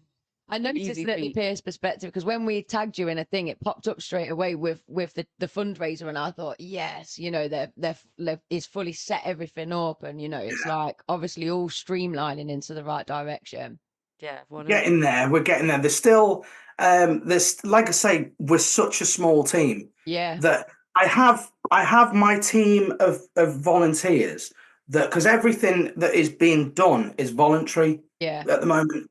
I eventually would love to get down the line to have funding to be able to, because the mental health plan, the structure of it is going to cost money. It's not. Yeah. It's not just going to be written on the back of a post-it note. Yeah. I'll tell you the plan. I'll tell you the plan very quick. I've got time to tell you the plan. Yeah, I've got about 7 minutes. Yes. Sweet deal. Right, it's a three-pronged approach, right, from schools. Starting off in early years and foundation stages with a persona doll that looks very similar to a certain person. Right? They get to meet this persona doll. They understand. They learn from the persona doll. We do nature walks. We do breathing techniques with this persona doll. That's how that works for the first early years stage. Then you get into key stage 1 to key stage 2. That persona doll changes into an animated video that looks like someone else again. Right, but it's an animated, slightly older version of this person. Right. Then that teaches them more techniques, more understanding, more knowledge. Then when they get to key stage 3, we have the real live videos presented by Yeah. So Branding is hopefully- amazing. I love it. Keep it. It's not just the branding. My thoughts are that they've known me from reception age, 4 years old. So by the time they get to key stage 3, they're like, yeah, it's Andy. Yeah, We're willing to listen to him. I will listen to him because I trust him. I will take this knowledge on board from him, from the friends that he's introducing, because it's not just me, it's me running the charity, but I am backed by a chartered psychologist who's called Dr. Audrey Tang. She is phenomenal. She's a keynote speaker at many mental health events. She's phenomenal. And also Professor Anthony Kessel, who's a professor of mental health. He's also been a clinical director, worked at the NHS as the clinical director of the NHS for, I think, 3 or 4 years. So both of these medical professionals are backing what we're saying, and they're going to be the ones that are featuring on the videos, and the bite-sized bits of knowledge are going to come from, real people, professionals. Yeah. professionals. Do you know you mentioned about the animation, the ones on our backs? Yes. They were done by one of our 14-year-old. He's 14 years old, but he's very similar to your energy. Actually, is like a natural performer, but he's drawn these. So if you do need an animator or some, and you want to work with a local neurospicy teenager that's finding it, he does find it difficult to be fitting in with his kind of high school. I think there could be some sort of meeting going on here. Yeah, I mean, he's incredibly talented, like beyond talented. He came to one of our events, and he was drawing live caricatures for people, like as part of like raising some money for us and stuff. Like he raised quite a bit of money as well, didn't it? People were lined up waiting for him to draw him. It was really sweet. So but I just, as soon as you said the animation thing, because he's mentioned about making these characters into like a different podcast cartoon and like giving it like, little like narratives and stuff. But as soon as you said that, I thought, oh my gosh, if you've not got an animator in mind, then George Meluish. Right. Before the introductions, yeah, 100%. Well, I'm worried that this will randomly kick you out. So instead of some rude, abrupt ending, thank you so much for coming on, Andy. You've lifted our spirits. This is You what I indeed. needed to get me through Girls, for the last bit. congratulations on your anniversary. What you're doing is phenomenal. You know, you're highlighting the neurospicy, you're showcasing what it's for. Keep doing what you're doing because you two are amazing. You're special people, you really are. Oh, thank you so much, Andy. Have you enjoyed being the interviewee over being the interviewer? I've honestly loved. I hope I haven't talked too much though. That's Like, not possible. That is definitely not possible. I had to talk. I was going to say at the start when we were talking about the nerves, I always think as the interviewee, you can chill, man. It's the interviewer's job to carry it. If you notice that they're falling, it's their job to kind of notice that and pick it up. So yeah, the more you talk, the more we get to relax a little bit. I'm gonna say you've been on for what 6 hours now, is it? It's yeah, 6 hours. Yeah. Yeah, I mean, you needed a break. You needed a little rest. Yeah, for sure. That's why I came. You've definitely given us a boost. It's been great. Yeah, definitely. Thank you so much, Andy. We'll link everything in the Take care. description, and good luck with the peers perspective. And we'll the be tree following. planting. Thank you. Keeping it. Mad love. Take care, ladies. Take care, Andy. Mwah. Bye. Amazing. Oh, I love Andy so much. He's definitely team hyperactive. He's definitely neurospicy. But I mean, just setting, you know, if you think, oh, I've got ADHD, I don't know if I can. These are the role models you need. Look up Andy. If you're wanting someone to follow, like, how does he do things? What does he do in life? It's such a great role model, and I love what he's doing. And so, Everything like, he's doing is what we were just saying to Grace is needed. You know, we were saying about the 100%. saying about how they need to get in young and the problem with kind of the school education system. And then he's just come on and said, I've got it under control, girls. I'm doing it. We've got, you know, we've got the structure, we've got it in place. I nearly cried Yes. like several times during that. Like, Yeah. it just like You can feel the realness, can't you? It's the yeah, I just think like this God, the emotions that man's probably gone through, even of last night, and he's still found the time to come and talk to us. Like, it's still, he sees like the opportunity. yeah, why kind of would I thing, not do this right now? It would be beneficial, like even for oh, what a sweetheart, what a good man. Indeed. And I think that turning pain into purpose is such, again, a good example to put out there because it's so easy to kind of get caught up in the world isn't fair, that shouldn't have happened. I'm just going to be an arsehole because why should I try? Yeah, you know, and it's like, actually, you can turn it into a power kind of thing. That says, love your vibe, Andy. Grace said already through it, and we already mentioned it. Such amazing energy. Yeah. So, such an amazing guy. And even like, there's another Leicestershire initiative, which is It's Okay to Not Be Okay. And that started up because of him losing a friend to suicide. Right, and he was just so kind of, I need to do something. yeah, like I think it's a really common thing in ADHD to need to be the solution finder anyway. So when there's a problem, it's like some people have put it down to me of being a people pleaser, and I think I believed that for a little bit, but actually I think no, I think I was born as a healer and I wanted to heal, and I find it very hard when somebody's got a problem to not want to fix it. You know, and it's like sometimes people are like, oh yeah, typical woman, like, you know, attracting the problem kids, you want to fix everything. And it's like, no, I think I was born with that. And I think Andy was born with that, you know, and I think the It's Okay to Not Be Okay. Yeah. Dude was born with that. And it's like, you know, these things happen, and that's the fuel to the fire where it's like, right, now I've got that passion behind me to do something about it kind of thing and make sure that I make a change. Yeah, definitely. Oh God.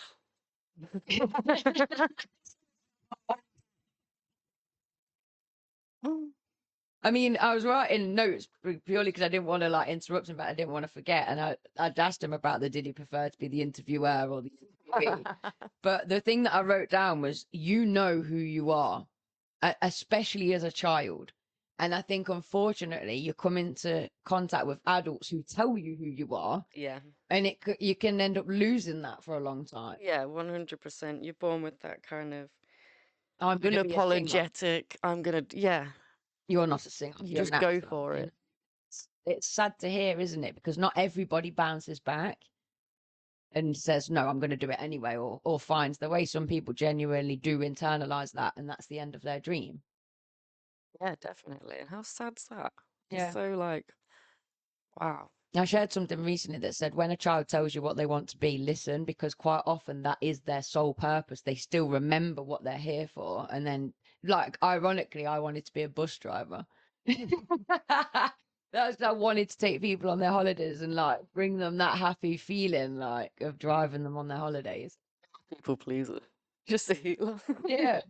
No, I love that. That's really sweet. And so, of course, that's what you said as a kid. Well, I used to get in this classic Mini on the drive, like not as in what they drove anymore, as in it was like a prized car. And then when you have family dues at your grandparents or whatever, like I don't know, Christmas and all the aunts and the uncles and cousins, everybody's getting together. Me and my brother were kind of the eldest ones of the cousins, like the first ones, if you see what I mean.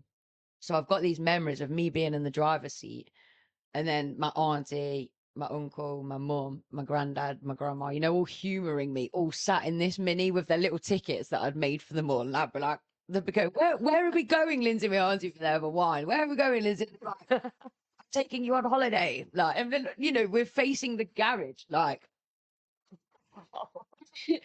It's like I look back and I just think I was so blessed to have that family that was like humored that, they didn't all just go, oh, bugger off. And I'm sure they did at times, but they all took their little ticket and they all came and squeezed in the car and let me drive them on holiday. And pretended that we were going on holiday. You know what? We're all in that together. You've got such a supportive family. And like even while Sedge's interview was on, your mum messaged just to say, "Oh, girls, you're doing great. And if you run out of topics, remember this thing from when you were younger." And it's just like, oh, she's watching. Yeah, like, it's so sweet, and she's in your corner, 24/7. Like, because obviously I'm quite spiritual. I read a lot about the spiritual things, and one of the schools of thought is that you choose your parents before you're even born, type thing. And I'm like, I know why I chose my mum, because she's kind of all where my weaknesses are, she's the strength. So it's like, and she's been there, like supporting me through every single crazy idea. But she sent me these of the cat watching the podcast. So she's got with Grace in there. Yeah, that's what I thought about. So her cat's watching Grace's cat and going, "Ooh, check out that pussy." You just see the viewers go, "Sure." No, I think you can say it. The pussy cat. Totally what I meant. So I'd got Flamingo AF down as 8:15, but I think they've advertised it as 8:30. I can't remember whether they're going Need to wait till 8:30 if they've. Yeah, so am I, but I'm just worried that they're going to be in the. I'm just going to check on the Flamingo AF. If you're watching. Oh, that's really sweet. They're just saying if we've got the link to the donations page and things like that, that they can share it for us. So I'm going to send the Patreon. Send that to them at least, yeah. And ask them. Yeah, ask them. I'm happy to wait till. I'm sure they've advertised it on their post as past. So let me just have a look. Oh, so has it been 6 hours? Is that right? Wow. It's gone so fast. Just as Flamingo F will be on their live stream at around 8:30. So I'm going to get the I'm going to go to the loo. I'm going to send this Patreon's page, nip to the loo, and then I'm going to get the alcohol-free cocktails out. Go nip to the loo. What have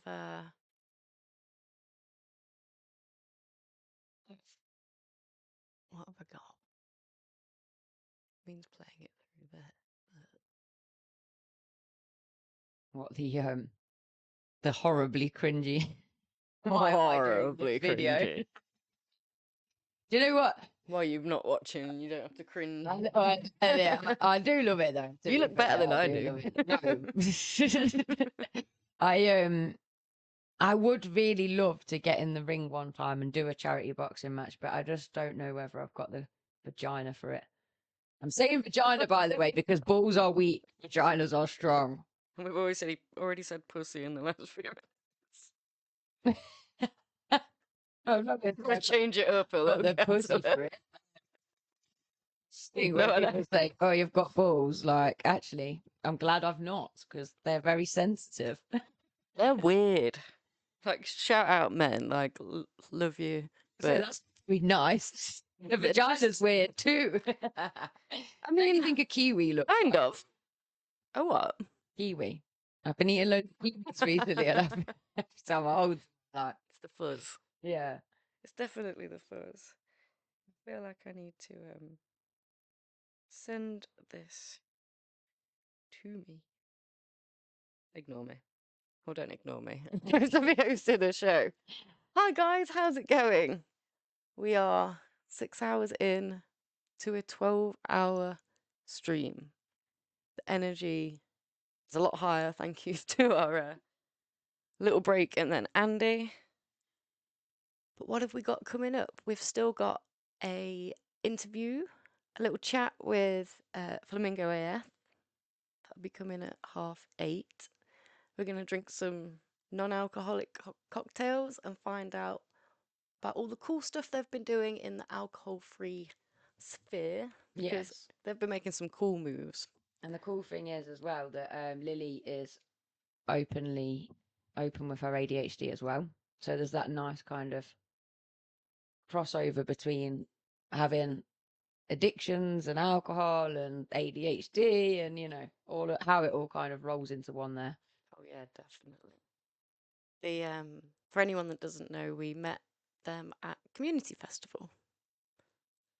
Yeah, we did, didn't we? Gosh, that seems so strange to think that, because they had the big blow up flamingos around them, so it made them kind of stand out in the crowd. It was like, who were those girls with those big, like, because I love pink anyway. So it was like, for me, I was like, you know, just because of the bright and the, you know, the standout factor. And they're both gorgeous as well, aren't they? So it was like, you know, they're very glam, if you see what I mean. So it was like, who are those beautiful, glamorous women with big flamingos? Yeah, they definitely make you want to learn more. Like, Sober who are these confidence was girls? what they were doing, wasn't it? And to be honest, I was only 6 months into my sober journey and only just starting to find my confidence, because for the first few months, you know, you're wrecked with social anxiety because you always for alcohol do it. So it's a real learning curve for the first few months of sobriety, because your brain's like, just drink to get through it. That's how you do this. So, yeah. Rewiring of that is not easy. No, it's a long, kind of a drawn out process that you do have to stick with. But I remember the first festival that I'd done in the May sober, and I was petrified of people, you know, the crowds. I was like, I remember I wore my bucket hat and wearing it quite low and capping off half of what was going on was my tactic to get through that. It offers you that kind of protection, doesn't it? Yeah. Almost. It's I can't see too much of what's going on. It was that kind of feeling. How did it? Was that the whole festival that you felt like that?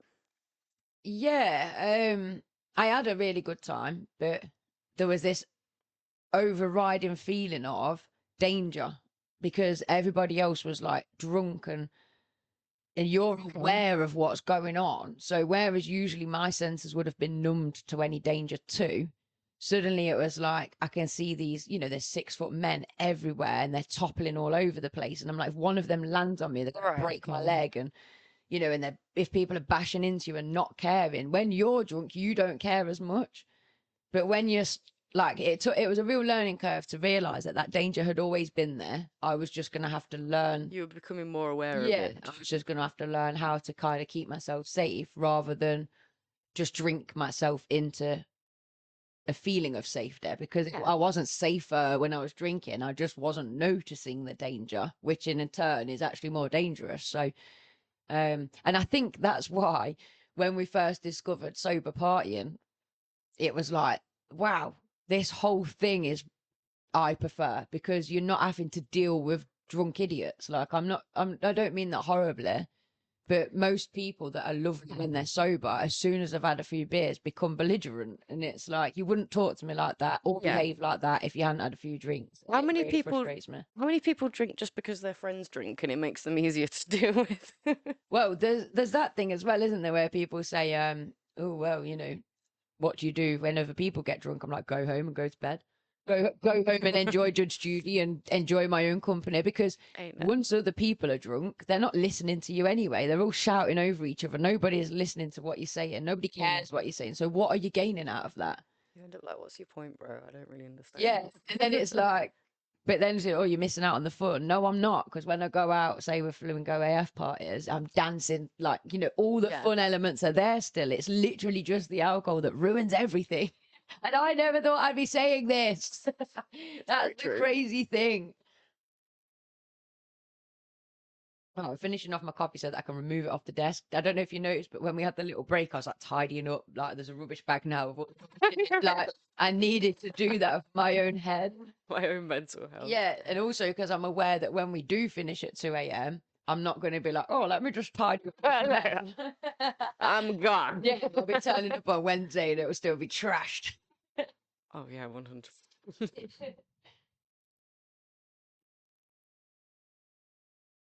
Well, that's not. Was after. I realised I can't play it with the music, but that's fine. We can just talk while it's on. A cringe. Who will win? Featuring our awesome t-shirts. I said to Lindsay, give me your best Tyson. And she rocked it, right? It was cool. In my head, I looked awesome. And in reality, there's just hair in my face and I'm all red. So, whatever that move is. Oh, okay, maybe it is more cringe than.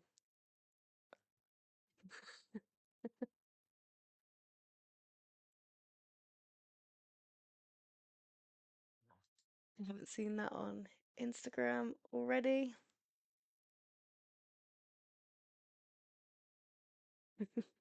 It's kind of better with music. It had the Gladiators theme over it. Has anyone been watching Gladiators, the new one, The Return? It's been giving me so much nostalgia, and the women are beautiful.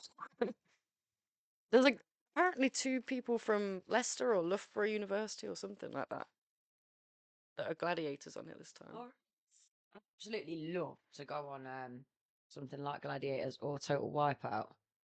I just want to have a go. I don't want to be in front of people and timed. I just want to have a go. Yeah, that's a good point, actually. I wouldn't want to do that thing, you know, on the Total Wipeout where they have to go, hiya, my name is Lindsay and I'm a hyperactive knobhead. Yeah.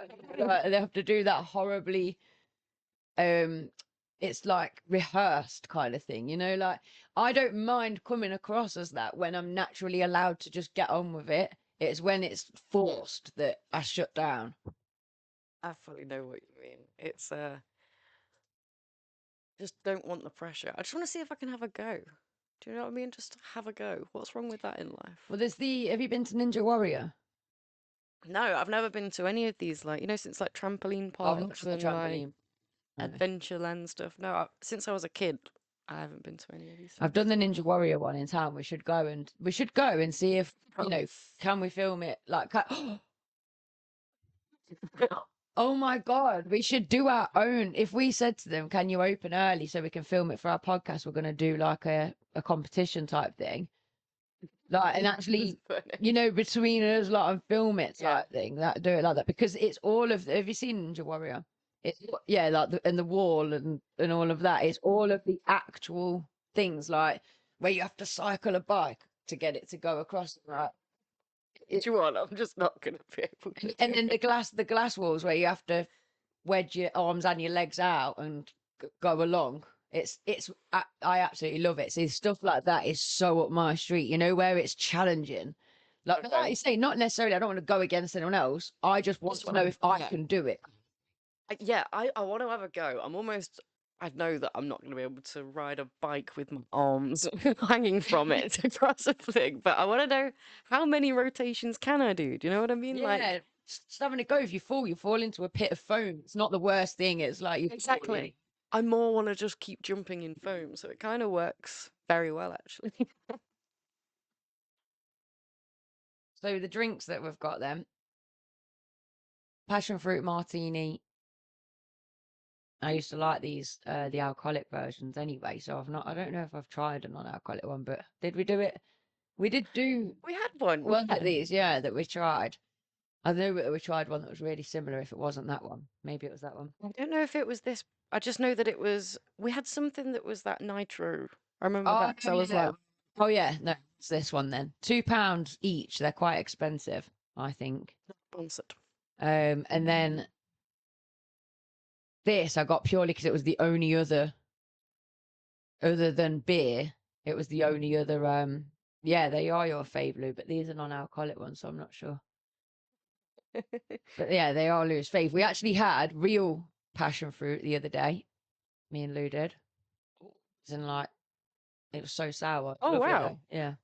I don't even know what I'd do with a passion fruit. Is it like a scooper? Yeah, just chop it in half, and it was filled with the like orangey pip, like the black pips, and then the orangey stuff around it. So I just like had a lot.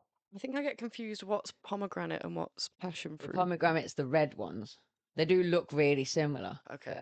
But pomegranates, they're almost separate, aren't they? Little balls of juice around the seeds, whereas yeah, it's mostly seeds, isn't it?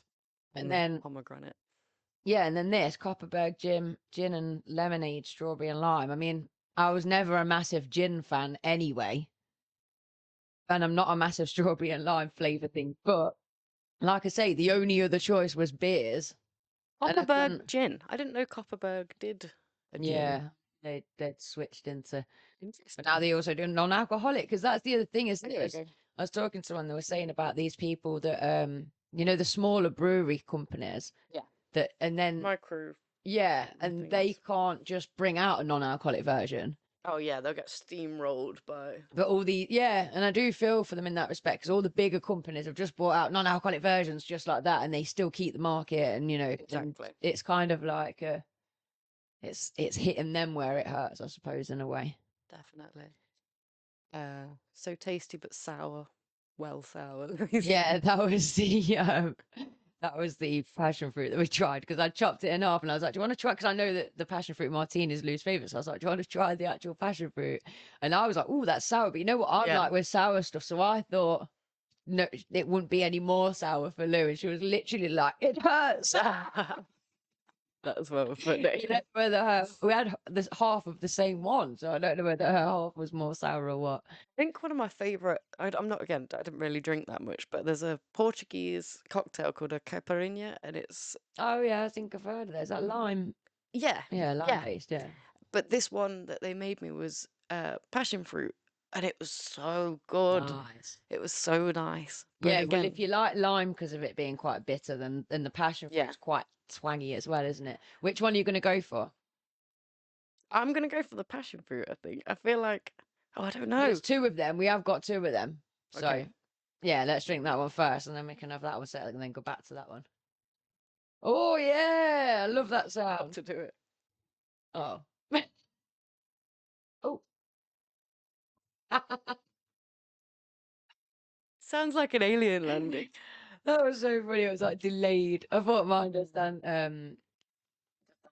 Oh yeah, Lou's a Caprinia fan as well. Yes. Yeah, I love lime Cardi Breezers. And when I was that was the only time that I've really struggled, was watching Lee drinking lime Bacardi Breezer on the beach in Tenerife. And I was like, if I'd got a limeade, that would have been fine. I wasn't missing the alcohol. I was missing that taste of lime. I was like, oh, I just want some. I just want some. And it was the lime that I was after. I think Nick agreed with you last time when you were talking about the lime. He was like limeade. I said a cloudy limeade is what we need. I even asked a bar. This bar said that they do. It was in Manchester, I think. I found it through the Flamingo AF Girls. They do any cocktail like non-alcoholic, and I was like, "Do you do lime Bacardi Breezer?" And he said the Caprinia would be the only kind of like thing that was close. That's really cool. Yeah, Lou Shat and the Caprinia was her and her old Bez's fave when they were living together. Well, we have two people in the waiting room. It's two. Oh, where's my fan? It's under here. I did up too well. fine and everything. So, well, view them, let Oh them my goodness, that is tasty. in, and share with you. Hello. Hello. Hello, ladies. Can we hear you both? Steph, can we hear you? Hope so. Can you? Yes. Look at all of us in matching today. Oh, yes. Representing. Wait, what's And you. And then we're in a match. Woo! Love it. How are you guys feeling? It's been has it been a long day? It's been like an emotional roller coaster. Yeah. You know, like ups and downs. Like when we've had sound problems with some of the other guests, it's like so deflating where you're like, you know what, I just want to cut the stream off.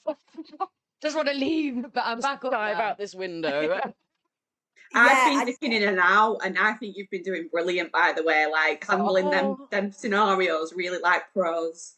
Well, thank you. That means a lot because it you know, like I could feel myself where I wanted to react like a child having a temper tantrum, but you like thinking to yourself, it's not going to make anything any better. You've just got to go through it. But I think Steph probably handled it better than me. She was like, well, come on, we've just got to keep going. And it's like, I don't want to. Yeah, I don't know if you girls feel the same, but when one of us breaks down, the other one is weirdly calm, and then vice versa. Do you get the same? Exactly the same. Exactly. Literally exactly the same. We can't all be crazy on the same day, right? Yeah. But when something goes wrong, like technically when you're doing something like this, a minute feels like an hour. Yeah. And you're panicking, aren't you? You're like, you know, say if I'm doing a speech or something and I forget my words, I think that I've spent like a good 20 minutes like fumbling over my words, and I watch the footage back and it's literally like it's just like a split second. But in my head, I'm like, I stopped for hours. It is definitely true. It's a weird thing recording yourself and watching it back, right? You're like, they'll take a selfie and post it, but the lengths of like the editing you have to do, it's a kind of unnatural, and it's something I really struggle with. Like when it comes to making your own content, who does the content between you? Is it a joint effort? Yeah, we kind of both. You're better at the minute, aren't you, with it? Because I was taking a bit of a social media break. But we do kind of share the role, kind of depending on what we're doing. Like talking face ones, I tend to do it, and you're good at like the montages, aren't you? Yeah, it's hard as well though, because we've both got our own social media accounts, and then we've got the Flamingo account as well. And it's like, should we get a Flamingo account on TikTok? And then we're like, no, God, that's just all too much. Yeah. You've both got quite a strong presence separately as well, though, which I think really works for the community because people vibe with one of you or vibe with both of you, and then they find the community through that. Yeah. For anyone that doesn't know you girls yet, sorry, I just cut you off. Enough of that. We're just like, I can tell when we're going to laugh at something because we just both went, yeah. Like, no conversation. Steph's necking a wine. I love it. Isn't that? I'm necking my cocktail. It's a proper placebo. Like still to this day, I sit drinking my alcohol-free drink because I am nervous. Like I don't know if you've been nervous. Like it is quite nerve-wracking, no matter how many times you're on social media, especially with it being live. So just having this, it kind of settles my nerves a bit, and I'm like just necking the AF stuff. I'll have a sore stomach in 20 minutes. I completely relate though. I was saying to Steph earlier that I was stressed in the week, and I was like, I'm having a beer, and my housemate was like, I've not heard you say that for like years, but I meant an AF beer. But having that beer, the placebo effect of calming me down, it was, you know, that was all I needed. I was like, I've had my beer, feel calm now. Get on with it. I think it's the process, isn't it? I mean, we have a saying in the Flamingos, one of the flockers gave it us, and he said, change the ritual. Not change. Change the recipe, not the ritual, and it was Amanda. That's the one. That's the one. This is what it's like working with someone with ADHD. Imagine like both of you. Yeah. Oh God, we were just laughing. We were just laughing before we come in because I've just done a social media post telling people that we were coming on this podcast. and I got it wrong.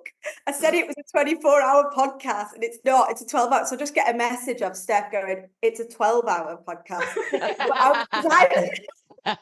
I've obviously read, just skimmed, like read it and seen numbers and gone, 12. I mean, 24. We were going to go for 24 hours, so thank God we didn't. Yeah. We're not doing this again. I know that for sure. This has been so long. You know, I'm so glad it's not. Happen? When you finish, though, you will be on a massive high, and you'll be like, actually, I want to do that again. Totally right. That was because even as Steph was saying we're not doing it again, I was like, I've changed my mind. I do want to do it again. Yeah, it's that just does happen.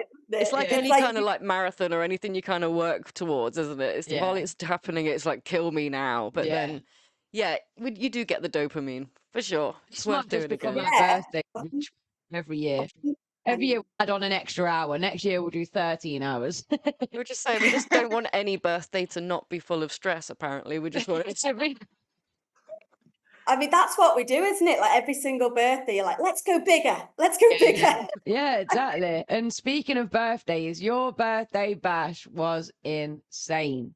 Congratulations. Oh, it feels like they get better and better every time. So yeah, I forgot. We're so far into this. For people who don't know who you are, Flamingo AF, who are these girls? Lily and Steph, please tell us, what do you do? Are you taking this one or am I? You go for it. Go on. Steph needs to drink a wine. Yeah. I'll be with you, Steph. So we're Lily and Steph, and sorry, my hair is doing my head in. Sorry, I'll stop. So we're Lily and Steph, and we're friends, and we met on TikTok when we started blogging our own sobriety. So Steph comes from a binge drinking angle where she just wanted to stop to better her lifestyle, and I come from an alcoholism side of things where I have to stop, otherwise I'll die. Here, the honesty is great. I love that. Yeah. So after blogging on TikTok, we became friends and we met up a few times, went on a few hikes, a few coffee dates. But we were bored of that. Like we wanted the party, we wanted the whole process of kind of getting dressed, having pre-drinks, going out and dancing. So we thought, let's just do it, let's just see what happens. And then fast forward to now, a year later, and it's just grown and grown and grown into something that we could have never imagined, isn't it? Yeah. Just to put it into context, we created a brand that hosts alcohol-free parties because I don't think she said that. Oh, I didn't do that. we have a party. We just we just decided to go out. Yeah, but we've got this big whole community. I think there's like 3,500 flockers on Facebook. We've built a big community there. We go on hikes, we go on walks, we go on cold water dips. We've got a book club. What else have we got? Love it. We've got Zoom check-ins every month. And then we host these big parties every 3 months, and they're all alcohol-free. Think Ibiza style, sax players, dancers. They go wild. Yeah. You can tell that you have come from that party background because they are the party just minus the alcohol, and it's revived my party spirit. I love partying, but because I went alcohol free, I was going out clubbing and thinking this just isn't the same because people drunk and they're just it stinks, and people are like just tired, drunk and That was one thing I noticed at the last party actually, like. Because people say, well, why can you not just go out and club with clubbers that are drinking? But it feels very much on a different wavelength. Like you don't know people's moods when they're out, when they're drinking. It can change in an instant. Yeah. Whereas our parties, I feel like everybody is on this euphoric high, wanting each other to do well, egging each other on. If you're looking at each other, it's out of encouragement and like, yes, you go. Yeah. But you don't kind of get that, do you, when you're mixing with people that are drinking? We were saying like, you'd accidentally bump into someone and both of you would immediately turn around and say, oh, I'm so sorry. And you're like, oh, it's all good. Have a good night. Yeah. You can't guarantee that on a night out in some bar or club or whatever. If anything, the risk of it being the opposite reaction where it's suddenly a fight or, even worse. As well, so when I'm out, I am looking at people, and the amount of times that's like, what you're looking at me. I'm just looking, I like your dress, or I think you're pretty, or, you know, I'm not looking at your boyfriend, I just caught his eye. But, you know, there's literally so many elements of it going wrong when there's alcohol involved. And then your part is just take away all of that stress and you can just get back to enjoying the music, the company, having a good time. Yeah, absolutely. I think it takes a little bit longer to feel comfortable into it. That's something that I think you can feel a little bit more anxious going into these parties. But I think give it a little bit longer if you come to one of our parties or any sober event. You have to give yourself a little bit longer. But when you get to the point where you do then feel comfortable and confident, they are just the natural high that you get just lasts so much longer. Yeah, it's kind of like the plunges that you do, right, with the cold water. What is it, the cold whore baths or whatever? Cold water baths. How do I say this and not be offensive and get it right? Yeah. We got trolled. One of our flockers got trolled and was called. Are we allowed to swear on this? Yes, we're allowed. We're not in America. She was called a cold water whore. So we thought we'd turn the troll comment into some merch. And we're now the cold water whores every time we go cold water dipping. I love that. So good. Really kind of answer back on any trolls, because that was one of my biggest fears coming out on social media and being so out there. I take negativity or criticism really to heart. You know, it's like, I won't necessarily pick up on the 20 people that are saying how well we're doing. I'll cry over the one that's saying, oh, you know, you're rubbish. So I love that you pair of really you just take it in your stride and you you out those people. And I think it's important that you're doing that. Yeah. 100%. Like, where does that come from inside you, that you're not just going to lay down and take like brand deals or whatever just to, you know, because you're saying the right thing and not answering back? How do you like navigate that? Well, we have actually navigated that. We've been approached by a few brands that we've not wanted to work with. The Sun. I love you, lady, so much. We told them to do one. But yeah, if something doesn't align with us, we want to be really true to our brand. Like, we've built our brand based on being really real. Like, we don't put toxic positivity out there. We tell our truth and we tell our story, or the ups and the downs. And I think that's why a lot of people kind of relate to either Lily or me or both of us, because we are very honest. So for us then to go against like our honesty and how we've built our community, it just wouldn't feel right. So, and the good thing is, Lily and I, we always have a discussion about if we're going to go ahead with something, and we actually 9 times out of 10 agree, don't we, about what we're doing and the direction that we want to go in. So it's actually quite an easy decision for us. Yeah. I mean, you are confident. We love that. Sorry, Lily, go on. No, it's all right. Well, I was about to say, when one of the things that Flamingo AF has grown into, which wasn't necessarily, this happened organically, but it's something that we're really proud of, is the kind of growing of confidence, like this sober confidence that you see happening, not only for me and Steph, because we've been on that journey, but for the flockers.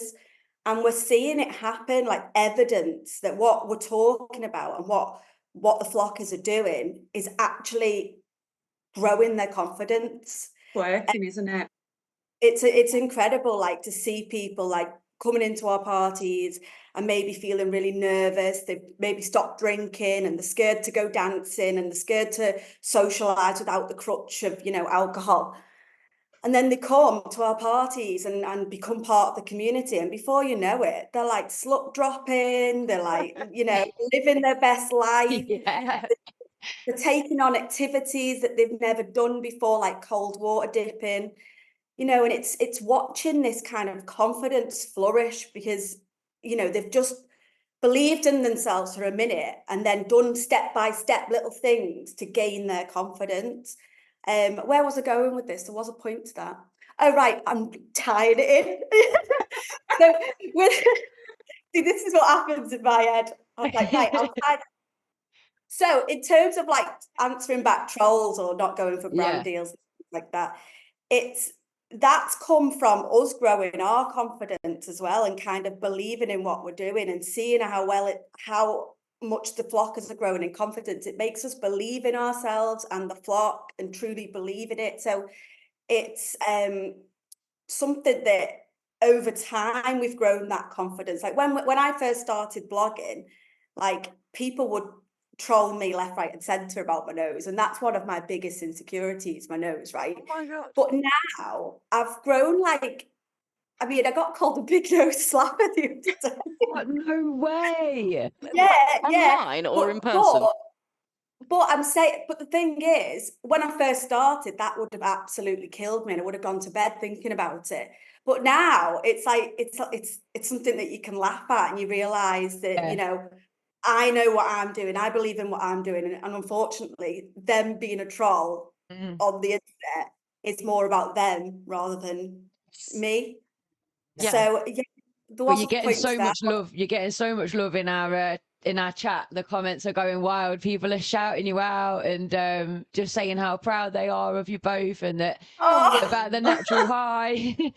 Yeah, there's I can see the comments, like, you know, and I'm looking in this direction, but I can see it on my profile. Kelly Gill says, "Yay to Lily and Steph with the kissy hearts, kiss face." Hi, Kelly. Kelly Gill's got ADHD children. Oh, wicked! I think Kelly's been supporting our posts quite a lot and commenting on them, so it's been really cool to meet some of your community. Kelly was the one that had the light up space buds, right? Yeah, they were so cool. I wanted to know how to do them. Rocket, like a blonde pocket rocket with like she's you know, she turned up to the cold water dip the day after looking exactly the same. Like she looked like she just yeah, we saw it. And I saw her hair and I was like, is this a constant thing? I love it. Wait, are they attached to your head, Kelly? Where do I get them from? And it's in the chat as well, and Tracy Brennan, TJ Elizabeth. I'm not sure if these names that you're recognising, but they're all we know our flockers. Flockers. It's amazing. The confidence thing though, and the natural high thing is definitely something that I can relate to so much, in terms of you come to the party and, you know, that first hour you're like, oh, I'm anxious, why am I doing this, I want to go home, and then an hour later you're looking at each other with big glassy eyes like, like losing your mind. And it's all without the beer. Now if you'd had the alcohol, you'd just assume it was the alcohol that had done that. But if you just give it a chance, it's you know, we are equipped with all of these chemicals and things in our own brains, but we've just, like, you know, relied on the booze for so long. Yeah.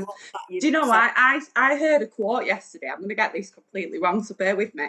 But it was on a series called Louder Milk. Is that what it's called? Oh my God, I've been watching Louder Milk. Isn't it wicked? It's amazing.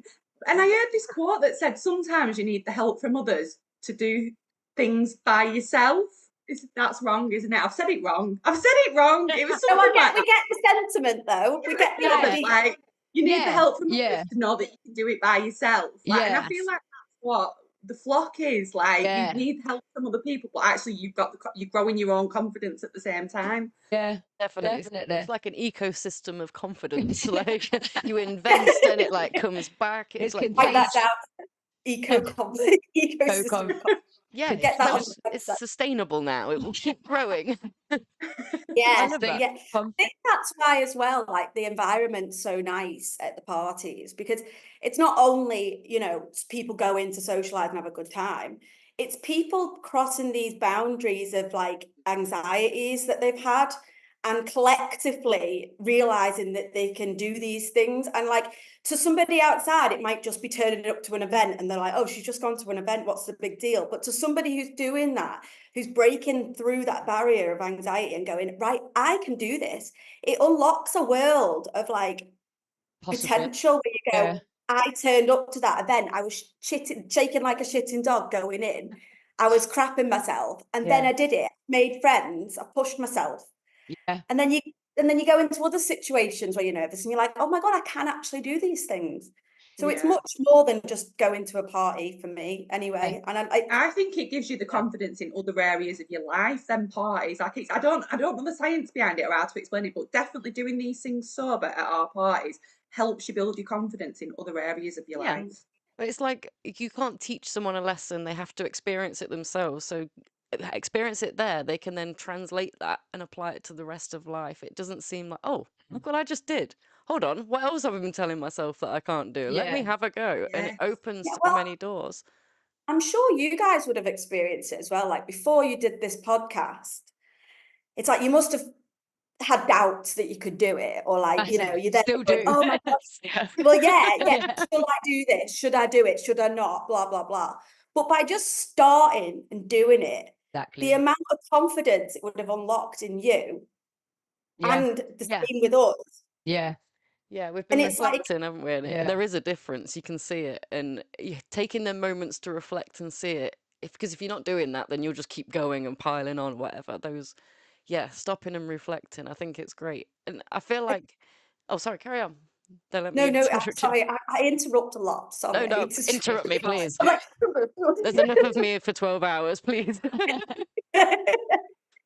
We all have that imposter syndrome a little bit though, don't we? Like we all think that we're not good enough, but actually we've all got our own stories to tell. People are interested in us for our own individuality. And I don't know where that imposter syndrome comes from, because I look at somebody else doing something and think, God, you're really good at that, or fair play to you. Like, why would people not think that about us? Like, where does that self-doubt come from? Yeah. I think it comes from systems. Systems. I mean, each person's going to be individual, isn't it? And identifying personally, where does that initial feeling come from? Can you trace it back to childhood? Is it your first job? Is it a relationship?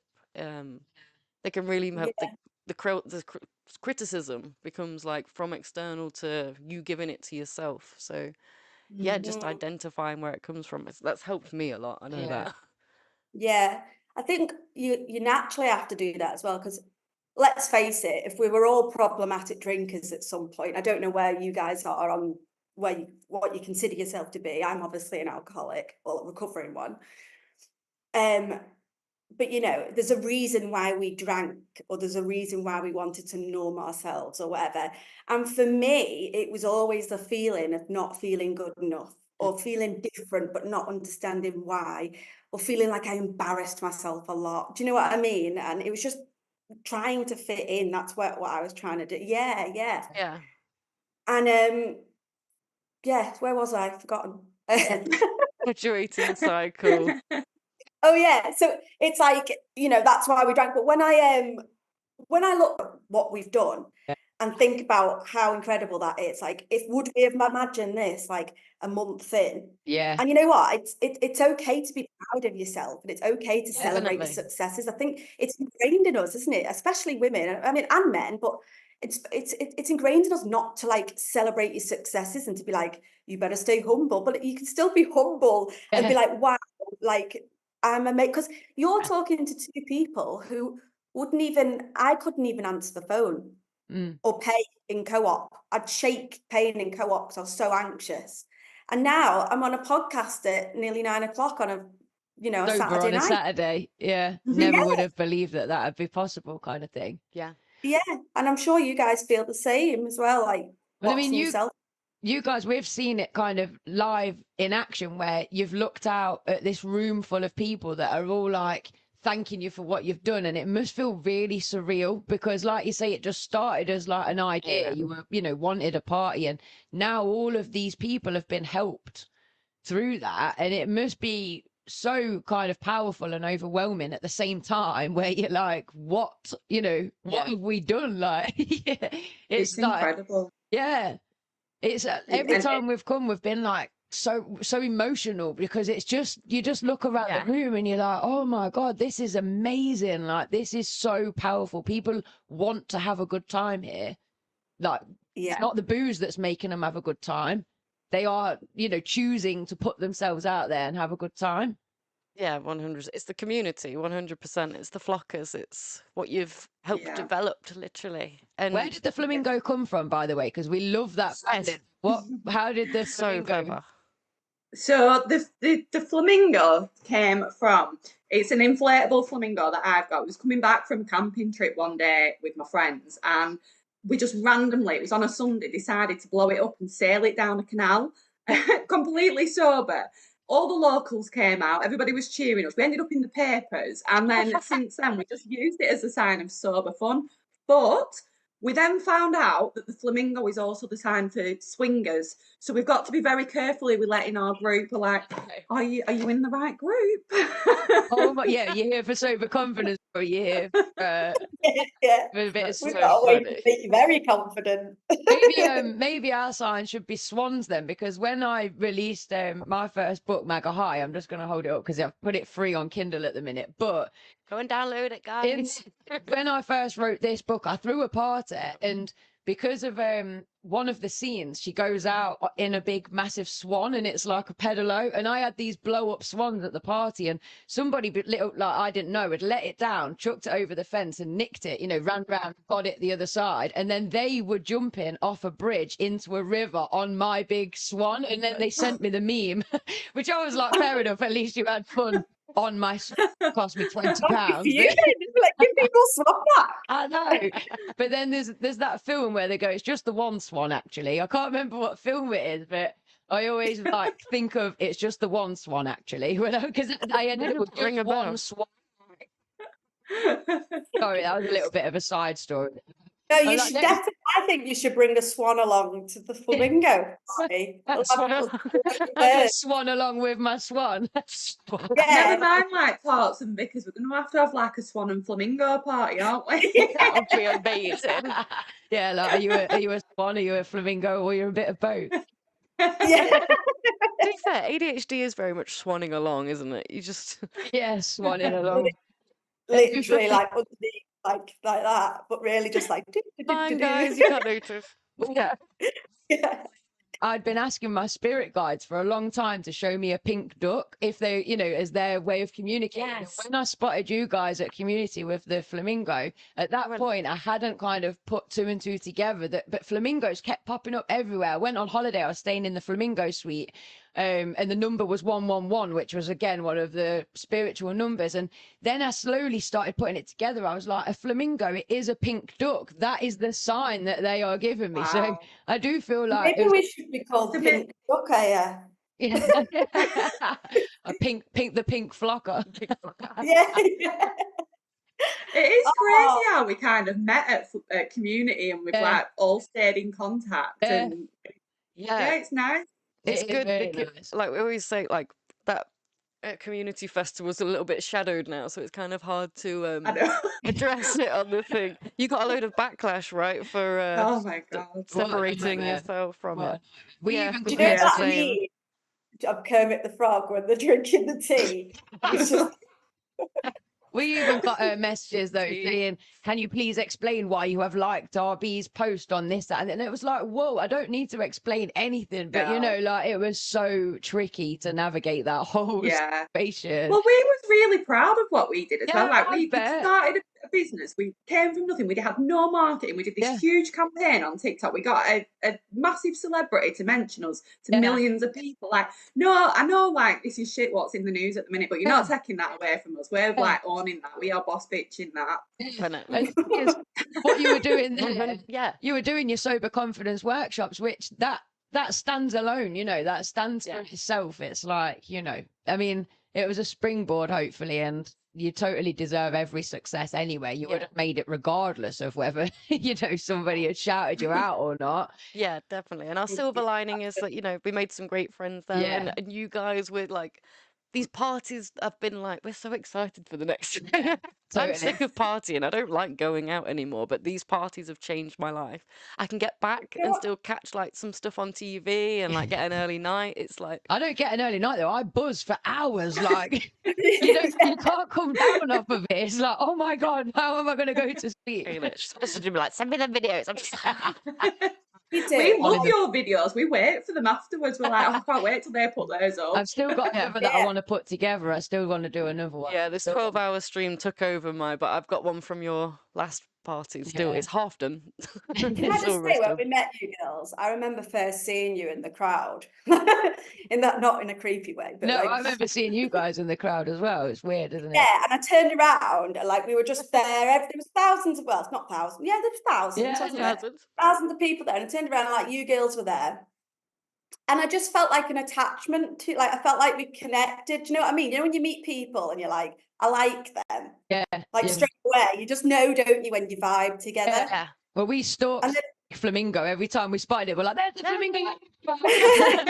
We did keep seeing you like everywhere. Like, there they are. And then you've ended up being such a lovely support to Flamingo. And so thank you for that. Like, we really do appreciate all the support and all the videos and everything. Well, and we love you. We do really love what you're doing. And, you know, I found your community at the right time. I was 6 months into my own sober journey and still feeling quite anxious. And, you know, you guys talking about sober confidence immediately kind of unlocked the next stage for me. So it feels personal. Yeah, definitely. And that makes me happy. I'm coming from the other end. I'm not really a drinker, so I didn't really like going out that much anyway. I'd kind of force myself to drink and get to the point where I just felt sick. I wasn't having a good time. And now I don't, that's not a necessity. I can literally have my Coke Zero and enjoy myself with a bunch of people. That's a really good point you've raised there as well. Because Flamingo AF isn't just about that. There are a few flockers who are like, sorry, I've just stuffed my mouth with all these chocolates and now I'm talking. A few more. You don't have to be sober to be part of the flock. You know, you can just have a night off the booze if you want. As long as you're not drinking at the event, we don't care what your sober status is. You know, and if you decide to come into the community and you decide that staying sober is no longer for you and you want to go back to drinking, we're not judging you. We're not going to be right, get out the group, sod off. We're not like that. We're like, we welcome everyone. And as long as people respect the fact that when they're at the events, they need to stay sober, then we love everyone and we welcome everyone. And men, for any fellas watching, because we do need some male mingos. Don't do Why did you put your boobs up at that? We need some male mingos. There's not much to take. Sorry, guys. I love it. I'm sure there's going to be some. You're going to have some more male fans after watching this. Yeah, definitely fans of the itty bitty titty community. I am a full-fledged member. Nice to meet you. The male mingos. You guys You do the solo meetup before your parties as well, don't you? So people because obviously me and Steph are blessed that we've had each other to come along to the events, but you do the solo meetup for people if you are out there watching and you're on your own in this journey kind of thing, go to the solo meetup beforehand. And they're at Love We've got a blogger called Sam. She's absolutely amazing. She's so friendly. She's so lovely. I think she was very overwhelmed at the last one because about 60 solo flockers turned up and she was like, oh my God. But she's incredible. So yeah, she leads that. Yeah, big shout out to Sam. She managed it. It was a great, like, I saw the pictures, all like the train of everyone like heading over to the, it was like, she headed a lot of people over there. So that's fantastic. And this is another person that's gained their confidence through you guys. That's amazing. Yeah, her story is amazing as well, isn't it? Like when she started, you know, she was anxious and nervous and her confidence has just flourished. So honestly, I'm not just saying this because, you know, it's what we're supposed to say. Seeing those people grow their confidence is like such a buzz that keeps us going because we're not going to beat around the bush. Flamingo AF can be really stressful to do sometimes. You know, we've got families and jobs.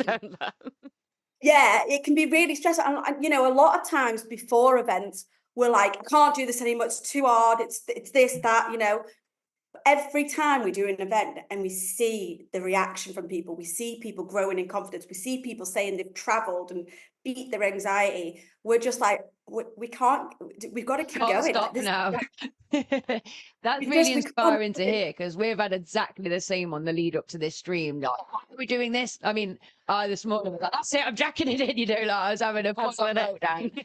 And then, you know, we have conversations like this and there's people in the chat that are enjoying it and you just think, no, it's the fight is worth it. And they relate as well. You know, we're not trying to present ourselves as perfect. Like life is like that and we ride it like that as it comes. And these people can go, okay, if life's turbulent for them, it's going to be for me. We've got this. We're in it together. And we're doing it anyway. That's like what you said, Lily. We'll go for it anyway. Yeah, 100%. exactly. I love that.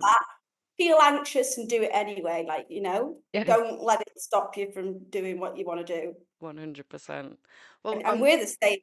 We have meltdowns literally all the time. Don't we? I'm not doing this anymore. Can't do it. It's part of the ritual. We understand now. Yeah. It's going to be a monthly thing, at least weekly, if Yeah. anything. But I'm worried that the Zoom's going to kick you out. So I'm always Oh, worried that it's just going to like be halfway see through the one of your end. sentences, and you're like, oh, it's so bad. oh, Deggy. What's your dog's Hi. name? This is Sammy. Say hi. That way. Shout out, Sammy. You are a YouTube king. What a Oh, cutie. Sammy, you're amazing. Well, Sammy, That's Steph, such a nice Lily, time. thank you for coming to talk to us. Sorry, I'm cutting you off again. No, I think she's talking to the dog. I just don't want to go. I'll be your third guest the entire time. Do you need a third presenter? That's so good. Yeah. They crew down for your May the 11th one. I'm going to set up a chat, see out of my friends who's interested in coming, and then I'll be getting the tickets ordered. So you'll hear from me very soon about how many flockers I'm going to bring along. Yes. But otherwise, me and Steph are definitely coming again. We'll be there. Oh, And anyone else that amazing. wants to go, that will be in May. If you Yeah. go to these girls' Instagram, or you've got your website as well, right? Yeah, Flamingo Flamingo AF. AF.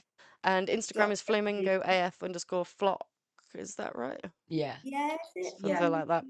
You I've find got all it, the it's big now. You only have to Google Flamingo AF and it all starts coming up, which is like Google amazing. it. Branding's You're happy amazing. The now. girls are well known. And you're on ITV as well. I'm sure people can find your Yeah. segment on there. So congratulations, girls. Thank you so much for joining us. We can't wait to join up again. This is the start of a long-lasting friendship. Absolutely. Oh, thank you. Keep going, ladies. Honestly, you're amazing. We love Thank you. And yeah, It's we love right our back friends. at you, mate. Right back at you. Yeah. 100%. All the best till 2 o'clock in the morning. You've I got know. this. Thank you. Thank you. I feel good. Cheers. Bye. Cheers, ladies. Take care. Night night. Bye. Oh, another energizing conversation for sure. How lucky are we? Oh, look at my hair. It's too late in the day. This is all like Mine is awful. that's an awful. Oh God. I didn't even sort my hair out. Watching like both of their hair looked fantastic, and I was like, I don't even want to look at mine because I'm the same as Lily. If I look at the camera of myself, I get distracted by myself. If you see what I mean. So I like start messing with like my hair and things like that. So yeah, I totally vibe with it there, but I don't want to think about how I look right now.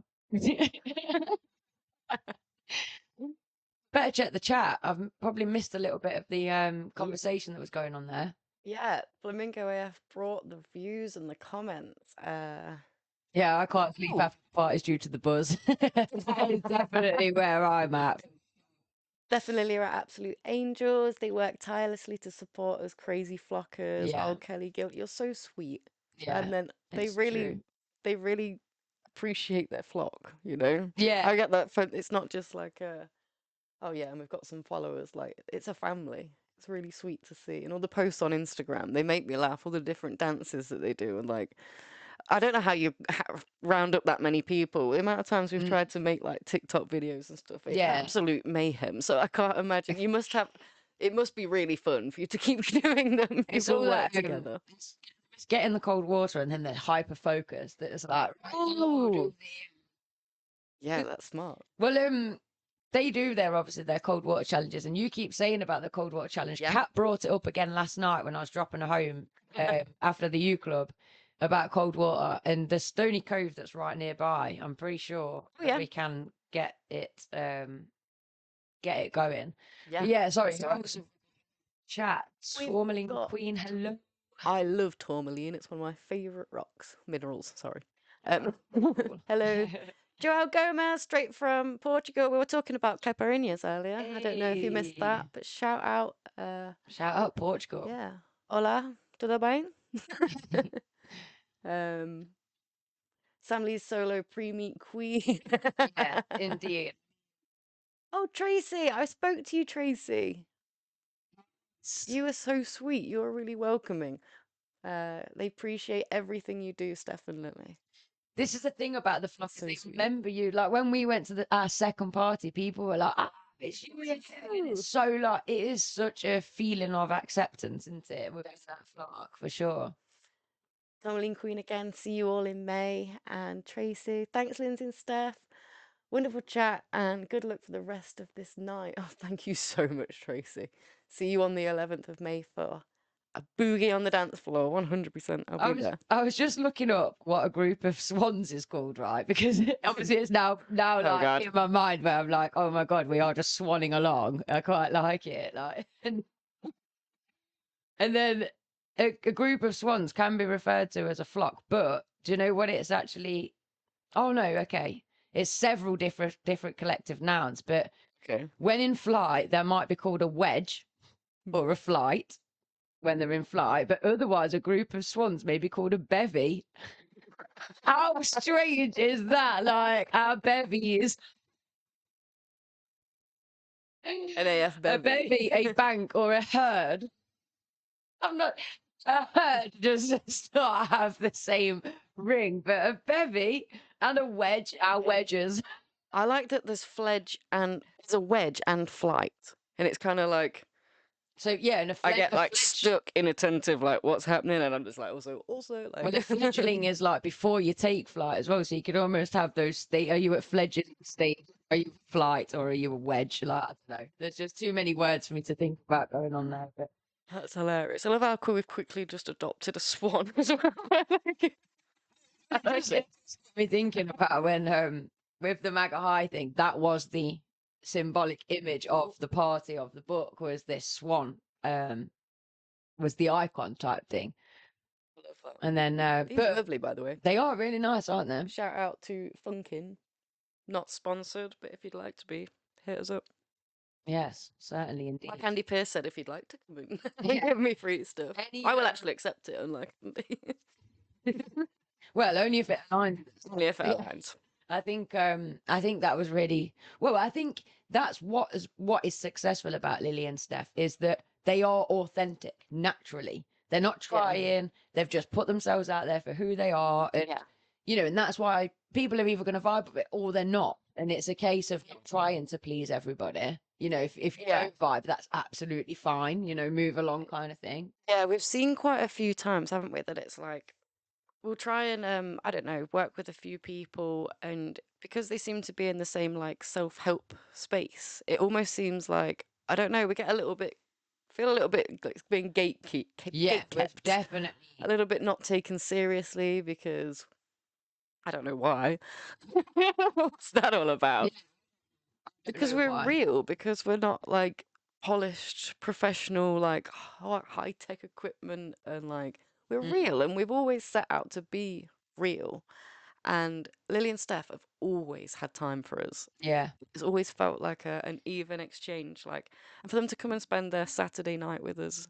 Yeah, totally appreciated. And you're right, actually. And They were the first kind of, like you say, duo or whatever, because we'd reached out to quite a few different, or met a few different people and gone, oh my God, we love what you do, you know, and really vibed with what they do. And they'd almost gone like this.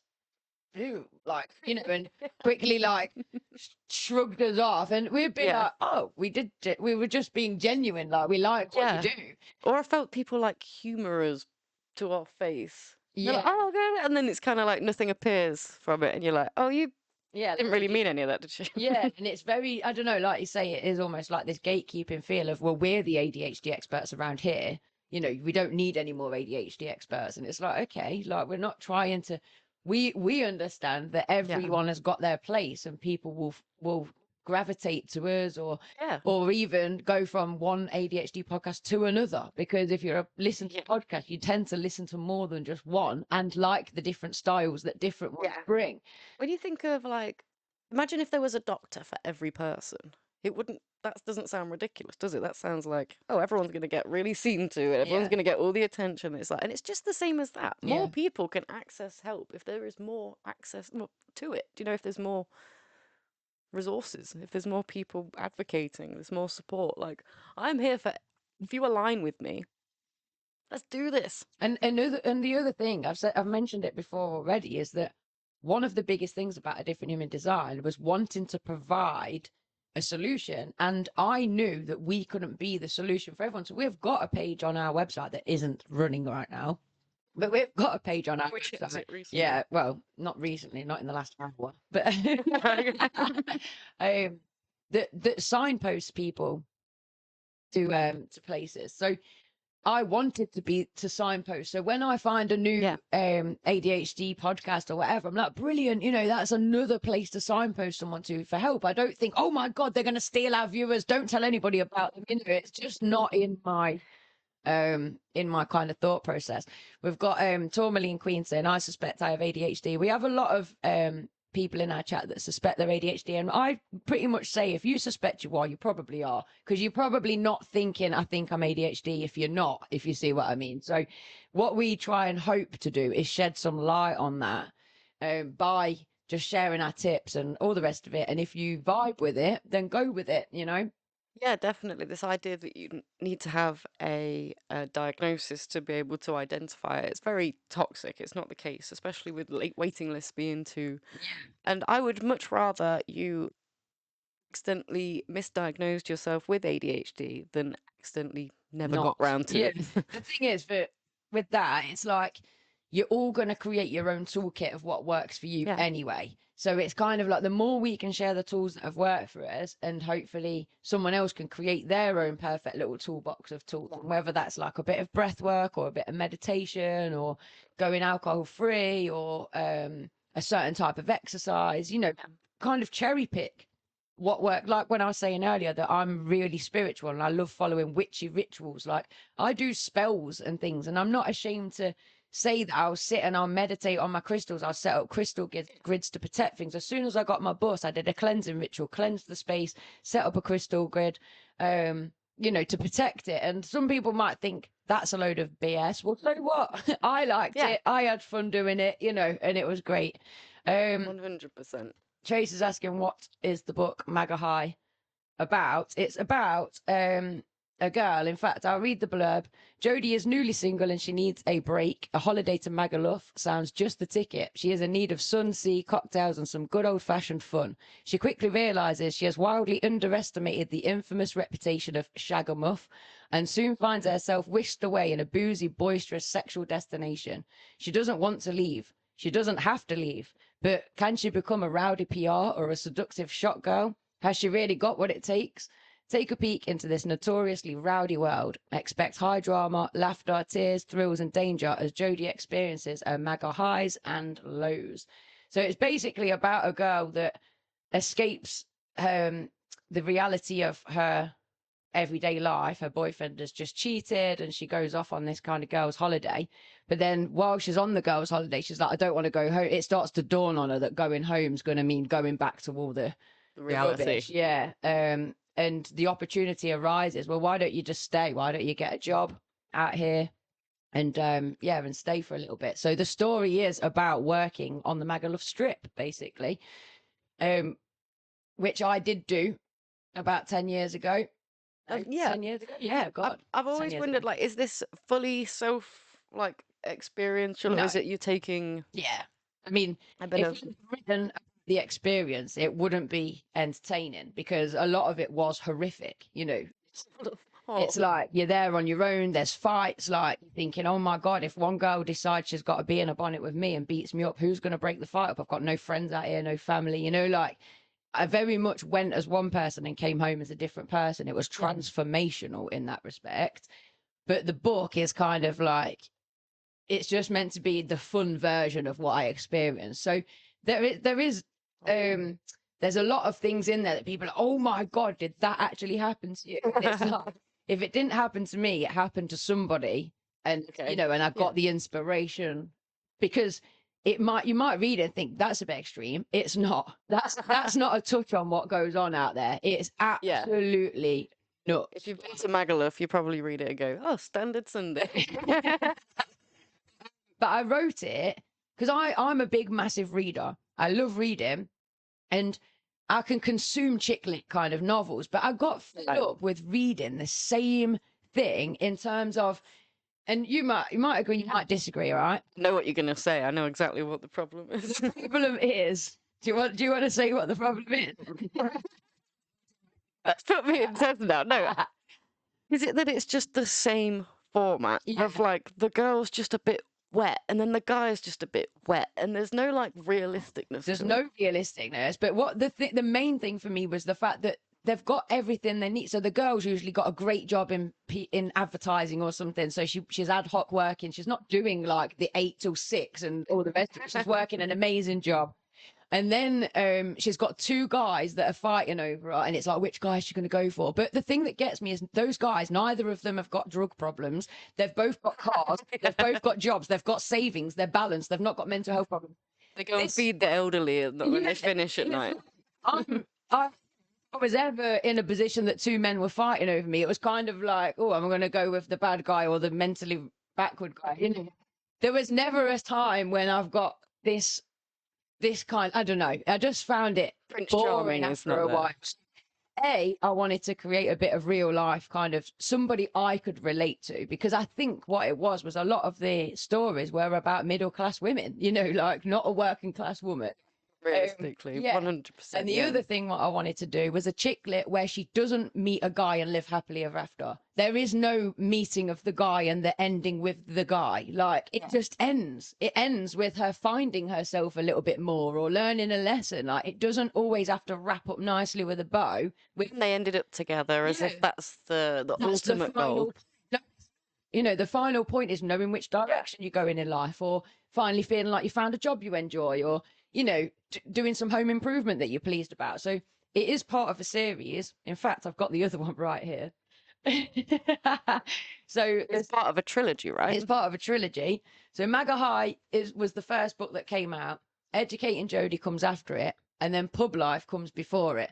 But you can kind of read them in any order. I would say the order that I released them in was Mega High, then Educating Jodie, and then Pub Life.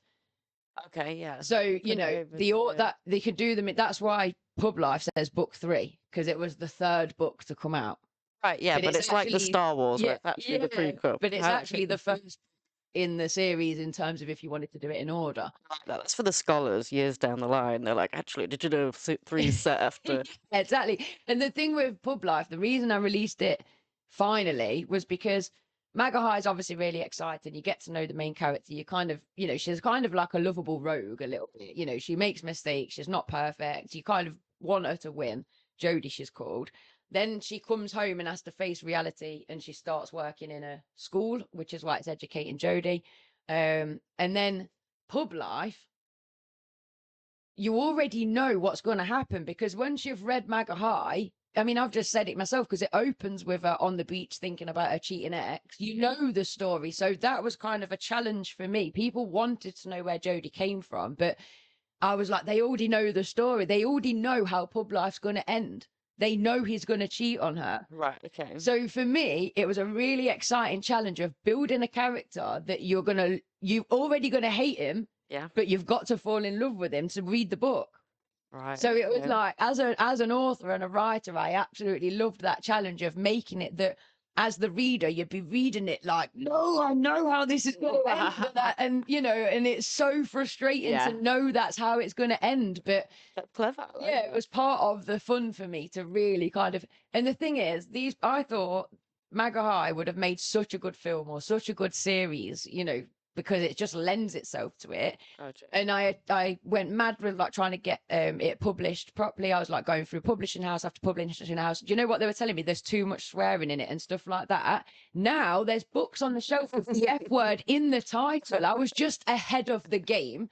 And then when we interviewed Jim Shields, and he said there's a narrative for everything. And I broke every single rule in the book with the book. And now I understand that's probably why publishing houses read it and was like, people aren't going to read this. It doesn't follow the rules. Where's the happy ever after? Where's the perfect guy that needs to come and save her? Why is this woman having casual sex? You know, realistic. Yeah, it's like, actually, it's totally real. And people that read it are genuinely like, how refreshing, you know, because it's totally like actually what's the word, kind of not realistic as such, but you can get behind her. 100%. She's a more relatable character than your average. I'm average thinking, chicklet. Yeah, one of my favorite chicklets that I've ever watched. But I've read a lot of most of the stuff I watch. I'll keep it on while I talk about another author, because let me see the chat. I can't see the chat. Oh, sorry. There. Oh, hey, Coops is in as well. Shout out Lee Coops. It is going well. What did Mr. Cake said that we'd get more energized? I am feeling more energized. Each person that comes on kind of like gives me a new boost again. It's like, oh, hey, okay, like, let's go. It's Mega High is free right now to download in for Kindle, Tracy. So if you go onto the Amazon, you can download it for free. But yeah, sorry, Steph. Was it your favorite chick lit author? Were you saying, or favorite book? My favorite book. And you know what? I got it free.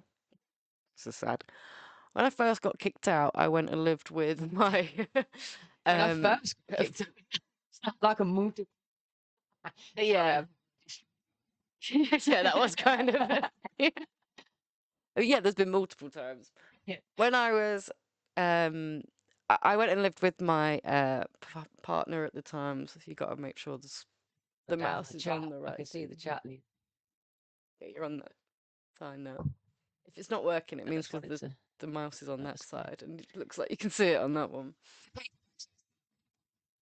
It's just that I can't set them any cheaper than what they are because of it being Kindle's publishing house and everything. But yeah, paperbacks are deliverable. And I'm going to be giving away these books. So all our new subscribers, everybody that's kind of got involved today, we'll be putting all the names in the hat. So you never know, you might be in a chance of winning. Yeah, definitely. I think the plan was, well, my plan originally was to do it tonight at the end of the stream, but you're right, it's definitely a tomorrow job. I don't know why I'm just adding more to my list. I know. Stop it. Why are you trying to convince yourself that you're going to do that? We both know. But free book. My free book. Yeah, I got it from signing up to Iceland because someone showed me what Iceland was, and I was like, and it was real cheap at that time. Yeah. This is like 2011 or something. And yeah, it came, signing up to it for a delivery and an account, just came this free book. And I left that book on the side for years. Randomly, years later, I went on holiday with my parents, actually, like the rekindled our relationship. And I had this book that I'd taken with me, a lot amongst others. And I just read the others too quick. I was like, oh my God, I'm just reading this holiday. Yeah. What's gotten into me? And I've started this book and I could not put it down. I've never laughed at a book until reading this book. Okay. Yes. I love books that can make me laugh. Yeah. She just said stuff that I was like, I was reading it like, can anyone else read this? But it was like funny. She's talking about it. The book is called How to Lose a Husband and Gain a Life. And it literally starts with that. Just found out that he's cheating. Okay. He's some like rich billionaire. She's had a life made from him, and then suddenly she's out on her own. And it is very like you said, you get bored of the whole. It was very realistic. Like she goes deep into like, as far as I remember, she starts writing a blog about dating, and it kind of turns into like experience. Is it art meets reality or whatever? Art meets life. It's a very good book, and she just goes through all these different blokes, and it's just funny. Marianne Keyes is a really good author. I can't usually, it's annoying because I've read so many books, and yet, you know, when I'm on the spot trying to think of a good book, I usually can't. Rebecca Chance is a good author as well, but Marianne Keyes has never failed to make me laugh out loud yet. She is a super duper chick lit author, and she even does one called Under the Covers. There she is. I just saw her pop up. But yeah, look, Under the Duvet. That's it. I mean, all of them are amazing, but Under the Duvet is actually little short letters. It's I don't know whether it's factual or not, but that's not even a chick lit, if you see what I mean. It's just like a collection of little like letters and stuff. But oh, that's cool. And you can't stop reading it. Like, but all of hers are so funny. I absolutely love I've not read all of them, I don't think. Seeing all of that list then at Google, I was like, wow, she's done loads. But every time I see her, you know you're going to get a good book. I'm excited because I like these kinds of books. They're just kind of like easy and nice, aren't they? Exactly. Oh, she looks really familiar. I think she's Irish. But I can't wait until I can start unpacking all my books from Confessions of a 40-something F-up. Yeah, I've read that, and I've read more Confessions of a 40-something. They are hilarious, and she starts up a podcast, doesn't she? But she does it in like she does it in secret. Her friends don't know that she not does it in secret on purpose, but she starts up a podcast and she's like expressing herself through this podcast. She's like, if you're like me and you're 40 something, you know, you don't like you've woke up in life and realized that you've not got it all sorted. And then all her friends, like, it goes really viral, it's doing really successful, and her friends are listening without realizing it's her. And yeah, it's really cool. I'm gutted though, I accidentally bought it twice. I bought it, read it, then I was going on holiday and bought it again. I started to read it, I was like, oh, I've already read this. That's where my memory choke. That was too funny. Honestly, this is where my memory problems are such a pain in the backside, because I can't remember till I start reading it. Then even if I can't remember where it's going, it just loses the novelty factor for me. I'm like, oh, I don't want to read it again. But I read there was a book ages ago called Confessions of a Call Girl. No, Diary of a Call Girl. And I think that was kind of the first really dirty / naughty book that I'd read. And I was like, oh my goodness. This... Diary of a Call Girl. Yeah. That was years and years ago. And I was like, whoa.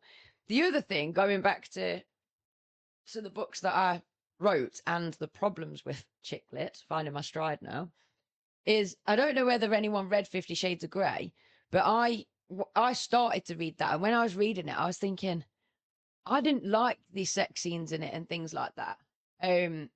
I found the writing quite repetitive. It was like I read the first few chapters and then I was a bit like kind of knew where it was going and found the descriptions quite repetitive. And almost for me as an author, I'm thinking that's lazy. You're meant to find new ways of saying the same thing. I get you've got to say the same things, but find new ways to say it. And one of the coolest reviews I got from Maga High was think of 50 Shades of Grey with better sex scenes. And I was like, yes, this is what I was going for. And the sex scenes in my book, some of them make your heart race, and you know they're there for that reason because everyone likes a good one. But some of them make you laugh because not all sex is steamy and hot, is it? Some of it's absolutely atrocious. So if you like a kind of erotic read, if you don't, you can just skim forward a couple of pages and they don't last forever. But also, I had an ex-boyfriend's mum said to me once, I had to reread the same pages over and over, if you know what I mean. And I was like, unfortunately, I do. But, you know, that was part and parcel. I wanted to write sex scenes that were realistic and that were sexy, but also, like, there's one in there where it's funny. You're like reading the sex scene but laughing as you're going through it. That's funny. I love the idea of reading it over again. Like if it's a video, just going back and oh, I like that bit. Watching. Oh, I like that bit. Read that again. It's amazing. See, yeah. I mean, even when I was a kid, I used to purposely pick out the sexy books. I'd flick through them quickly in the library and you'd spot the pages that had got certain words and be like, yes, that's got a few sex scenes in. And I'd be like reading those, like, you know, the same way a teenage boy would have a porn magazine, I suppose. Yeah. I feel like there's a big rise in these more like dragon-y kind of fantasy type of like erotica. Yeah, it is like absolute smut. But it's all just like I've got friends or like people that post on Instagram that I follow, and they are loving these books and they're just waiting for the next one. It's just always posing with the cover and these like very gothic fronts. They look really nice, but I forget to wait for the next one. Like I read 2 books in one series, and I don't know if the third one's come out, but yeah, and that's the point. You don't know, but it's like I can't wait for the next one. But then the thing with that show, it's like a memory of a goldfish. I'm like on to the next thing, so at least it kind of keeps me going. I'm the same, you know, when like I finish a season and I know that another one's coming, or even if I don't, if I'm like, oh, what am I gonna do with my life? It's so funny how the next day I just don't care. Yeah. Like, I was watching a series and then I didn't watch the last one or whatever, but then I forgot all about that. And everyone's like, oh, did you see how it ended? I'm like, no, I'm over it. And it's like, how can you watch a whole series and then be not bothered how it ends? I'm like, well, I know it's not real anyway. I'm not bothered. That's what I mean. You know, when someone says, like, have you seen such and such? The amount of times the answer is actually like, yeah, to like halfway. And I was loving it. And I don't know why I stopped watching it, but I just can't watch it again. I don't know why. It just doesn't interest me. And it's like, I can't. People must think you're like, what? What does that mean? Do you like it or not? Just watch it. Half stresses me out that I don't know where the master copies of the books are in terms of digitally. Okay. And it's like, I know there must be errors and I know you know, they still, and I could probably go through them and edit them again now that I'm more experienced and like, you know, a better writer. But, and I'd love to, but it's like, I don't know where the digital ones are, which means I can't approach publishing houses because I haven't got a manuscript to send to them. You know, do you see what I mean? Right, yeah. This is the problem with being an ADHD entrepreneur, because there's no one kind of tidying up all the loose ends and picking up the pieces. I've got all these started projects that, even these lot that are also part of the giveaway. I did actually have a girl reach out and message and say, do you still have your pocket rocket pouches? So handmade pouches. And I was like, no, but then I found 2 packs. But it got me thinking, oh, I need to make them again now that we do this, because they're little pouches. And then you pick out a card and it's got a rhyming like affirmation, like positive affirmation on it. As an example, let me pick one out. But again, I feel like I could do better by now. That's my trouble every time. Like, yes, better now. What? I'm hard on myself. I set my own standards high. Were you listening to the Sedge interview? And so empty opinions are easily kissed goodbye. Empty opinions are easily kissed goodbye. That was a kind of like, I'm my own biggest critic, so do you think I care what you think? That was what that's based around, because it's like, there's nothing you can say that I've not said to myself before. Like, I'm hard on myself. I set my own standards high. Oh, I say that when I'm in an argument, when I'm apologizing and the other person's like, no, it's not good enough. You know, you can't just keep blaming it on ADHD. Like, that is literally how, like, look, there's nothing you can be able to say to me right now. And I'd rather we just didn't because of the impact it can have on me. But there's nothing you can tell me that's new.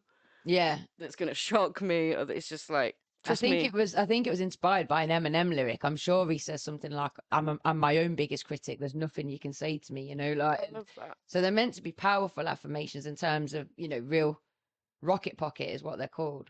And you make all of these? Well, yeah, they were done on Canva before I paid for the stuff on Canva, so they're not as good as what they could have been. You know, like in terms of how clear they were and stuff. But I purposely had them done with thingy edges so they weren't scratchy. They're like silky.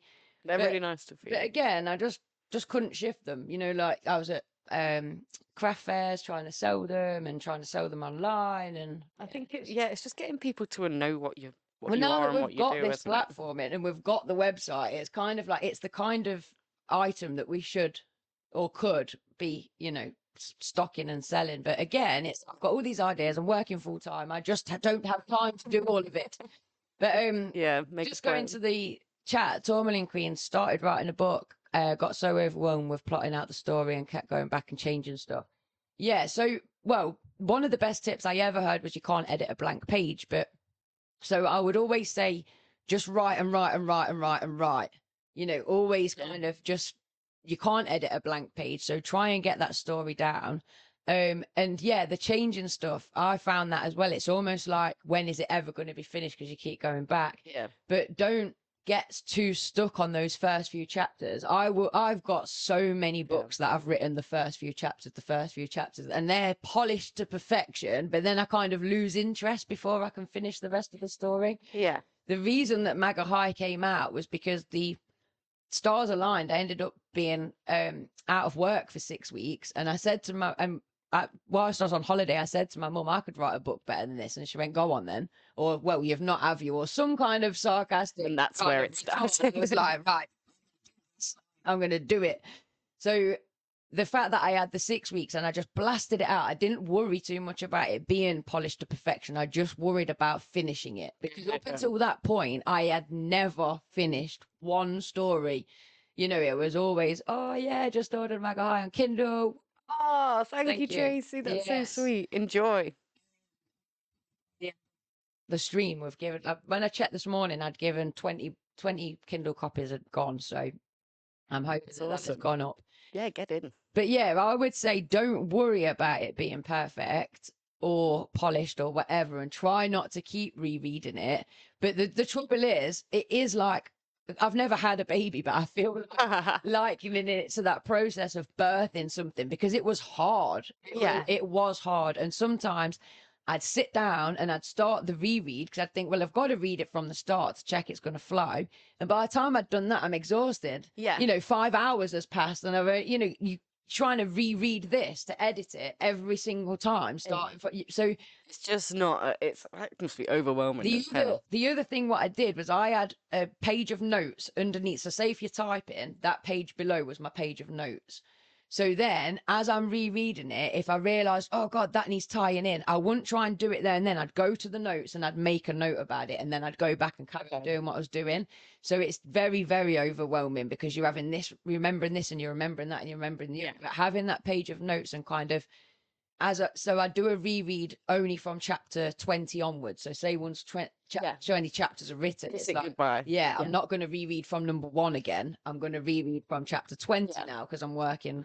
That's really smart, because I feel like trying to cut the whole book off, like it's done, must be a really hard challenge. But if you can section it off, like, right, that's done, never going back, never going. And obviously you keep fine tooth combing it. Yeah. Like once you get to the end. But it's like, otherwise you end up with this really strong, powerful start, and then the middle is okay, and then the end you're just like, oh, I just need to finish it. Just get it out. Yeah. So, and you don't want that. You'd rather have a really, like a book that you're happy with from start to finish. But having that notes page underneath and everything, even say if I was writing another chapter and I'd think, right, later on I want to tie this in, I'd go down to the notes page and I'd be like, tie in so and so said this, blah blah blah, and it doesn't need to make sense to anyone else as long as it's going to trigger, oh yeah, that's what I meant, that's what you need to but do. It was like making this big beautiful plait.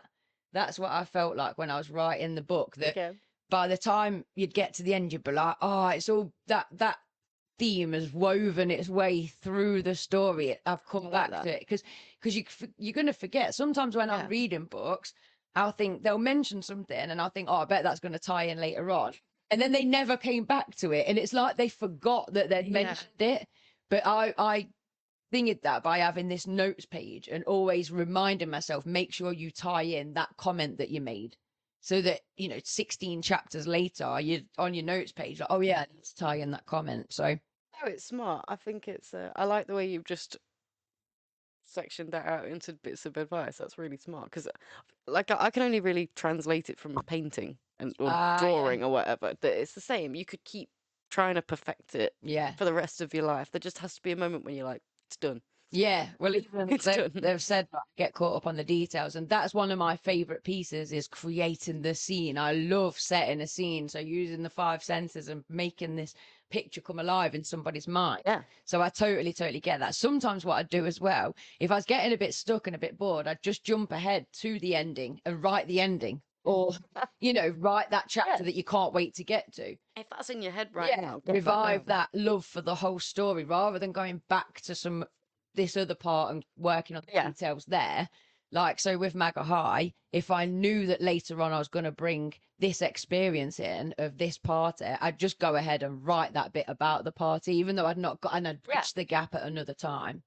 Because you're definitely in different moods at different times to write different things. Sometimes you're in an editing mood, sometimes you're in a reading mood, sometimes you're in a writing a whole fresh page mood. So. You don't want to risk being in like writer's block and then having to do that bit when you're like, previously this would have been easy to just bang out. So well, even when I read that you can't edit an empty page, was like, sometimes I'd be like, oh, where do I start there? And I'd be like, just start, even if it is literally like, and then she went to the shops and then she did this and then she did that. At least that bit was written, and then I'd find a bit that I couldn't wait to write, and then suddenly that bit would be coming out all flowery.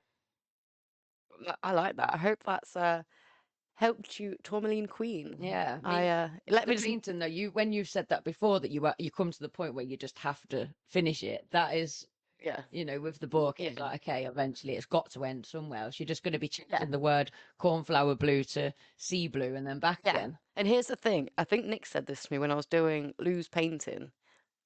Because that was something, like you said, it was about I had a deadline. Share that, by the way. I need to do it at some point. I want to share it with the community of how good it is. It's actually in the background of that video. Of my gifting. Yeah.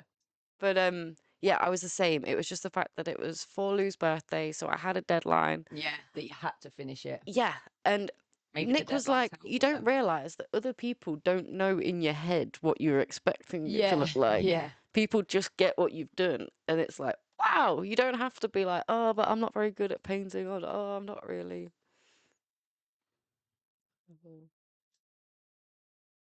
Yeah, all of my books are available, paperbacks and Kindles on Amazon. But yeah, in the background of that gift, you can ignore my face and my dress. That painting right there is a painting that Steph did of the late great Sidworth. I love you, Sid. Miss you, Sid. Yes, such a handsome boy. He is. And to be honest, when I was filming this daft dance last night, Lou said, Sid's right behind you. And in real life, real time, he would always be right behind me and I'd tread on his paw. And I went, well, at least I'm not going to tread on his paw. But you see the bottom of the poof, it looks like, go up with your mouse. There, no, down again. There, that looks like his paw sticking out. And on the photo, it like, I'm in front of it on the actual photo. And we were like, ew, whose foot's that? And I was like, it's Sid's foot. Like, he's trying to get his foot underneath my feet even then, bless him. That's so cute. Oh, saying in the chat, made him picture, and it so definitely is. I'm gonna put it on the actual social media. It is on my list. It will happen. But Tourmaline Queen, we will keep you accountable of your book. We are live every single Wednesday, live 7 till 8. So, you know, come in, ask me questions every single week. I'm stuck on chapter whatever. What do I do next? And awesome. We'll be the guru. I want to follow this book journey. And then when it gets released, we can all buy it. Yeah. That's the community we live in. Definitely. Or even, you know, because one of the hard things is finding people just to read it. You know, when you get so far, you're like, I need somebody to read it and see if they understand the character and this, that, and the other. Hate it. But you find people in this community and we will, we'll read it. Yeah, 100%. If you're looking for people that are supportive, that's us. Yeah, for sure. It's oh, Lou, the most amazing painting. Again, the most amazing dog. He was quite the subject. He made it easy for me. I looked at his face for so long, just like, God, he's such a good-looking dog. He's so like the square face and he's got like this beautiful red coat. Oh, he is absolutely can't thank you enough. gorgeous. Honestly, it was an honor. I love doing it. More than happy to. Oh, he's still with you. That's so sweet, Tourmaline Queen. 100%. I fully believe that. I think he was my housemate Lou's dog, and I think they were together in many previous lives in many different forms. Like, I really think that he was here to teach us so many lessons, and that we will be reunited and be taught many, many more lessons in the next lives. Yeah, 100%. I wonder what I can imagine him being like. I don't know. Pub landlord. Is that ridiculous? Just imagine him being like, all right then, time to get out. Like he could have done that. Flat cap. Yeah, we'll have a good time, but hey, that's enough. Out you get. I was asking my pendulum some questions about his spirit and his soul, and it came back with some really interesting stuff. One of the things being that he'd been female before in the past. So then I've got this crazy theory that Lou was the male and that he was the female, and that she treated him really badly, and that's why in this life he was the pet she had to do everything for, because she had to learn to love him unconditionally, to put his needs before her own, and then in the next life they'll be reunited again, and they'll be, you know, their lessons will be learned, and they'll be ready to love each other equally. Okay. The fair enough theory. I'm here for it. That's my intuitive reading on this. You used to be a man and Sid was a woman, and I love that. Queen, it's a witchy book, so I think I might indeed. 100%. After I'm talking about my pendulum. Yeah, if there's someone that's into witchy stuff, like, bring it on. Yeah, definitely. We couldn't be picking a better subject. That's awesome. I'm going to now try my second of my I'll give it a go. Non-alcoholic drinks, gin and lemonade. I'm hoping it's not as vile as actual gin and lemonade. I'm so glad that I've got another pumpkin. Smells amazing. Love it. Yeah. The passion fruit one was really nice. I feel a little bit like cheers. I feel kind of tipsy, which is it always happens when I have an alcoholic drink. I'm like, my eyesight's going, but I think it's because like my ADHD medication it timed out a long time ago. Yeah. So I'm running on empty. But you know what? Let's go. Let's go. When I wake up tomorrow, I'm going to be a completely different person. I knew that I'd apologise as it went on, and I'm already like half panicking because I've got to be up so super early Monday morning for my driver training, and yet I'm going to be like pulling an all-nighter tonight. We do it. Send Lindsay love. Send her all the... I just feel like I'm not going to be able to sleep when I get back because I'll be buzzing. So I'm not going to fall asleep till like 4 or 5 in the morning. I'll sleep in late. Then I'm not going to get to bed ready for my early start Monday. Do you see what I mean? Yeah. I advise you to stay up. Like, sleep is ride the problem. demon. You'll be really tired. Go to bed at like 4 p.m. You know what I mean? Or just whenever it clocks you out. Oh, okay. Like, I can't see leave what it you longer, mean. so you've only got one long sleep, and then you're proper energized. This is where all the physical ailments start kicking in. It's like coffee mug off the desk. I was like, oh my god, my legs have like locked into position. I tell you what, we could finish off. We didn't finish Sedge's segment. Yeah, we do need to finish that before we've got another guest. When's the next guest due? Actually, we don't want to have to. Next guest is the lovely Janice, parenting in recovery, which is going to be so informative. She is joining us at 11, all the way from America. Yeah, that is so cool. I'm looking forward to international, babes. Yes, well, we are. We've got the Portugal from the what does the ADHD meds do? Okay. Oh, what does the ADHD meds do? So I take Concerta XL. The XL means that it's long releasing. So it releases all the way through the day. There's another type that's exactly the same medication, but you take it 3 times a day. It's just a case of what's best for you, what works for you, how your day goes. But for me, I'm really bad at remembering to take medicine. So if I have to remember to take 3 throughout the day, there's less chance that I'm going to keep up with it. So what it helps with is I am team inattentive. Let's go. And something that you'll find with ADHD is stimulants like coffee, like harder drugs. If you've ever unfortunately experimented there, you'll probably find that they can make you a little bit sleepy. The adverse effect of what it seems to be doing to your fellow peers. For me, after a coffee, I have the best nap. I really struggle to sleep at night. But another version of my medication, I take only a small amount of it just before I go to bed, because the theory is that it makes you focus and it puts your thoughts in line enough to be able to go cool and go to bed, rather than I lay down and go, you haven't done this, you haven't done that, you haven't done this, all the things that that the hyperactive brain. So I have hyperactivity, it's just all in there when I don't want it to be.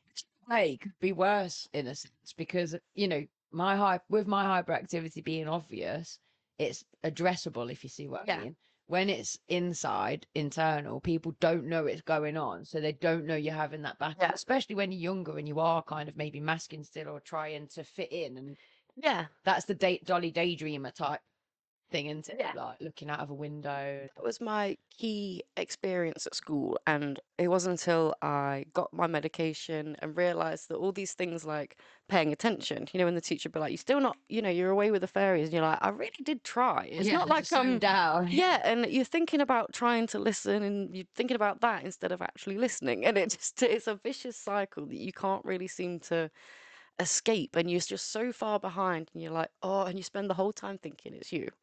As soon as I got this medication, again, it doesn't necessarily work for everyone with ADHD, but for me, it allowed me to go to university, get a degree, get a first-class degree, and just turned over my whole belief system that I was stupid and that I was dumb. Yeah, that's important. So how I'm feeling right now is like there's maybe 3 edges to things, and it's not like a visual thing, it's a concentration thing. So I try and look somewhere, and it's almost like the light gets too bright and I have to move away, but it's not a light sensitivity thing. My concentration just goes everywhere. Like I can't force myself to look at something. So reading, unfortunately, is getting a little bit more difficult. That's all like, it's like when you take your glasses off. I can easily explain it like that. Like your vision just a little bit less trustworthy. You've got to kind of focus in more. I've heard of meds being described as putting glasses on. Like when people first take ADHD meds, they're like, "Oh my goodness, it was like putting on glasses, getting that clarity all of a sudden, being able to think, oh, I need to do that, and then actually doing it." I didn't realize how blind I was until I put. Like, I thought I could see, and then you put them on, you're like, "Oh, HD, hello," and that is literally me with my attention span, my focus, my ability to digest information, basically. But don't worry, I'm all good. Because I was drinking a lot. I know when Steph mentioned earlier, she wasn't a big drinker anyway, but I was. And then since stopping drinking, that literally gave me that clarity that I was just kind of talking about, where, you know, things started to line up a little bit. Then taking lion's mane mushroom supplement, again, kind of was another little piece of the puzzle where I would think to myself, oh, you need to check that email. And then I'd find myself in my email inbox doing it. That was literally beyond me before. I'd be like palpitations over it because I know I need to do it, but I wouldn't be able to bring myself to do it. But then lion's mane mushroom definitely changed that. And then this year I've kicked nicotine, and I had no idea the impact nicotine was having on my brain. Like if I thought alcohol gave me clarity, kicking nicotine has been like that, putting the glasses on, you know, in terms of like focusing things up to the point where the other day I was reflecting and I was like, oh my God, what if I'm not actually ADHD? What if it's just been all these addictions? But then I was like, because I was genuinely trying to think of, well, when's it problematic still, blah, blah, blah. But then obviously the likes of this morning, yesterday, I've had a couple of meltdowns when it's got too much. And I'm like, yeah, it's definitely problematic still sometimes. It's just far less reoccurring now that I've taken those addictions out of the equation. I would argue that it's the other way around. That the ADHD made you seek out these addictions to cope. Yeah, definitely. Now that it's got rid of it, it's like, oh, I've got to actually face this. Yeah, and maybe I needed those things at the time, and then I've shed them as I don't need them anymore, type thing. But yeah, I definitely think much more likely to seek out these substances if you're, you know, if I'd been given maybe breath work and other things in my teens as a thrill-seeking factor, I might not have done the experiences that I did. But yeah, definitely. It's a tricky one, isn't it? Can you imagine if adults, when you were younger, were all just like, oh, I can't wait to go home and breathe later, and you're like, what's that? And you're like, oh, it's fucking great. Like it'd be the same as like, oh, can't wait to finish work and have a pint, and just change the culture. Tourmaline Queen, if the lion's mane doesn't work for you, you know, I've definitely heard of other people saying the same, that that it just didn't sit right with them. And you know, that's what we're saying about this toolbox thing. Was it lion's mane supplement though, or did it have caffeine in it? Because sometimes these drinks have got a hidden huge amount of caffeine in them, and it might be the caffeine that's giving you headaches. But yeah, find what's the solution for you, because what's going to work for me won't work for Steph, and vice versa, and what works for Steph won't work for community. So yeah, I get headaches before taking the lion's mane. I think that might be another comorbidity of ADHD. Migraines is definitely one of the things that crops up as a really common thing with ADHD, and I think it can be linked with vitamin deficiencies as well. That's another avenue it's worth looking at. That's me. It's deficiencies and what potentially you might be deficient. I think I'm really need vitamin D, like super need it. So if that starts to drop, that's when I really start to drop in terms of my mood and things. C and D, I know 100%. They're both very vital, and magnesium and zinc are here. Yeah. And Frankenstein, apparently, whatever that is. Frankincense. Yeah. Frankincense I sniff, as in I've got the aromatherapy oil. When I had a bath on Monday, I put salts and frankincense oil in, and oh my God, it was completely rejuvenated. Yeah, so if it was in the pure form and you know it was the lion's mane, definitely move on. Don't take these things just because people say they're good. Try them. If they're not for you, try something else. Yeah, 100%. We're all different, aren't we? We're all unique. Yeah, it might have been overstimulating something in your brain. Maybe the headaches was the connections sticking back together, because that's how I felt. I felt like there'd been a gap in the road before, and then taking the lion's mane helped the gap close. Because instead of me just thinking, oh, you need to answer that email, and then having a panic attack over it, I was like, you're doing the it. thing. Yeah. Yeah, the action is creating that pathway, which then becomes the habit. Yeah. I love frankincense too. What My about goodness. Frankenstein? It's such a luxurious smell, you know, when I smell it, I feel rich. Like, I don't know, I can't describe it. Just reminds me of the baby Jesus story. I have no idea. Like, I think I read it like what was my essential oil that I'd need for my. I don't know. I took a load of questions to find out which one to start with, and it came up with that for the brain. And yeah, I have no idea what it is. I just imagine like, is it a type of metal? Like, what is what is myrrh? I think myrrhs are smelly as well. I think frankincense must be an actual what's the word? Herb, or not herb, but you know, a mineral or something. Yeah, that like you burn and then it matter. smells. But yeah, the smell of it, like when I was having that bath, Lou popped in to use the bathroom and she was like, "Oh my God, it smells amazing in here." And I was like, "It's frankincense. I've got it in my water. I've got it in my vaporizer." But it's really good for the spirituality in terms of connecting, opening your third eye and connecting you to your spirit guides, which is why I'd done it. I was like, welcoming them all into the bathroom with me, like, come and give me some guidance. Frankincense is a hardened gum-like material, resin, that comes from the trunk of the Boswellia tree. I don't know how that's pronounced. People use it on oil on the skin as aromatherapy. Frankincense oil seems to kill some types of bacteria. Oh, it was for my skin. That's what I was answering it for. Commonly used as a fragrance. All right, so I might already know the smell if it's commonly used in stuff. That's interesting though. It's like a sap from a tree that hardens. Put it in your bath then, because I dropped it and my skin did feel amazing afterwards. Oh, it's like amber. It's kind of like a. I nearly bought it with me. How weird is that? When I was looking for things to. I feel like you mentioned it the other day, having it in your bag or something. Yeah, maybe I had. Oh. But You want to see? That is another thing, hacking your senses. You know, so when we'd started talking about hacking your senses, I made sure that my altar at home had got things I could hear, things I could smell, things I could feel. Oh, that's clever. I like that. So it's like I've got my sound bowl because it shivers through me when I do that. But I've also got my frog that I got in Bulgaria where you rub and it goes click, click, click, click, like it makes a. Although to be honest, there's like a story where we were drinking quite a lot and that's all I could hear was somebody doing that elsewhere in the house. And it took years to get over the anxiety related to that sound, if you see what I mean, and turn it into a positive. But yeah, and then the oil so that I could smell my oil. Sometimes before I get into bed, I smell my frankincense. Love that. Tourmaline Queen. Frankincense is a great purifier for the spirit and protectors. Protection. Yeah.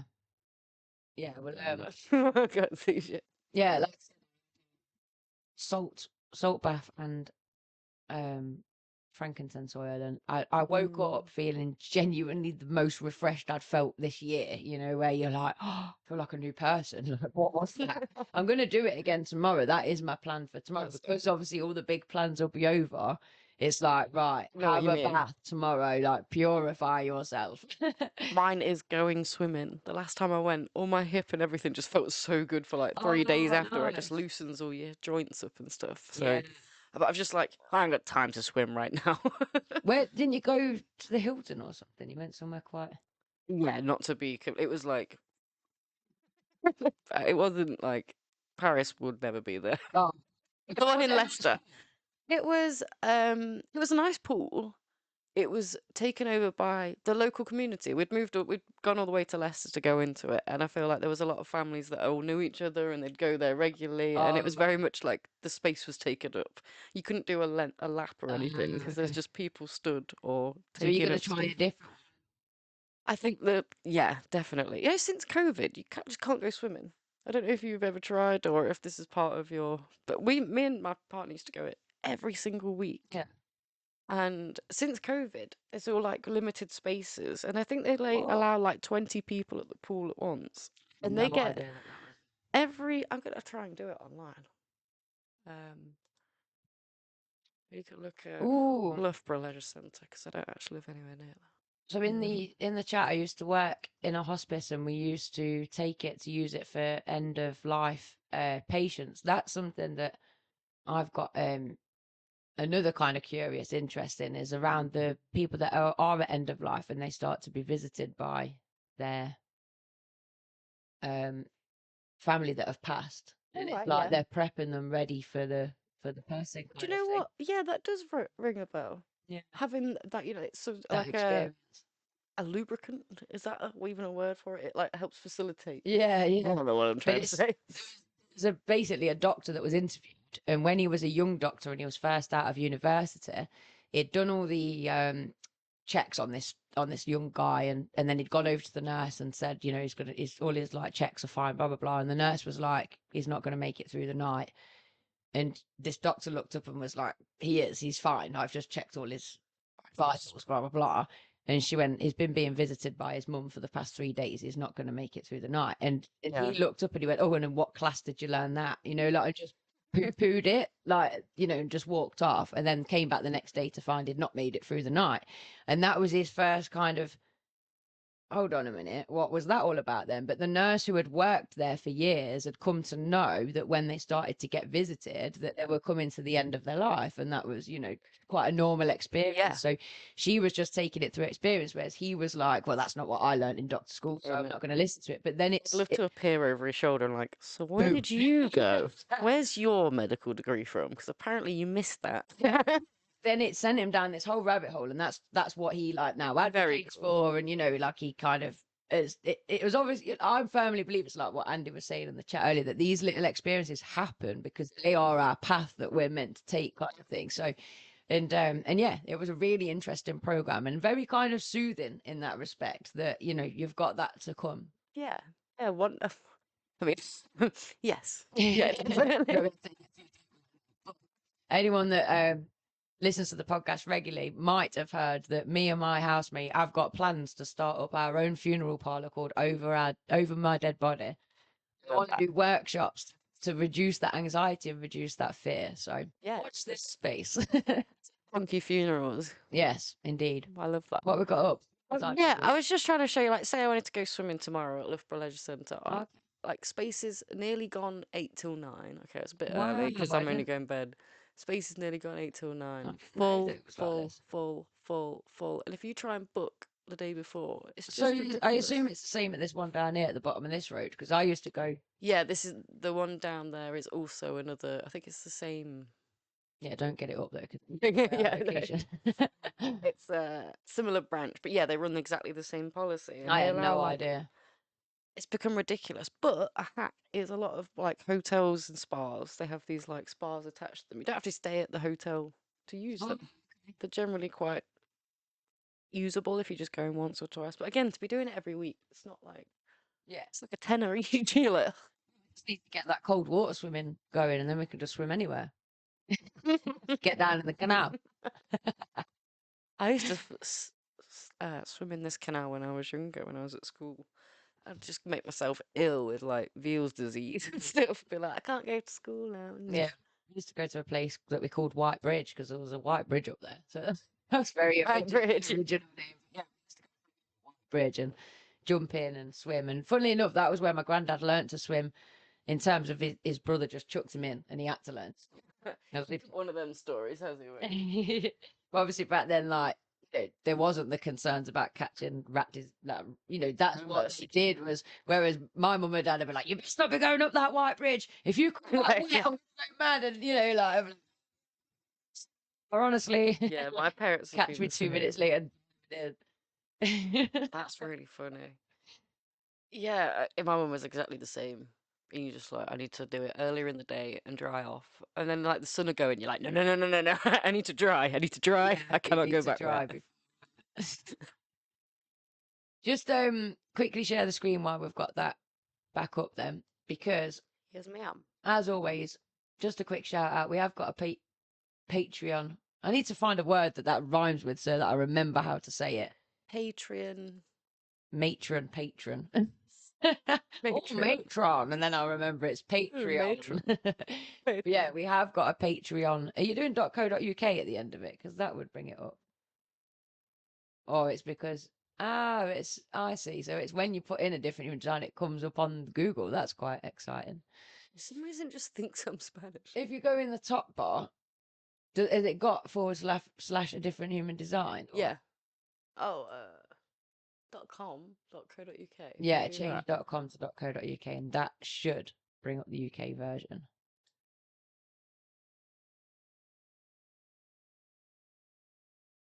We'll see.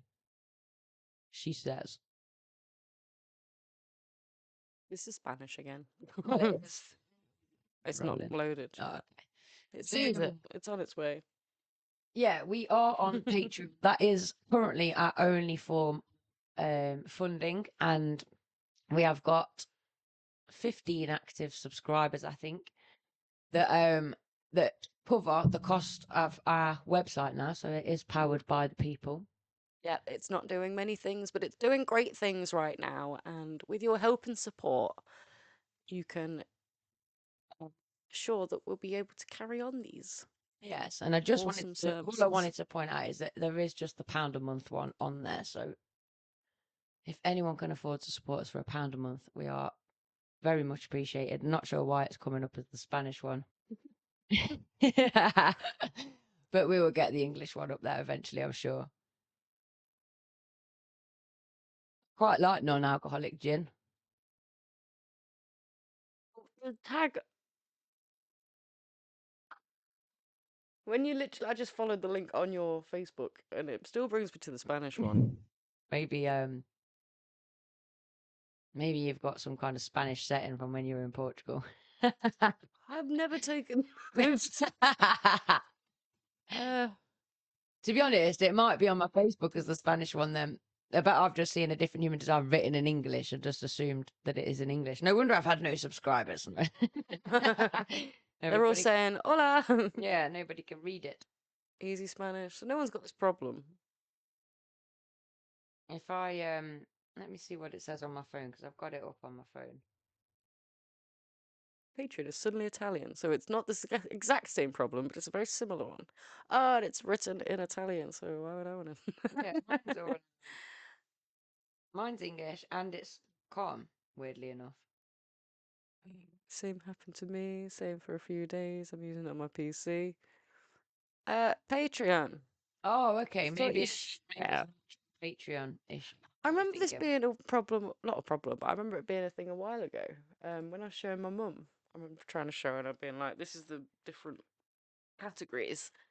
And they were all in. I was just like, how's she Spanish? How do I navigate this? Yeah, mine's on English on here, look.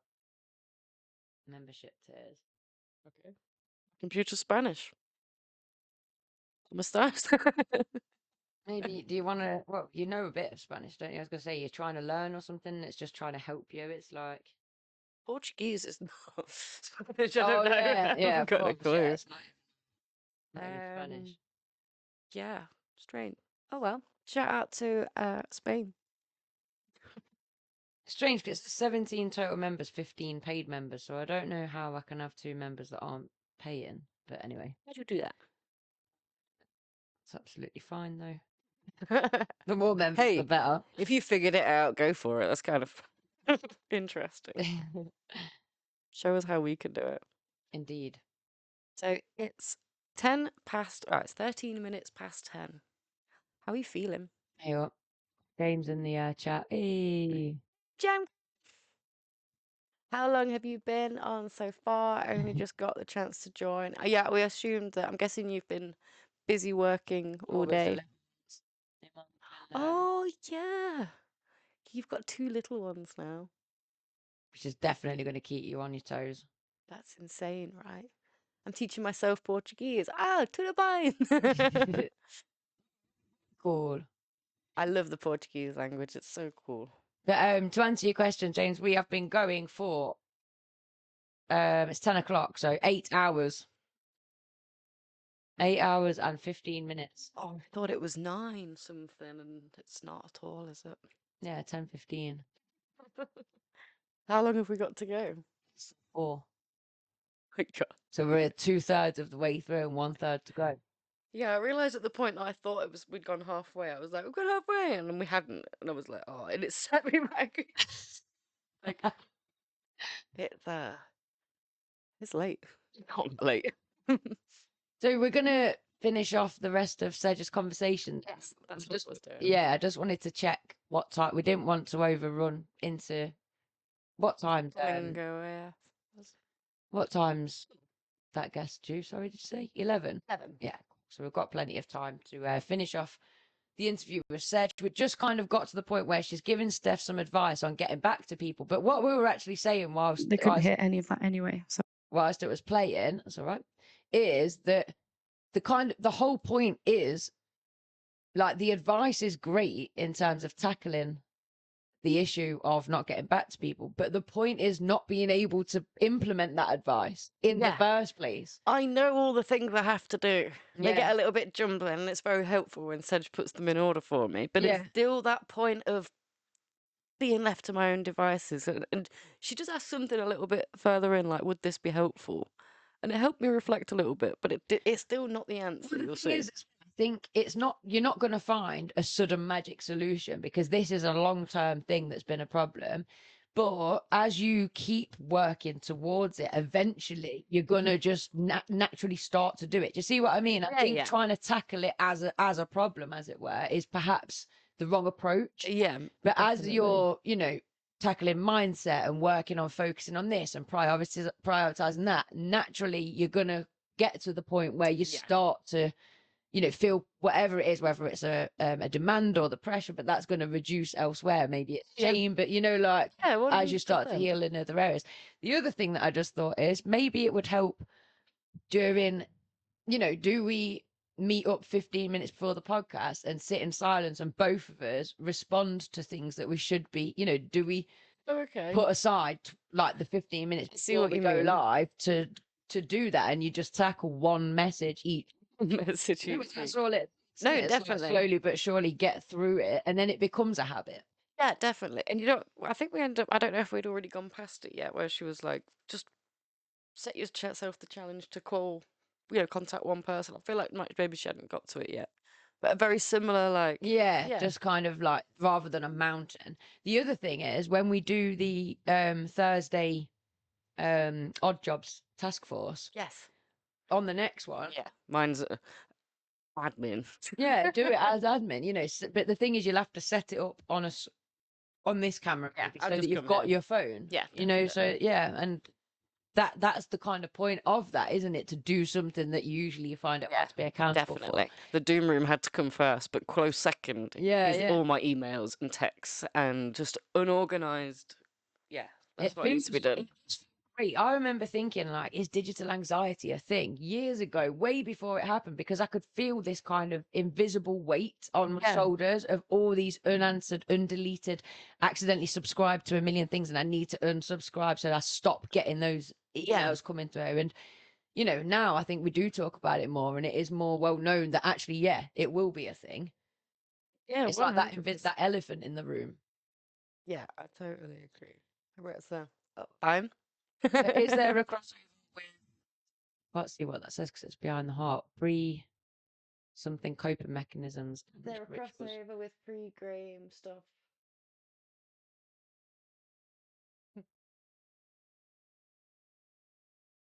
Put something in the chat just to move it upwards.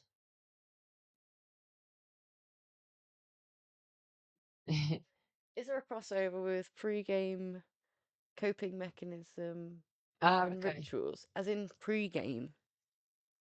I don't understand what you mean by pre-game. I don't think. Well, I'm thinking. Stop showing you tats. Tats. Is that because of Oh yeah, we haven't got any tats. Have we got any? Yeah, but we have got new subscribers. I was about to say we've got 3 new subscribers.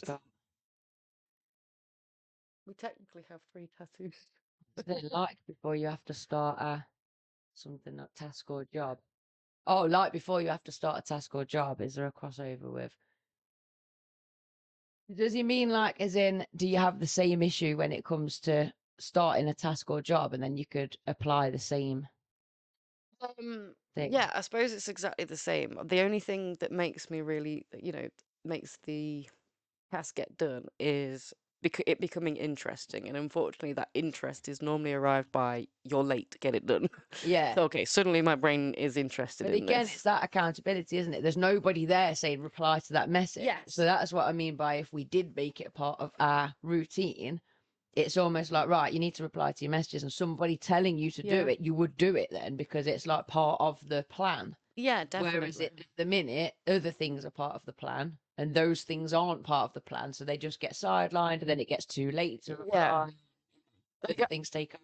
I don't know if it like triggers me and they're like, and I'm still like, it still means I'm depending on other people. And I feel like it's a toxic thing. I think like I need to be able to get this on my own. What and did Steph say though? Yeah, exactly. I would never advise anyone to think that way either. No, but she said, didn't she, in the chat that we're like she you saw need that other people to be do able it to on show your you own. can do it on your own. Yeah, and it's like you need that group to do it on your. Yes, you're doing it on your own, but you know we need the group around us, kind of thing, in the first place. You've got to think when there's no better inspiration than a deadline. Exactly. You got to think like back in day when we were hunter gatherers or whatever. Oh, in day, not just like day one. would you have survived on your own, or would you have needed? Oh yeah, 100%. Yeah. You shouldn't need other people to get it done. Well, you'd have needed a whole team to survive. You'd have needed someone gathering, somebody preparing the food, somebody keeping the house nice. You know, that's how humans would have got by. I just worry that I was the one that was like, good on you guys, good sweeping, good hunting. Well, you were the cheerleader then. I'll do something. I'll do it tomorrow, actually. Is that okay? Don't do nothing. Yeah. Yeah, I think that's a curse of ADHD where you do so much and you're like, what have I done today? So much, but still nothing. Nothing of what you think you should have done or off the actual to-do list. I had to get Sedge helped me get so much better at that, like noticing the things I had done. So I was going to bed being like, yes, I've achieved all these things, rather than I've still not done this, and I've still not done that, and I've still not done that. Yeah, that is way more beneficial. Yeah. Do you know what? I feel like I started that habit as a kid as well. You know, like going to bed and listing through because it was like I couldn't sleep and I just think, oh God, I just need to go through everything. And I didn't have to have it solved, but I had to have a plan for the solution. Yeah. So I'd go through all the things. And obviously when you're at school, there's probably 3 things. You know, forgot my homework, need to fill out some fake note to give to my mum to think that the teacher did it. You know, little things like this. Like, I just need to get that done on time. Okay, now I can go to bed. And now I'm an adult and I'm like checking off this 50-part list. Just like, it's so much longer than yesterday's list, but okay, let's go. So, no, there's no answer. There is an answer. Like behind the autism spectrum, a lot of that is that if I can plan, I make things safer. I make the unknown feel more comfortable. It's a really common problem. Yeah. I should make that plan 5 minutes before I need to do the thing. That will leave me enough time. Worry about it. It's going to go wrong anyway. But stick to the plan. Do you know what I think we need? Shout out to our first guest. If you haven't already, oh yeah, there's cookies to be won. Mr. Vegans. They'd be disguised by the thing. These are for you, Tourmaline Queen, because they've got lion's mane in them. They have got lion's mane and ginger. But these are from the lovely Andrew, Mr. Vegan Cakes. And if you go to his post that is joint shared with us on Instagram, like it, share it, comment, all that stuff. Yeah, you've literally just got Mr. Vegan Cakes and the different podcast official and a different human design. Let's get us all in there. And basically tomorrow we'll draw 2 winners of the lovely cognitive cookies. So these were... Like that post, share that post. Make sure that you're following all of us, Mr. Vegan Cakes, a different podcast official, and a different human design UK. And you could win a batch of these cognitive cookies. 2 winners. And literally, we had one earlier, didn't we, each? And oh my word. And I feel like what better time than to re-energize with another one. Actually, we need Sedge. Should we share some cookie and then take it back to Sedge? Yes, that's... We'll take a cookie break. Edit.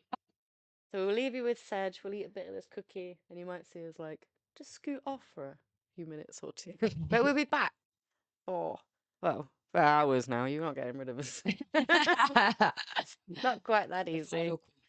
So take it away, Sedge. I don't know if this is a bit too late or early. Petition. We'll put it in place. Yeah.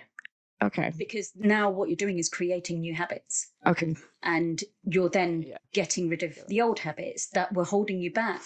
Because I know you feel the guilt, and it's sad that you feel that guilt because you're not doing it deliberately, and there's not any, you know, you empathize with these people and you want to reach out to these people, but then you're feeling that it's been so long. Now, how am I going to look if I don't contact these people? Yeah. And there's also that element of like, if I go in with a strong text of like, I'm so sorry, blah, blah, and they're like, I didn't even really miss you. Think about it. And again, that's just my own like insecurities, my own like imposter syndrome. I'm putting too much of, whereas I shouldn't be operating from that place, coming from a place of abundance. Yes, as opposed to a place of lack. What's the worst thing that can happen though? Oh, do you know what it is? I feel like other people will give me the same amount of shame that I give myself, and my brain's like, I just can't handle any more shame. And that doesn't actually happen. I give myself the total shame. The thing is, if you see it, that's what's holding you back as well. But if you contact these people and then they don't respond, then that's okay. Is it? Of course it is, because you didn't contact them for so long. Yeah. So it's okay. They're allowed to kind of sit on it and think, well, do I even want to speak to you now? And what's the worst thing? You still just won't have a friendship. So nothing has changed. Right? So that's the worst thing that can happen. The best outcome would be that they reply back. Okay. It might not be that they reply back straight away. So don't put that on yourself as well, that, well, why haven't they replied for a week? But you didn't reply for a year. That's a common ADHD thing. Yeah. If you've not replied, and then when you don't get your reply within a few minutes, you're like, you must hate me. Or then you they don't you, and then all of these other thoughts start coming into your mind, don't they? But this is the other thing that you've got to remember, and I've mentioned before that with ADHD and all of the other things, it's different. Your mind is different. So don't put that pressure on yourself. It's okay. It's okay if somebody doesn't reach out. It's okay if they don't get back to you straight away. It's okay. They might take 6 months to get back to you. They might want to think about it. Yeah. And that's okay as well. Just remembering these things. Yeah. But as I said, the worst thing that can happen is there's no friendship or there's no communication. That means nothing's changed. Mm-hmm. The best case is that you rebuild. Okay. Yeah, I really appreciate that. No, I really do. I miss a lot of people, and it'd be really helpful to fix this thing about myself. Yeah, we'll touch base in about 6 months and see where you're at. See how many friends you've made again. This is where I get to 6 months time, and I'm like, oh my god, I've not done anything. No, I'm joking. This is my my paradigm. I guess my commitment. Oh, okay, yeah. I'm making a stand here. This is where life changes. Yeah. And not to let that like paralyze me, the thought, it's just one thing at a time. And then in 6 months' time, it'll multiple things. Do you feel that you would work better if somebody checked in on you and said, have you done this? Yeah, but is that like, I feel like there's some people that I've asked that for in life, and they've got to the point where they're like, you're an adult, can you just start doing it yourself? And that's where I worry, like, reminders from people are so helpful, but why should I put that on someone? They've got to remember their own stuff in life. Do you know what I mean? So yes, do I find that a comfortable tool to use? It just makes me feel bad. But I think, and Lindsay's a great support with this, with you, isn't she? 100%. Because, like you said today, the only reason you really then contacted me is because Lindsay told you that I was waiting for you to contact me.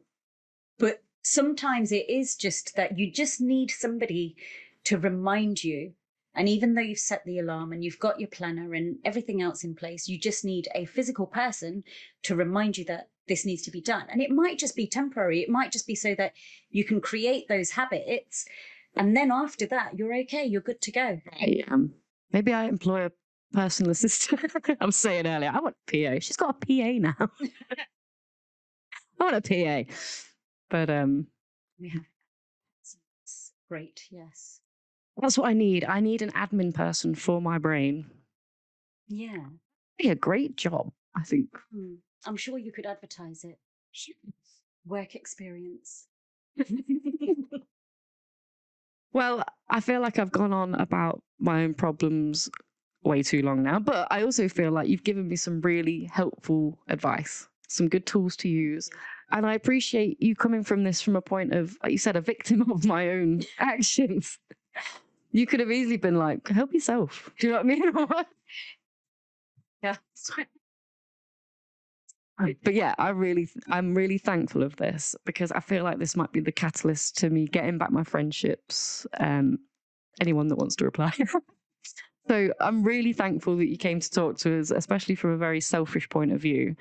But I love your delivery. I love your style. I've always been, since I met you, you plant seeds in me and the penny just drops way quicker than, like I said, many lessons I've been taught over university that they never really like sank in. Your delivery is great because you're very authentic. Yeah. I think the big thing with all of the training is building that rapport with your delegates and making them feel comfortable as well, and teaching them in a way that they're able to learn, because not everybody learns the same way. And we've discussed this before as well, that some people learn better in a classroom, some people learn better online. And this is why we're also, like, the courses that we offer are, some of them are e-learning courses, because some people learn better at home. And some people like that, peer learning as well. So some people learn better in a classroom. So we stay authentic. I mean, the way I would deliver would be different to the way the other trainers would deliver, but everybody has a style of teaching and everybody has a style of learning.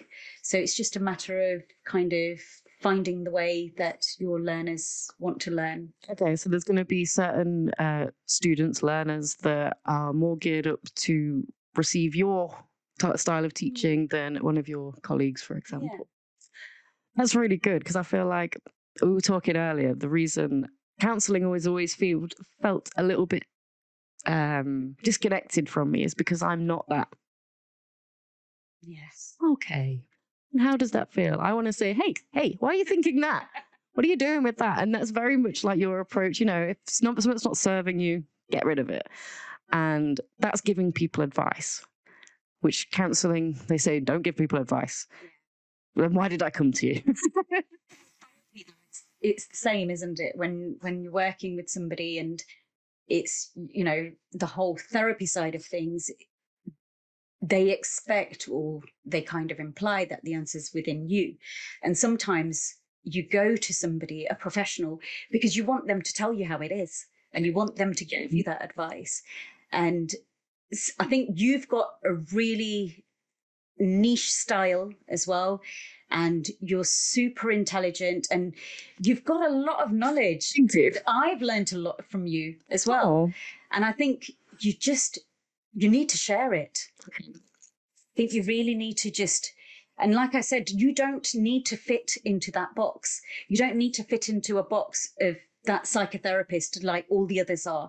You don't need to be like all the other counsellors. You can be your own. Go and create what you've got, which is totally different to that's your USP. That's your personality, and the way you teach and the way you talk to people. You're just so different. And I think you need to kind of really, really focus on that and explore that and put it out there. Thank you. I really appreciate that. And I've spent the last year trying to take compliments better, and I feel like I'm actually doing it. Like, I'm like, really well. Thank you. And I really do appreciate it. And I hope if there's anyone listening that you're wanting to feel like, I want to do something, but you're putting your own paradigms in the way. I can't do that. I don't have enough money, blah, blah, blah. I hope you've listened to this conversation and taken away that you can. Yes. 100%. It's all about mindset, holding yourself accountable, doing these little things one at a time so that you can keep your thermostat set at 30. or at least no, allowing it to move. I'm trying to work with the. It's changing the thermostat. So where it's set at always being late, now just go back and change it. So when things do change for you, it then goes back to always being on time. 100%. And yeah, I feel like learning from you to just trust your authentic self rather than trying to fit into a box that we're never going to fit in. We're different. Yeah. So I really appreciate that. And I don't want to take up any more of your time. So I hope we get to chat and do this again in the future. Absolutely. Great, yes. Anything you want to make with for your training, sorry, we'd be more than happy to come and film with you or set something up with you. That would be awesome. Definitely. I think we'll have to touch base in a few months again and see where you're at with Keep me communication. Definitely. And I'm hoping definitely that you'll be able to coach me. Yes. Yes, absolutely. I think the offer's there, isn't it? So I'll take it. Yeah. 100%. Find out for this last year. We're changing things now. It's a new thing. I'm accepting it, and I'm going to make a note to get back to you and say, hey, when are you free for this? I'm going to do it. So you know my first intent. And when you get that text, you'll be like, she's changing. Or you'll text me and say, you're not going to message me. No, definitely. I think work together. I think you just need somebody to guide you. And I think, honestly, I think that you'd be great with where you want to go. Right. You know what? I agree. Once I've had this coaching, just try and stop me. See where we go. But for now, I'm going to hand it back to the studio where future me is talking to Lindsay during a 12-hour stream. Why did we doing a 12-hour stream? What is wrong with us?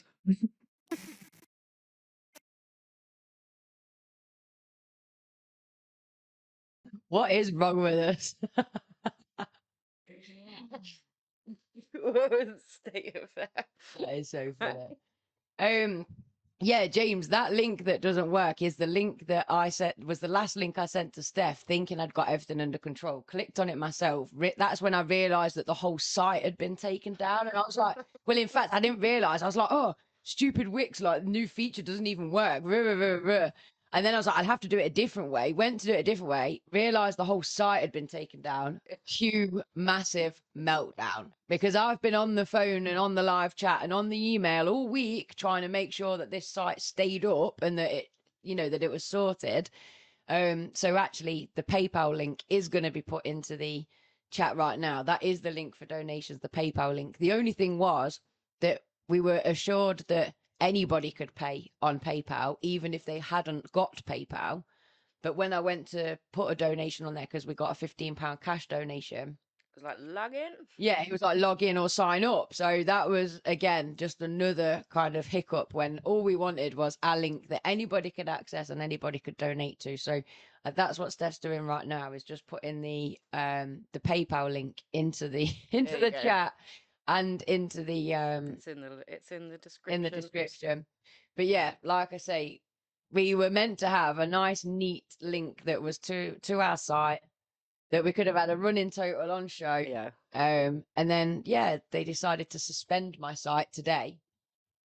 Could we just actually reflect for a second all the things this was supposed to be and how it's not really materialized into many of the things that it was? But I still love this. I've had a It never materializes into no, it never what does. it's meant to be. So get a plan, make the plan, forget the plan. Even if you try and really execute the plan does not exist. I think, like when Andy said earlier that he always makes notes and he likes to be prepared, I've always been the opposite because it's never worked anyways. Much rather ad hoc it and not be disappointed with the outcome and have an expectation and it not get matched, because that's when I do have a meltdown. Right, yeah. Like earlier what you saw was because it's like, well, it's not gone to plan. Whereas if there was no plan, there's no meltdown because it can't possibly not meet my expectation. I feel like the difference in mine and my plan is never like an expectation. It's a rough guide and I approach it with good luck. Do you know what I mean? Yeah. Approach what you can. So I like definitely have a guide thing and yeah, it's because the amount of times I have a plan and I'll roll through and I'm like, I don't really like just reading while I'm on screen. Like it's not that. So I'll just like wing it most of the time. And it's like, but I had that thing. It was that safety net. It's like bringing the second tent to community festival. I never slept in it, but just knowing that I had that, it allowed for my brain to rest and not be an idiot to other people all weekend. 'Cause I didn't feel like I'm Knew you had your little claustrophobic. tent Yeah. disappear into. Which, by the way, I tried changing in once. That is not a tent you sleep in. I'm so glad that I didn't actually need to, because if I'd have had a rude awakening, like I'm going to say that wouldn't have been a respite for me. You know, like, oh, I'm going to go from this lovely big spacious tent into this tiny little hellhole, and that's going to calm me down. 100%. Like, it's totally not. Oh no. Does that mean that Bin's a donation most definitely has gone live because it's just said sorted? We're going to have to apply a tattoo. I was about to say, you got loads, let's even them out. I'll have some, but I'm like, why did I nominate myself for that? I don't want that. If anything, they suit Oh you my more. god, it should be that you know, like the tattoo program where you have to pick one for a mate. You've got to pick the worst one. Like, Oh, you've definitely yeah. got to have the cat. I've seen that. So, what is your view on that program, James? That's what I want to know. I think it's horrendous in terms of because they're not mates, are they? They set each other up. That's Like, like, if I was picking a tattoo for you for real, I would go with something that I thought you would really like. But they totally like, yeah, they have a blind tattoo, don't they? They don't even see it until it's on. yeah.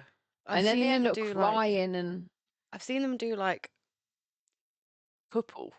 I think the ones I've seen, they're only couples, and both the woman and the dude getting tattooed in different stories. And how could your partner screw you over like that? James is saying, I will do that for you, but it's horrendous. No, there's no No. way that, there's no way I'm letting somebody choose a tattoo that goes on my body without me seeing it. Not well, the Hate it. temporary one they can. I'm Peace and love, definitely, though. I am Appreciate it. definitely going to get booked in soon because I've suddenly realised I was like, I have tattoo plans and no tattoos booked in. Two plans and no I'm just tattoos. going to nip off and get some scissors to cut out. This is the one that I've chosen for Steph to have. The cat in the bag. There you go. So I'm going to get some scissors and a damp cloth so that you can apply it when I come back up.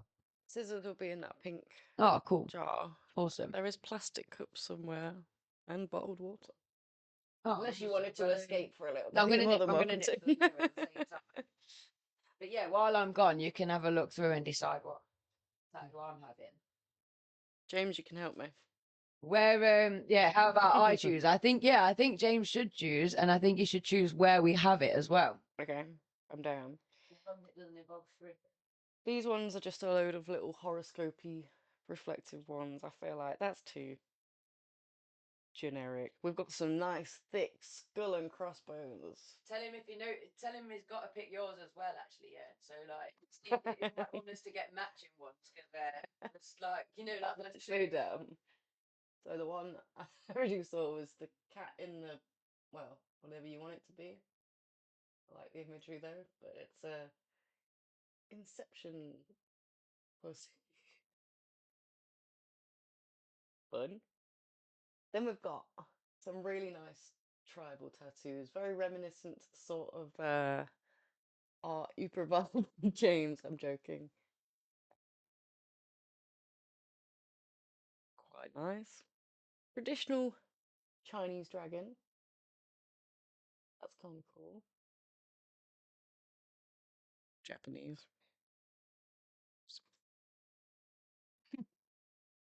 Again, nice little tribal. I mean, hard to pick, right? More tribal. That looks nice.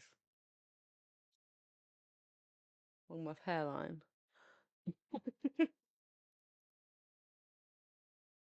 Geometric whale.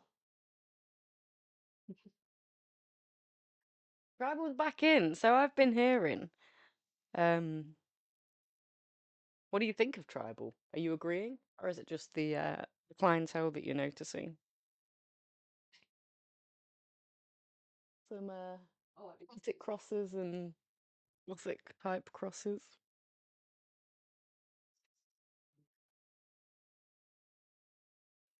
A shout out to my, the Jews out there. There are some random Star of Davids amongst a lot of different stars. Appreciated, they are definitely stars. I just, I like it. There's no anti-Semitism here on this, a different podcast. Stars are stars. Ironically for hipsters. Wow, okay. Is that kind of like the 90s trends bringing back, like, tribal? Oh, Because 90s, apparently so. Ironically for hipsters. oh, okay. So it's almost like us lot having the ones that our dads had and bringing back the cool. They're now having the ones their dads have had.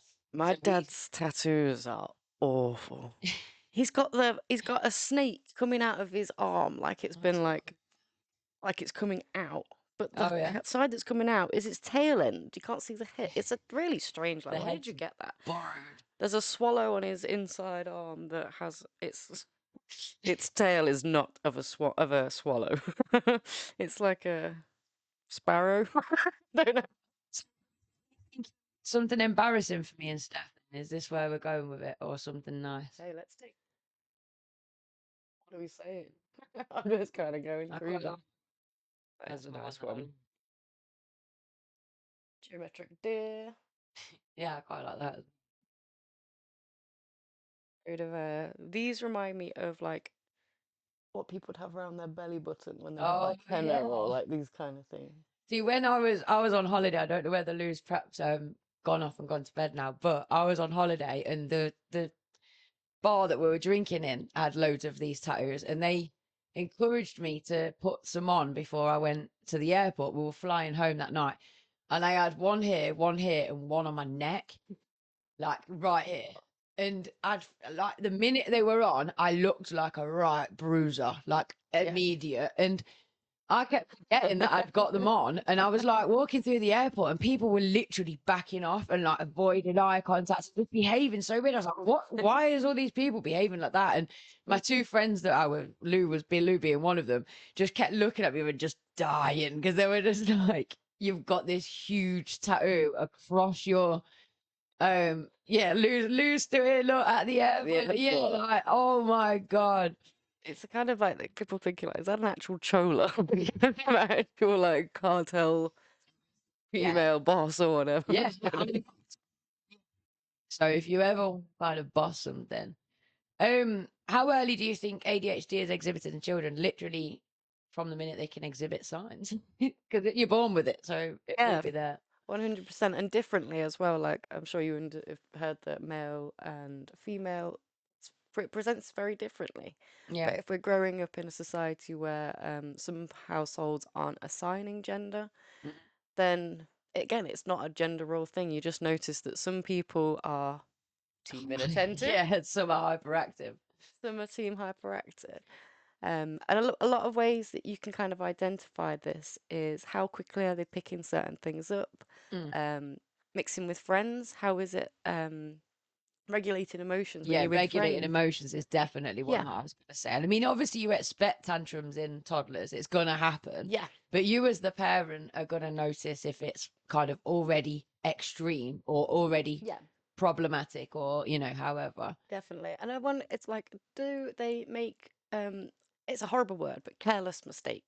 And I know that it's not that they're like, I don't care, mistake. Or do they rush through things? That's the It's a rushing things. It's a doing this. You're preoccupied with something else, and like, oh, if I'd have just slowed down, if I'd have just taken a second, then maybe I could. And as a parent, it could be to be like, oh, I told you, you could have just.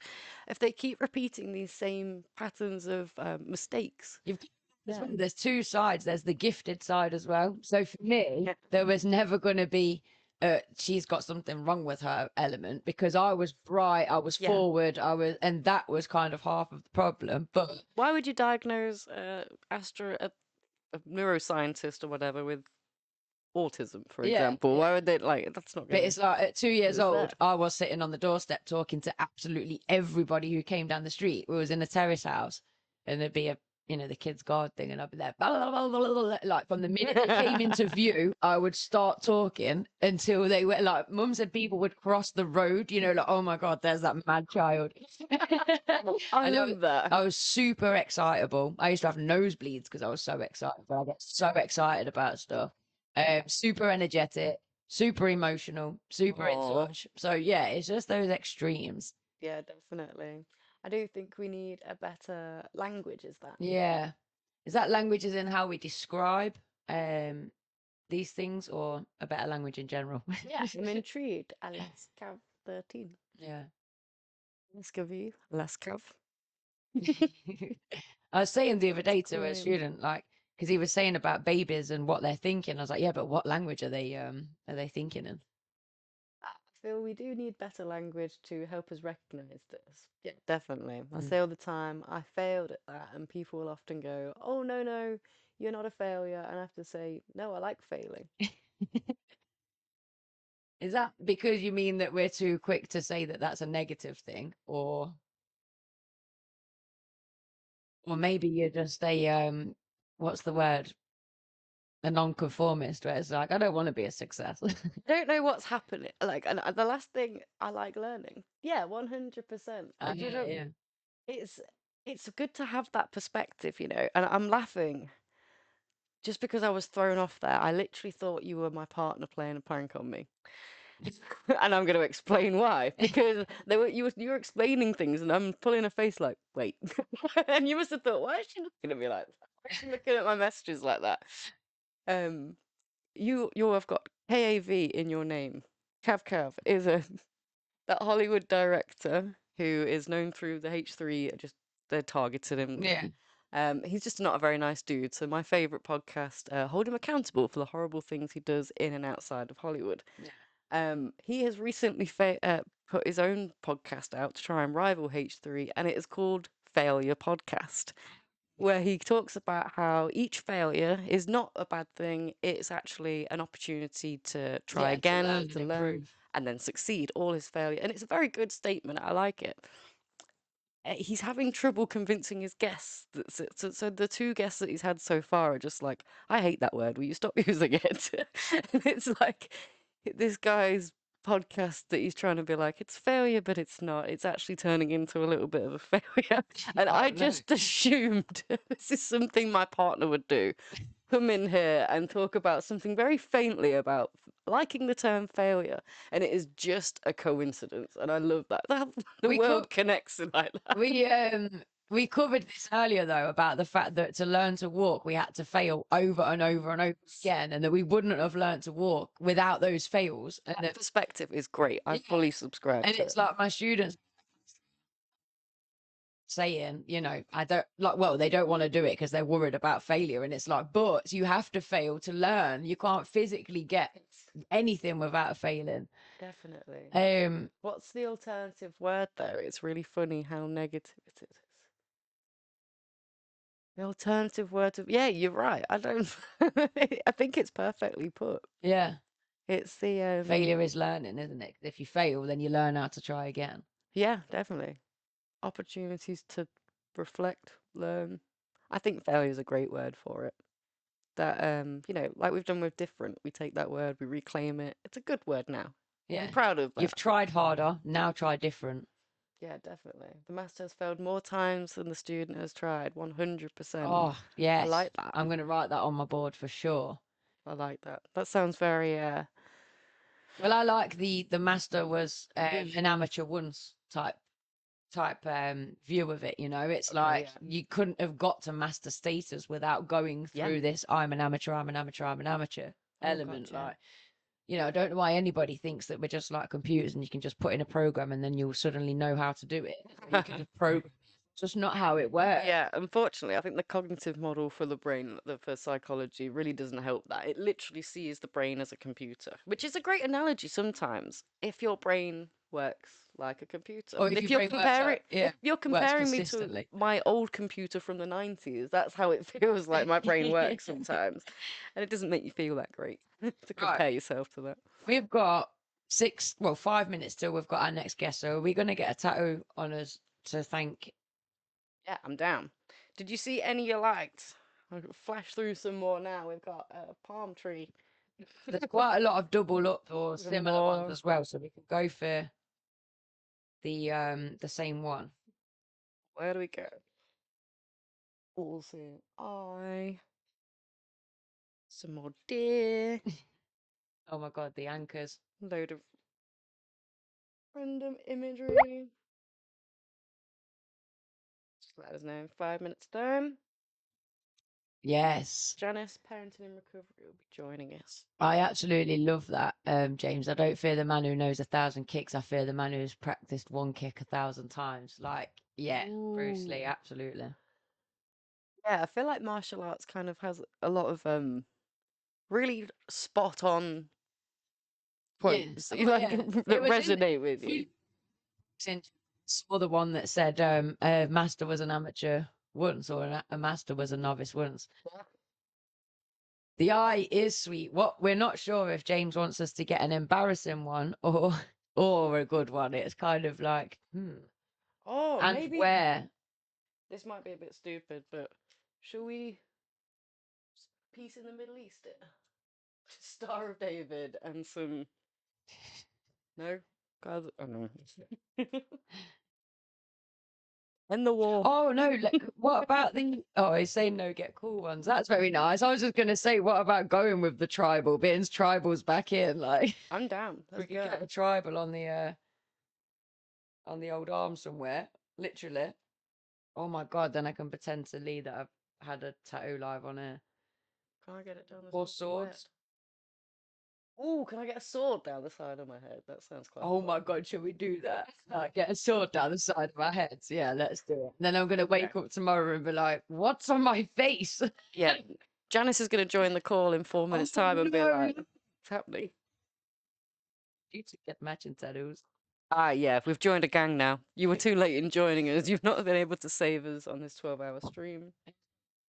Because I'm gonna put the towel over them and then obviously wet it. Oh, yeah.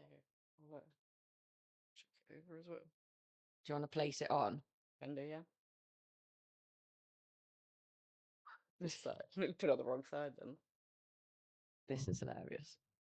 I've always wanted a tattoo on my face as well. Don't know whether I'd ever That goes get with one. my hair. No, it's cool.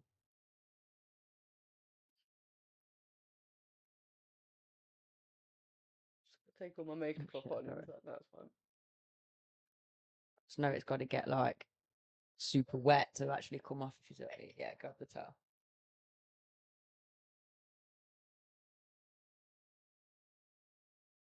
Do you remember putting these on as kids? Yeah. I hold that on there. See if it But you do slides yours. off. You need to kind of slide it and see if it's going to slide and leave the knife there, the sword there. As with the ones that you did, Jane. Life written.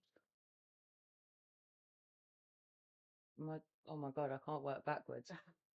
What's going on? Put the hair up. So, Is that right? do on it that side. Yeah. Okay, you're not as bold as me. You can have like.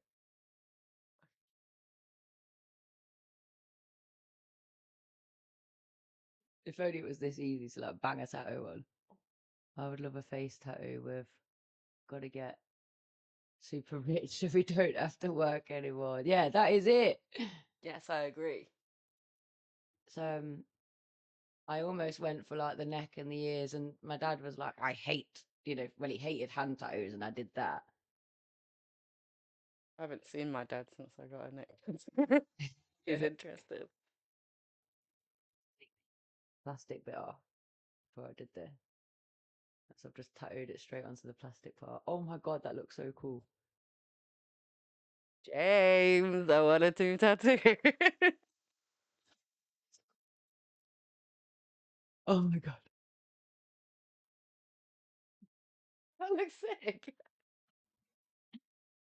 Dry. So, oh my god. We actually suit it. Wait, what? That's So like when I actually got my one at James, and I was like, oh, no. I love it. I love it too, James. So if anyone wants to see us get any more tattoos, the donation link is in the chat. It's also in the description. Let us know when you've donated and where you want us to put a tattoo, and we'll do it. 100%. Okay. So that being said, we've got 1 minute until we're joined by our next guest. And she is in the waiting room. So Fantastic. without further ado, Lindsay's on the wonk. I know. I'm always on the wonk. it's because she's actually got hair that could, like, I'm bald as hell, so my hair goes like that. I know, it should be like decent amount of, thank like, God it's not actually been tattooed. Like, else I'd be like, what? It's meant to be down like that. Like, so funny. I love how we're looking at ourselves in this. I know. There's an important guest waiting for us. No, she's just like being held up for tattoos. Prayer for audio. There we go. Can you hear me? Thank you so much for joining us. I'm so happy you've got audio after the trouble we've had earlier in the stream. We've had to say goodbye early to some guests we never got to spoke to, but I'm so glad you've joined, Janice. Perhaps these tattoos have just applied. Through And donation. Oh, sorry. can you hear me all right? Because I'm not using my speaker or headphones. Oh yeah, we can hear you loud and perfectly. clear. Okay, perfect. Perfect. How are you guys doing? We are great. It's yeah. Considering the time that we've been doing this, what is it, 9 hours now? It's yeah, I'm in better spirits than I thought I'd be. Yeah, totally. I'm in better spirits now than I was an hour in, so it's getting better with the time. Yeah, definitely. Whereabouts in America are you joining us from? Okay, well, I live in the southern part of Alabama, outside of Mobile, close to the coast, not too far from the beach. But I'm from Texas originally. Oh, lovely. Welcome. Very cool. Yeah, I've always wanted to go to the south. So would you call yourself a Southern Belle? Not a Southern Belle, but I'm definitely a Southerner. So I'm not very prissy like I would say a lot of Southern Belles are. And growing up in Texas, that's different than growing up in the Southeast, like Alabama or Mississippi. Okay. We're a little different. So in a good way. In a good way. That's what I love about America. It's such a varied country, isn't it? There's so many different states. It's like a load of different countries in one. Yeah, definitely. And the politics right now in your country is ridiculous. I won't bore our guests or your guests, but it's insane. It's like reality TV gone mad. I'll tell you, I'm really not very well educated politically. I have a son who's in law school. So when I have questions, I'll just throw them at him and he'll break them down. But I don't pay a whole lot of attention to the news and things like that because the negativity brings me down. It's awesome. Yeah. I don't blame you. I'm with you there. I do exactly the same. I very rarely I tune in just so I know what's going on, but I try not to listen too much and I try not to take it on board because I know it'll just depress me. So comes a lot, right? Yeah, too much. So we've just applied face tattoos because we just got a donation on the link, and that was our kind of our dare, as it were, was every time we get a donation. So we've not gone and had matching sword tattoos on our face, but just so you know. I like those. I quite like it. Yeah. Very fun. Yeah, my mum's like, shh, Janice, don't say that. She'll get it. Yeah, but they're just temporary, so 100%. that's all right. Yeah, that's all right. So, without further ado, parenting in recovery. Tell us, Janice, a bit more about you. What brought you onto the online sphere of dealing with all that mess? Well, I actually got on Instagram about 6 months ago because my book agent was like, you have to have a social media following.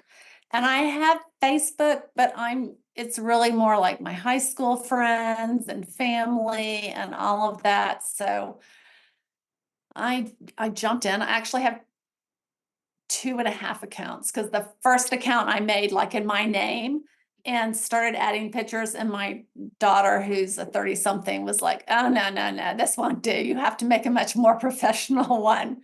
So so I started again. So that Instagram is really still family, but I can't help but throw some of the like psychology stuff into it and news about my book, because I have friends who follow me there who I'm like, no sense in them following me on the parenting and recovery.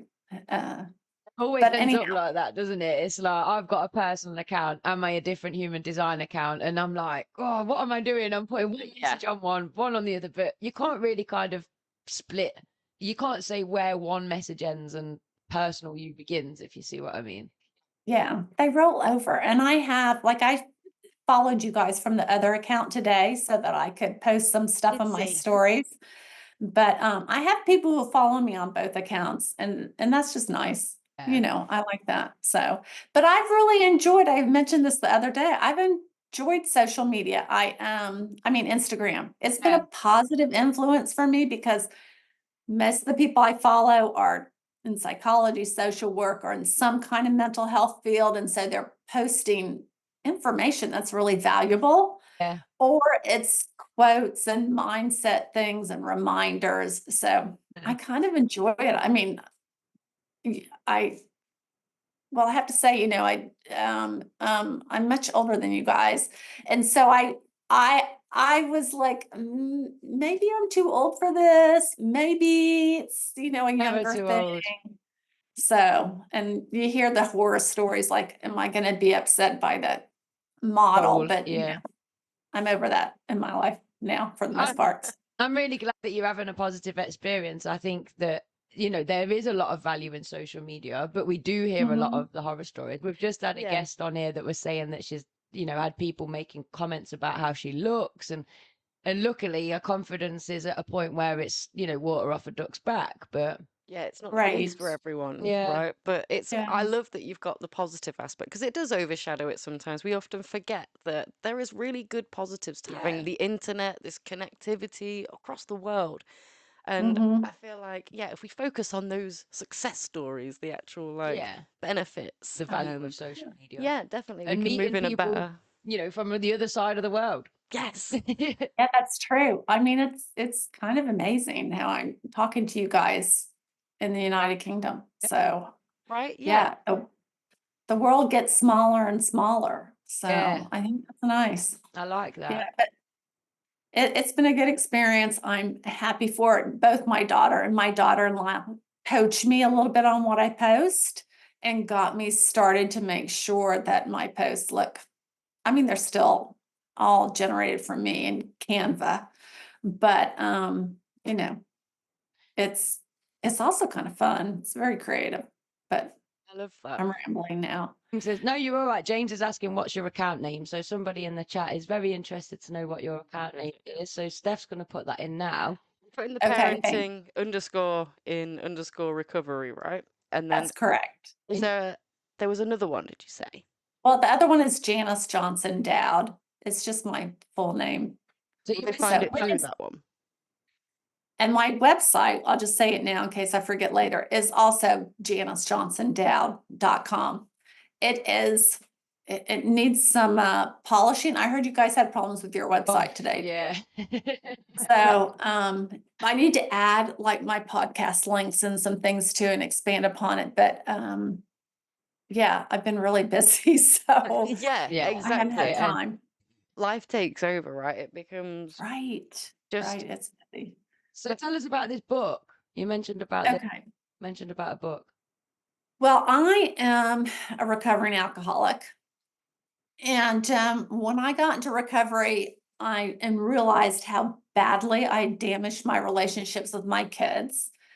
I, immediately looked at all the self-help books, talked to people, and I couldn't find the information out there. And I made a lot of mistakes at first. So eventually I gathered the information, improved my relationships, and then it kind of became my thing. I volunteer a lot. I haven't since 2020 worked in the social work field. But I do a lot of volunteering and speaking at workshops and conferences. So that has been my passion, is how to help families and also parents repair the relationships with their kids. Because, in active addiction, I certainly did a lot of damage to the people who I love the most. and that was my kids and my now ex-husband. And in early recovery, we often make a lot of mistakes. Yeah. Trying to get and stay sober that sabotage your relationships with your kids. So the book addresses all of that. And if I may, can I share a little bit about my background? So Please do. Go for it. Okay, so my professional training is as a social worker. I didn't really become a drinker and alcoholic. I didn't really start drinking until my 40s because primarily I grew up in an alcoholic home. And I did not ever want to do to my kids what my parents did to me. I mean, I consciously was like pretty early on in college, I started taking psychology and sociology classes. And so my goal at that point in my life was to help other teens and families. And I was very fortunate that I got involved with internships and working with a couple of professors. As a kid, I loved reading, and I learned to love research and writing as an undergrad and a graduate student. Of course, other people got credit for my writing, but that's okay because it's all practice, right? My word. And yeah, and so I started out my career in addiction as a family therapist, working with teens who are addicted and families. And during that part of my life, I drank socially. I drank socially from like 18. When I was growing up, the drinking age was 18 in Texas, and until my early 40s. And because it wasn't real important to me, I had other kind of coping skills. I'm starting to ramble too much of my history, but no, not so. Yeah. So, and my home that I grew up in wasn't horrific. It was just confusing. I mean, my parents really had good intentions. They were both children of immigrants. They were living the American dream. We had a very middle class lifestyle, and they provided us, food, clothing, shelter, things like that. However, my dad was an alcoholic, so that overshadowed all of the dynamics. And both of my parents came from families that had alcoholism. So I heard you mention earlier, like the generational trauma that gets passed down. That was passed down. And as a young woman, I'm going to go on a tangent. I had a difficult relationship with my mom because she was just a little bit crazy, I mean, and my kids would say that about me, especially when I was drinking. But now I've come to see, she was doing the best she could with what she had. She grew up in an alcoholic home. Her father was an immigrant. Both my parents grew up on farms, very patriarchal cultures that my grandparents came from, where women were submissive. Women were to get married and have children. What is that culture, if you don't mind me asking? Where are they migrants from, or where did their Well, parents... it sounds terrible, but they're both from rural areas in Scandinavia. Okay. Wow. Yeah. So both came from like farming families and came to Minnesota during the big rush, the Swedish Norwegian rush settlement there. But and they're good people too. I'm just saying, it was just the culture I was raised in. And my mom, I love this about her. I can see this now. She rebelled against it to a certain degree. So she really wanted me to go to college and get a college degree. Yeah. And the interesting part is, on one hand, she's like, you're a woman, I am a woman, hear me roar, Helen Reddy, you can do it. I want you to do everything that I didn't do, because she never got to go to college. She always had administrative type jobs, and she always felt bad about that. So she pushed me. And so I went for the education. But on the other hand, underneath her message was, but make sure you find a husband. Yeah. Someone who can provide for you. It was a very confusing message. And I don't think I caught on to that until after I really started working on my recovery. Yeah. But anyhow, So I grew up with a lot of mixed messages Mm. and a real desire to fix myself and figure things out. And I'm proud of during my 20s when I was focusing on my career, I really did do that. I went to Al-Anon and adult children of alcoholics meetings. I did therapy, and that was, you know, it's real common among therapists to be in therapy. Oh yeah, Yes. 100%. Yeah. And then my main coping skill through all of that was sports. So like I wasn't a big drinker because I was very much an athlete. That's another thing. My mom pushed me into swimming and paid off. It got me a college scholarship, went away, and then because my parents didn't really care what I studied in college, I took psychology and social work classes and inevitably became a social worker. Yeah. Well, I'm So glad that that's a you did. mouthful. Yeah, Yeah. so I started out really good, which is one of the things I had to grieve that I lost once I became an alcoholic, because I was on this path to self-actualization in my 20s. And I got married in my late 20s, and we almost immediately started having children. My ex-husband, who's a good guy, had a job that he traveled and was gone 3 or 4 nights a week. So it was really, so I became a stay-at-home mother for a while and was very conflicted about that. My mom would be like, I don't understand why you're not working. You have a degree and a graduate degree. And so my mom wasn't really supportive. And at first we lived in a community where I'm the stay-at-home mom and all the other moms are working. It was stressful. I struggled with my identity because I had that identity as someone working on my career in my 20s. I feel like I'm talking about myself way too much. Oh, not at all. That's what I invited you for. Okay. So, yeah, but I love being a parent. I'm not saying that my alcoholism is at all related to being a parent. I think what happened in my 30s, I loved being pregnant. I was the school mom, the classroom mom. I was a great mom for like the first 10 years before I started drinking in my 40s. And I loved that. But I also, having 4 kids, being kind of a single parent, I stopped all my self-care activities. I no longer ran or swam. I mean, activities were like, go out with your girlfriends while kids are in school and have a couple of glasses of wine at lunch, which I did for a long time normally.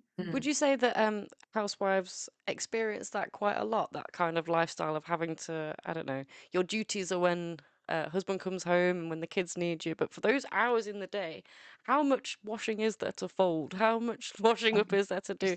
Of identity of who you are. It's portrayed a lot in films, right? The margarita machine, the like girls, oh, it doesn't matter, kind of trashed at what. So yeah, it's a real common thing, right? It is a common thing, but I think, I mean, I was always on the go, running after one kid or another, or the activity or the volunteer job. And then I started working part-time, and then that, you know, became more difficult to juggle, which made, okay, I'm home at the end of the day. Sadly, the kids ate Taco Bell for the 4th time this week, you know, because we didn't have time to make dinner. I feel bad about that. Quickest way to relax is to have a couple of glasses of wine. And I firmly believe in the genetic aspect of addiction. I think there's a link. And I mean, here's the crazy part. So, talk about denial and not being able to objectively look at yourself. So, in my 40s, my drinking gradually increased. And all along, I'd be like, oh, I'm just drinking like all the other moms. Oh, I drank normally for 20 years. So I probably don't have that alcoholic gene, but that was just denial. And that's part of the whole illness of addiction. So, yeah. So I eventually became an alcoholic, tried to get sober through AA, wasn't successful. I went to treatment, and right from the very start, well, no, I wouldn't say from the very start, I dove in head first, like, help me, because, there's still that resistance. But from the very start, I will say this, I started to distance myself from my kids and my family, and I made a lot of mistakes. It's crazy that I saw my patients make 20 years before that, but I didn't correlate it to myself. Yeah, like You know? teaching yourself and giving other people advice is not, it's always not the same person, is it? Sometimes you're like, I'm great at giving No. outwardly. Can I learn my own lessons? No. No, it's hard, and which is why one of the big tenets of like 12-step programs is group support and feedback and all of that. So I made a lot of mistakes with my kids, and I think at least one of them's listening today. Kids. So, but anyhow, part of the problem with my relationship with my kids and my ex-husband during that time was that my treatment facility was located 200 miles away from my kids. And at that time when I went to treatment, my kids ranged in age from 13 to 21 or 22. I can't remember. I think 21. The oldest was 21. So they were either in college or very busy with after school activities. And my husband at the time was taking over my role, his role, trying to manage it all. So they didn't make it up to the treatment facility much for like the family program or family therapy.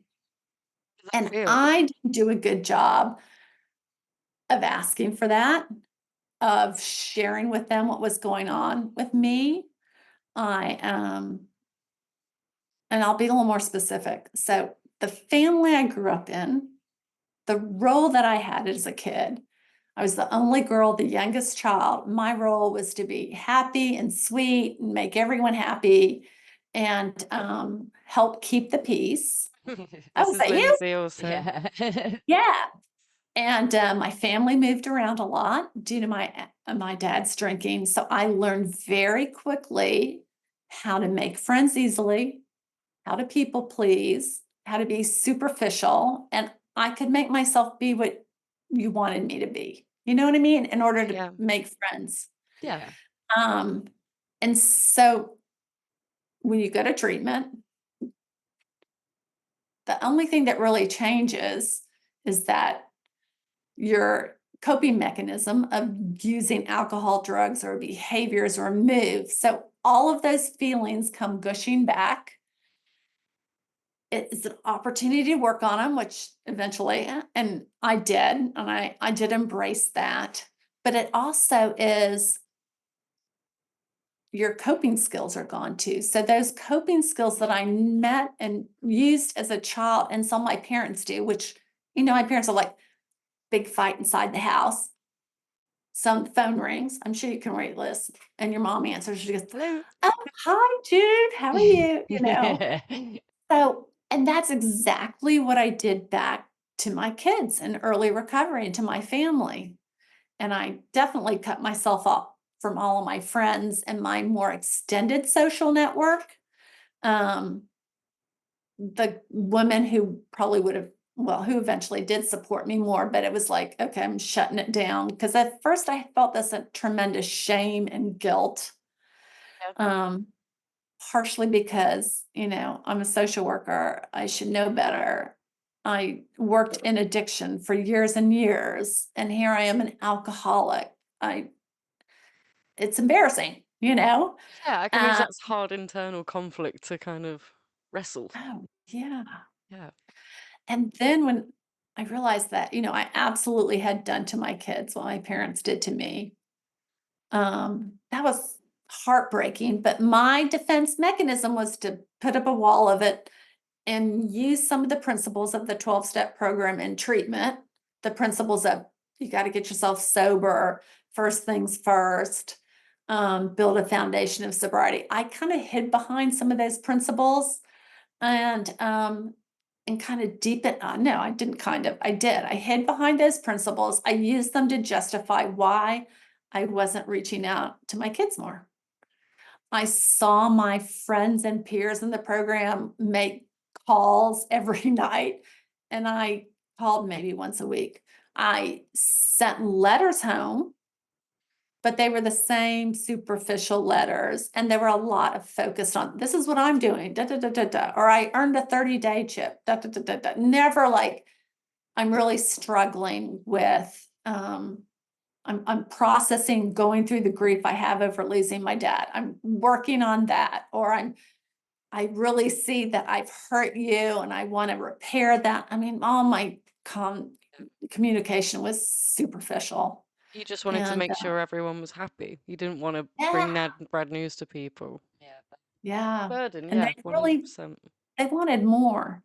And again, the crazy thing was, I remember when I was the family therapist, and I would hear families of the inpatients say things like, you know, I kind of like my husband better when he was drinking, because now, at least I knew where he was. Now, all of his activities are consumed by his recovery activities, like going to meetings, volunteering, things like that. And I would say that too. I would debate with the other family therapist at this one place I worked, because she was recovering and I was the family. And I would be like, we've got to have them have a balance. You've got to teach the alcoholics that they have to include their family members as part of their balanced program, which is one of the things I preach in the book, because I saw that, 20 years ago when I was working in that field, and it hadn't changed that much from, 30 years ago, and then 10 years ago when I was in treatment. Families still were not very involved in treatment. And that's one of the changes I'd like to see. But that's a big ask, but let's So dream big. interesting that you're saying that, because there's been 2 questions asked in the chat, but the second of the questions is, can your own recovery become a problem in regards to neglecting other responsibilities to others? Absolutely. And I think that question is kind of around what you're addressing right now, that in the pursuit to get yourself sober, or whatever it is you're trying to, whatever addiction you're trying to get off, that you can end up, like you say, neglecting responsibilities to the wife, to the kids, or whatever it is, because you are focused on that recovery journey. And you justify it like, well, I'm doing good for myself, so it must be, but it's not the right kind of good. There's a slither of it. Include your family, get that support network, because there's an element of that you've got to focus on your facing your addiction, but then, like you say, is there a way you can bring the family into that volunteering or whatever it is you're doing to try and... I mean, I don't know how much you want to talk about with your kids, per se, but when they heard like this idea of involving them, how was their reaction? Were they like, yeah, definitely, tell us more, Mum? Or were they, used to not hearing stuff? And it was currently, like, or back then? Back then? Whenever, has it changed? Okay, well, currently, I would say they're very supportive of me. Back then, it's still, I couldn't tell you. Isn't that terrible? I still couldn't answer that question on exactly how they felt back then. I mean, we've discussed it. I've made my amends to them. I continue to make my amends when things come up, because you never know, like something that I did that I don't remember because I was in a blackout will trigger something in them, and we have to talk about it. That to me is a gift, by the way. I think it's a opportunity to heal a wound. But honestly, I think, okay, I'm just gonna guess. So if Katie, if you're listening, you can write in. So the 2 younger boys were 13 and 15. And I think there was a huge mixture of embarrassment and guilt. I know that when I came home, or when I would come home to visit, because I essentially stayed away for 2 years, which is a whole nother story. But I didn't return full time back into my home until I was about 2 years sober. But they didn't want me to share with anyone what I'd been through or where I was. So I honored that. Kind of thing, isn't it? That we can't, no one wants to air the dirty laundry as such socially, when really we should be way more open about problems and addiction and mental health, and then it would be more normalized. Yeah, that's what we have to do. I saw something on Instagram the other day that said that going to your therapist should be as routine as going to your annual doctor's visits. Definitely. Yeah, don't wait for the problem to arise. It's like you have a dental checkup every 6 months. Go, check in with your therapist, regardless of if you're having a breakdown, kind of thing. At school, like you get the dentist would come in and teach you how to brush your teeth properly. They're like, I remember my mum coming in and sitting there being like, "You listening?" Being like, "I'm trying, yeah." And there was like, I know the knit nurse is a little bit of an outdated thing. Oh, The knit nurse that's coming in and checking everyone's head. You're like, please don't announce that I've got knits in front of my whole class. The head lice. I don't know if knits are called the same in Oh, America. okay, head lice. Yeah. Oh my gosh, yeah. We used to have like nurses that would be at school that would comb through your hair. So I feel like it's Prevention just, is better than cure. yeah, if we could have a dedicated mental health professional, psychotherapist, counsellor within primary schools, and then ranging upwards. I mean, we just had Andy Pierce from the Pierce Perspective. He set up I caught part of his. charity. It sounds fantastic. He's amazing, isn't he? And he's literally just answering all the things that we've been wishing that our kids could get. I wish we had. And that was the initial reason why I invited you on, because a lot of your posts, I read them and I'm like, I wish my mum had Instagram back when I was in 1992 and you were writing those things then, so she could have, my mum, I think to call her an alcoholic should be like, hey, but she can drink a lot when she wants to on a night to, because she's worked hard during the day. And there has been an aspect where she comes from a very like, get on with it or nothing, stop whining, you're just making it up for. So I struggle. There's a lot of resentment. I love my mum. Shout out if you're watching. I love her so much. But there's a certain like conflicting feeling. Yeah, where I have to recognize that sometimes I can get a little bit funny with her because of that underlying resentment. And every time I think I've understood it, another bit comes out. And I think you've just helped me realize there that some of these things you block out just because you've gone, okay, mum, I forgive you. It's not a gestalt whole feeling. It's these individual moments will come up and arise, and dealing with them. And I'm really thankful to my mum, because sometimes, especially at the start, she was like, all right, stop reminding me of all the stuff that I did, like I didn't mean to. And again, just from being busy, not from being abusive or anything. She just busy at work, single mum, and doing what the best she could do with the tools she doing had, the like best she could. Yeah. That's exactly it. That's exactly it. I was interested.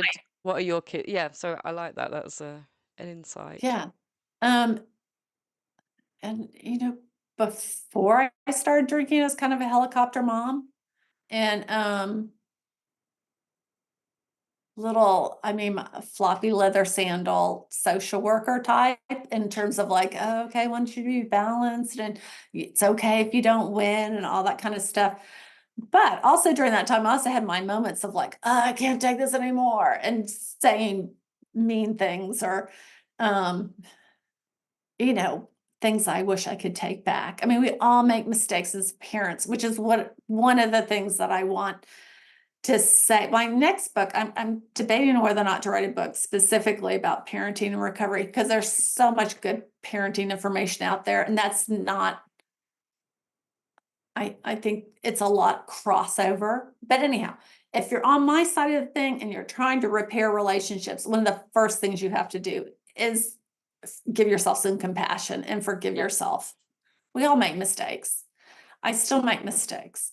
I try to catch them much quicker and apologize for them. So, and then to go back, kind of what you said, like, okay, so as I did more and more therapy work, and I still do a group therapy with women, and we address like our adult children of alcoholic or dysfunctional family issues.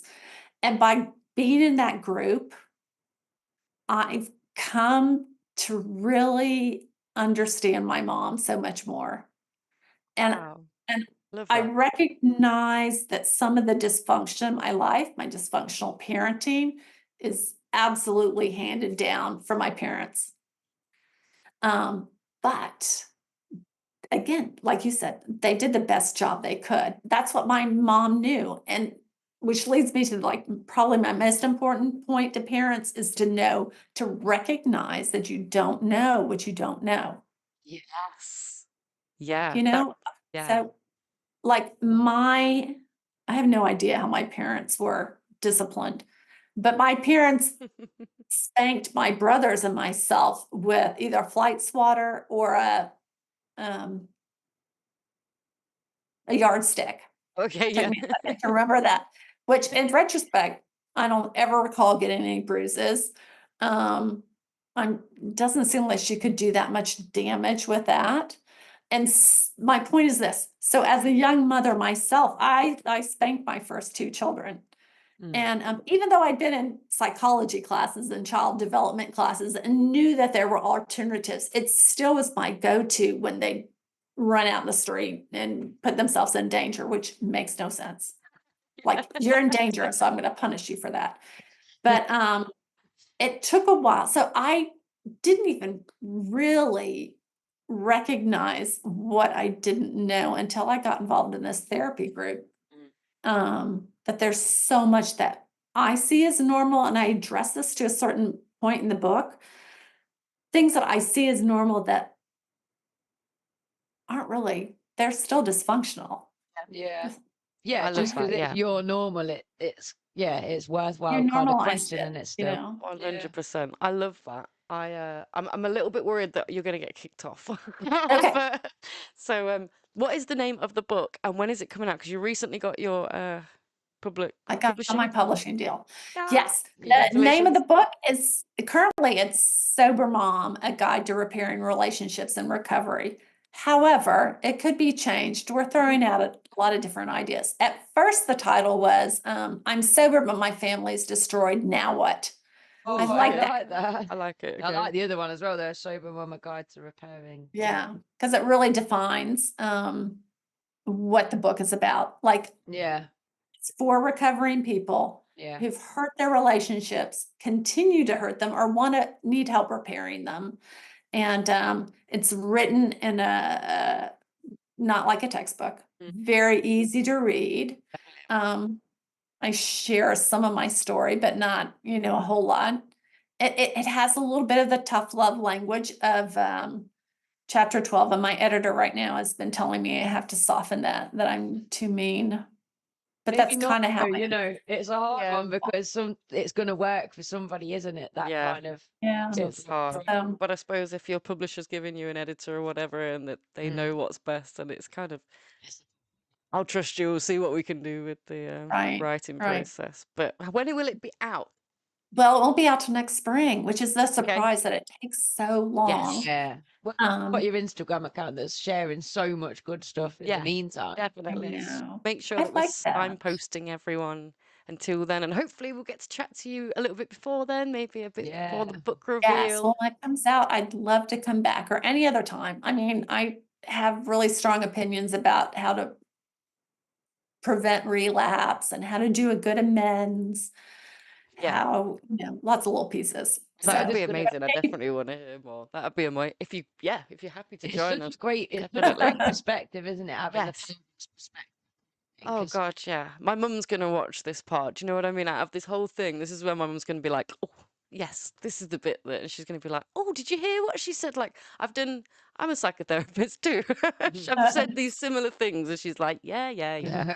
So I think it's a really good change of perspective. And so, thank you so much for joining us, Janice. Thanks. Let our followers know when your book is out because they need to go and get it as soon as it's It'll be out. on my website too. Be following your account. Fantastic. So we'll keep an eye out. Yeah, I've put the website in the chat. Anyone wants to go follow Janice, and I'll also put it in the description below. But in the meantime, thank you so much. And thanks for having me. Have a great time back in Alabama. The chat is thanking you. Alabama. I had to. I'm so sorry. Yeah, everyone's loving you. So thank you so much, Janice. Enjoy the rest of your evening. Thank you for joining us after a long day at work. Well, and you've got this. Just a couple more hours. Thank you. You're doing Thank you great. so much. I really appreciate it. Oh. Take care, Janice. All right. Thank you. See you soon. Bye. How amazing. How incredibly interesting is that? Look, I had a tattoo of Before I forget though, I just want to go back to the questions that have been asked in the chat while we're still on that same kind of vein of what Janice was just covering. So do you think you can be the first in a genetic line that gets trapped while your predecessors were okay? And I think that is such an interesting question, because we talk a lot about if you grow up with alcoholics, you're more likely to become an alcoholic. What if you didn't grow up with alcoholics and you become an alcoholic? You know, those kind of elements. And I think the thing to remember is the predecessors might have looked okay and had different coping mechanisms. Like my mum and dad. My dad was a drinker, but he wasn't an alcoholic or anything like that. And he's never been a problematic drinker, particularly. Who didn't drink very, you know, he drank at the weekends. It wasn't a weekday thing. My mum never really was a big drinker or anything. So, you know, I could look at myself and be like, oh my God, I'm the first one to be a failure of the family type thing.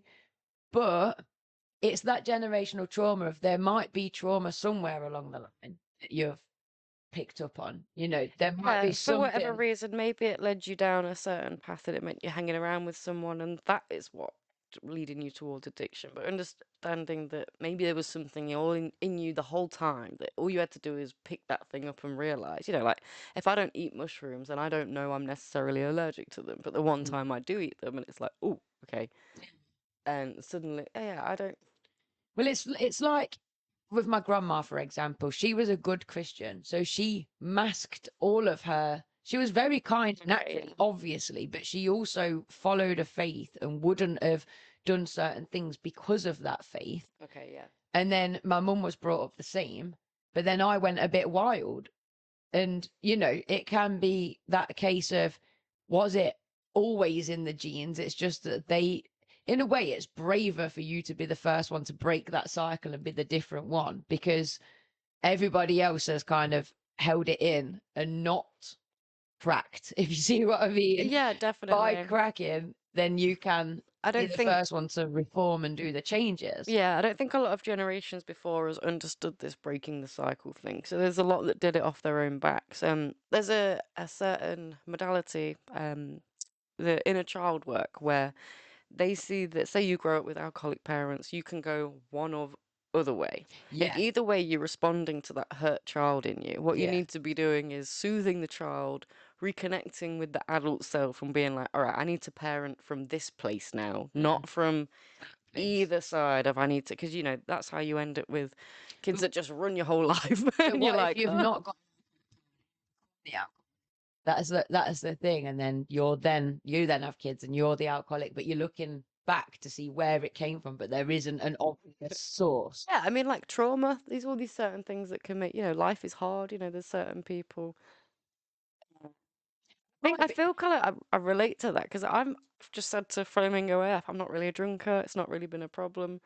But I have lived in a house where alcohol was the key vice for everyone there. It helps you deal with situations, celebrate situations, deal with bad situations. So I could very easily adopt my own drinking addiction at 40 if I, you know what I mean? Yeah, definitely. Totally can see where it comes from. Yeah. Oh, Janice, thank you guys. You're great. You are awesome, Janice. I love having you.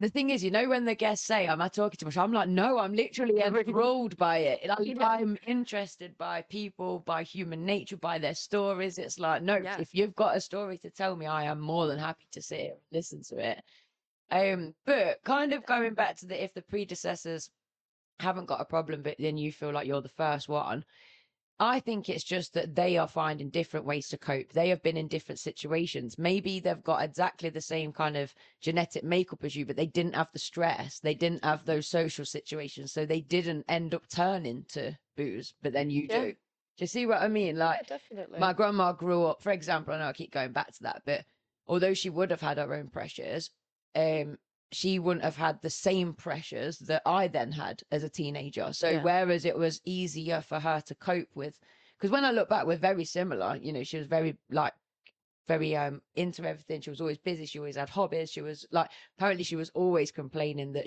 I've got no free time. But then she'd always be the person that was like, yeah, I'll do that. And I'll help there. And I'll volunteer with this. And she was like, you know, everybody knew who she was around the village. She was so helpful. She was so kind. She was a really, really like popular, nice lady kind of thing. But she also didn't have the same stresses that I had as a teenager in terms of access to social media, and popular culture wouldn't have been as, you know, sexualized as it was when I was younger and Yeah, stuff like that. So definitely. the what pushed me to become a drinker, she wasn't in those circumstances, so she just wasn't pushed to become a drinker. Yeah, 100%. It's similarly, like I was saying, with the way you operate with your inner child. If you grow up without alcoholic parents, you can see how a lot of like, it's very common. Like, if your parents smoked cannabis, then you're like, oh, my kids will think I'm cool because I smoke this, and they don't. They're only being like, oh, because they're used to it, and they like drinking instead. And then the vice versa will happen. The next generation after that will be like, oh, I hate drinking. I'd prefer, you know, whatever it is. So, Tara, I think you can rewind it. Tara's just come on saying gutted that she's missed that section. yeah, if you but you can actually just read, because I only know that because when I went on, it had paused at the sedge part, and I went on to quickly reply to James's comment, and it was paused from ages ago. So I think you can just drag the cursor, rewatch that section, and then catch up with. Yeah, definitely. If you take it to 45 minutes from now, yeah, it should be, yeah. We just in the whole live stream as a video. So I was thinking that this is quite good, like segments, right, to post throughout the year. Oh, right. Or even like however long it takes, because I'm not expecting anyone to be like, oh, look, a 12-hour stream. Let me click on that. Taz, wish you guys live. As well as the live, don't worry. Oh yeah, tonight. Yeah, see what you mean. Yeah, so do we post it tonight and leave it up for people to catch up on tomorrow and the next day? Oh yeah, so then I'm always going to leave this on because I want the hours from the views. Yeah, but then, like you say, post, yeah, I can capture bits out of it from each of the interviews or something. Yeah, definitely. I mean, I don't know. Maybe we've hit some weird audience that only like sagas. Like, they've watched Lord of the Rings too many times, and they just need something else that's just long. It's certainly one that could be put on in the background, like how I watch Judy in the background. Yeah, 100%. Shout out. Who's getting their work done right now? Who's like doing stuff? Like, I'm listening to us. No, come on. Come on. No, I don't think. See, Nana. Because before she was like saying, "Oh, I'll see you on live," and then I've just realised she didn't. And she was asking about being zoomed in as like a party or something. They were having a party or something, and oh, okay. I didn't know they were having a party. They were a party on our birthday without us. Pan through Kat. If you're still hanging around, Kat, explain. I assumed it was a conversation you'd had with her, because it was like being told to me as though it was like a conversation that someone else had had, but clearly not. Clearly, neither of us were in the loop. Anna said something about how that she had some plans already and that she was sorry she couldn't make it, but she'd try and jump in at some point. She was like, I could even call in at some point. Yeah, that was it. I could call in. That was, yeah. Kat was saying something like, because then I assumed that Rush was going to be there DJing, and that they were all saying that they could call in with the DJing and all the rest of it going on. See, yeah, that was another plan that that's probably my thing, to be honest. I didn't get back to Rush in time. The last message I saw from she's like asking for some lead that I don't know the name of. Okay. Because I just ended up having too much to deal with, and I was like, I don't even know. Imagine trying to set that up now. Right, to the DJ set, no audio.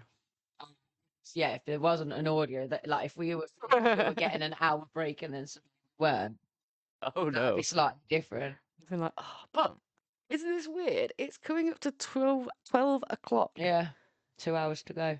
Like at the time, up to 6 hours. It felt like 12 hours. Since that point, every time I look at the clock, another like 2 hours have gone by. I think when we had when we couldn't get Chrissy on and then we couldn't get Colette on, they were the two times I felt really deflated. It was feeling like a long time. Lily made a good point. When you're on stream and you mess up, time feels so much longer. And then you watch it back and you're like, oh, that was a few seconds. People are allowed to think and breathe in between talking. Yeah, you don't have to kind of... I loved the way she put that, though, that you kind of go like this and then you carry on talking. But in your head, it's like, I was silent for 2 hours. That's how it felt when I was saying to own a spider. It must be possible to own a spider monkey in the UK. That was a big pause though, and then like I just had a big vote in my head. waiting for what you're saying. I'm not expecting like it must be possible to own a spider monkey somehow. What like I start laughing, then you start laughing because you must realise, oh yeah, that sounds totally random. Yeah. Like whatever you thought was gonna come out clearly wasn't that. No. Is there a link to introverted extroverts who become involved in a path in life that exposed them to situations that may have made them happy, but created the stress that require a coping strategy? That's James, because we were talking about this earlier about the fact that I am energized off social situations, but drained from them at the same time. So does that make me an extrovert or an introvert? And you said, didn't you, you're an introverted extrovert? Because I obviously enjoy the social situation, but do still need that time. And I think that probably is what pushed me into drinking, because I can imagine, yeah, you're like, I'm sociable, I could be great in hospitality. Yeah. Oh, suddenly, after a hospitality shift, I want to drink behind the bar, all of it. Yeah, or even like at parties, when I first stopped drinking, I became really reclusive originally before I kind of balanced back out, because the situations that I was naturally putting myself in when I was a drinker, I suddenly wasn't enjoying as a non-drinker. I just had to re-find what situations I did enjoy.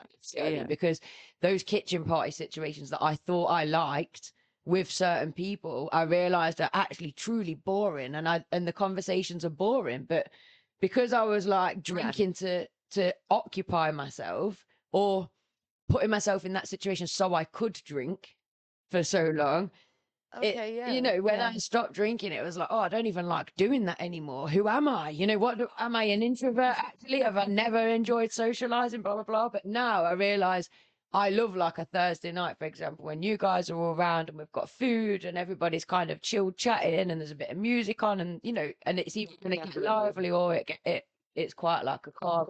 There's all different vibes, and I like that because it's good conversation. It's good company. Right, yeah. I've refound myself. For me, performing. I suppose that's a really specific one where you're like, especially because I feel like skills in there, right? You might be introverted, extroverted, but you've got this skill and you're like, I can shred, I can sing my heart off. And then it's like, oh, wait, I don't actually want to face anyone in these moments. It's kind of scary. That's like me with pole dancing. That's me. But yeah, pole dancing. Want to make a career out of this, but I can't dance unless I've had it, not as in the confidence, but as in my physical movement. I just feel so self-aware and awkward about a drink, and then even though I was confident, I'd throw myself into it, but then you could tell because I'd had just half a glass of wine, the dance would get better. I could think more quickly on my feet to be able to choreograph something in my head to the song, whereas if I was just trying to do it sober, I'd be like, oh, what do I do next? I can't think what to do next. I'm the same. I'm like, you've done that with your arm too many times. And it's like, no one cares. No one's noticed what your arm's doing in the disco. It's not like I'm like, all night. I'm just like.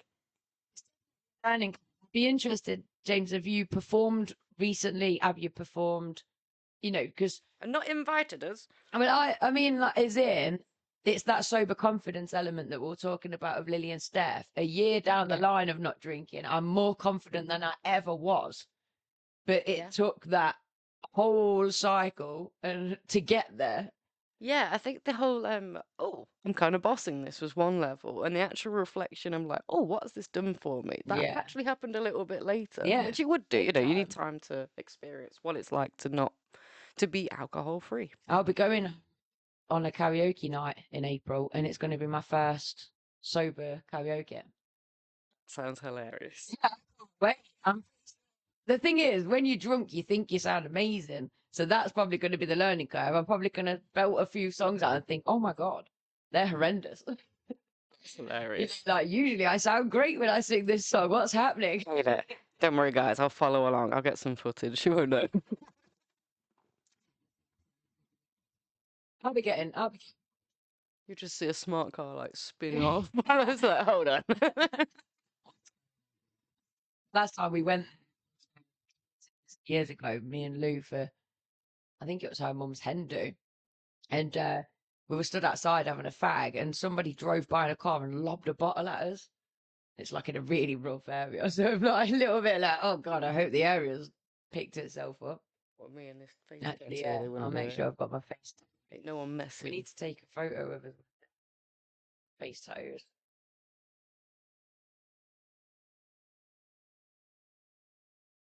I like it. I'd send it to my mum and scare her. Yeah, and for our next trick. I love that. For our next on them. Oh, does it say some? It's got words on it. Victory, does that say? Invictus. Invictus. The Invictus games. I was gonna say, yeah. It's Invictus. It's a type of spray, isn't it? Man's Paco Rabanne, is it? Invictus. I feel like it's like victorious. Very similar. I'm gonna, because doesn't Prince Harry have the Invictus games? Yeah, which is like super strong, best. Fine. Invictus is a short poem. What is the meaning of the word Invictus? Unconquerable or undefeated. There we go. Okay. We are undefeated despite every hiccup that we've had today. Oh, but that's kind of still a nice. going. I like that. We did Man. defeat us. We're 2 hours away from this ridiculous idea ending.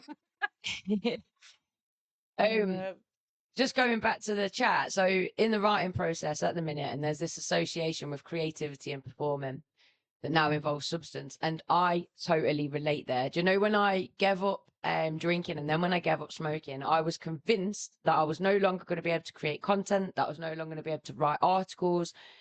I wrote these books as a heavy smoker. You know, that was what got me through. And as a drinker, you know, having a wine, having a smoke, writing the book, it all came hand in hand. Yeah. And it has been such a huge like development to realize that I still am creative with that. And do you know what I kept falling back on? You used to write stories as an 8-year-old. You weren't using substances then. Surely you can do it without. And yeah, definitely. You know, and it has. I hear a similar argument for why shouldn't I take those medications? I worry that it will take away my creativity. And it's like, I can't express enough that my creativity just got so much better when I could put all my thoughts in order and actually tackle it from a healthy state. So yeah, 100%. And the more you start to realize it's just, it is a habit. It's such an ingrained habit. Earlier, when I was having my meltdown in the kitchen, my whole body was screaming, have a fag, just have a fag, just smoke. Because at the end of the day, although the physical addiction has gone, that ingrained habit of when I'm in that kind of moment, my only savior has been have a drink or have a fag. At one point, I was like, I'm going to have to crack open the non-alcoholic cocktail as a placebo way of coping. And in the end, I was like, do your breath work. And I started doing my breath work, and I thought, it's just about retraining you, those roads, you know, like when you see a road that's not being used anymore and the weeds are just starting to grow through it. That's my drinking and smoking. Like my drinking road's pretty much, you know, been took over by nature again, but my smoking road is still very ingrained because it was the path that I used for so many years. So it is starting to get those weeds coming through, but it's still the main road that my body has used all of this time. And the other roads are little like mini pathways that I've been walking through, and I'm starting to create them. Yeah, definitely. The more you do them, the stronger, the more indented that pathway will be. Yeah, it's weird. Started before it, now hinders finishing it. Because what starts off as like, I need this to do this thing, ends up becoming the problem.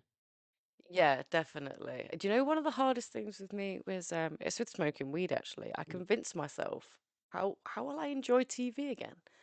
I love a joint and TV. How are you supposed to just, and it is the most ridiculous thing to think about. In your addiction convinces you of these things that they're so important. Again, it's been such an eye-opener because I love nothing more than getting all kind of cozied up in front of like a film or something, and I didn't think I'd ever be able to do that without smoking. What will I ever go to? If I don't smoke it, how will I go to sleep? You know, it gets me to sleep every night. 100%. Hey, Alice! Literally, about I've 10 been up. minutes ago. Chat, where's Anna been? I could have sworn she was coming. How's your Saturday night been, Anna? Are you enjoying life? Yeah. She's just gonna come back with the absolutely trash girls loving the household tonight. Yeah. Yeah, definitely. There has been although this is, alcohol-free promotion. If you are not on your sober curious journey, there has been a drinking game throughout. Every time I say 100%, I stuck myself throughout Genesis 3 times. Like I went up, you'll say it, watching back, swallow it, like get that out of your repertoire. Still can't work out what to do with the Friday feeling. See, to be honest, that Friday feeling, the placebo helps me. Like having the Corona alcohol-free beer. Like I had thirsty Thursday feeling the other week. I was like, it's Thursday, the sun's starting to come out, like, it's pub garden feeling. I was like, oh, I really fancy an alcohol-free beer. Like that's just because I've got it now ingrained that that's just my new normal. Oh, definitely. And it's just about creating that new normal. Do you know what I mean? That Friday feeling. Because you say Friday feeling, everyone knows what you mean. It's But all of us exciting. do a different thing on a Friday that we're all excited for. Do you know what I mean? And it's just about changing that specific Friday thing that gives you that feeling. If you're not into, if you're trying to stop drinking, maybe there's something else that, if it's people that you spend time with, it's the, do you know what I mean? Because I feel like that's a good, if you're not going to the pub, you still want to be able to see your mates. So being able to see them wherever you can, I feel like it's got to be a good thing, right? Janice is saying about the other way to donate if it's not PayPal. Now, we were having problems with a donation link, and the other option that we've got was to become a Patreon member, which is a monthly subscription, and you can just choose £1. But I'm just checking if I've still, because I did have a buy me a coffee for a different human design, which is a donation page, but I've not used it for so long that I don't know how to check, if you see what I mean, like how to search buy me. Hold on, let me do it through Google. Buy me. In fact, I changed it to buy me a book. Buy me a book. You stopped coffee. Or buy me a pizza. You could change it, and I was like, oh my god, I love all of these things. Para, nope, don't like people. Whatever your vices. Why? What was the people comment? As in, like, if people are your thing, if that's the thing you want to look forward to on a Friday. Oh, yeah, right, yeah, no. Well, I'm looking forward to. I think that was what the response was for. Anyway, I hope I've not got that wrong. My Friday feeling is just sitting and having Judge Judy on with my snooty on. Yeah, mine's H3 for 3.5 hours. Sometimes 4 if I'm looking. I can't believe they do that for 4 hours, 3 times a week. So yeah, I can't find the buy me a coffee, which is really frustrating because my mum donated a £5 onto that when we did that Halloween party that we ended up doing for absolutely free. We were meant to be getting donations, and nobody donated. They just enjoyed the yeah. There's a theme to everything we plan. My mum donated a £5 going, and then when I tried to get it out, it was like, sorry, you can't have it.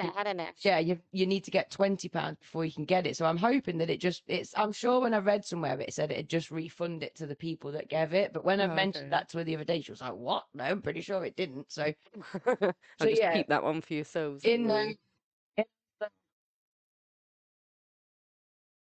Cat has an Anna. I love this.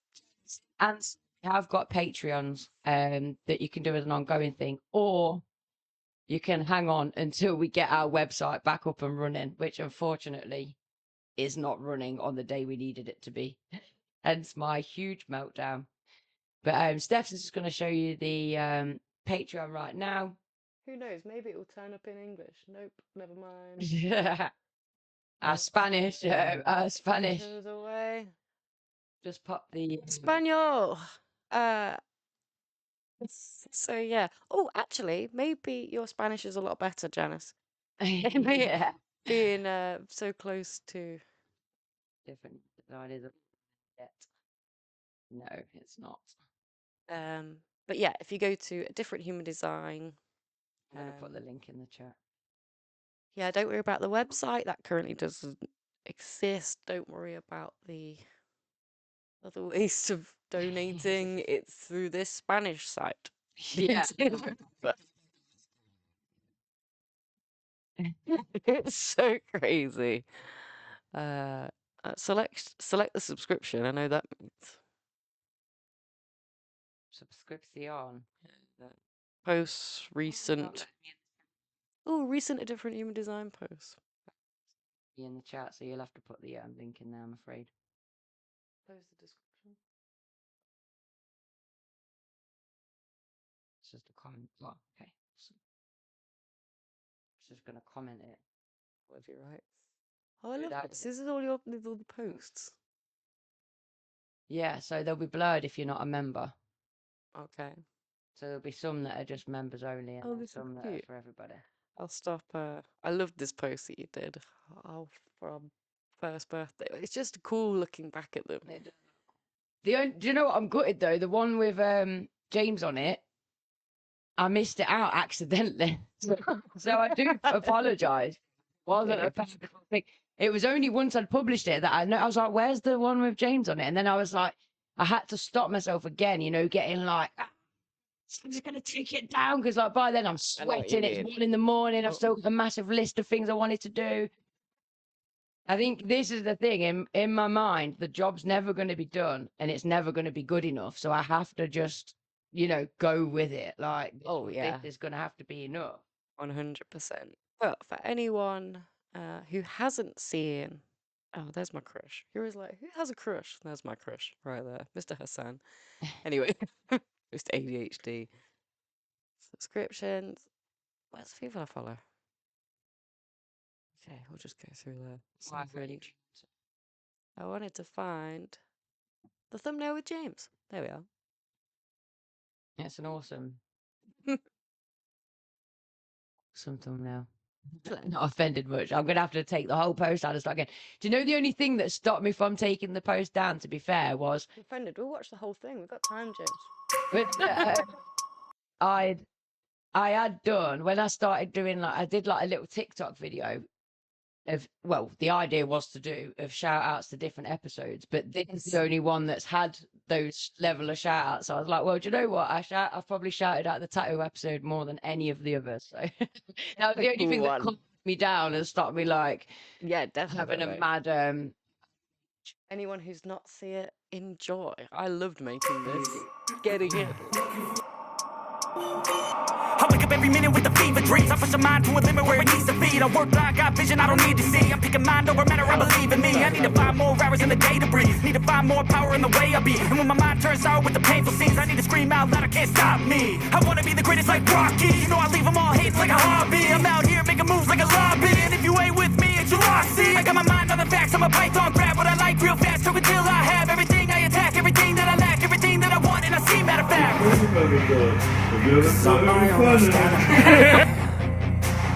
Only if I let it be. Wait, yeah, for anyone who missed that. Basically, like, oh, do you always get asked the same question? He's like, yeah, the same stupid ones. Like, have you ever tattooed a fanny? Oh,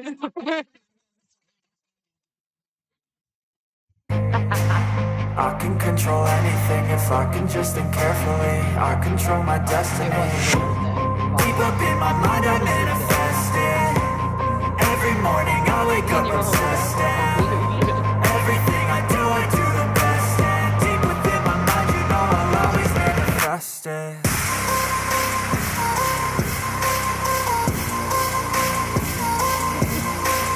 I still want James to hurry up and share those 2 songs that we shared with us. Yeah. They're on my other phone. I need them in my lap. I want to make a music video.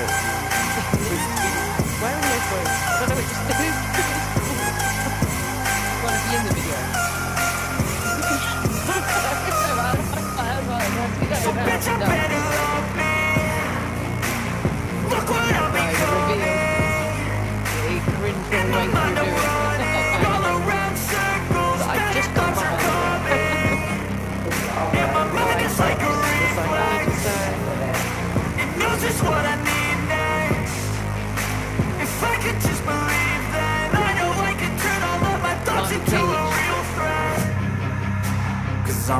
worst enemy. Crazy days. Only if I let it be. Crazy days. I can control anything if I can just think carefully. I control my destiny. So many memories just deep up in my mind, I manifest it. Every morning I wake up obsessed. Yeah. Everything I do, I do. She was like, whatever, let's go. Deep within my mind, I know I'll always manifest it. One of these is perfect. It usually started with it. It fits in with mine. Yeah. Good recommendation of replacement there. I think that might be my favourite. So hard to say.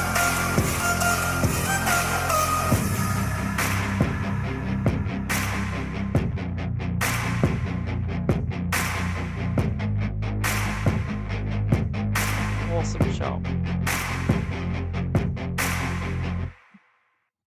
Do a free tattoos. Why? But yeah, that whole episode, James came and joined us. Oh, I forgot that we did one in my living room. James, you're the only person that's done one in my living room with me. I like that. I haven't It's even kind of cool. Oh, that's funny. Your Judge Judy poem. I love it. Judith. And put liars on the spot.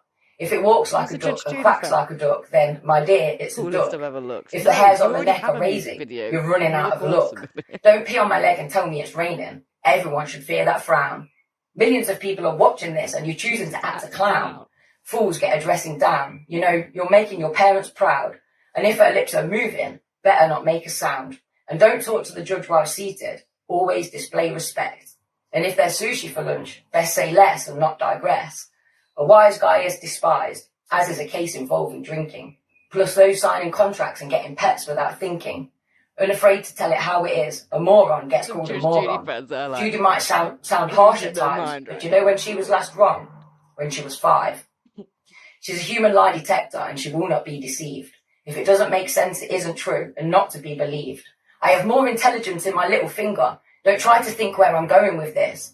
There is no stopping Judy when she is on the hunt for justice. That requires a yes or no answer. There is no space to lever. Be clever, remember, beauty fades, but dumb lasts forever. Let anger go, process grief, maybe consider therapy. Men aren't cooked until they're 40 and some tell a good story. Fibbing requires a good memory. You need to speak up and speak slow. Do as she says. Why? Because she is the star of the show. Whose mic do you think they'll turn off? This is my playpen. Now listen. God gave you 2 ears and 1 mouth for a reason.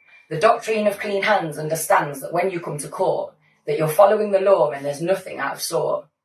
If you ask Judge Judy to rule, a fair trial is guaranteed. No promises you'll be pleased, but be honest, prepare, you'll likely succeed. Where did you think you were coming today? To the beach? No, so have your evidence in order. All these lessons she has to teach, and that is why I adore her. Woo! Judy! I love you, Judy Silent. I have my tattoo. My book collection is growing. Mwah! She's just excited. I love that. How you go from like, here's my poem to, oh, like, oh God, she's gone from Shakespeare to a monkey. Like, I don't Now listen, God gave you 2 ears and 1 mouth for a reason. The doctrine of clean hands and nothing out of sort. Pleased to the beach, and that is why I adore her. Woo! Judy! I love you, Judy Silent. I have my tattoo. My book collection is growing. Mwah! And I was panicking so much. I think I pronounced the name pretty wrong. Like Judy, love you, Judy. I look. James is like, it's the coolest I've ever looked. Then it's like, then it goes straight into that. It's like, not when you associate with me. It's not. Cannot look cool when you hang around with this Judy fan. Definitely. We'll have a good time with that. That was such a good episode. We played some. I'm on to my third. 2 reactions.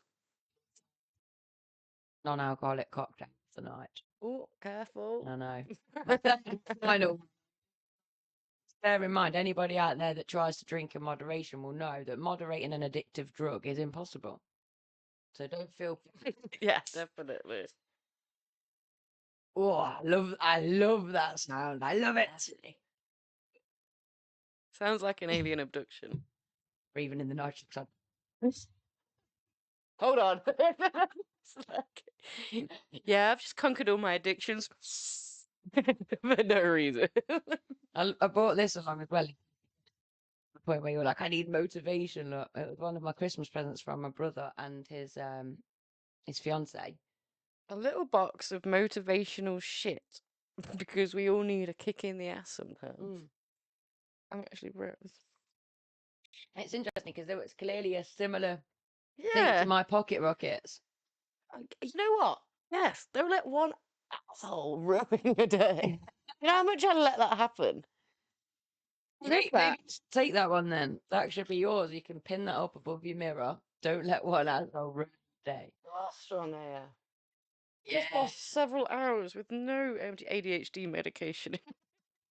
Different AF. That's what we are. Different AF. Make today.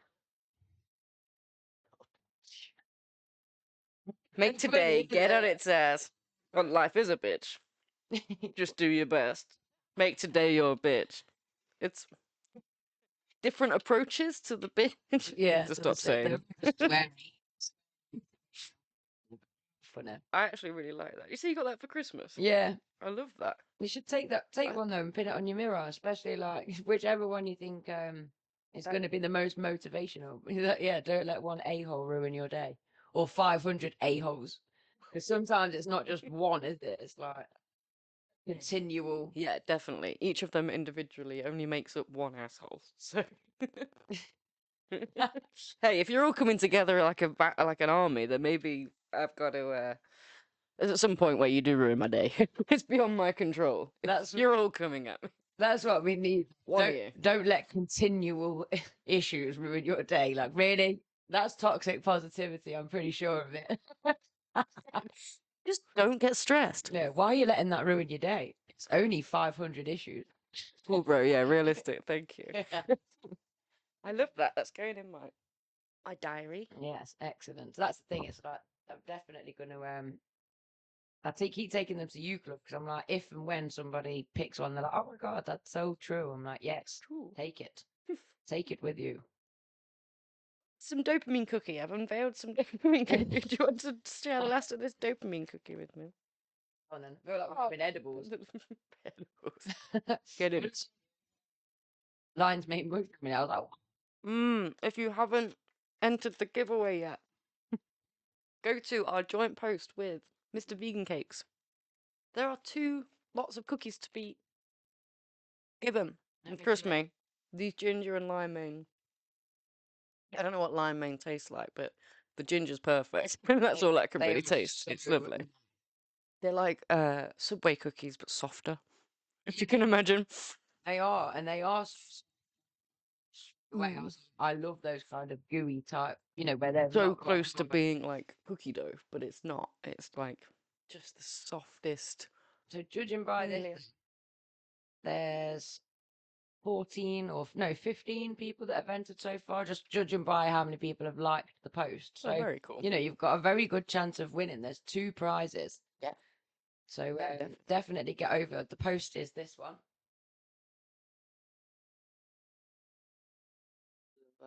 If you go to A Different Human Design or A Different Podcast Official, you will find it here. Or Mr. Vegan Cakes. If you're coming straight through, you're like, who are you 2? I came for Mr. Vegan Cake. Different guests. We've had such different guests from all over, and yet the themes are so clear. Like I mentioned the like giving up drinking thing. I'm like being a pusher now. Like, make sure you drink your cocktail. Yeah, let's get sober. In in being a good thing. She's so happy. Why did I forget every time? It's a new opportunity to get it. Yeah, I can.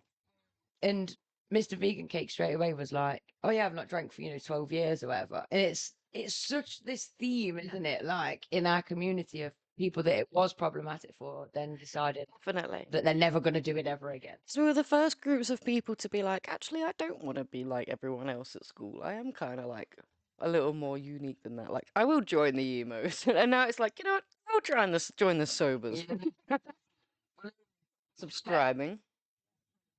Managing to have our conversation with. She's another one, that's gone sober quite recently and has found it completely transformational. Yeah, definitely. So Colette and Chrissy with her PA Jade, we need to get them back. Yeah, definitely. So I can apologise for the state of this, but also, yeah, oh God, it seems like, well, it was yesterday now. I know, it seems like because yeah, that's so strange to think that it's now Sunday. Yeah, is it weird doing like a time thing like this and you're not drinking? Like life isn't as wild as it used to be, because something like this is still pretty early compared to how we've previously lived life in younger years. Even when I'm not drinking, once it gets to a certain time, I start getting anxious. It's so strange. Like I've asked people this before, like what is going on, where once it starts to get past 2 a.m, even if I'm just lying in bed and reading my book, I start to get like, you need to go to sleep now though. You need to go. Why? Obviously, if I've got work, I get why I'm feeling like that. But even in the holidays, I have to consistently remind myself, it's okay, Linz, you're just reading your book. So I don't know whether that is, again, something that's been drilled in as a kid, that you have to get to bed to a certain time, blah, blah, blah, blah, blah. And yeah, that feels like some deep, it's the discipline thing again. Yeah, what are you doing? Sat up reading right now, girl? Yeah. You should be in bed, like, yeah. I'm definitely a night owl. Like, I can be absolutely shattered all day, and I'm like, I'm going to have an early night tonight, I'm going to have an early night tonight, and I'll be 9 p.m. It's not even just that I'm wide awake. I then start thinking, oh, I know what I could do.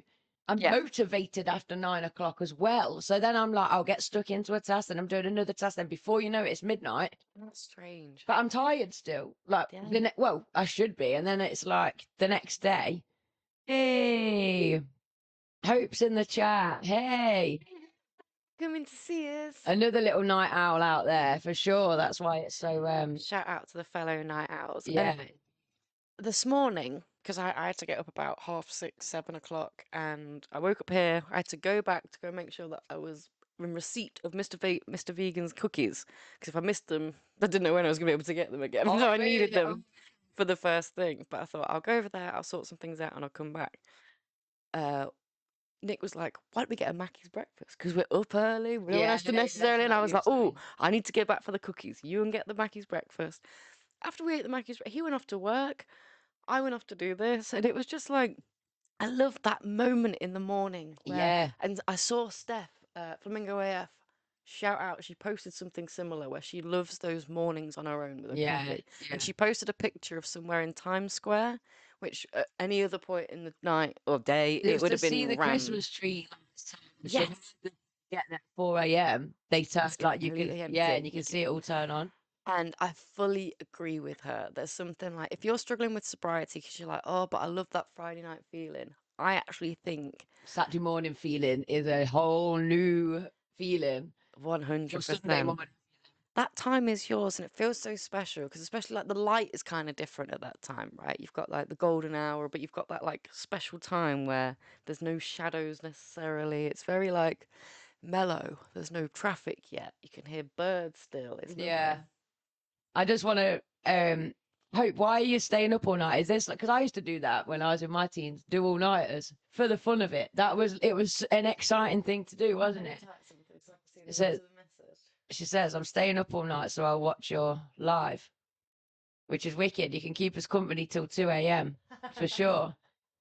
But bless you, Hope. I remember doing that, like pulling all nighters, and it'd be like, you'd get to like 4 in the morning, you'd be like, oh, come on, we can do this. And then you pull through it, and you're up the next day. Is that what it is? Is it an all-nighter? And are you with anyone else, or are you doing this alone? And have you done your homework? Because Lindsay will be watching. No, I'm joking. So a weird thing is, because this is my childhood bedroom, I literally would sleep here, and I'd come back from the Phantom, pound a pint on a Sunday. Come back to here, my parents would be asleep upstairs in the attic area room. It's all converted. It's not like they're in some boxes. And I'd come back here and I'd be like, I'm not really tired like that. And I'd watch episode after episode of Grey's Anatomy because it was like, that's my time. Yeah. Could watch, and then my laptop would be right here on a side table, and I would be here just looking at it. Just watch hours. Do you struggle to get up in the morning though, even when you've not been drinking?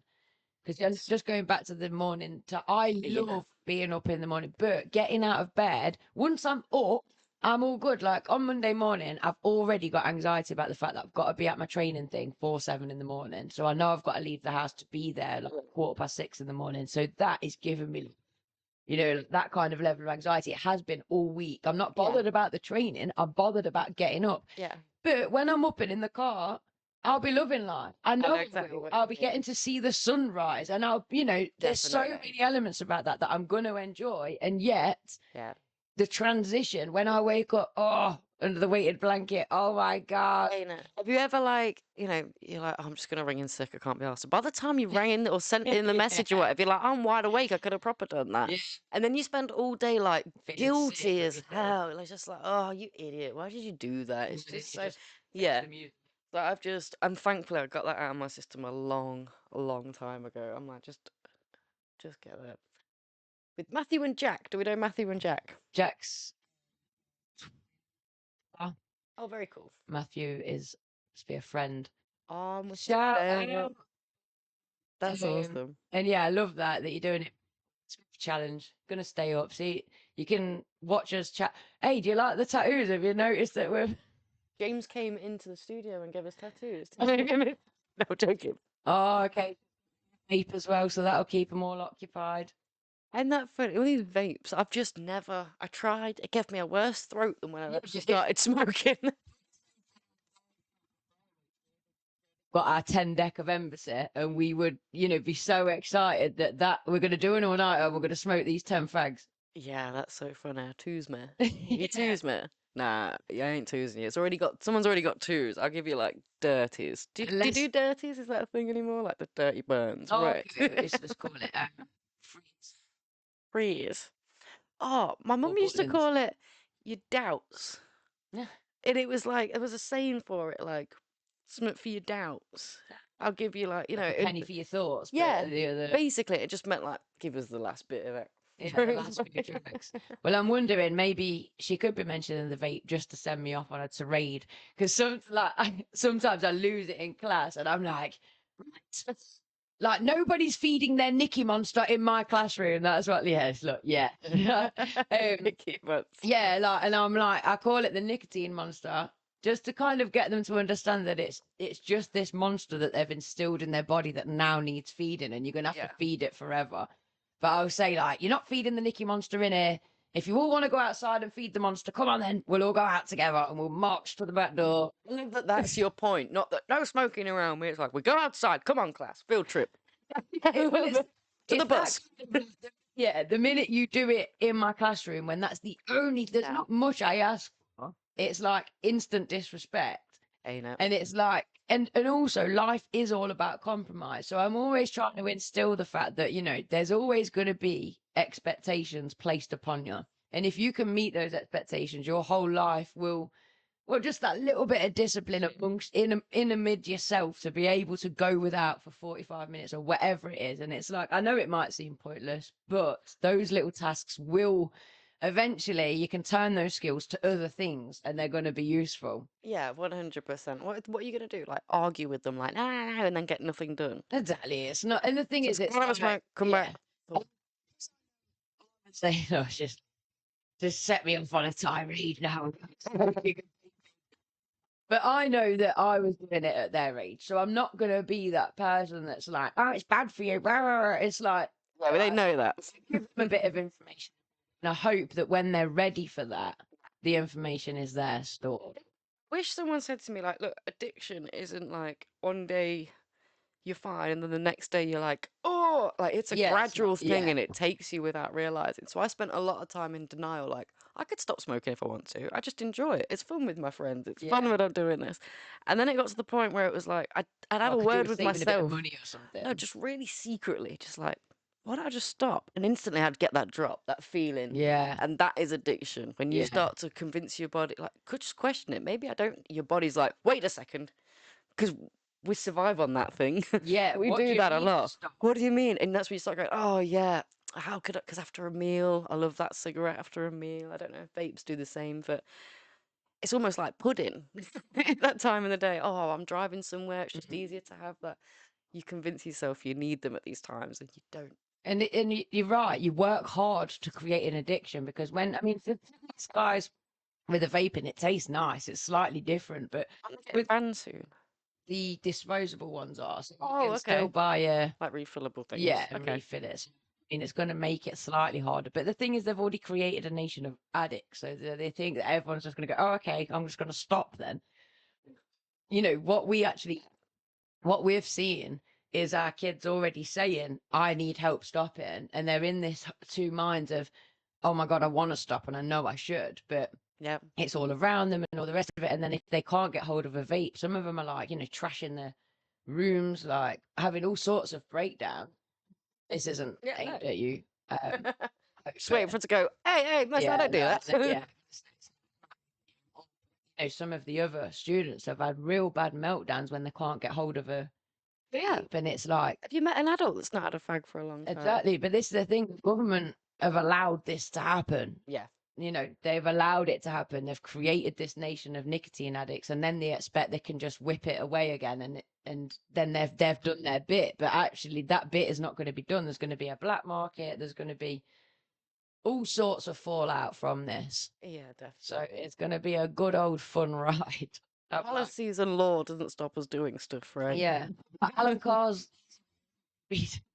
Yeah, Hope, have you not started reading Alan Carr's thing? Like, my thing is that I've got to read it. Is there an audio book? And will that work as well? Yeah, Hannah did. When I was recommended it, it was from somebody that did the audio book. Ah, okay, wicked. Because I've been like, I know that's all I've got to do, but I just ain't got time to read you Alan Carr right now. I did think. I'll watch your stand-up. Different guy. Got 90 minutes left, James, and Hope, I want to stop vaping, but it's hard. And that's the thing. You're already realising. You recognise it. Quite a lot of them will say, oh, I can go a day. But then, and that's the habit that gets you back going. Because if you can go a day, you could go a year. Because at the end of the day, you've done a day, you can definitely do it. But it's the habit then of like, oh, but why? Like when I was trying to give up smoking, because I was like your age, Hope, when I was, having a secret fag, and then I'd be like, right, I'll quit tomorrow, I'll quit next week, and then I'd try and quit, and then I'd go a day without it, and then the next day I'd just think, oh, sorry, it's not that bad. I'll give up when I'm pregnant, or I'll give up when I'm 20, or I'll, whatever it is. Oh, James, I'm staying till the end now. Come on, we've got till the end. James here till the end. This is great. Let's do it. Yeah, I love this. Final ADP gang.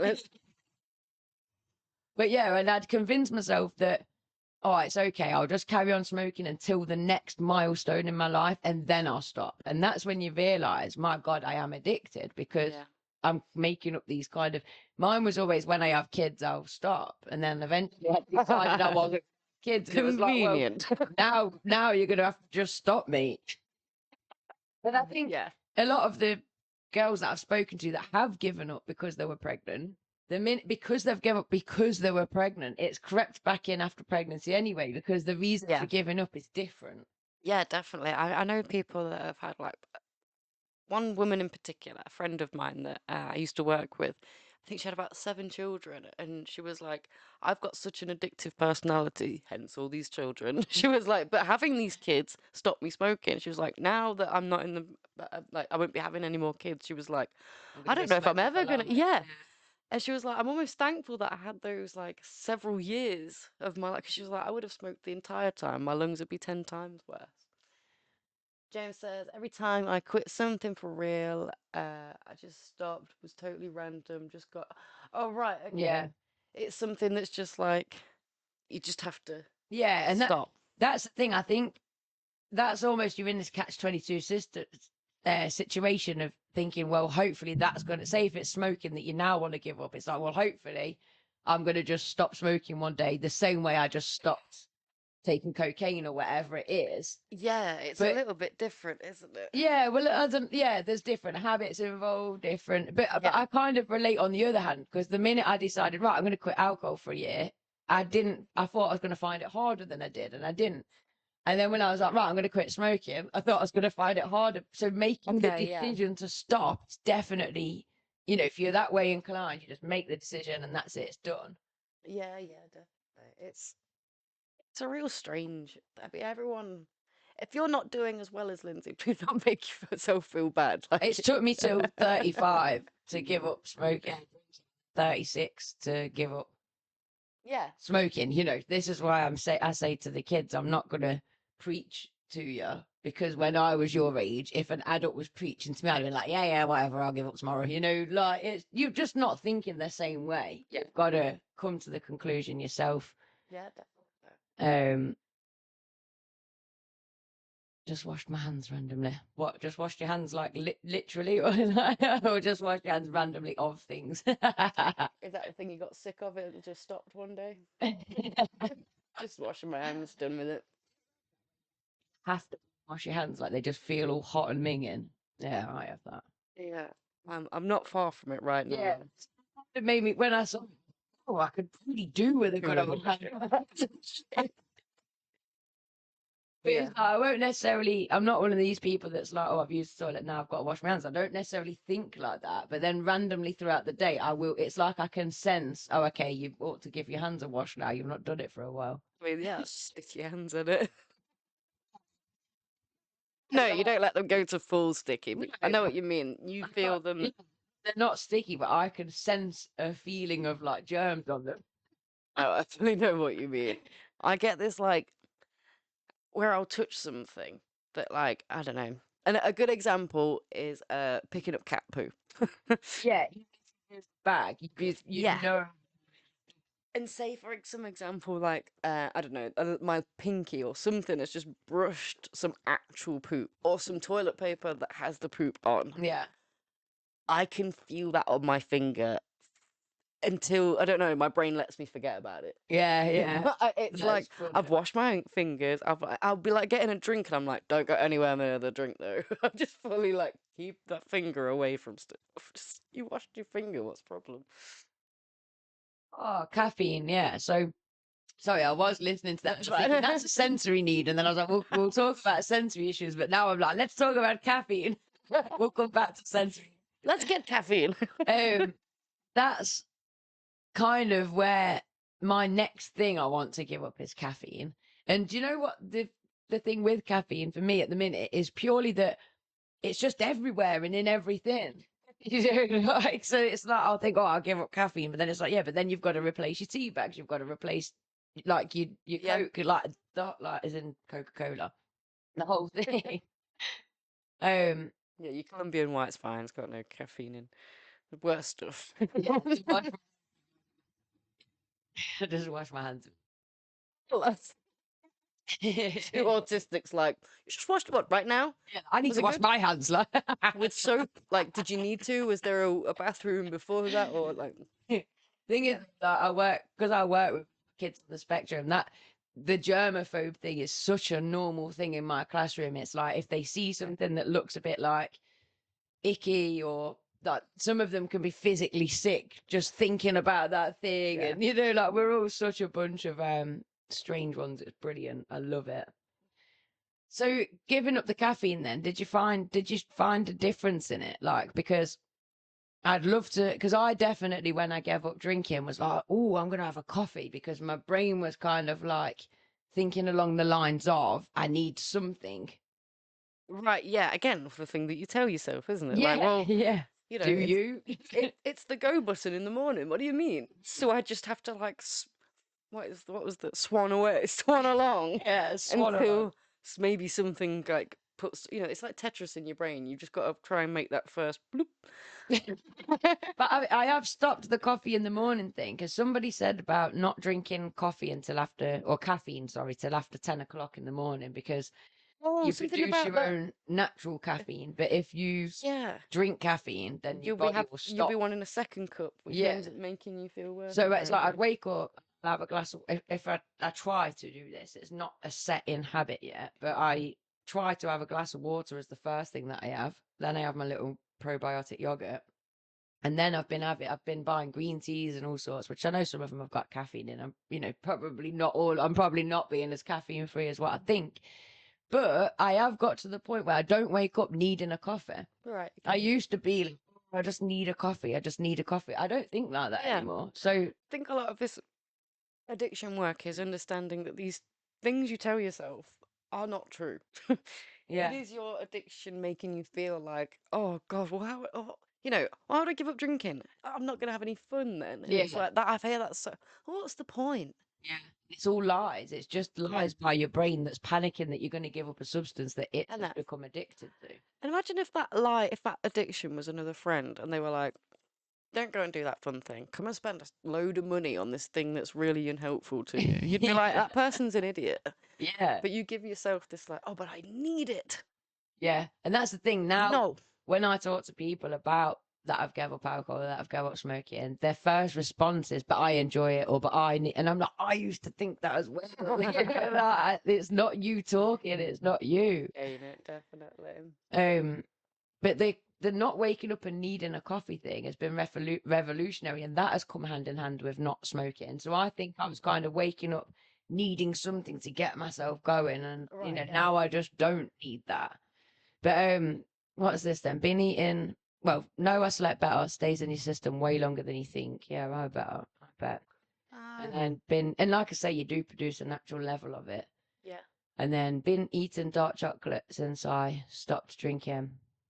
Got told it had caffeine in it. I don't know how clean I am. Yeah. See, I was just thinking there's caffeine in chocolate when I was thinking about all the things that have caffeine in. These are like traceable amounts. You know what I mean? It's not like your Monsters or your Red Bulls or whatever. So when I was panicking about certain low alcohol content things. Oh, I think so. And oh yeah, the tops. Woohoo. Think so. Team Hyperactive, Team Inattentive. Yeah, which team are you? I mean, it's kind of biased. You have have teachers on screen. Yeah, she is. Couldn't even sit down, could you, mate? But yeah, going back to the alcohol in a banana, the walk in the straight line Instagram. She was talking about that she has like non-alcoholic beers or low alcoholic beers, and people were like getting on like, "Oh well, you're still drinking," and she was like, "It's got the same amount of alcohol in as a banana." And I was like, when you put it like that, it's like, oh my God, I have a banana in my smoothie nearly every single day. Like I had no idea that there was a level of alcohol in a banana. You get fresh for breakfast. That's so funny. Yeah, exactly. I feel like this all or nothing view again. Like I think people, they hear alcohol or caffeine and think, well, if it's got even a trace of it, it's not a nut allergy. I understand that there's some real sensitive guys out there that like you can't even like speak about a nut on the same plane. So we'll say, "Do you have any nuts?" And some guys like. So yeah, let's not. Did you got hazelnut allergy at U Club last night? No, I don't think I did. Is it shareable? Yeah, I'm not gonna say who told me or anything. Okay. Just it's not traceable. But we were talking about allergies and things in general, and they said that their friend or somebody had told them that they'd got a hazelnut. That was it. I was telling them about this lady at work when I was still in hospitality. The husband used to say, she can't have any garlic, she cannot have any garlic, blah, blah, blah, blah, blah. But it was a running joke that all the team knew she hadn't got a garlic allergy because they'd accidentally put the dressing on the salad once and she had ate it and said it was the most delightful dressing she'd ever had. And what was it? But we couldn't tell her because it was like, it's that dressing you're allergic to. He used to say there'll be an ambulance outside. He used to really make a massive deal of this garlic allergy. And I was intrigued because although this was like law, like a rumor that she once ate the garlic dressing, she used to put another dressing off the sauce tray all over a salad. And I used to think, I can smell the garlic in that. I know there's garlic in that dressing.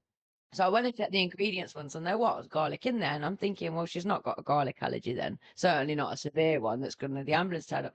So anyway, I think it was him that didn't want her having garlic, because it was never her that said it, and he was very. Garlic allergy, I don't think I've even Well, necessarily heard of. He was so particular as well. He used to ask for 7 peas on the plate, like, really, really particular. A garlic allergy can cause symptoms like skin rash, hives, and difficulty breathing. So people can be. There is EpiPens for. Yeah, there's an EpiPen. So, but like I say, I've never heard of that before. That's she definitely didn't have the allergy though, because she'd eaten. She's yamming it. It was that didn't want her smell gone, and he definitely had sensory issues and OCD and all sorts of things that kind of would suggest he may have been on the spectrum. They were lovely customers, really, just very, very particular and very difficult to serve. Like, he had his favourites, and when he come in, people would be like, please serve him. He's in Pub Life, actually. They are featured in Pub Life as some of the funny guests. Yeah, but anyway, so I was talking about this. Taz will know who I'm talking about, to Tara. And then when we was talking to this other person about the allergies, they said that somebody had said they'd got a hazelnut allergy, and they didn't believe them. They were like, whatever, you've not really got a hazelnut allergy. So they'd been putting hazelnuts in the smoothie that they'd been making for them, and was thinking to themselves, I know you've not got a hazelnut allergy because you're drinking that smoothie absolutely fine.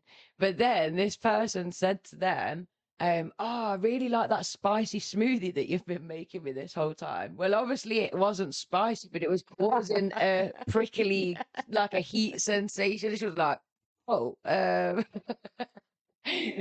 a dangerous game of roulette to play. See if you really have got an allergy. Meanwhile, she's like, I've been going to the doctors. I think I'm like dying on the inside. She's like, oh, okay. She's like, yeah, I really struggled to breathe the other day. Oh, Hope's asking an interesting question there. What do you think? Will you be doing a live like this again?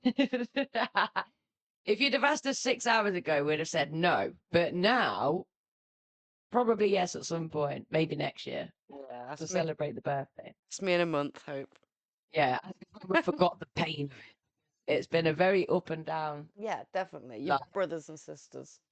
Have you got brothers and sisters? Yeah. So you'll know that, ask your parents. I'm sure after one of you, they were like, never again. And then very quickly forget the pain and think, you know what? It's kind of worth it. What do you think? Should we do another live like this again? A really long one. Yeah, because I need kid truth, right? Yeah. Do you think we should do another one like this again? To be honest, if you're like, really, guys, I'd leave it. When I went to India, that was exactly the same kind of feeling. I was like, I'm never going back to India again. But the longer it's gone on, I'm like, oh yeah, I've forgotten the painful parts and just remember the beautiful parts. Definitely. I heard about a tattooist who was putting bacon bits in vegan apprentice food. Dark. I originally read it as putting it in their tattoo. In their food. Oh my god. That makes me really mad. There's like that is dark, isn't it? That's why I'm saying dark, because it's kind of like good. It probably is a satanical thing to do, but a sociopathic kind of tendency where it's, you've made a choice, but I'm going to make you eat meat without you realizing it, type thing. Yeah, that's really strange. Like, there's almost like that. I know you're not. I know that doesn't come from meanness. I know you're not. It's just a little joke with yourself. Yeah, I'm allergic to them. Of course you are. Oh, wait, you are? Yeah. Oops. Like, we've all had stupid moments where you've just put your foot in it or done something stupid. But that to literally be like, you're vegan. Okay. Yeah. Oh, my word. I heard about him or know him. I know. Shame. Start a vegan riot right now. Or she. Being a little bit sexist, misogynistic. What was I going to say? It was something similar to. Yeah, no, it's not cool, is it? It's quite strange. Oh yeah, that was it. The first time I ever tried paneer was because we was in the Indian restaurant, and I used the third wheel on Charlotte and Ezra's dates quite a lot. Bless them. Thank you for having me for all of those years. It took you. And we'd all ordered chicken in whatever dish we had ordered, but I think this particular one was a masala, chicken tikka masala. And don't shoot me, I know it's not a real Indian dish, blah blah blah. But no UK curries are. I do love all Indian food, but that's what we'd had. And then we were eating it like, this is the softest chicken I've ever tasted. This is such a strange texture.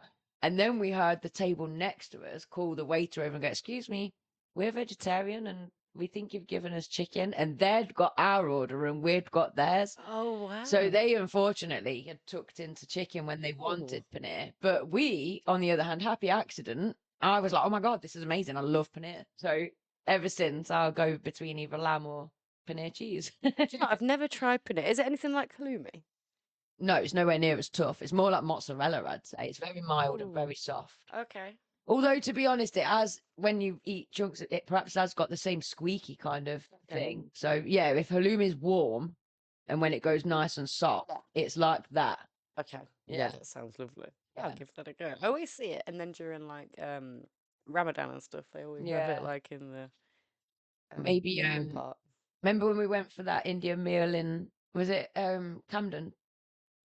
Oh, yeah. Like ushered in. That was really nice. But I'm just thinking for another Indian and I'll order it. Yeah, all right. And then you can try it. Yeah, definitely. That sounds well good. That was like the easiest kidnapping, weren't it? That. Hope says yeah. All right. I think we should do 25 hours next time. We'll all do all-nighters together. Oh my word. You know what I kind of want to try and do this on is on Twitch. I feel like in terms of like the traffic and people coming in and out and stuff, I feel like that might be an interesting one to try. If anyone's got any other idea about that, any input on that, if anyone's like, don't do it, or yeah, you should do it. I don't know. One of the, I can't remember which student it was. It might have been Dylan who popped on earlier. Was saying how cool it might, no, but I mean it. Oh, I can't which one said it? Okay. Which think it. He said about it was how cool when you've got the bus. He was like, and if you did a 12-hour stream, he was like, you would see the sun come up, go over, and then set again. Like, I don't know, that the way you were saying it, I was like, I love that you're behind the, like, you're backing the bigger dream, like, and the bigger picture. I like, love that. you You have a camera that follows it. Yeah, but you're so right that because it's already got the Wi-Fi hub on the top of the bus so that we can have Wi-Fi in the bus, Very cool. which means we'll be mobile, which means we can do the podcast from anywhere with any view around us. I mean, that's an insane thought, isn't it? I love that idea. I love the idea of just rocking up to a random village, being like, this is who we are. Yeah. Make it a bit of quiet, nice commotion. Yeah. And having that, or like going to visit certain cities, like, you know, Manchester, we're coming to you this weekend type thing. Yeah. Like, because there was this initiative that I found on Instagram that was really cool. You know, like the algorithm doesn't show you posts for ages and then you remember that, oh yeah, I follow them. I wonder what happened to their posts. Yeah, that is not really shown. Yeah. They were setting up living rooms all over the UK.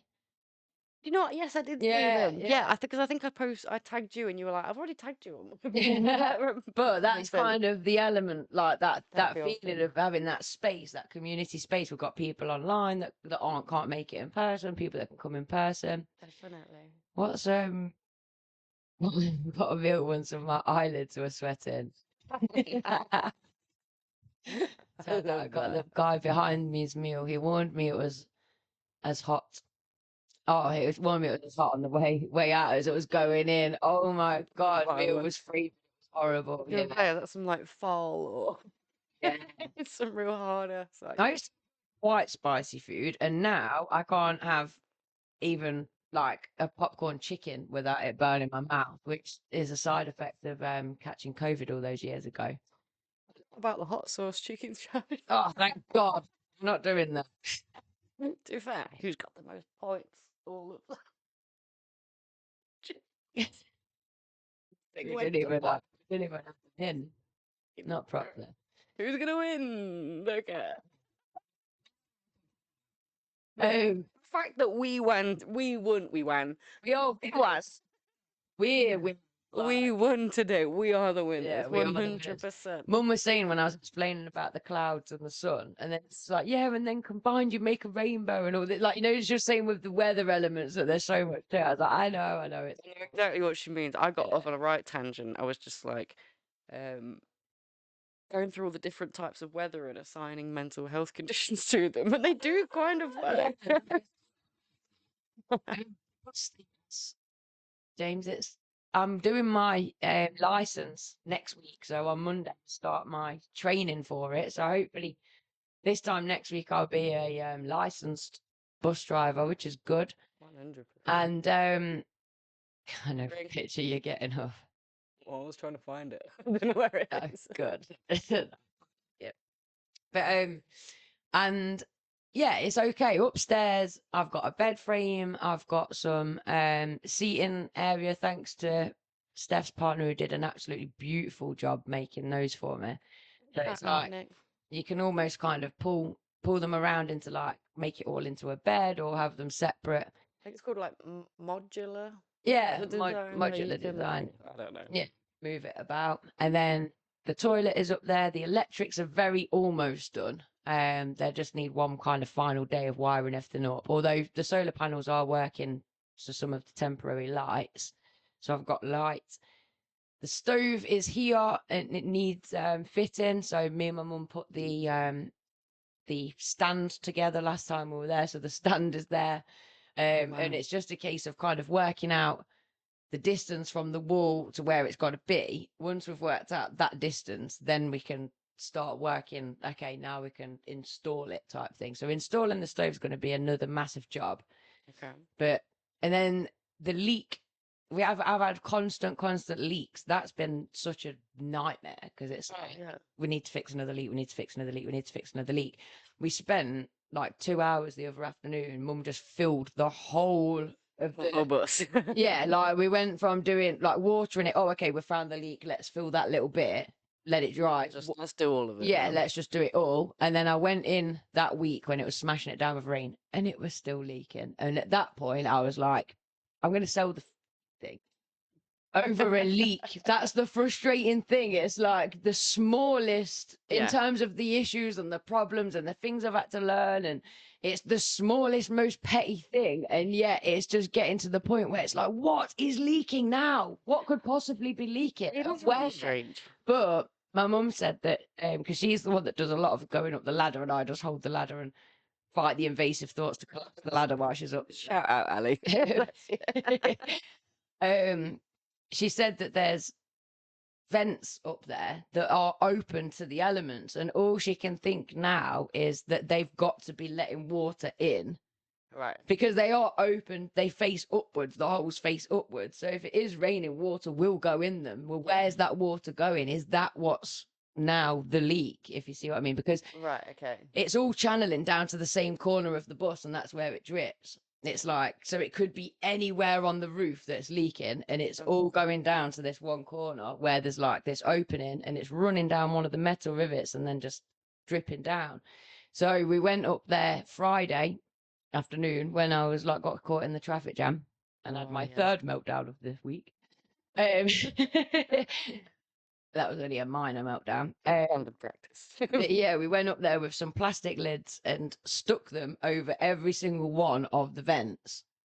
Because it's last chance saloon now that if it stays dry, we know it's the vents that are letting the water in. So just, if the leak is now sorted, then the progress is going to be so quick in terms of upstairs being sorted, because then I can move on with the actual sealing up that hole and decorating it and finishing off the bed.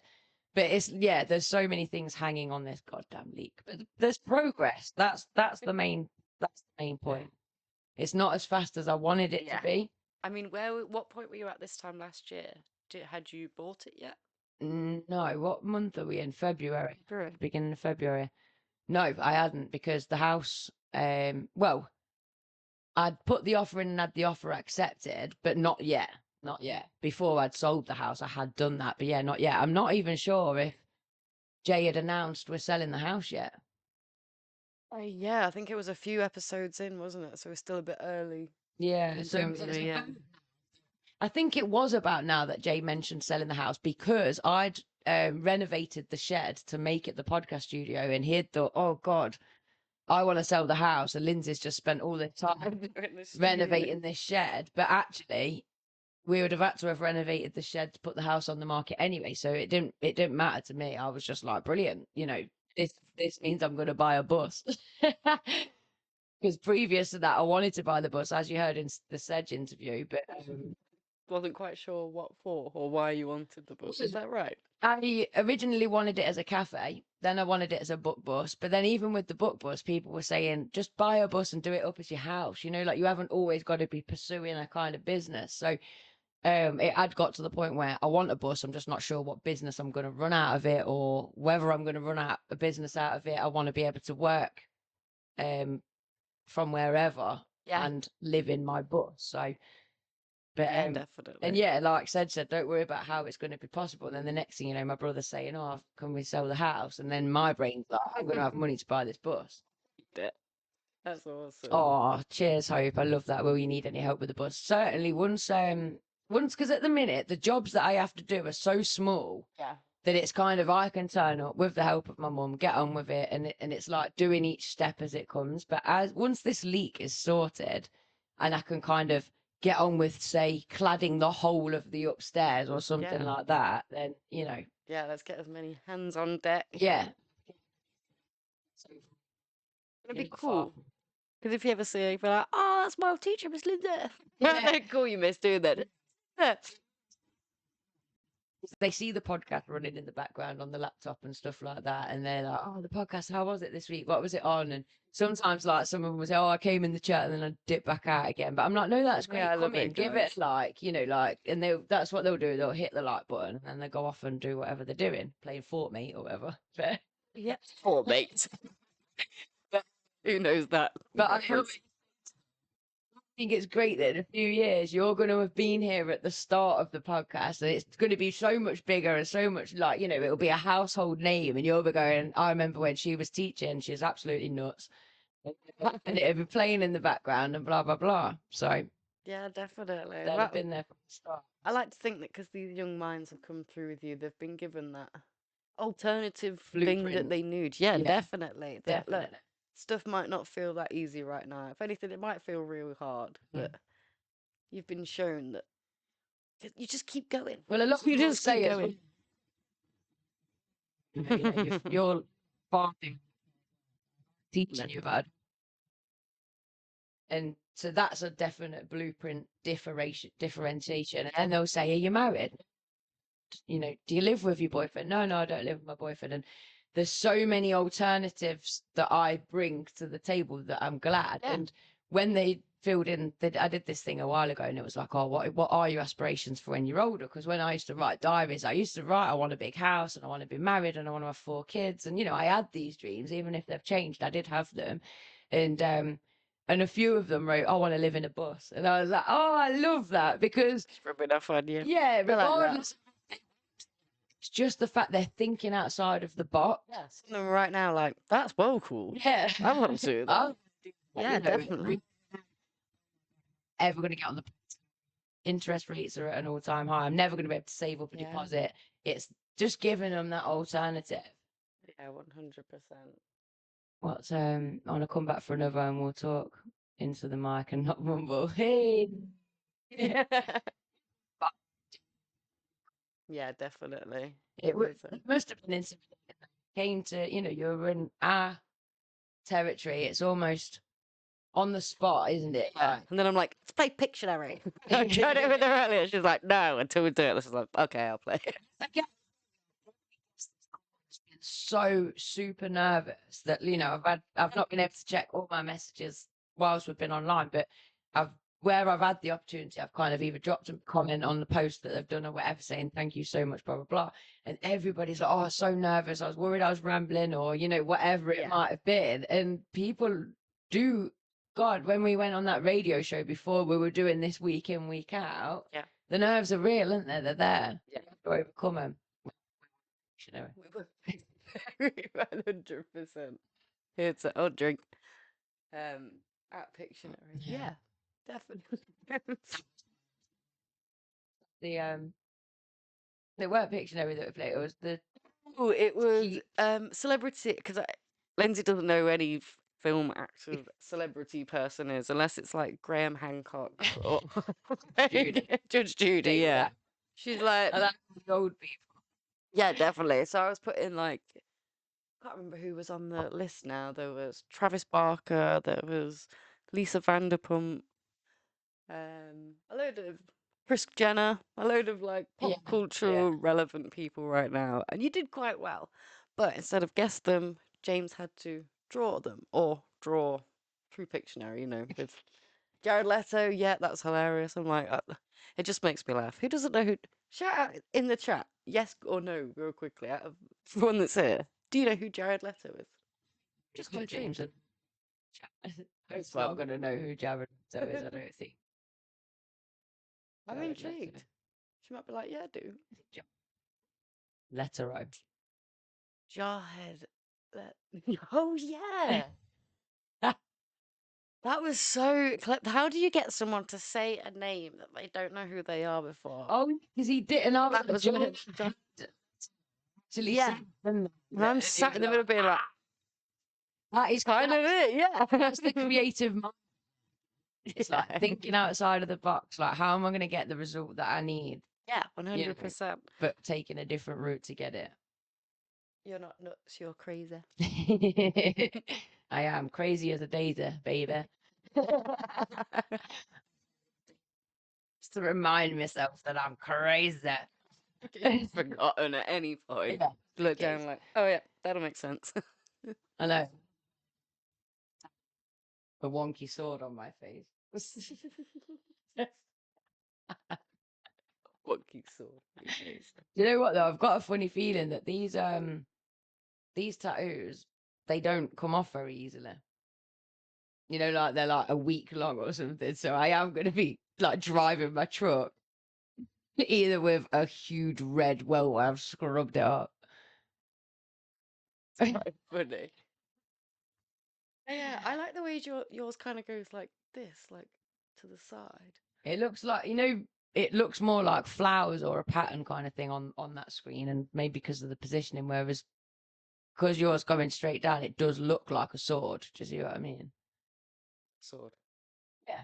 Oh, so it's like flowers. Oh, right, okay.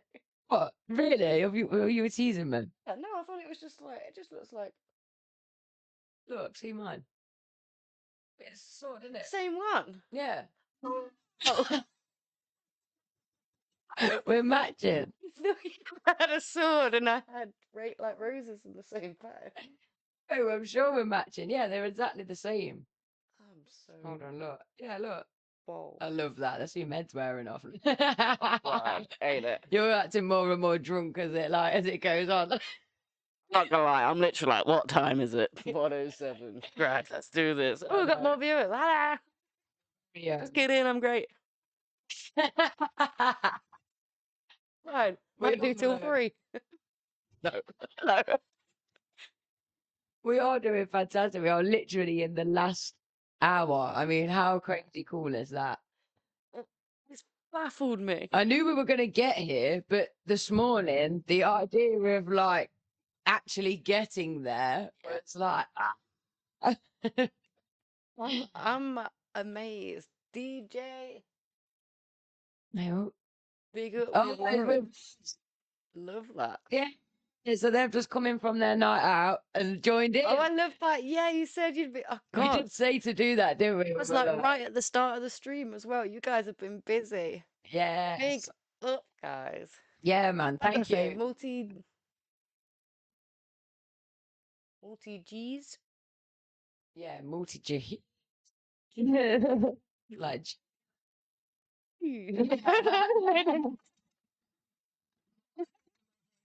I'm speaking 12 hours solid. I'm the same. Oh, it's so good that you've joined us for the final stretch. Like you say, we've got this little group of hardcore community in there now. We're the real ones out there. Oh, still here at this ridiculous time. I'm gonna have to the toilet though. Yeah, go for it. Before I start. Sleep well.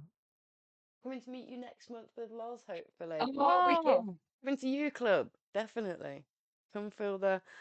I hope you had a good time, Loz. We loved having you there, and it can be a little bit nerve-wracking, those things, can't it? When you're turning up and you're like, yeah, it's hard to explain to people. It's like a youth club, like a really traditional youth club that you would have access to as a young person, but it's for adults, and it's literally the space that you can choose to do whatever you want in. And I love that. I've got ADHD. Welcome to the fam, my dude. We are all in good company here, and is community not the best thing for ADHD? I shut myself out way too often. I was saying this earlier.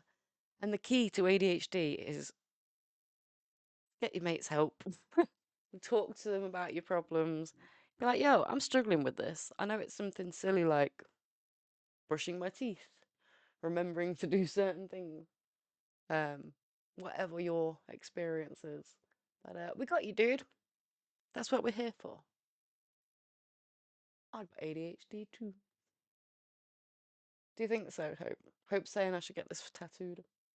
yeah. You know what? I don't mind it. I do really like it. I think my mum might actually Disown you. yeah. In a more legal way, yeah, disown me from this planet. It's funny how normal they look, if you know what I mean. Like we put them on, it's like, oh, that's cool. Like I don't think Janice would have even noticed if we hadn't have. Like, huh? Yeah, like oh, Okay. they're not there every day. Okay, fair enough. Bless you, Janice. Yeah, so it definitely rocking it. Love is my best friend. Oh, What a good best friend to have. Like Certainly, Loz. and everybody needs a best friend like Loz. He's very open-minded, supportive, interesting guy. What more can you ask for? Yeah, definitely. I could spend hours talking to our Lawrence. So yeah, you'll be at at youth club next week and next month. Safe. No. Cancel that right now. I'm telling you. He's sleeping. The cool thing is as well, the amount of DJs we attract. So yet again, it just shows that within our community, there is a lot of musical minds. Definitely. Shout out DJ Smokey. I don't know if you popped in at all during this stream. I'm sure he would be dead. But even at U Club, we had Rush there who's a DJ, Chloe who's a DJ. Loz is a former DJ. Definitely. James musician. Might Yeah. not be the, I'm sure DJing. I'm sure you can manage that. DJ. Oh my god, yeah. Creative bunch. See, that's what I love about you. If we had to create an army. Yeah, you're the army that I want. And this is what, U Club, the more it expands and grows, it's just going to become such a cool. Ain't it? Don't worry, we're not forming an army. We're saying no to that. When they try and get us up there, go, you've made me feel stupid my whole life. Somehow, I don't think I'm going to be able to help you. I'm Sorry. loving it, Sonia, that angel. It's just changed. 111. Yeah, it's changed. 2 now. As we said, shout out DJ Smokey if you're there. The viewers went up to 6, and I was like, oh my god, it's gonna be him! Like that was so cool. And here we go. I was like, when did you get tattoos? I'd tell them that they look really hot on you, but actually I've grown, and I want to say, well done, girls, you've done a great job. Have a full come to Jesus full circle moment with that was hilarious. If anyone doesn't know who DJ Smokey was, during it was an episode based on unsolicited messages and what types we received and what to do about them. Messages not asked for, basically. Yeah. So, for example, you single. From a complete stranger, where it's like... Yeah. So as we're talking about this, DJ Smokey enters the chat. You girls single? He was like, you two are well hot. Which one's single? He didn't even care, did he? Which one was? It's like, have you read the title of this, DJ Smokey? I just bulldozed it. But by the end of the live stream, he was being very respectful. Yeah. He was coming round on these once misogynistic terms, and he was like, you know what, girls, you've made me think. And he's joined us a few times, and every so often, just like, DJ Smokey's in the chat.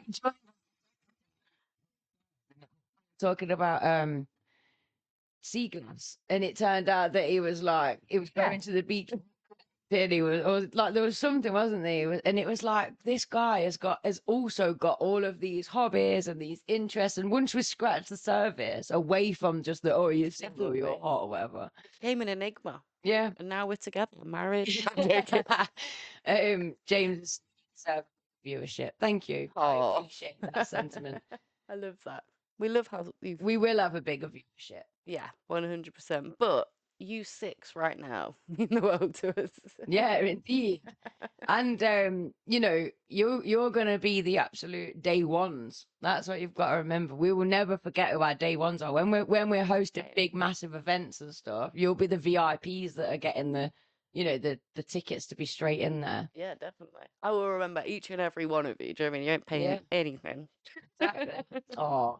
If I'm going up, especially you, Hope, coming up with us. Yeah, indeed. Well, Hope's been writing music. Well, not writing the music, writing the lyrics in our English lesson. So you know when I was saying to Dylan earlier about how well they'd all done. Yes. Yeah. One of them. Yeah. Hope absolutely smashed it. Like even she'd sat there. Yeah, she'd even sat there writing a particular rap while I was talking, and then when she read it out to me, I was like, oh my god, that is awesome. Like I was just mind blown, because this is a whole new avenue of creativity that we're unlocking. So Them lyrics sounds.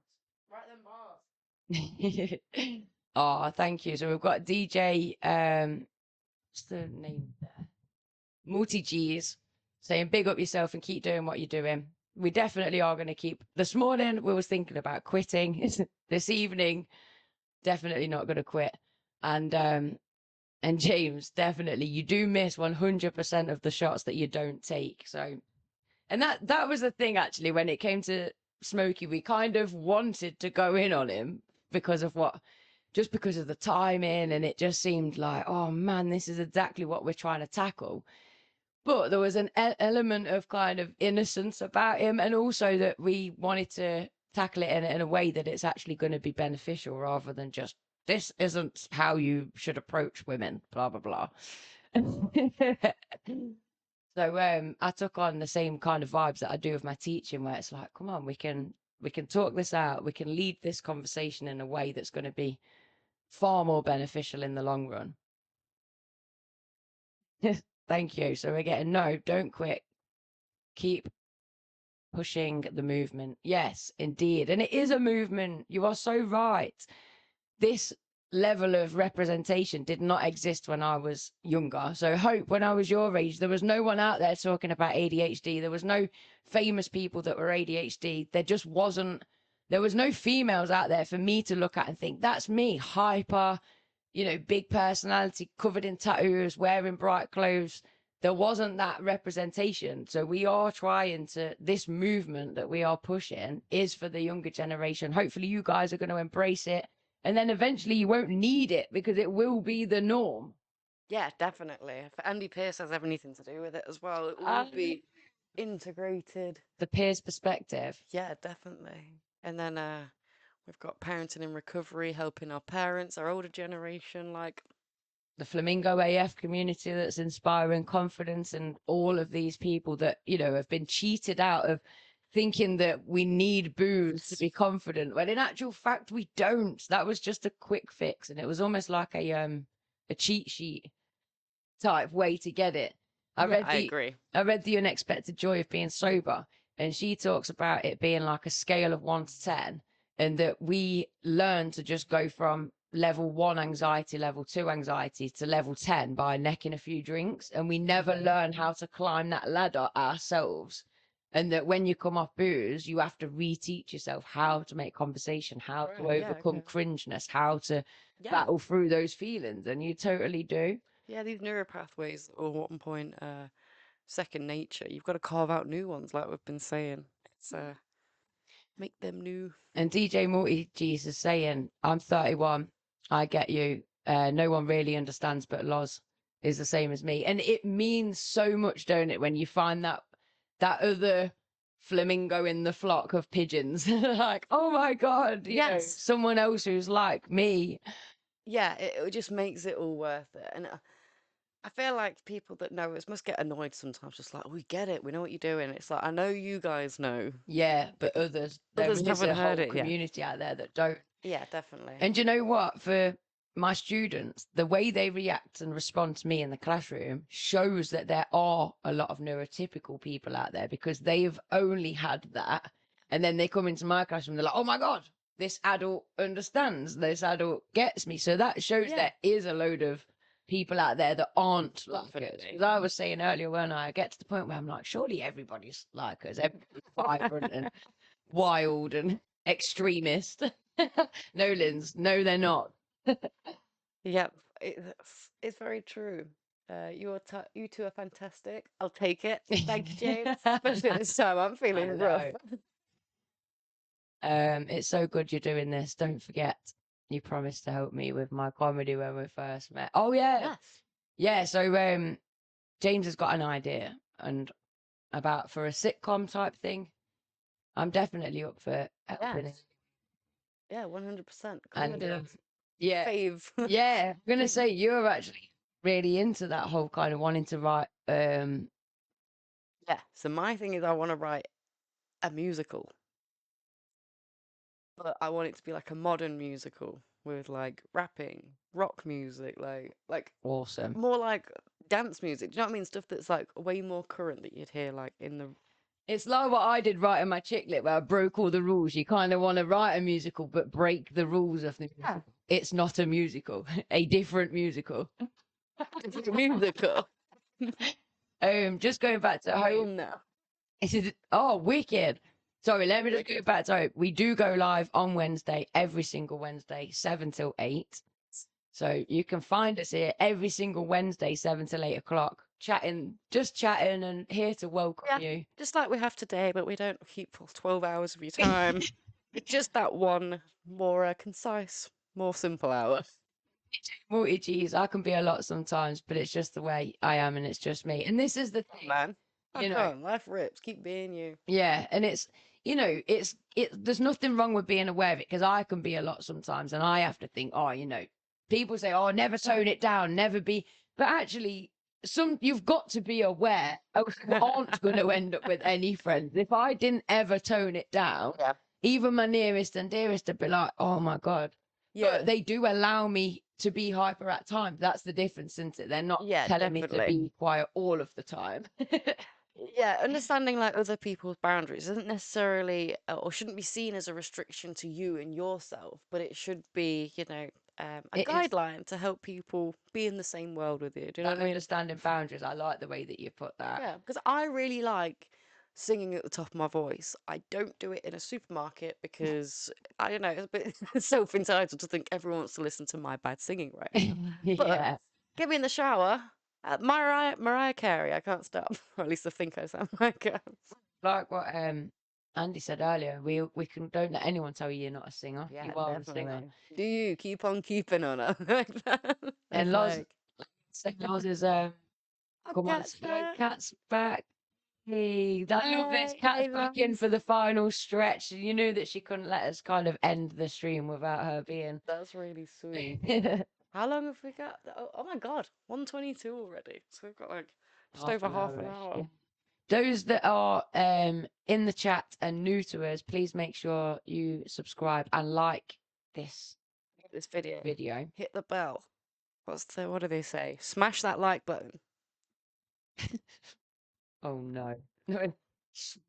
I played a game with the students, right, where I knew that I needed to get them engaged, and it was Hope's class and Dylan's class. Yeah. And I put up, was it certain sounds? No, answers, that was it. It was for maths, and I wanted them to practice times tables. So I put up a load of random answers, and then they were having to pick a card out of my pairs game, and like whatever. So it was like 3 times 9. They'd have to go up to the board and smash the answer. So energetic. I just knew if I gave them that, like that, they'd be like, they wouldn't care that they were doing the maths. They just wanted to smash the board, hit the board real hard. Whacked it, like, because I was like, don't punch it because you're dented. Like, it's got to be a slap. You still got a hand, Dylan. You're good. I was like, do that to yourself, but also the noise it made. I was like, okay, we're gonna have to rethink this because like the teachers are all gonna come flying in. Like, what are you doing? One of your kids got bloody knuckles. You're just like, we were just sorry. Times tables. That's hilarious. Everyone's saying hi to each other. Hey, Lars. Hey, Kat. Big up everyone locked on. I love this. Yeah, Community. So cute. Makes it all worthwhile. Lily and Steph were saying this earlier, weren't they? That they have a breakdown before a massive party because it's so stressful. It's all coming to a head, and you just want it to be right. That's the biggest thing for your community. And you're like, I can't do this anymore. I'm not going to do it. And then when everybody pulls together, you're like, oh, this is why I'm doing it. You lose sight, don't you, when you're getting stressed, and it's like it gets like a heavy fog over you. Thank you very much. And that Thank you, Mutiji. it absolutely feels similar with the teaching as well. Like a couple of weeks ago, I was like kind of despairing, like I can't do this anymore. I don't know why I'm teaching. None of it's sinking in. You know, you all think you know better than me anyway. So what is the point? I'm just wasting my time. And then this week, it's gone back to being, I love that. really heartwarming again, kind of thing. So. You send her through the ringer, guys. You know that, don't you? Like when you've been fighting all week, she comes back. She's like, mate. Myself through the ringer. That's what it is. I chose this life. I could just go and work at Morrison's. I chose the thug life. No, I didn't choose this life. It chose me. Isn't that no, I think that is actually it. I try to walk away. Try to walk away. I tried to say goodbye. Try to walk away. Oh, that's. Shout out Macy Gray. She's in the chat. Shout out. I know, yeah. I'm loving that.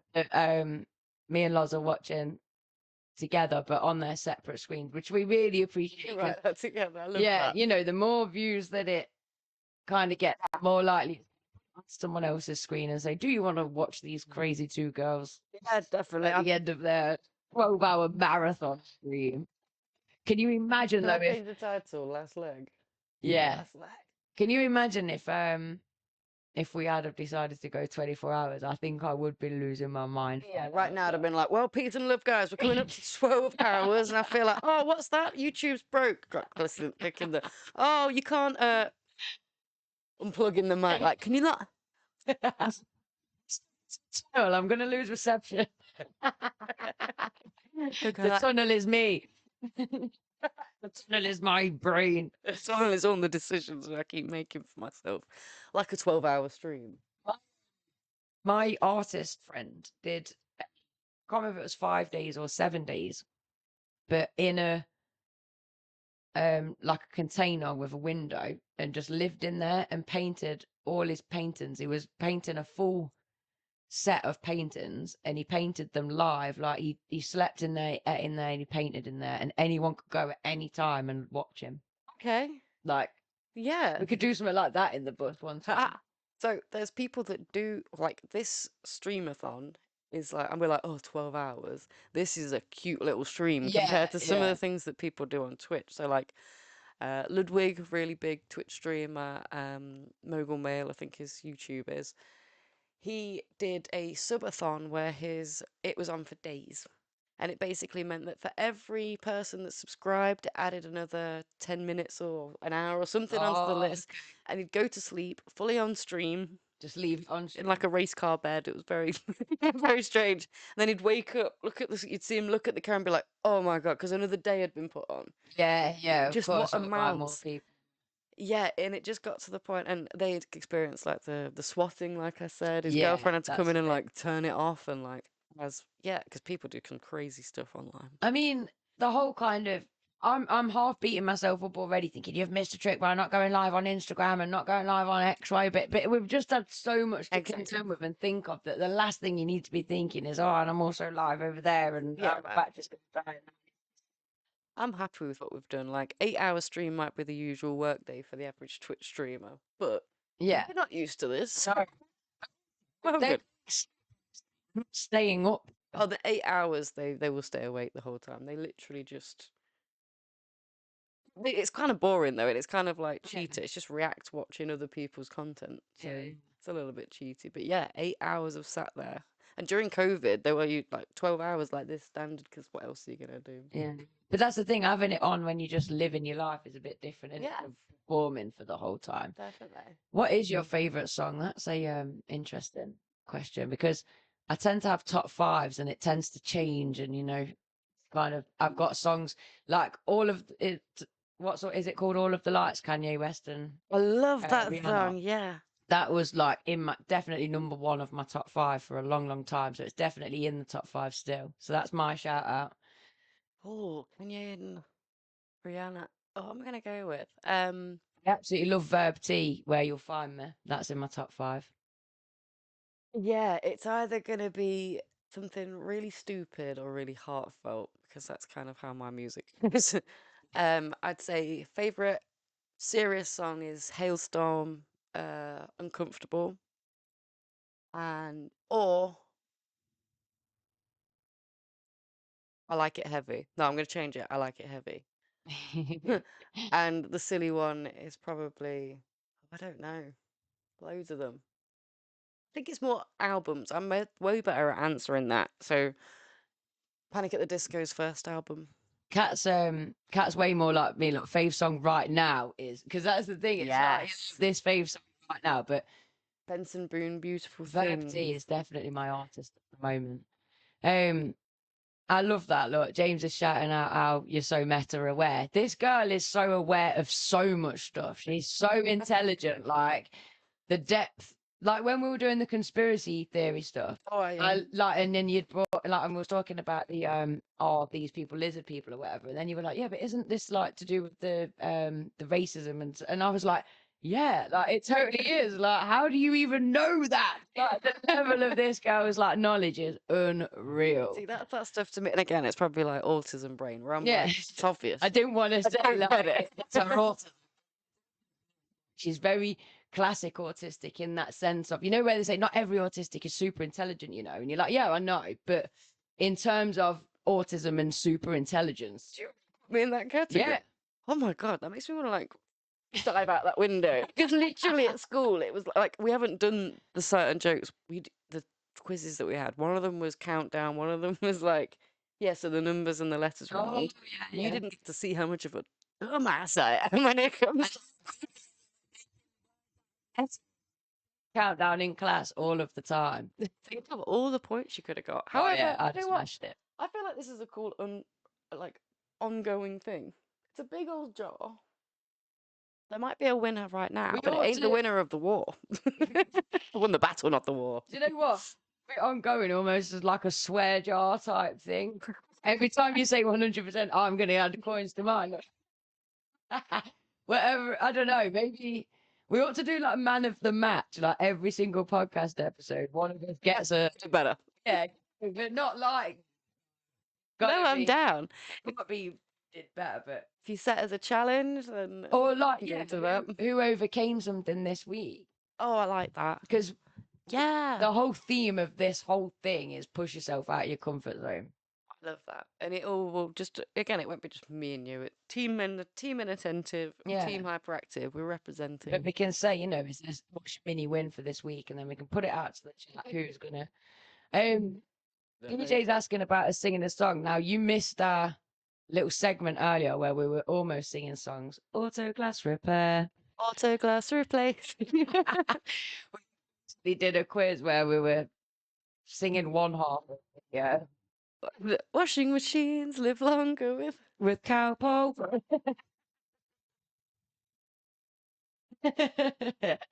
It works so well. I could easily say cowpole in the wrong way. That's funny. I love that. Hope's watching Vampire Diaries. Is it Kat that loves Vampire Diaries as well? I've never watched Vampire Diaries. Campire Diaries. That's a different thing. Vampire Diaries. Yeah, I've never. There's a few of them that just never watched. The XOXO really Gossip into Girl stuff. General series I'm into. So if you're saying it's a good one, she loves different Netflix series. And do you know what I was telling me about? Right. Okay. All right. I'm gonna give Vampire Diaries a go. What are you gonna recommend to me? Oh, recommend? No, I was gonna ask if anyone's good looking in it, because that generally, which is a shallow thing, right? It's a real like. Yeah, I'm gonna need an interest. That's kind of my. Isn't that weird? Books that I read, the character that they try to make out as good looking in terms of, because when I write them, I do loads of different good looking characters and try and mix it up a bit. But they always have long black hair and blue eyes. Why is that? Because that to me is a really unconventional stereotype for a good looking. I think it's the rarity, the dark hair and light eyes. Is that For what some reason? Yeah, I every feel single like. chick Yeah. reading now, which I don't think is even written by a female, I'm not sure, but it's a detective thing. But the detective is a good looking guy. Like, apparently all the women are swooning every time he walks in the room. And then when they started describing him, I kind of thought in my head, oh, let me guess, they're going to have long black hair and blue eyes. Oh, there we go. Oh, okay. It's been deeply ingrained into us like everything else. It is the archetype. The yeah.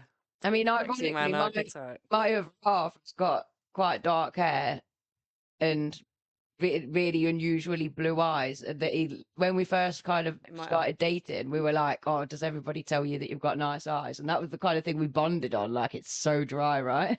Yeah, 100%. You know that it's coming. This was my crush before Hassan. Oh, okay. Pretty good. Blue eyes, dark hair. It was me. I had no idea that this was a thing. Henry Cavill. Kat's, yeah, I knew that Kat would be on there with the series as well. Hope you want to take notes from Kat. She's another serial lover. Like, Walking Dead is my favorite. I watched Walking Dead up until oh god.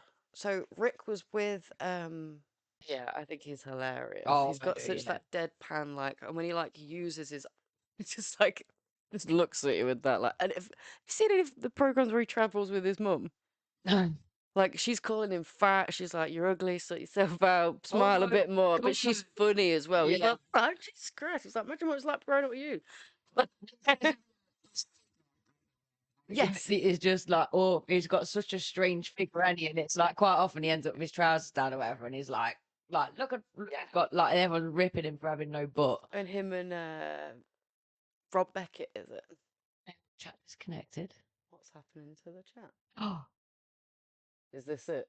Are we being kicked off of the internet? We've managed 11 hours, 28. There. Like, ain't it? I'm gonna see what. I think we're still running. Still going. Sons of Anarchy and yeah, more in the chat than what's up there. Is there? Yeah. Okay, cool. Yeah. Let's have a yeah, Sons of Anarchy. Cat. We're. Did you read any of that book? I don't know. I'm pretty sure you took it. I can't remember if you did know.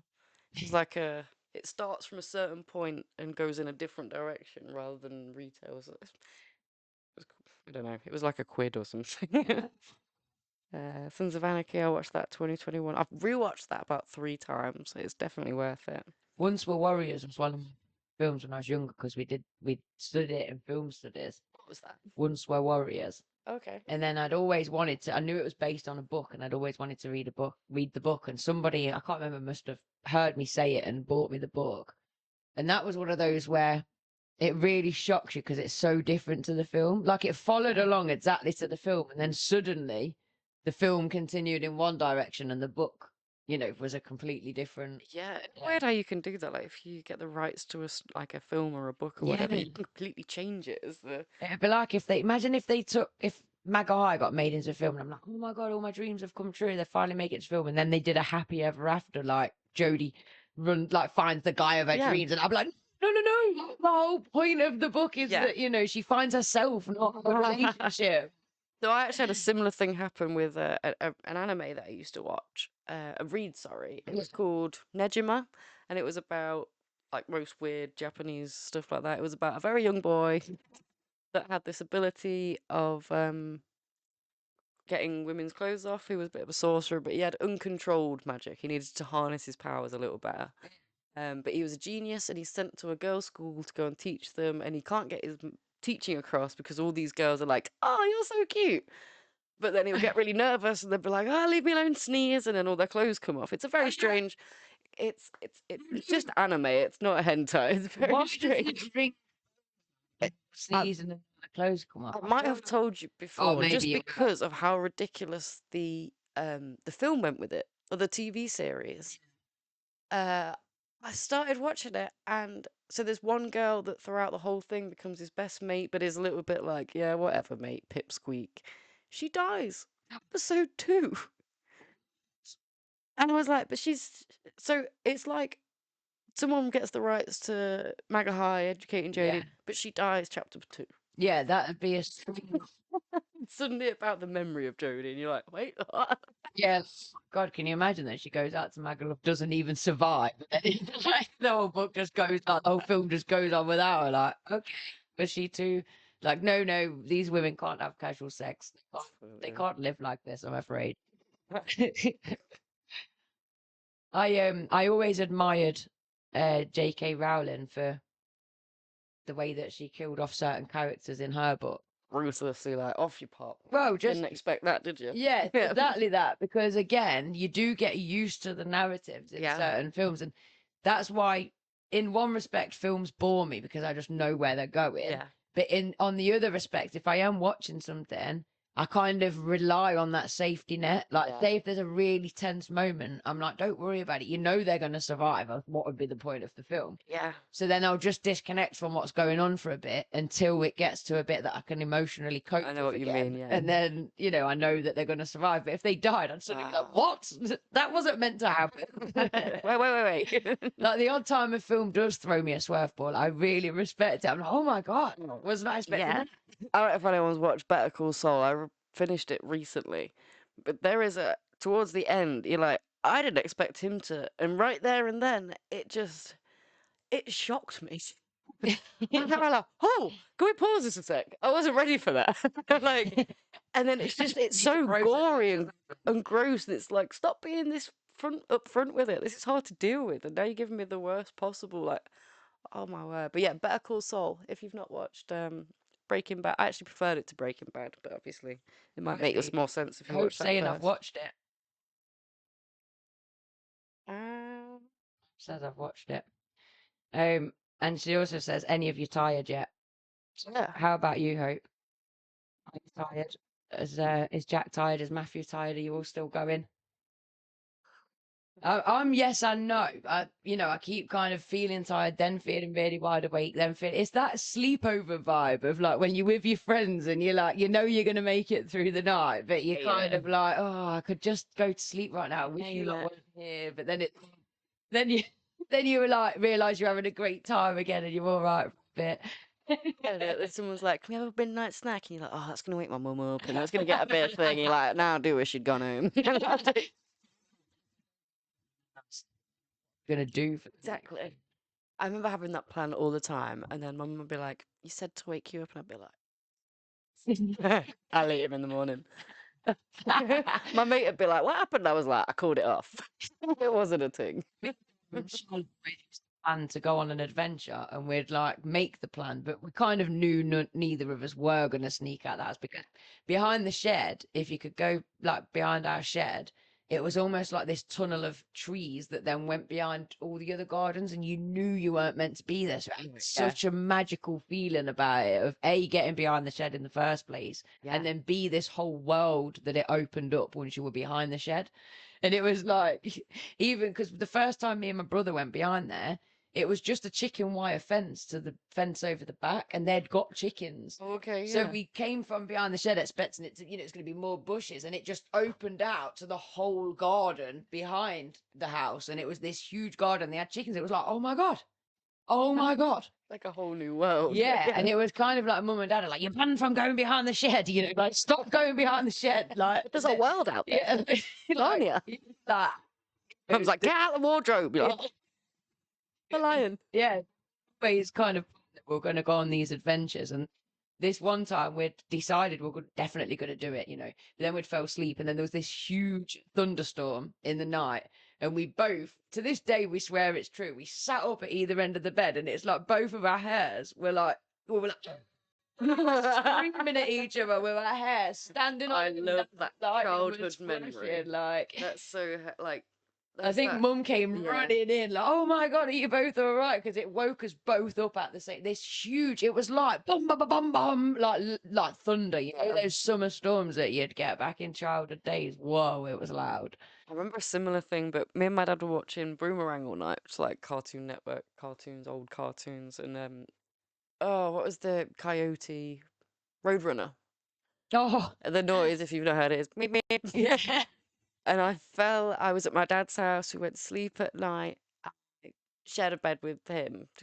The age that I was at, I was probably about 4 or 5, and I remember a taxi pulling up outside and dropping someone off after a night home at beep beep, and we both were like, "What?"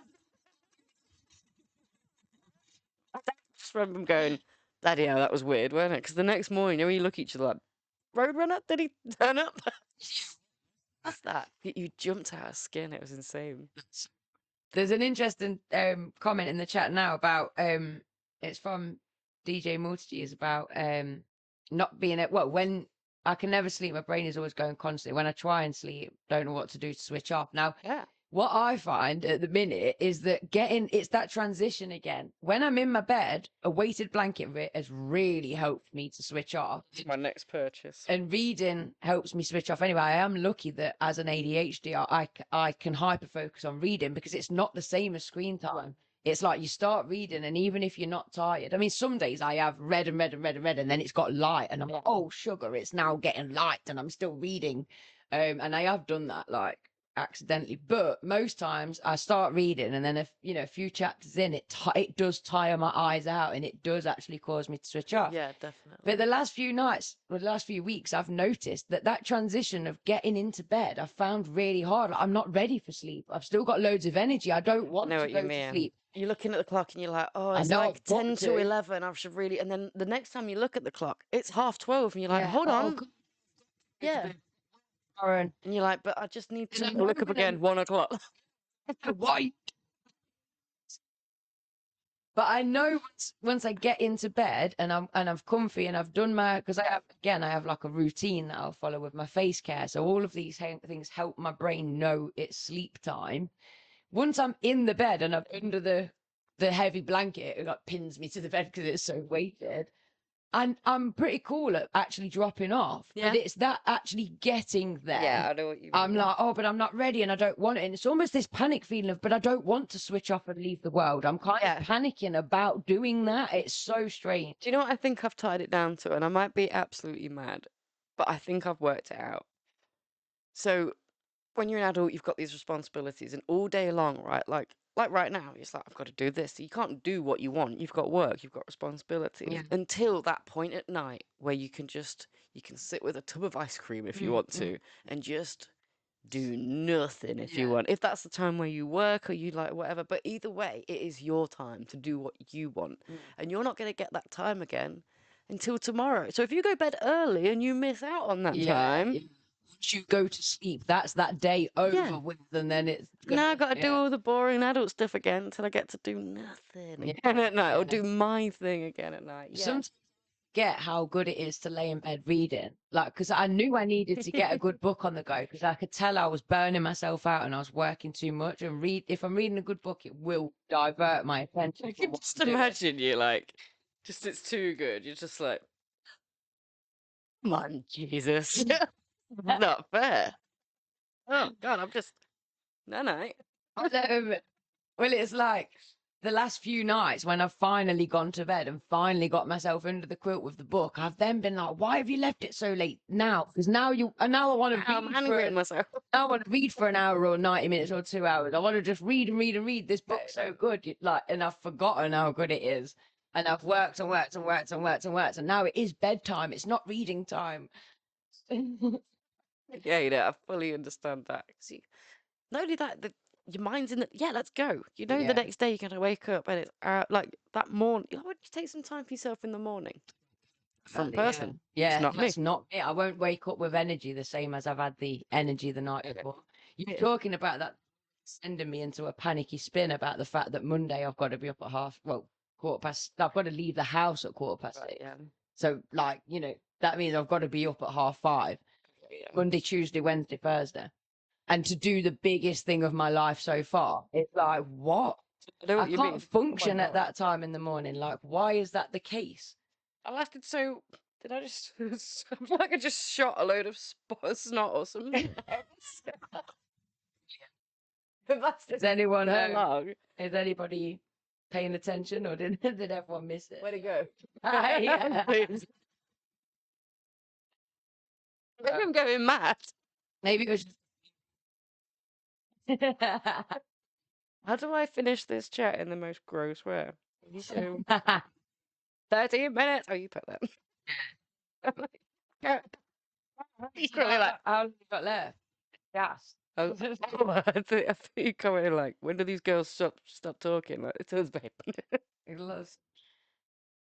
How do you wind after 12 hours doing that is panicking me. I said to Steph earlier on, I said I'm panicking because I've got to be up so early Monday morning to start a training course, and I know I'm going to get home from this and lay in bed buzzing. But what I'm going to do is read my book, and I hope that because I know I'm tired. You know, I was tired before we even started after my epic meltdown this morning. That tired me out. So, and my eyes are sore from the screens and lights. Same. But I know that, like, yeah, I'm going to drive home. Like how bright it is. Yeah, and all the snacks. So we have these lights back here. There are fairy lights. There's on air, which I'm amazed that stayed on the whole time. Oh, that view. So I just saw myself bringing the camera close. I've got one light. That's in my left retina. I got that. Got Henry Cavill on screen. We have a ring light. A normal light. Yeah, plus the big TV. They are. Oh, yes. And there's you guys on the telly. Yeah. So if we've made you feel a bit seasick, then we do apologise. But but yeah, it's very, very bright. So there's a lot of winding down to do. But I am hoping that once I get under, if you haven't got a weighted blanket out there, they are the best investment, because as soon as I put it around me, it was Taz that got me hooked. She went, "Oh my God, you've got to try this." And she put it over my shoulders, and I went, "Ah." Until she took it off again. Do you like a squeeze? Are you like a hard squeeze when you cuddled? Yeah, like as in, I'll say to Lee, "Come and lay on me." Like, and squish me. Like, I used to love being squished as a kid, and I forgot that heavy squish input. Oh my God, I love it. So I used to make him just lay on top, like both his facing upwards. Like, I love that. So yeah, as soon as this weighted blanket went on me, I was like, I went silent. And Tara's been my best friend since I was like 13, and she just looked at me. She's like, "I've broken her." You know, like, I've never seen Linz go quiet. We talk over each other. That's how much we talk.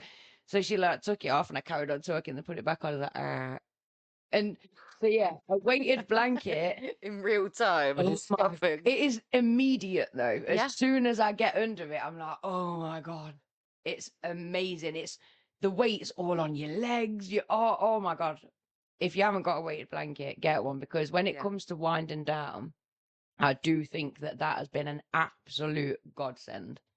And then reading, I don't know whether you can read, but as in, I know with the ADHD mind, a lot of people can't engage long enough to read, but reading has definitely been my savior for making me feel tired. I feel like colouring is a good one as well, or journaling, whether you're better with words, pictures, or sometimes songs. I know I used to just put my iPod in and just sleep tune. And I'd wake up and be like, "Oh, I like this song," and I'm half asleep, but like, I can turn it off now and just turn over and go sleep. Yeah. Do you ever listen to sleep tunes? Because music stimulates me too much, but I'll just put like frequency waves on, and it's all in the back. That sometimes like brown noise. Yes. Yeah.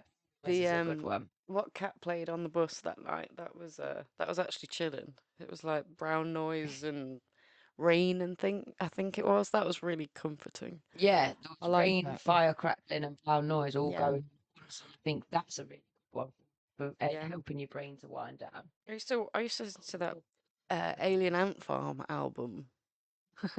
I can't remember the name of it now. I'm gonna try it. Oh, I love Alien Ant Farm, but I used to listen to it really quietly because I know all the songs. And I think a lot of people do it with like Family Guy and stuff, where you're like, I know the episodes. I don't need to pay attention too much. I'm the opposite, where I need quiet. Anthology. You know, like if he's got the telly on. Yes. If I'm already kind of heightened and slightly stressed, I'm like, I cannot sleep with that in the background and the light looks like I need it to be dark. I need it to be silent, you know. Oh, yeah, we've all got these different sleeping strategies, haven't we? I know a lot of people, if you start relying on TV to go to sleep with, you feel like, again, it's another one of them things that you need. He definitely he knew which album you were talking about. He was on it with the chat there. I love that. It's one of my favorite albums. All of them. Attitude, Courage. Courage is probably my favorite. Sticks and Stones. But yeah. Someone was talking about earlier was aromatherapy. So I'd got a lavender candle. You know, when said we'd had the goodie bags from the mindfulness workshop, and there was this lavender candle in there. And lavender's meant to. I know that lavender, some people hate the smell of it, but certain things, like if you burn in certain smells or if you've got aromatherapy oils, those smells, and then once you become accustomed to this is my sleep routine, it's almost like when you smell that smell, you're like, oh, it's bedtime. Yeah, it's conditioning. It's real, like, good classic conditioning, the same as Pavlov's dog, when he'd ring the bell at the same time as feeding them, and then the dogs associated the bell with food, and that would make them salivate. They wouldn't have to get the food. Clearly my cats do it as well. All I have to do is open one of the drawers. All drawers sound exactly the same to me, but if you open the cat food drawer, they're straight in yelling. You're like, I was just putting the food in there because I just bought you some. I'm not feeding you right now. Unfortunately. Just keeping an eye on the chat, and Lazar's quoted from you too. Sometimes you can't make it on your own, and I think that is the absolute thought of the day, you know, from every guest that we've spoken to, and even your kind of, but I don't want to ask for help, and I'm exactly the same. I don't like asking for help, or don't like relying on other people or whatever it is, and it's like, I feel like that burden. Yeah, it's like we can't make it. We shouldn't put pressure on ourselves to make it on our own. I love that. It's coming really close to the end of the stream. I'm like, oh, it's going to be so hard to say goodbye now. Right, you ready for 24 hours? Should we just go for it? No. How do we leave? We bought these to try as well, but I feel like if I have that now, I'm definitely not I'm going definitely to. not. I left it too late for them. Has anyone tried these?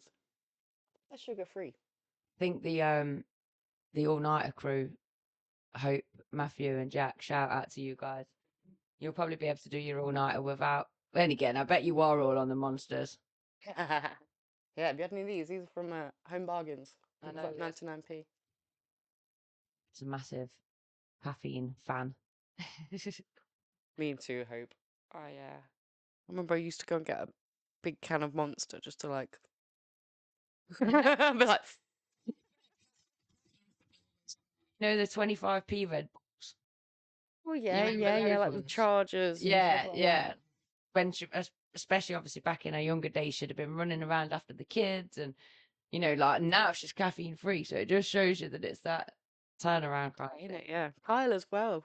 Congratulations, Kyle, on no caffeine. Yeah. Oh. How's the cat at Clover?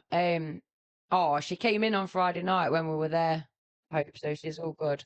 I was making a cup of tea and I just had this meow and I turned around like, oh. I felt really supposed to be in here because we were sat in one room and the cat had gone and sat in the other room on a comfy chair. So she chilled in there, like in the warmth and on the comfy. But I was like, oh, I wish I'd known she could have been in there with us. I felt missed an opportunity to keep her company, but at least she was warm and comfortable. She's a cute. We've got well done. Have a good one. Looking forward to meeting you soon from DJ Multi G's. I'm looking forward to meeting you too, mate. Oh, that's awesome. And yeah, definitely. Next Jew club. Well done for making it through.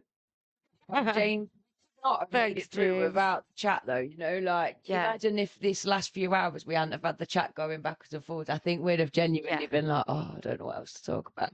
You know. It's really strange. I mean, I suppose let's see what it forgot that's yours. Might take you a while to count them, but that's 3. Well, we didn't add in all of them at the end of the day. I think I've got the same amount, to be fair. I'm gonna say I had 15 during that. Yeah, I'm gonna say yeah. And another 3. if anybody really cares about the inattentive versus hyperactive. It's more just about raising awareness about the two different ways that it, well, not even just two different ways the polaring opposites of it. Yeah. Yeah. And look, none of our plans really went well today, apart from some of the few people, the amazing guests that came to join us, and we're so thankful throughout the time. Camera. Is that? Oh, it's not. I was like, it's not on there. Like, I just got distracted by my camera view. Like, it's different. Yeah, thank you to everyone that's joined us throughout this ridiculous idea that apparently we'll be doing again. Thank you, Hope. You think we should be doing it then? Why not? Let's try it again at some point when we've got better sleep. Let's try and plan some more. Whether it happens or not, I don't know. But well, I think maybe make it an annual thing for sure, like every birthday, and then we can see how much it grows and how much we grow. You know, we'll be laughing next year going, oh my God, can you remember last year we'd not got this sorted? Now we've got a whole team behind us, blah, blah, blah. Oh, that'd be so much easier. Yeah, definitely. It's been a real one. It's been ridiculous. We've spoke to such cool people. I mean, we started at 2 p.m. today and we're coming towards, it's literally 2 a.m. That is 12 hours, guys. Congratulations to us. Thank you to you guys for sticking with us. It's crazy. Oh, thank you, everyone. I can see what's going on in the chat, and I am so appreciative of you all. James is blasted. Can't imagine how tough it's been. Well done, ladies. For you too. And Hope staying on until the live ends. I know you won't be able to leave until there's absolutely no choice but to leave. And I totally appreciate you being there till the end with us. I hope you enjoy the rest of your night. I guess enjoy the rest of the morning out. 100%. Yeah. Good luck on you trying to stay awake all night. And obviously it's half term next week, so try and join us on Wednesday. I can tell you all about how my driving is going, my driving course. I'll have my test in the morning on the next Wednesday live.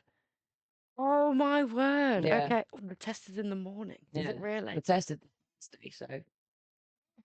Okay. Well, and we're going to talk about pushing yourself out your comfort zone. Yeah, definitely. Much to reflect on in this hour. So yeah, who won? Don't know.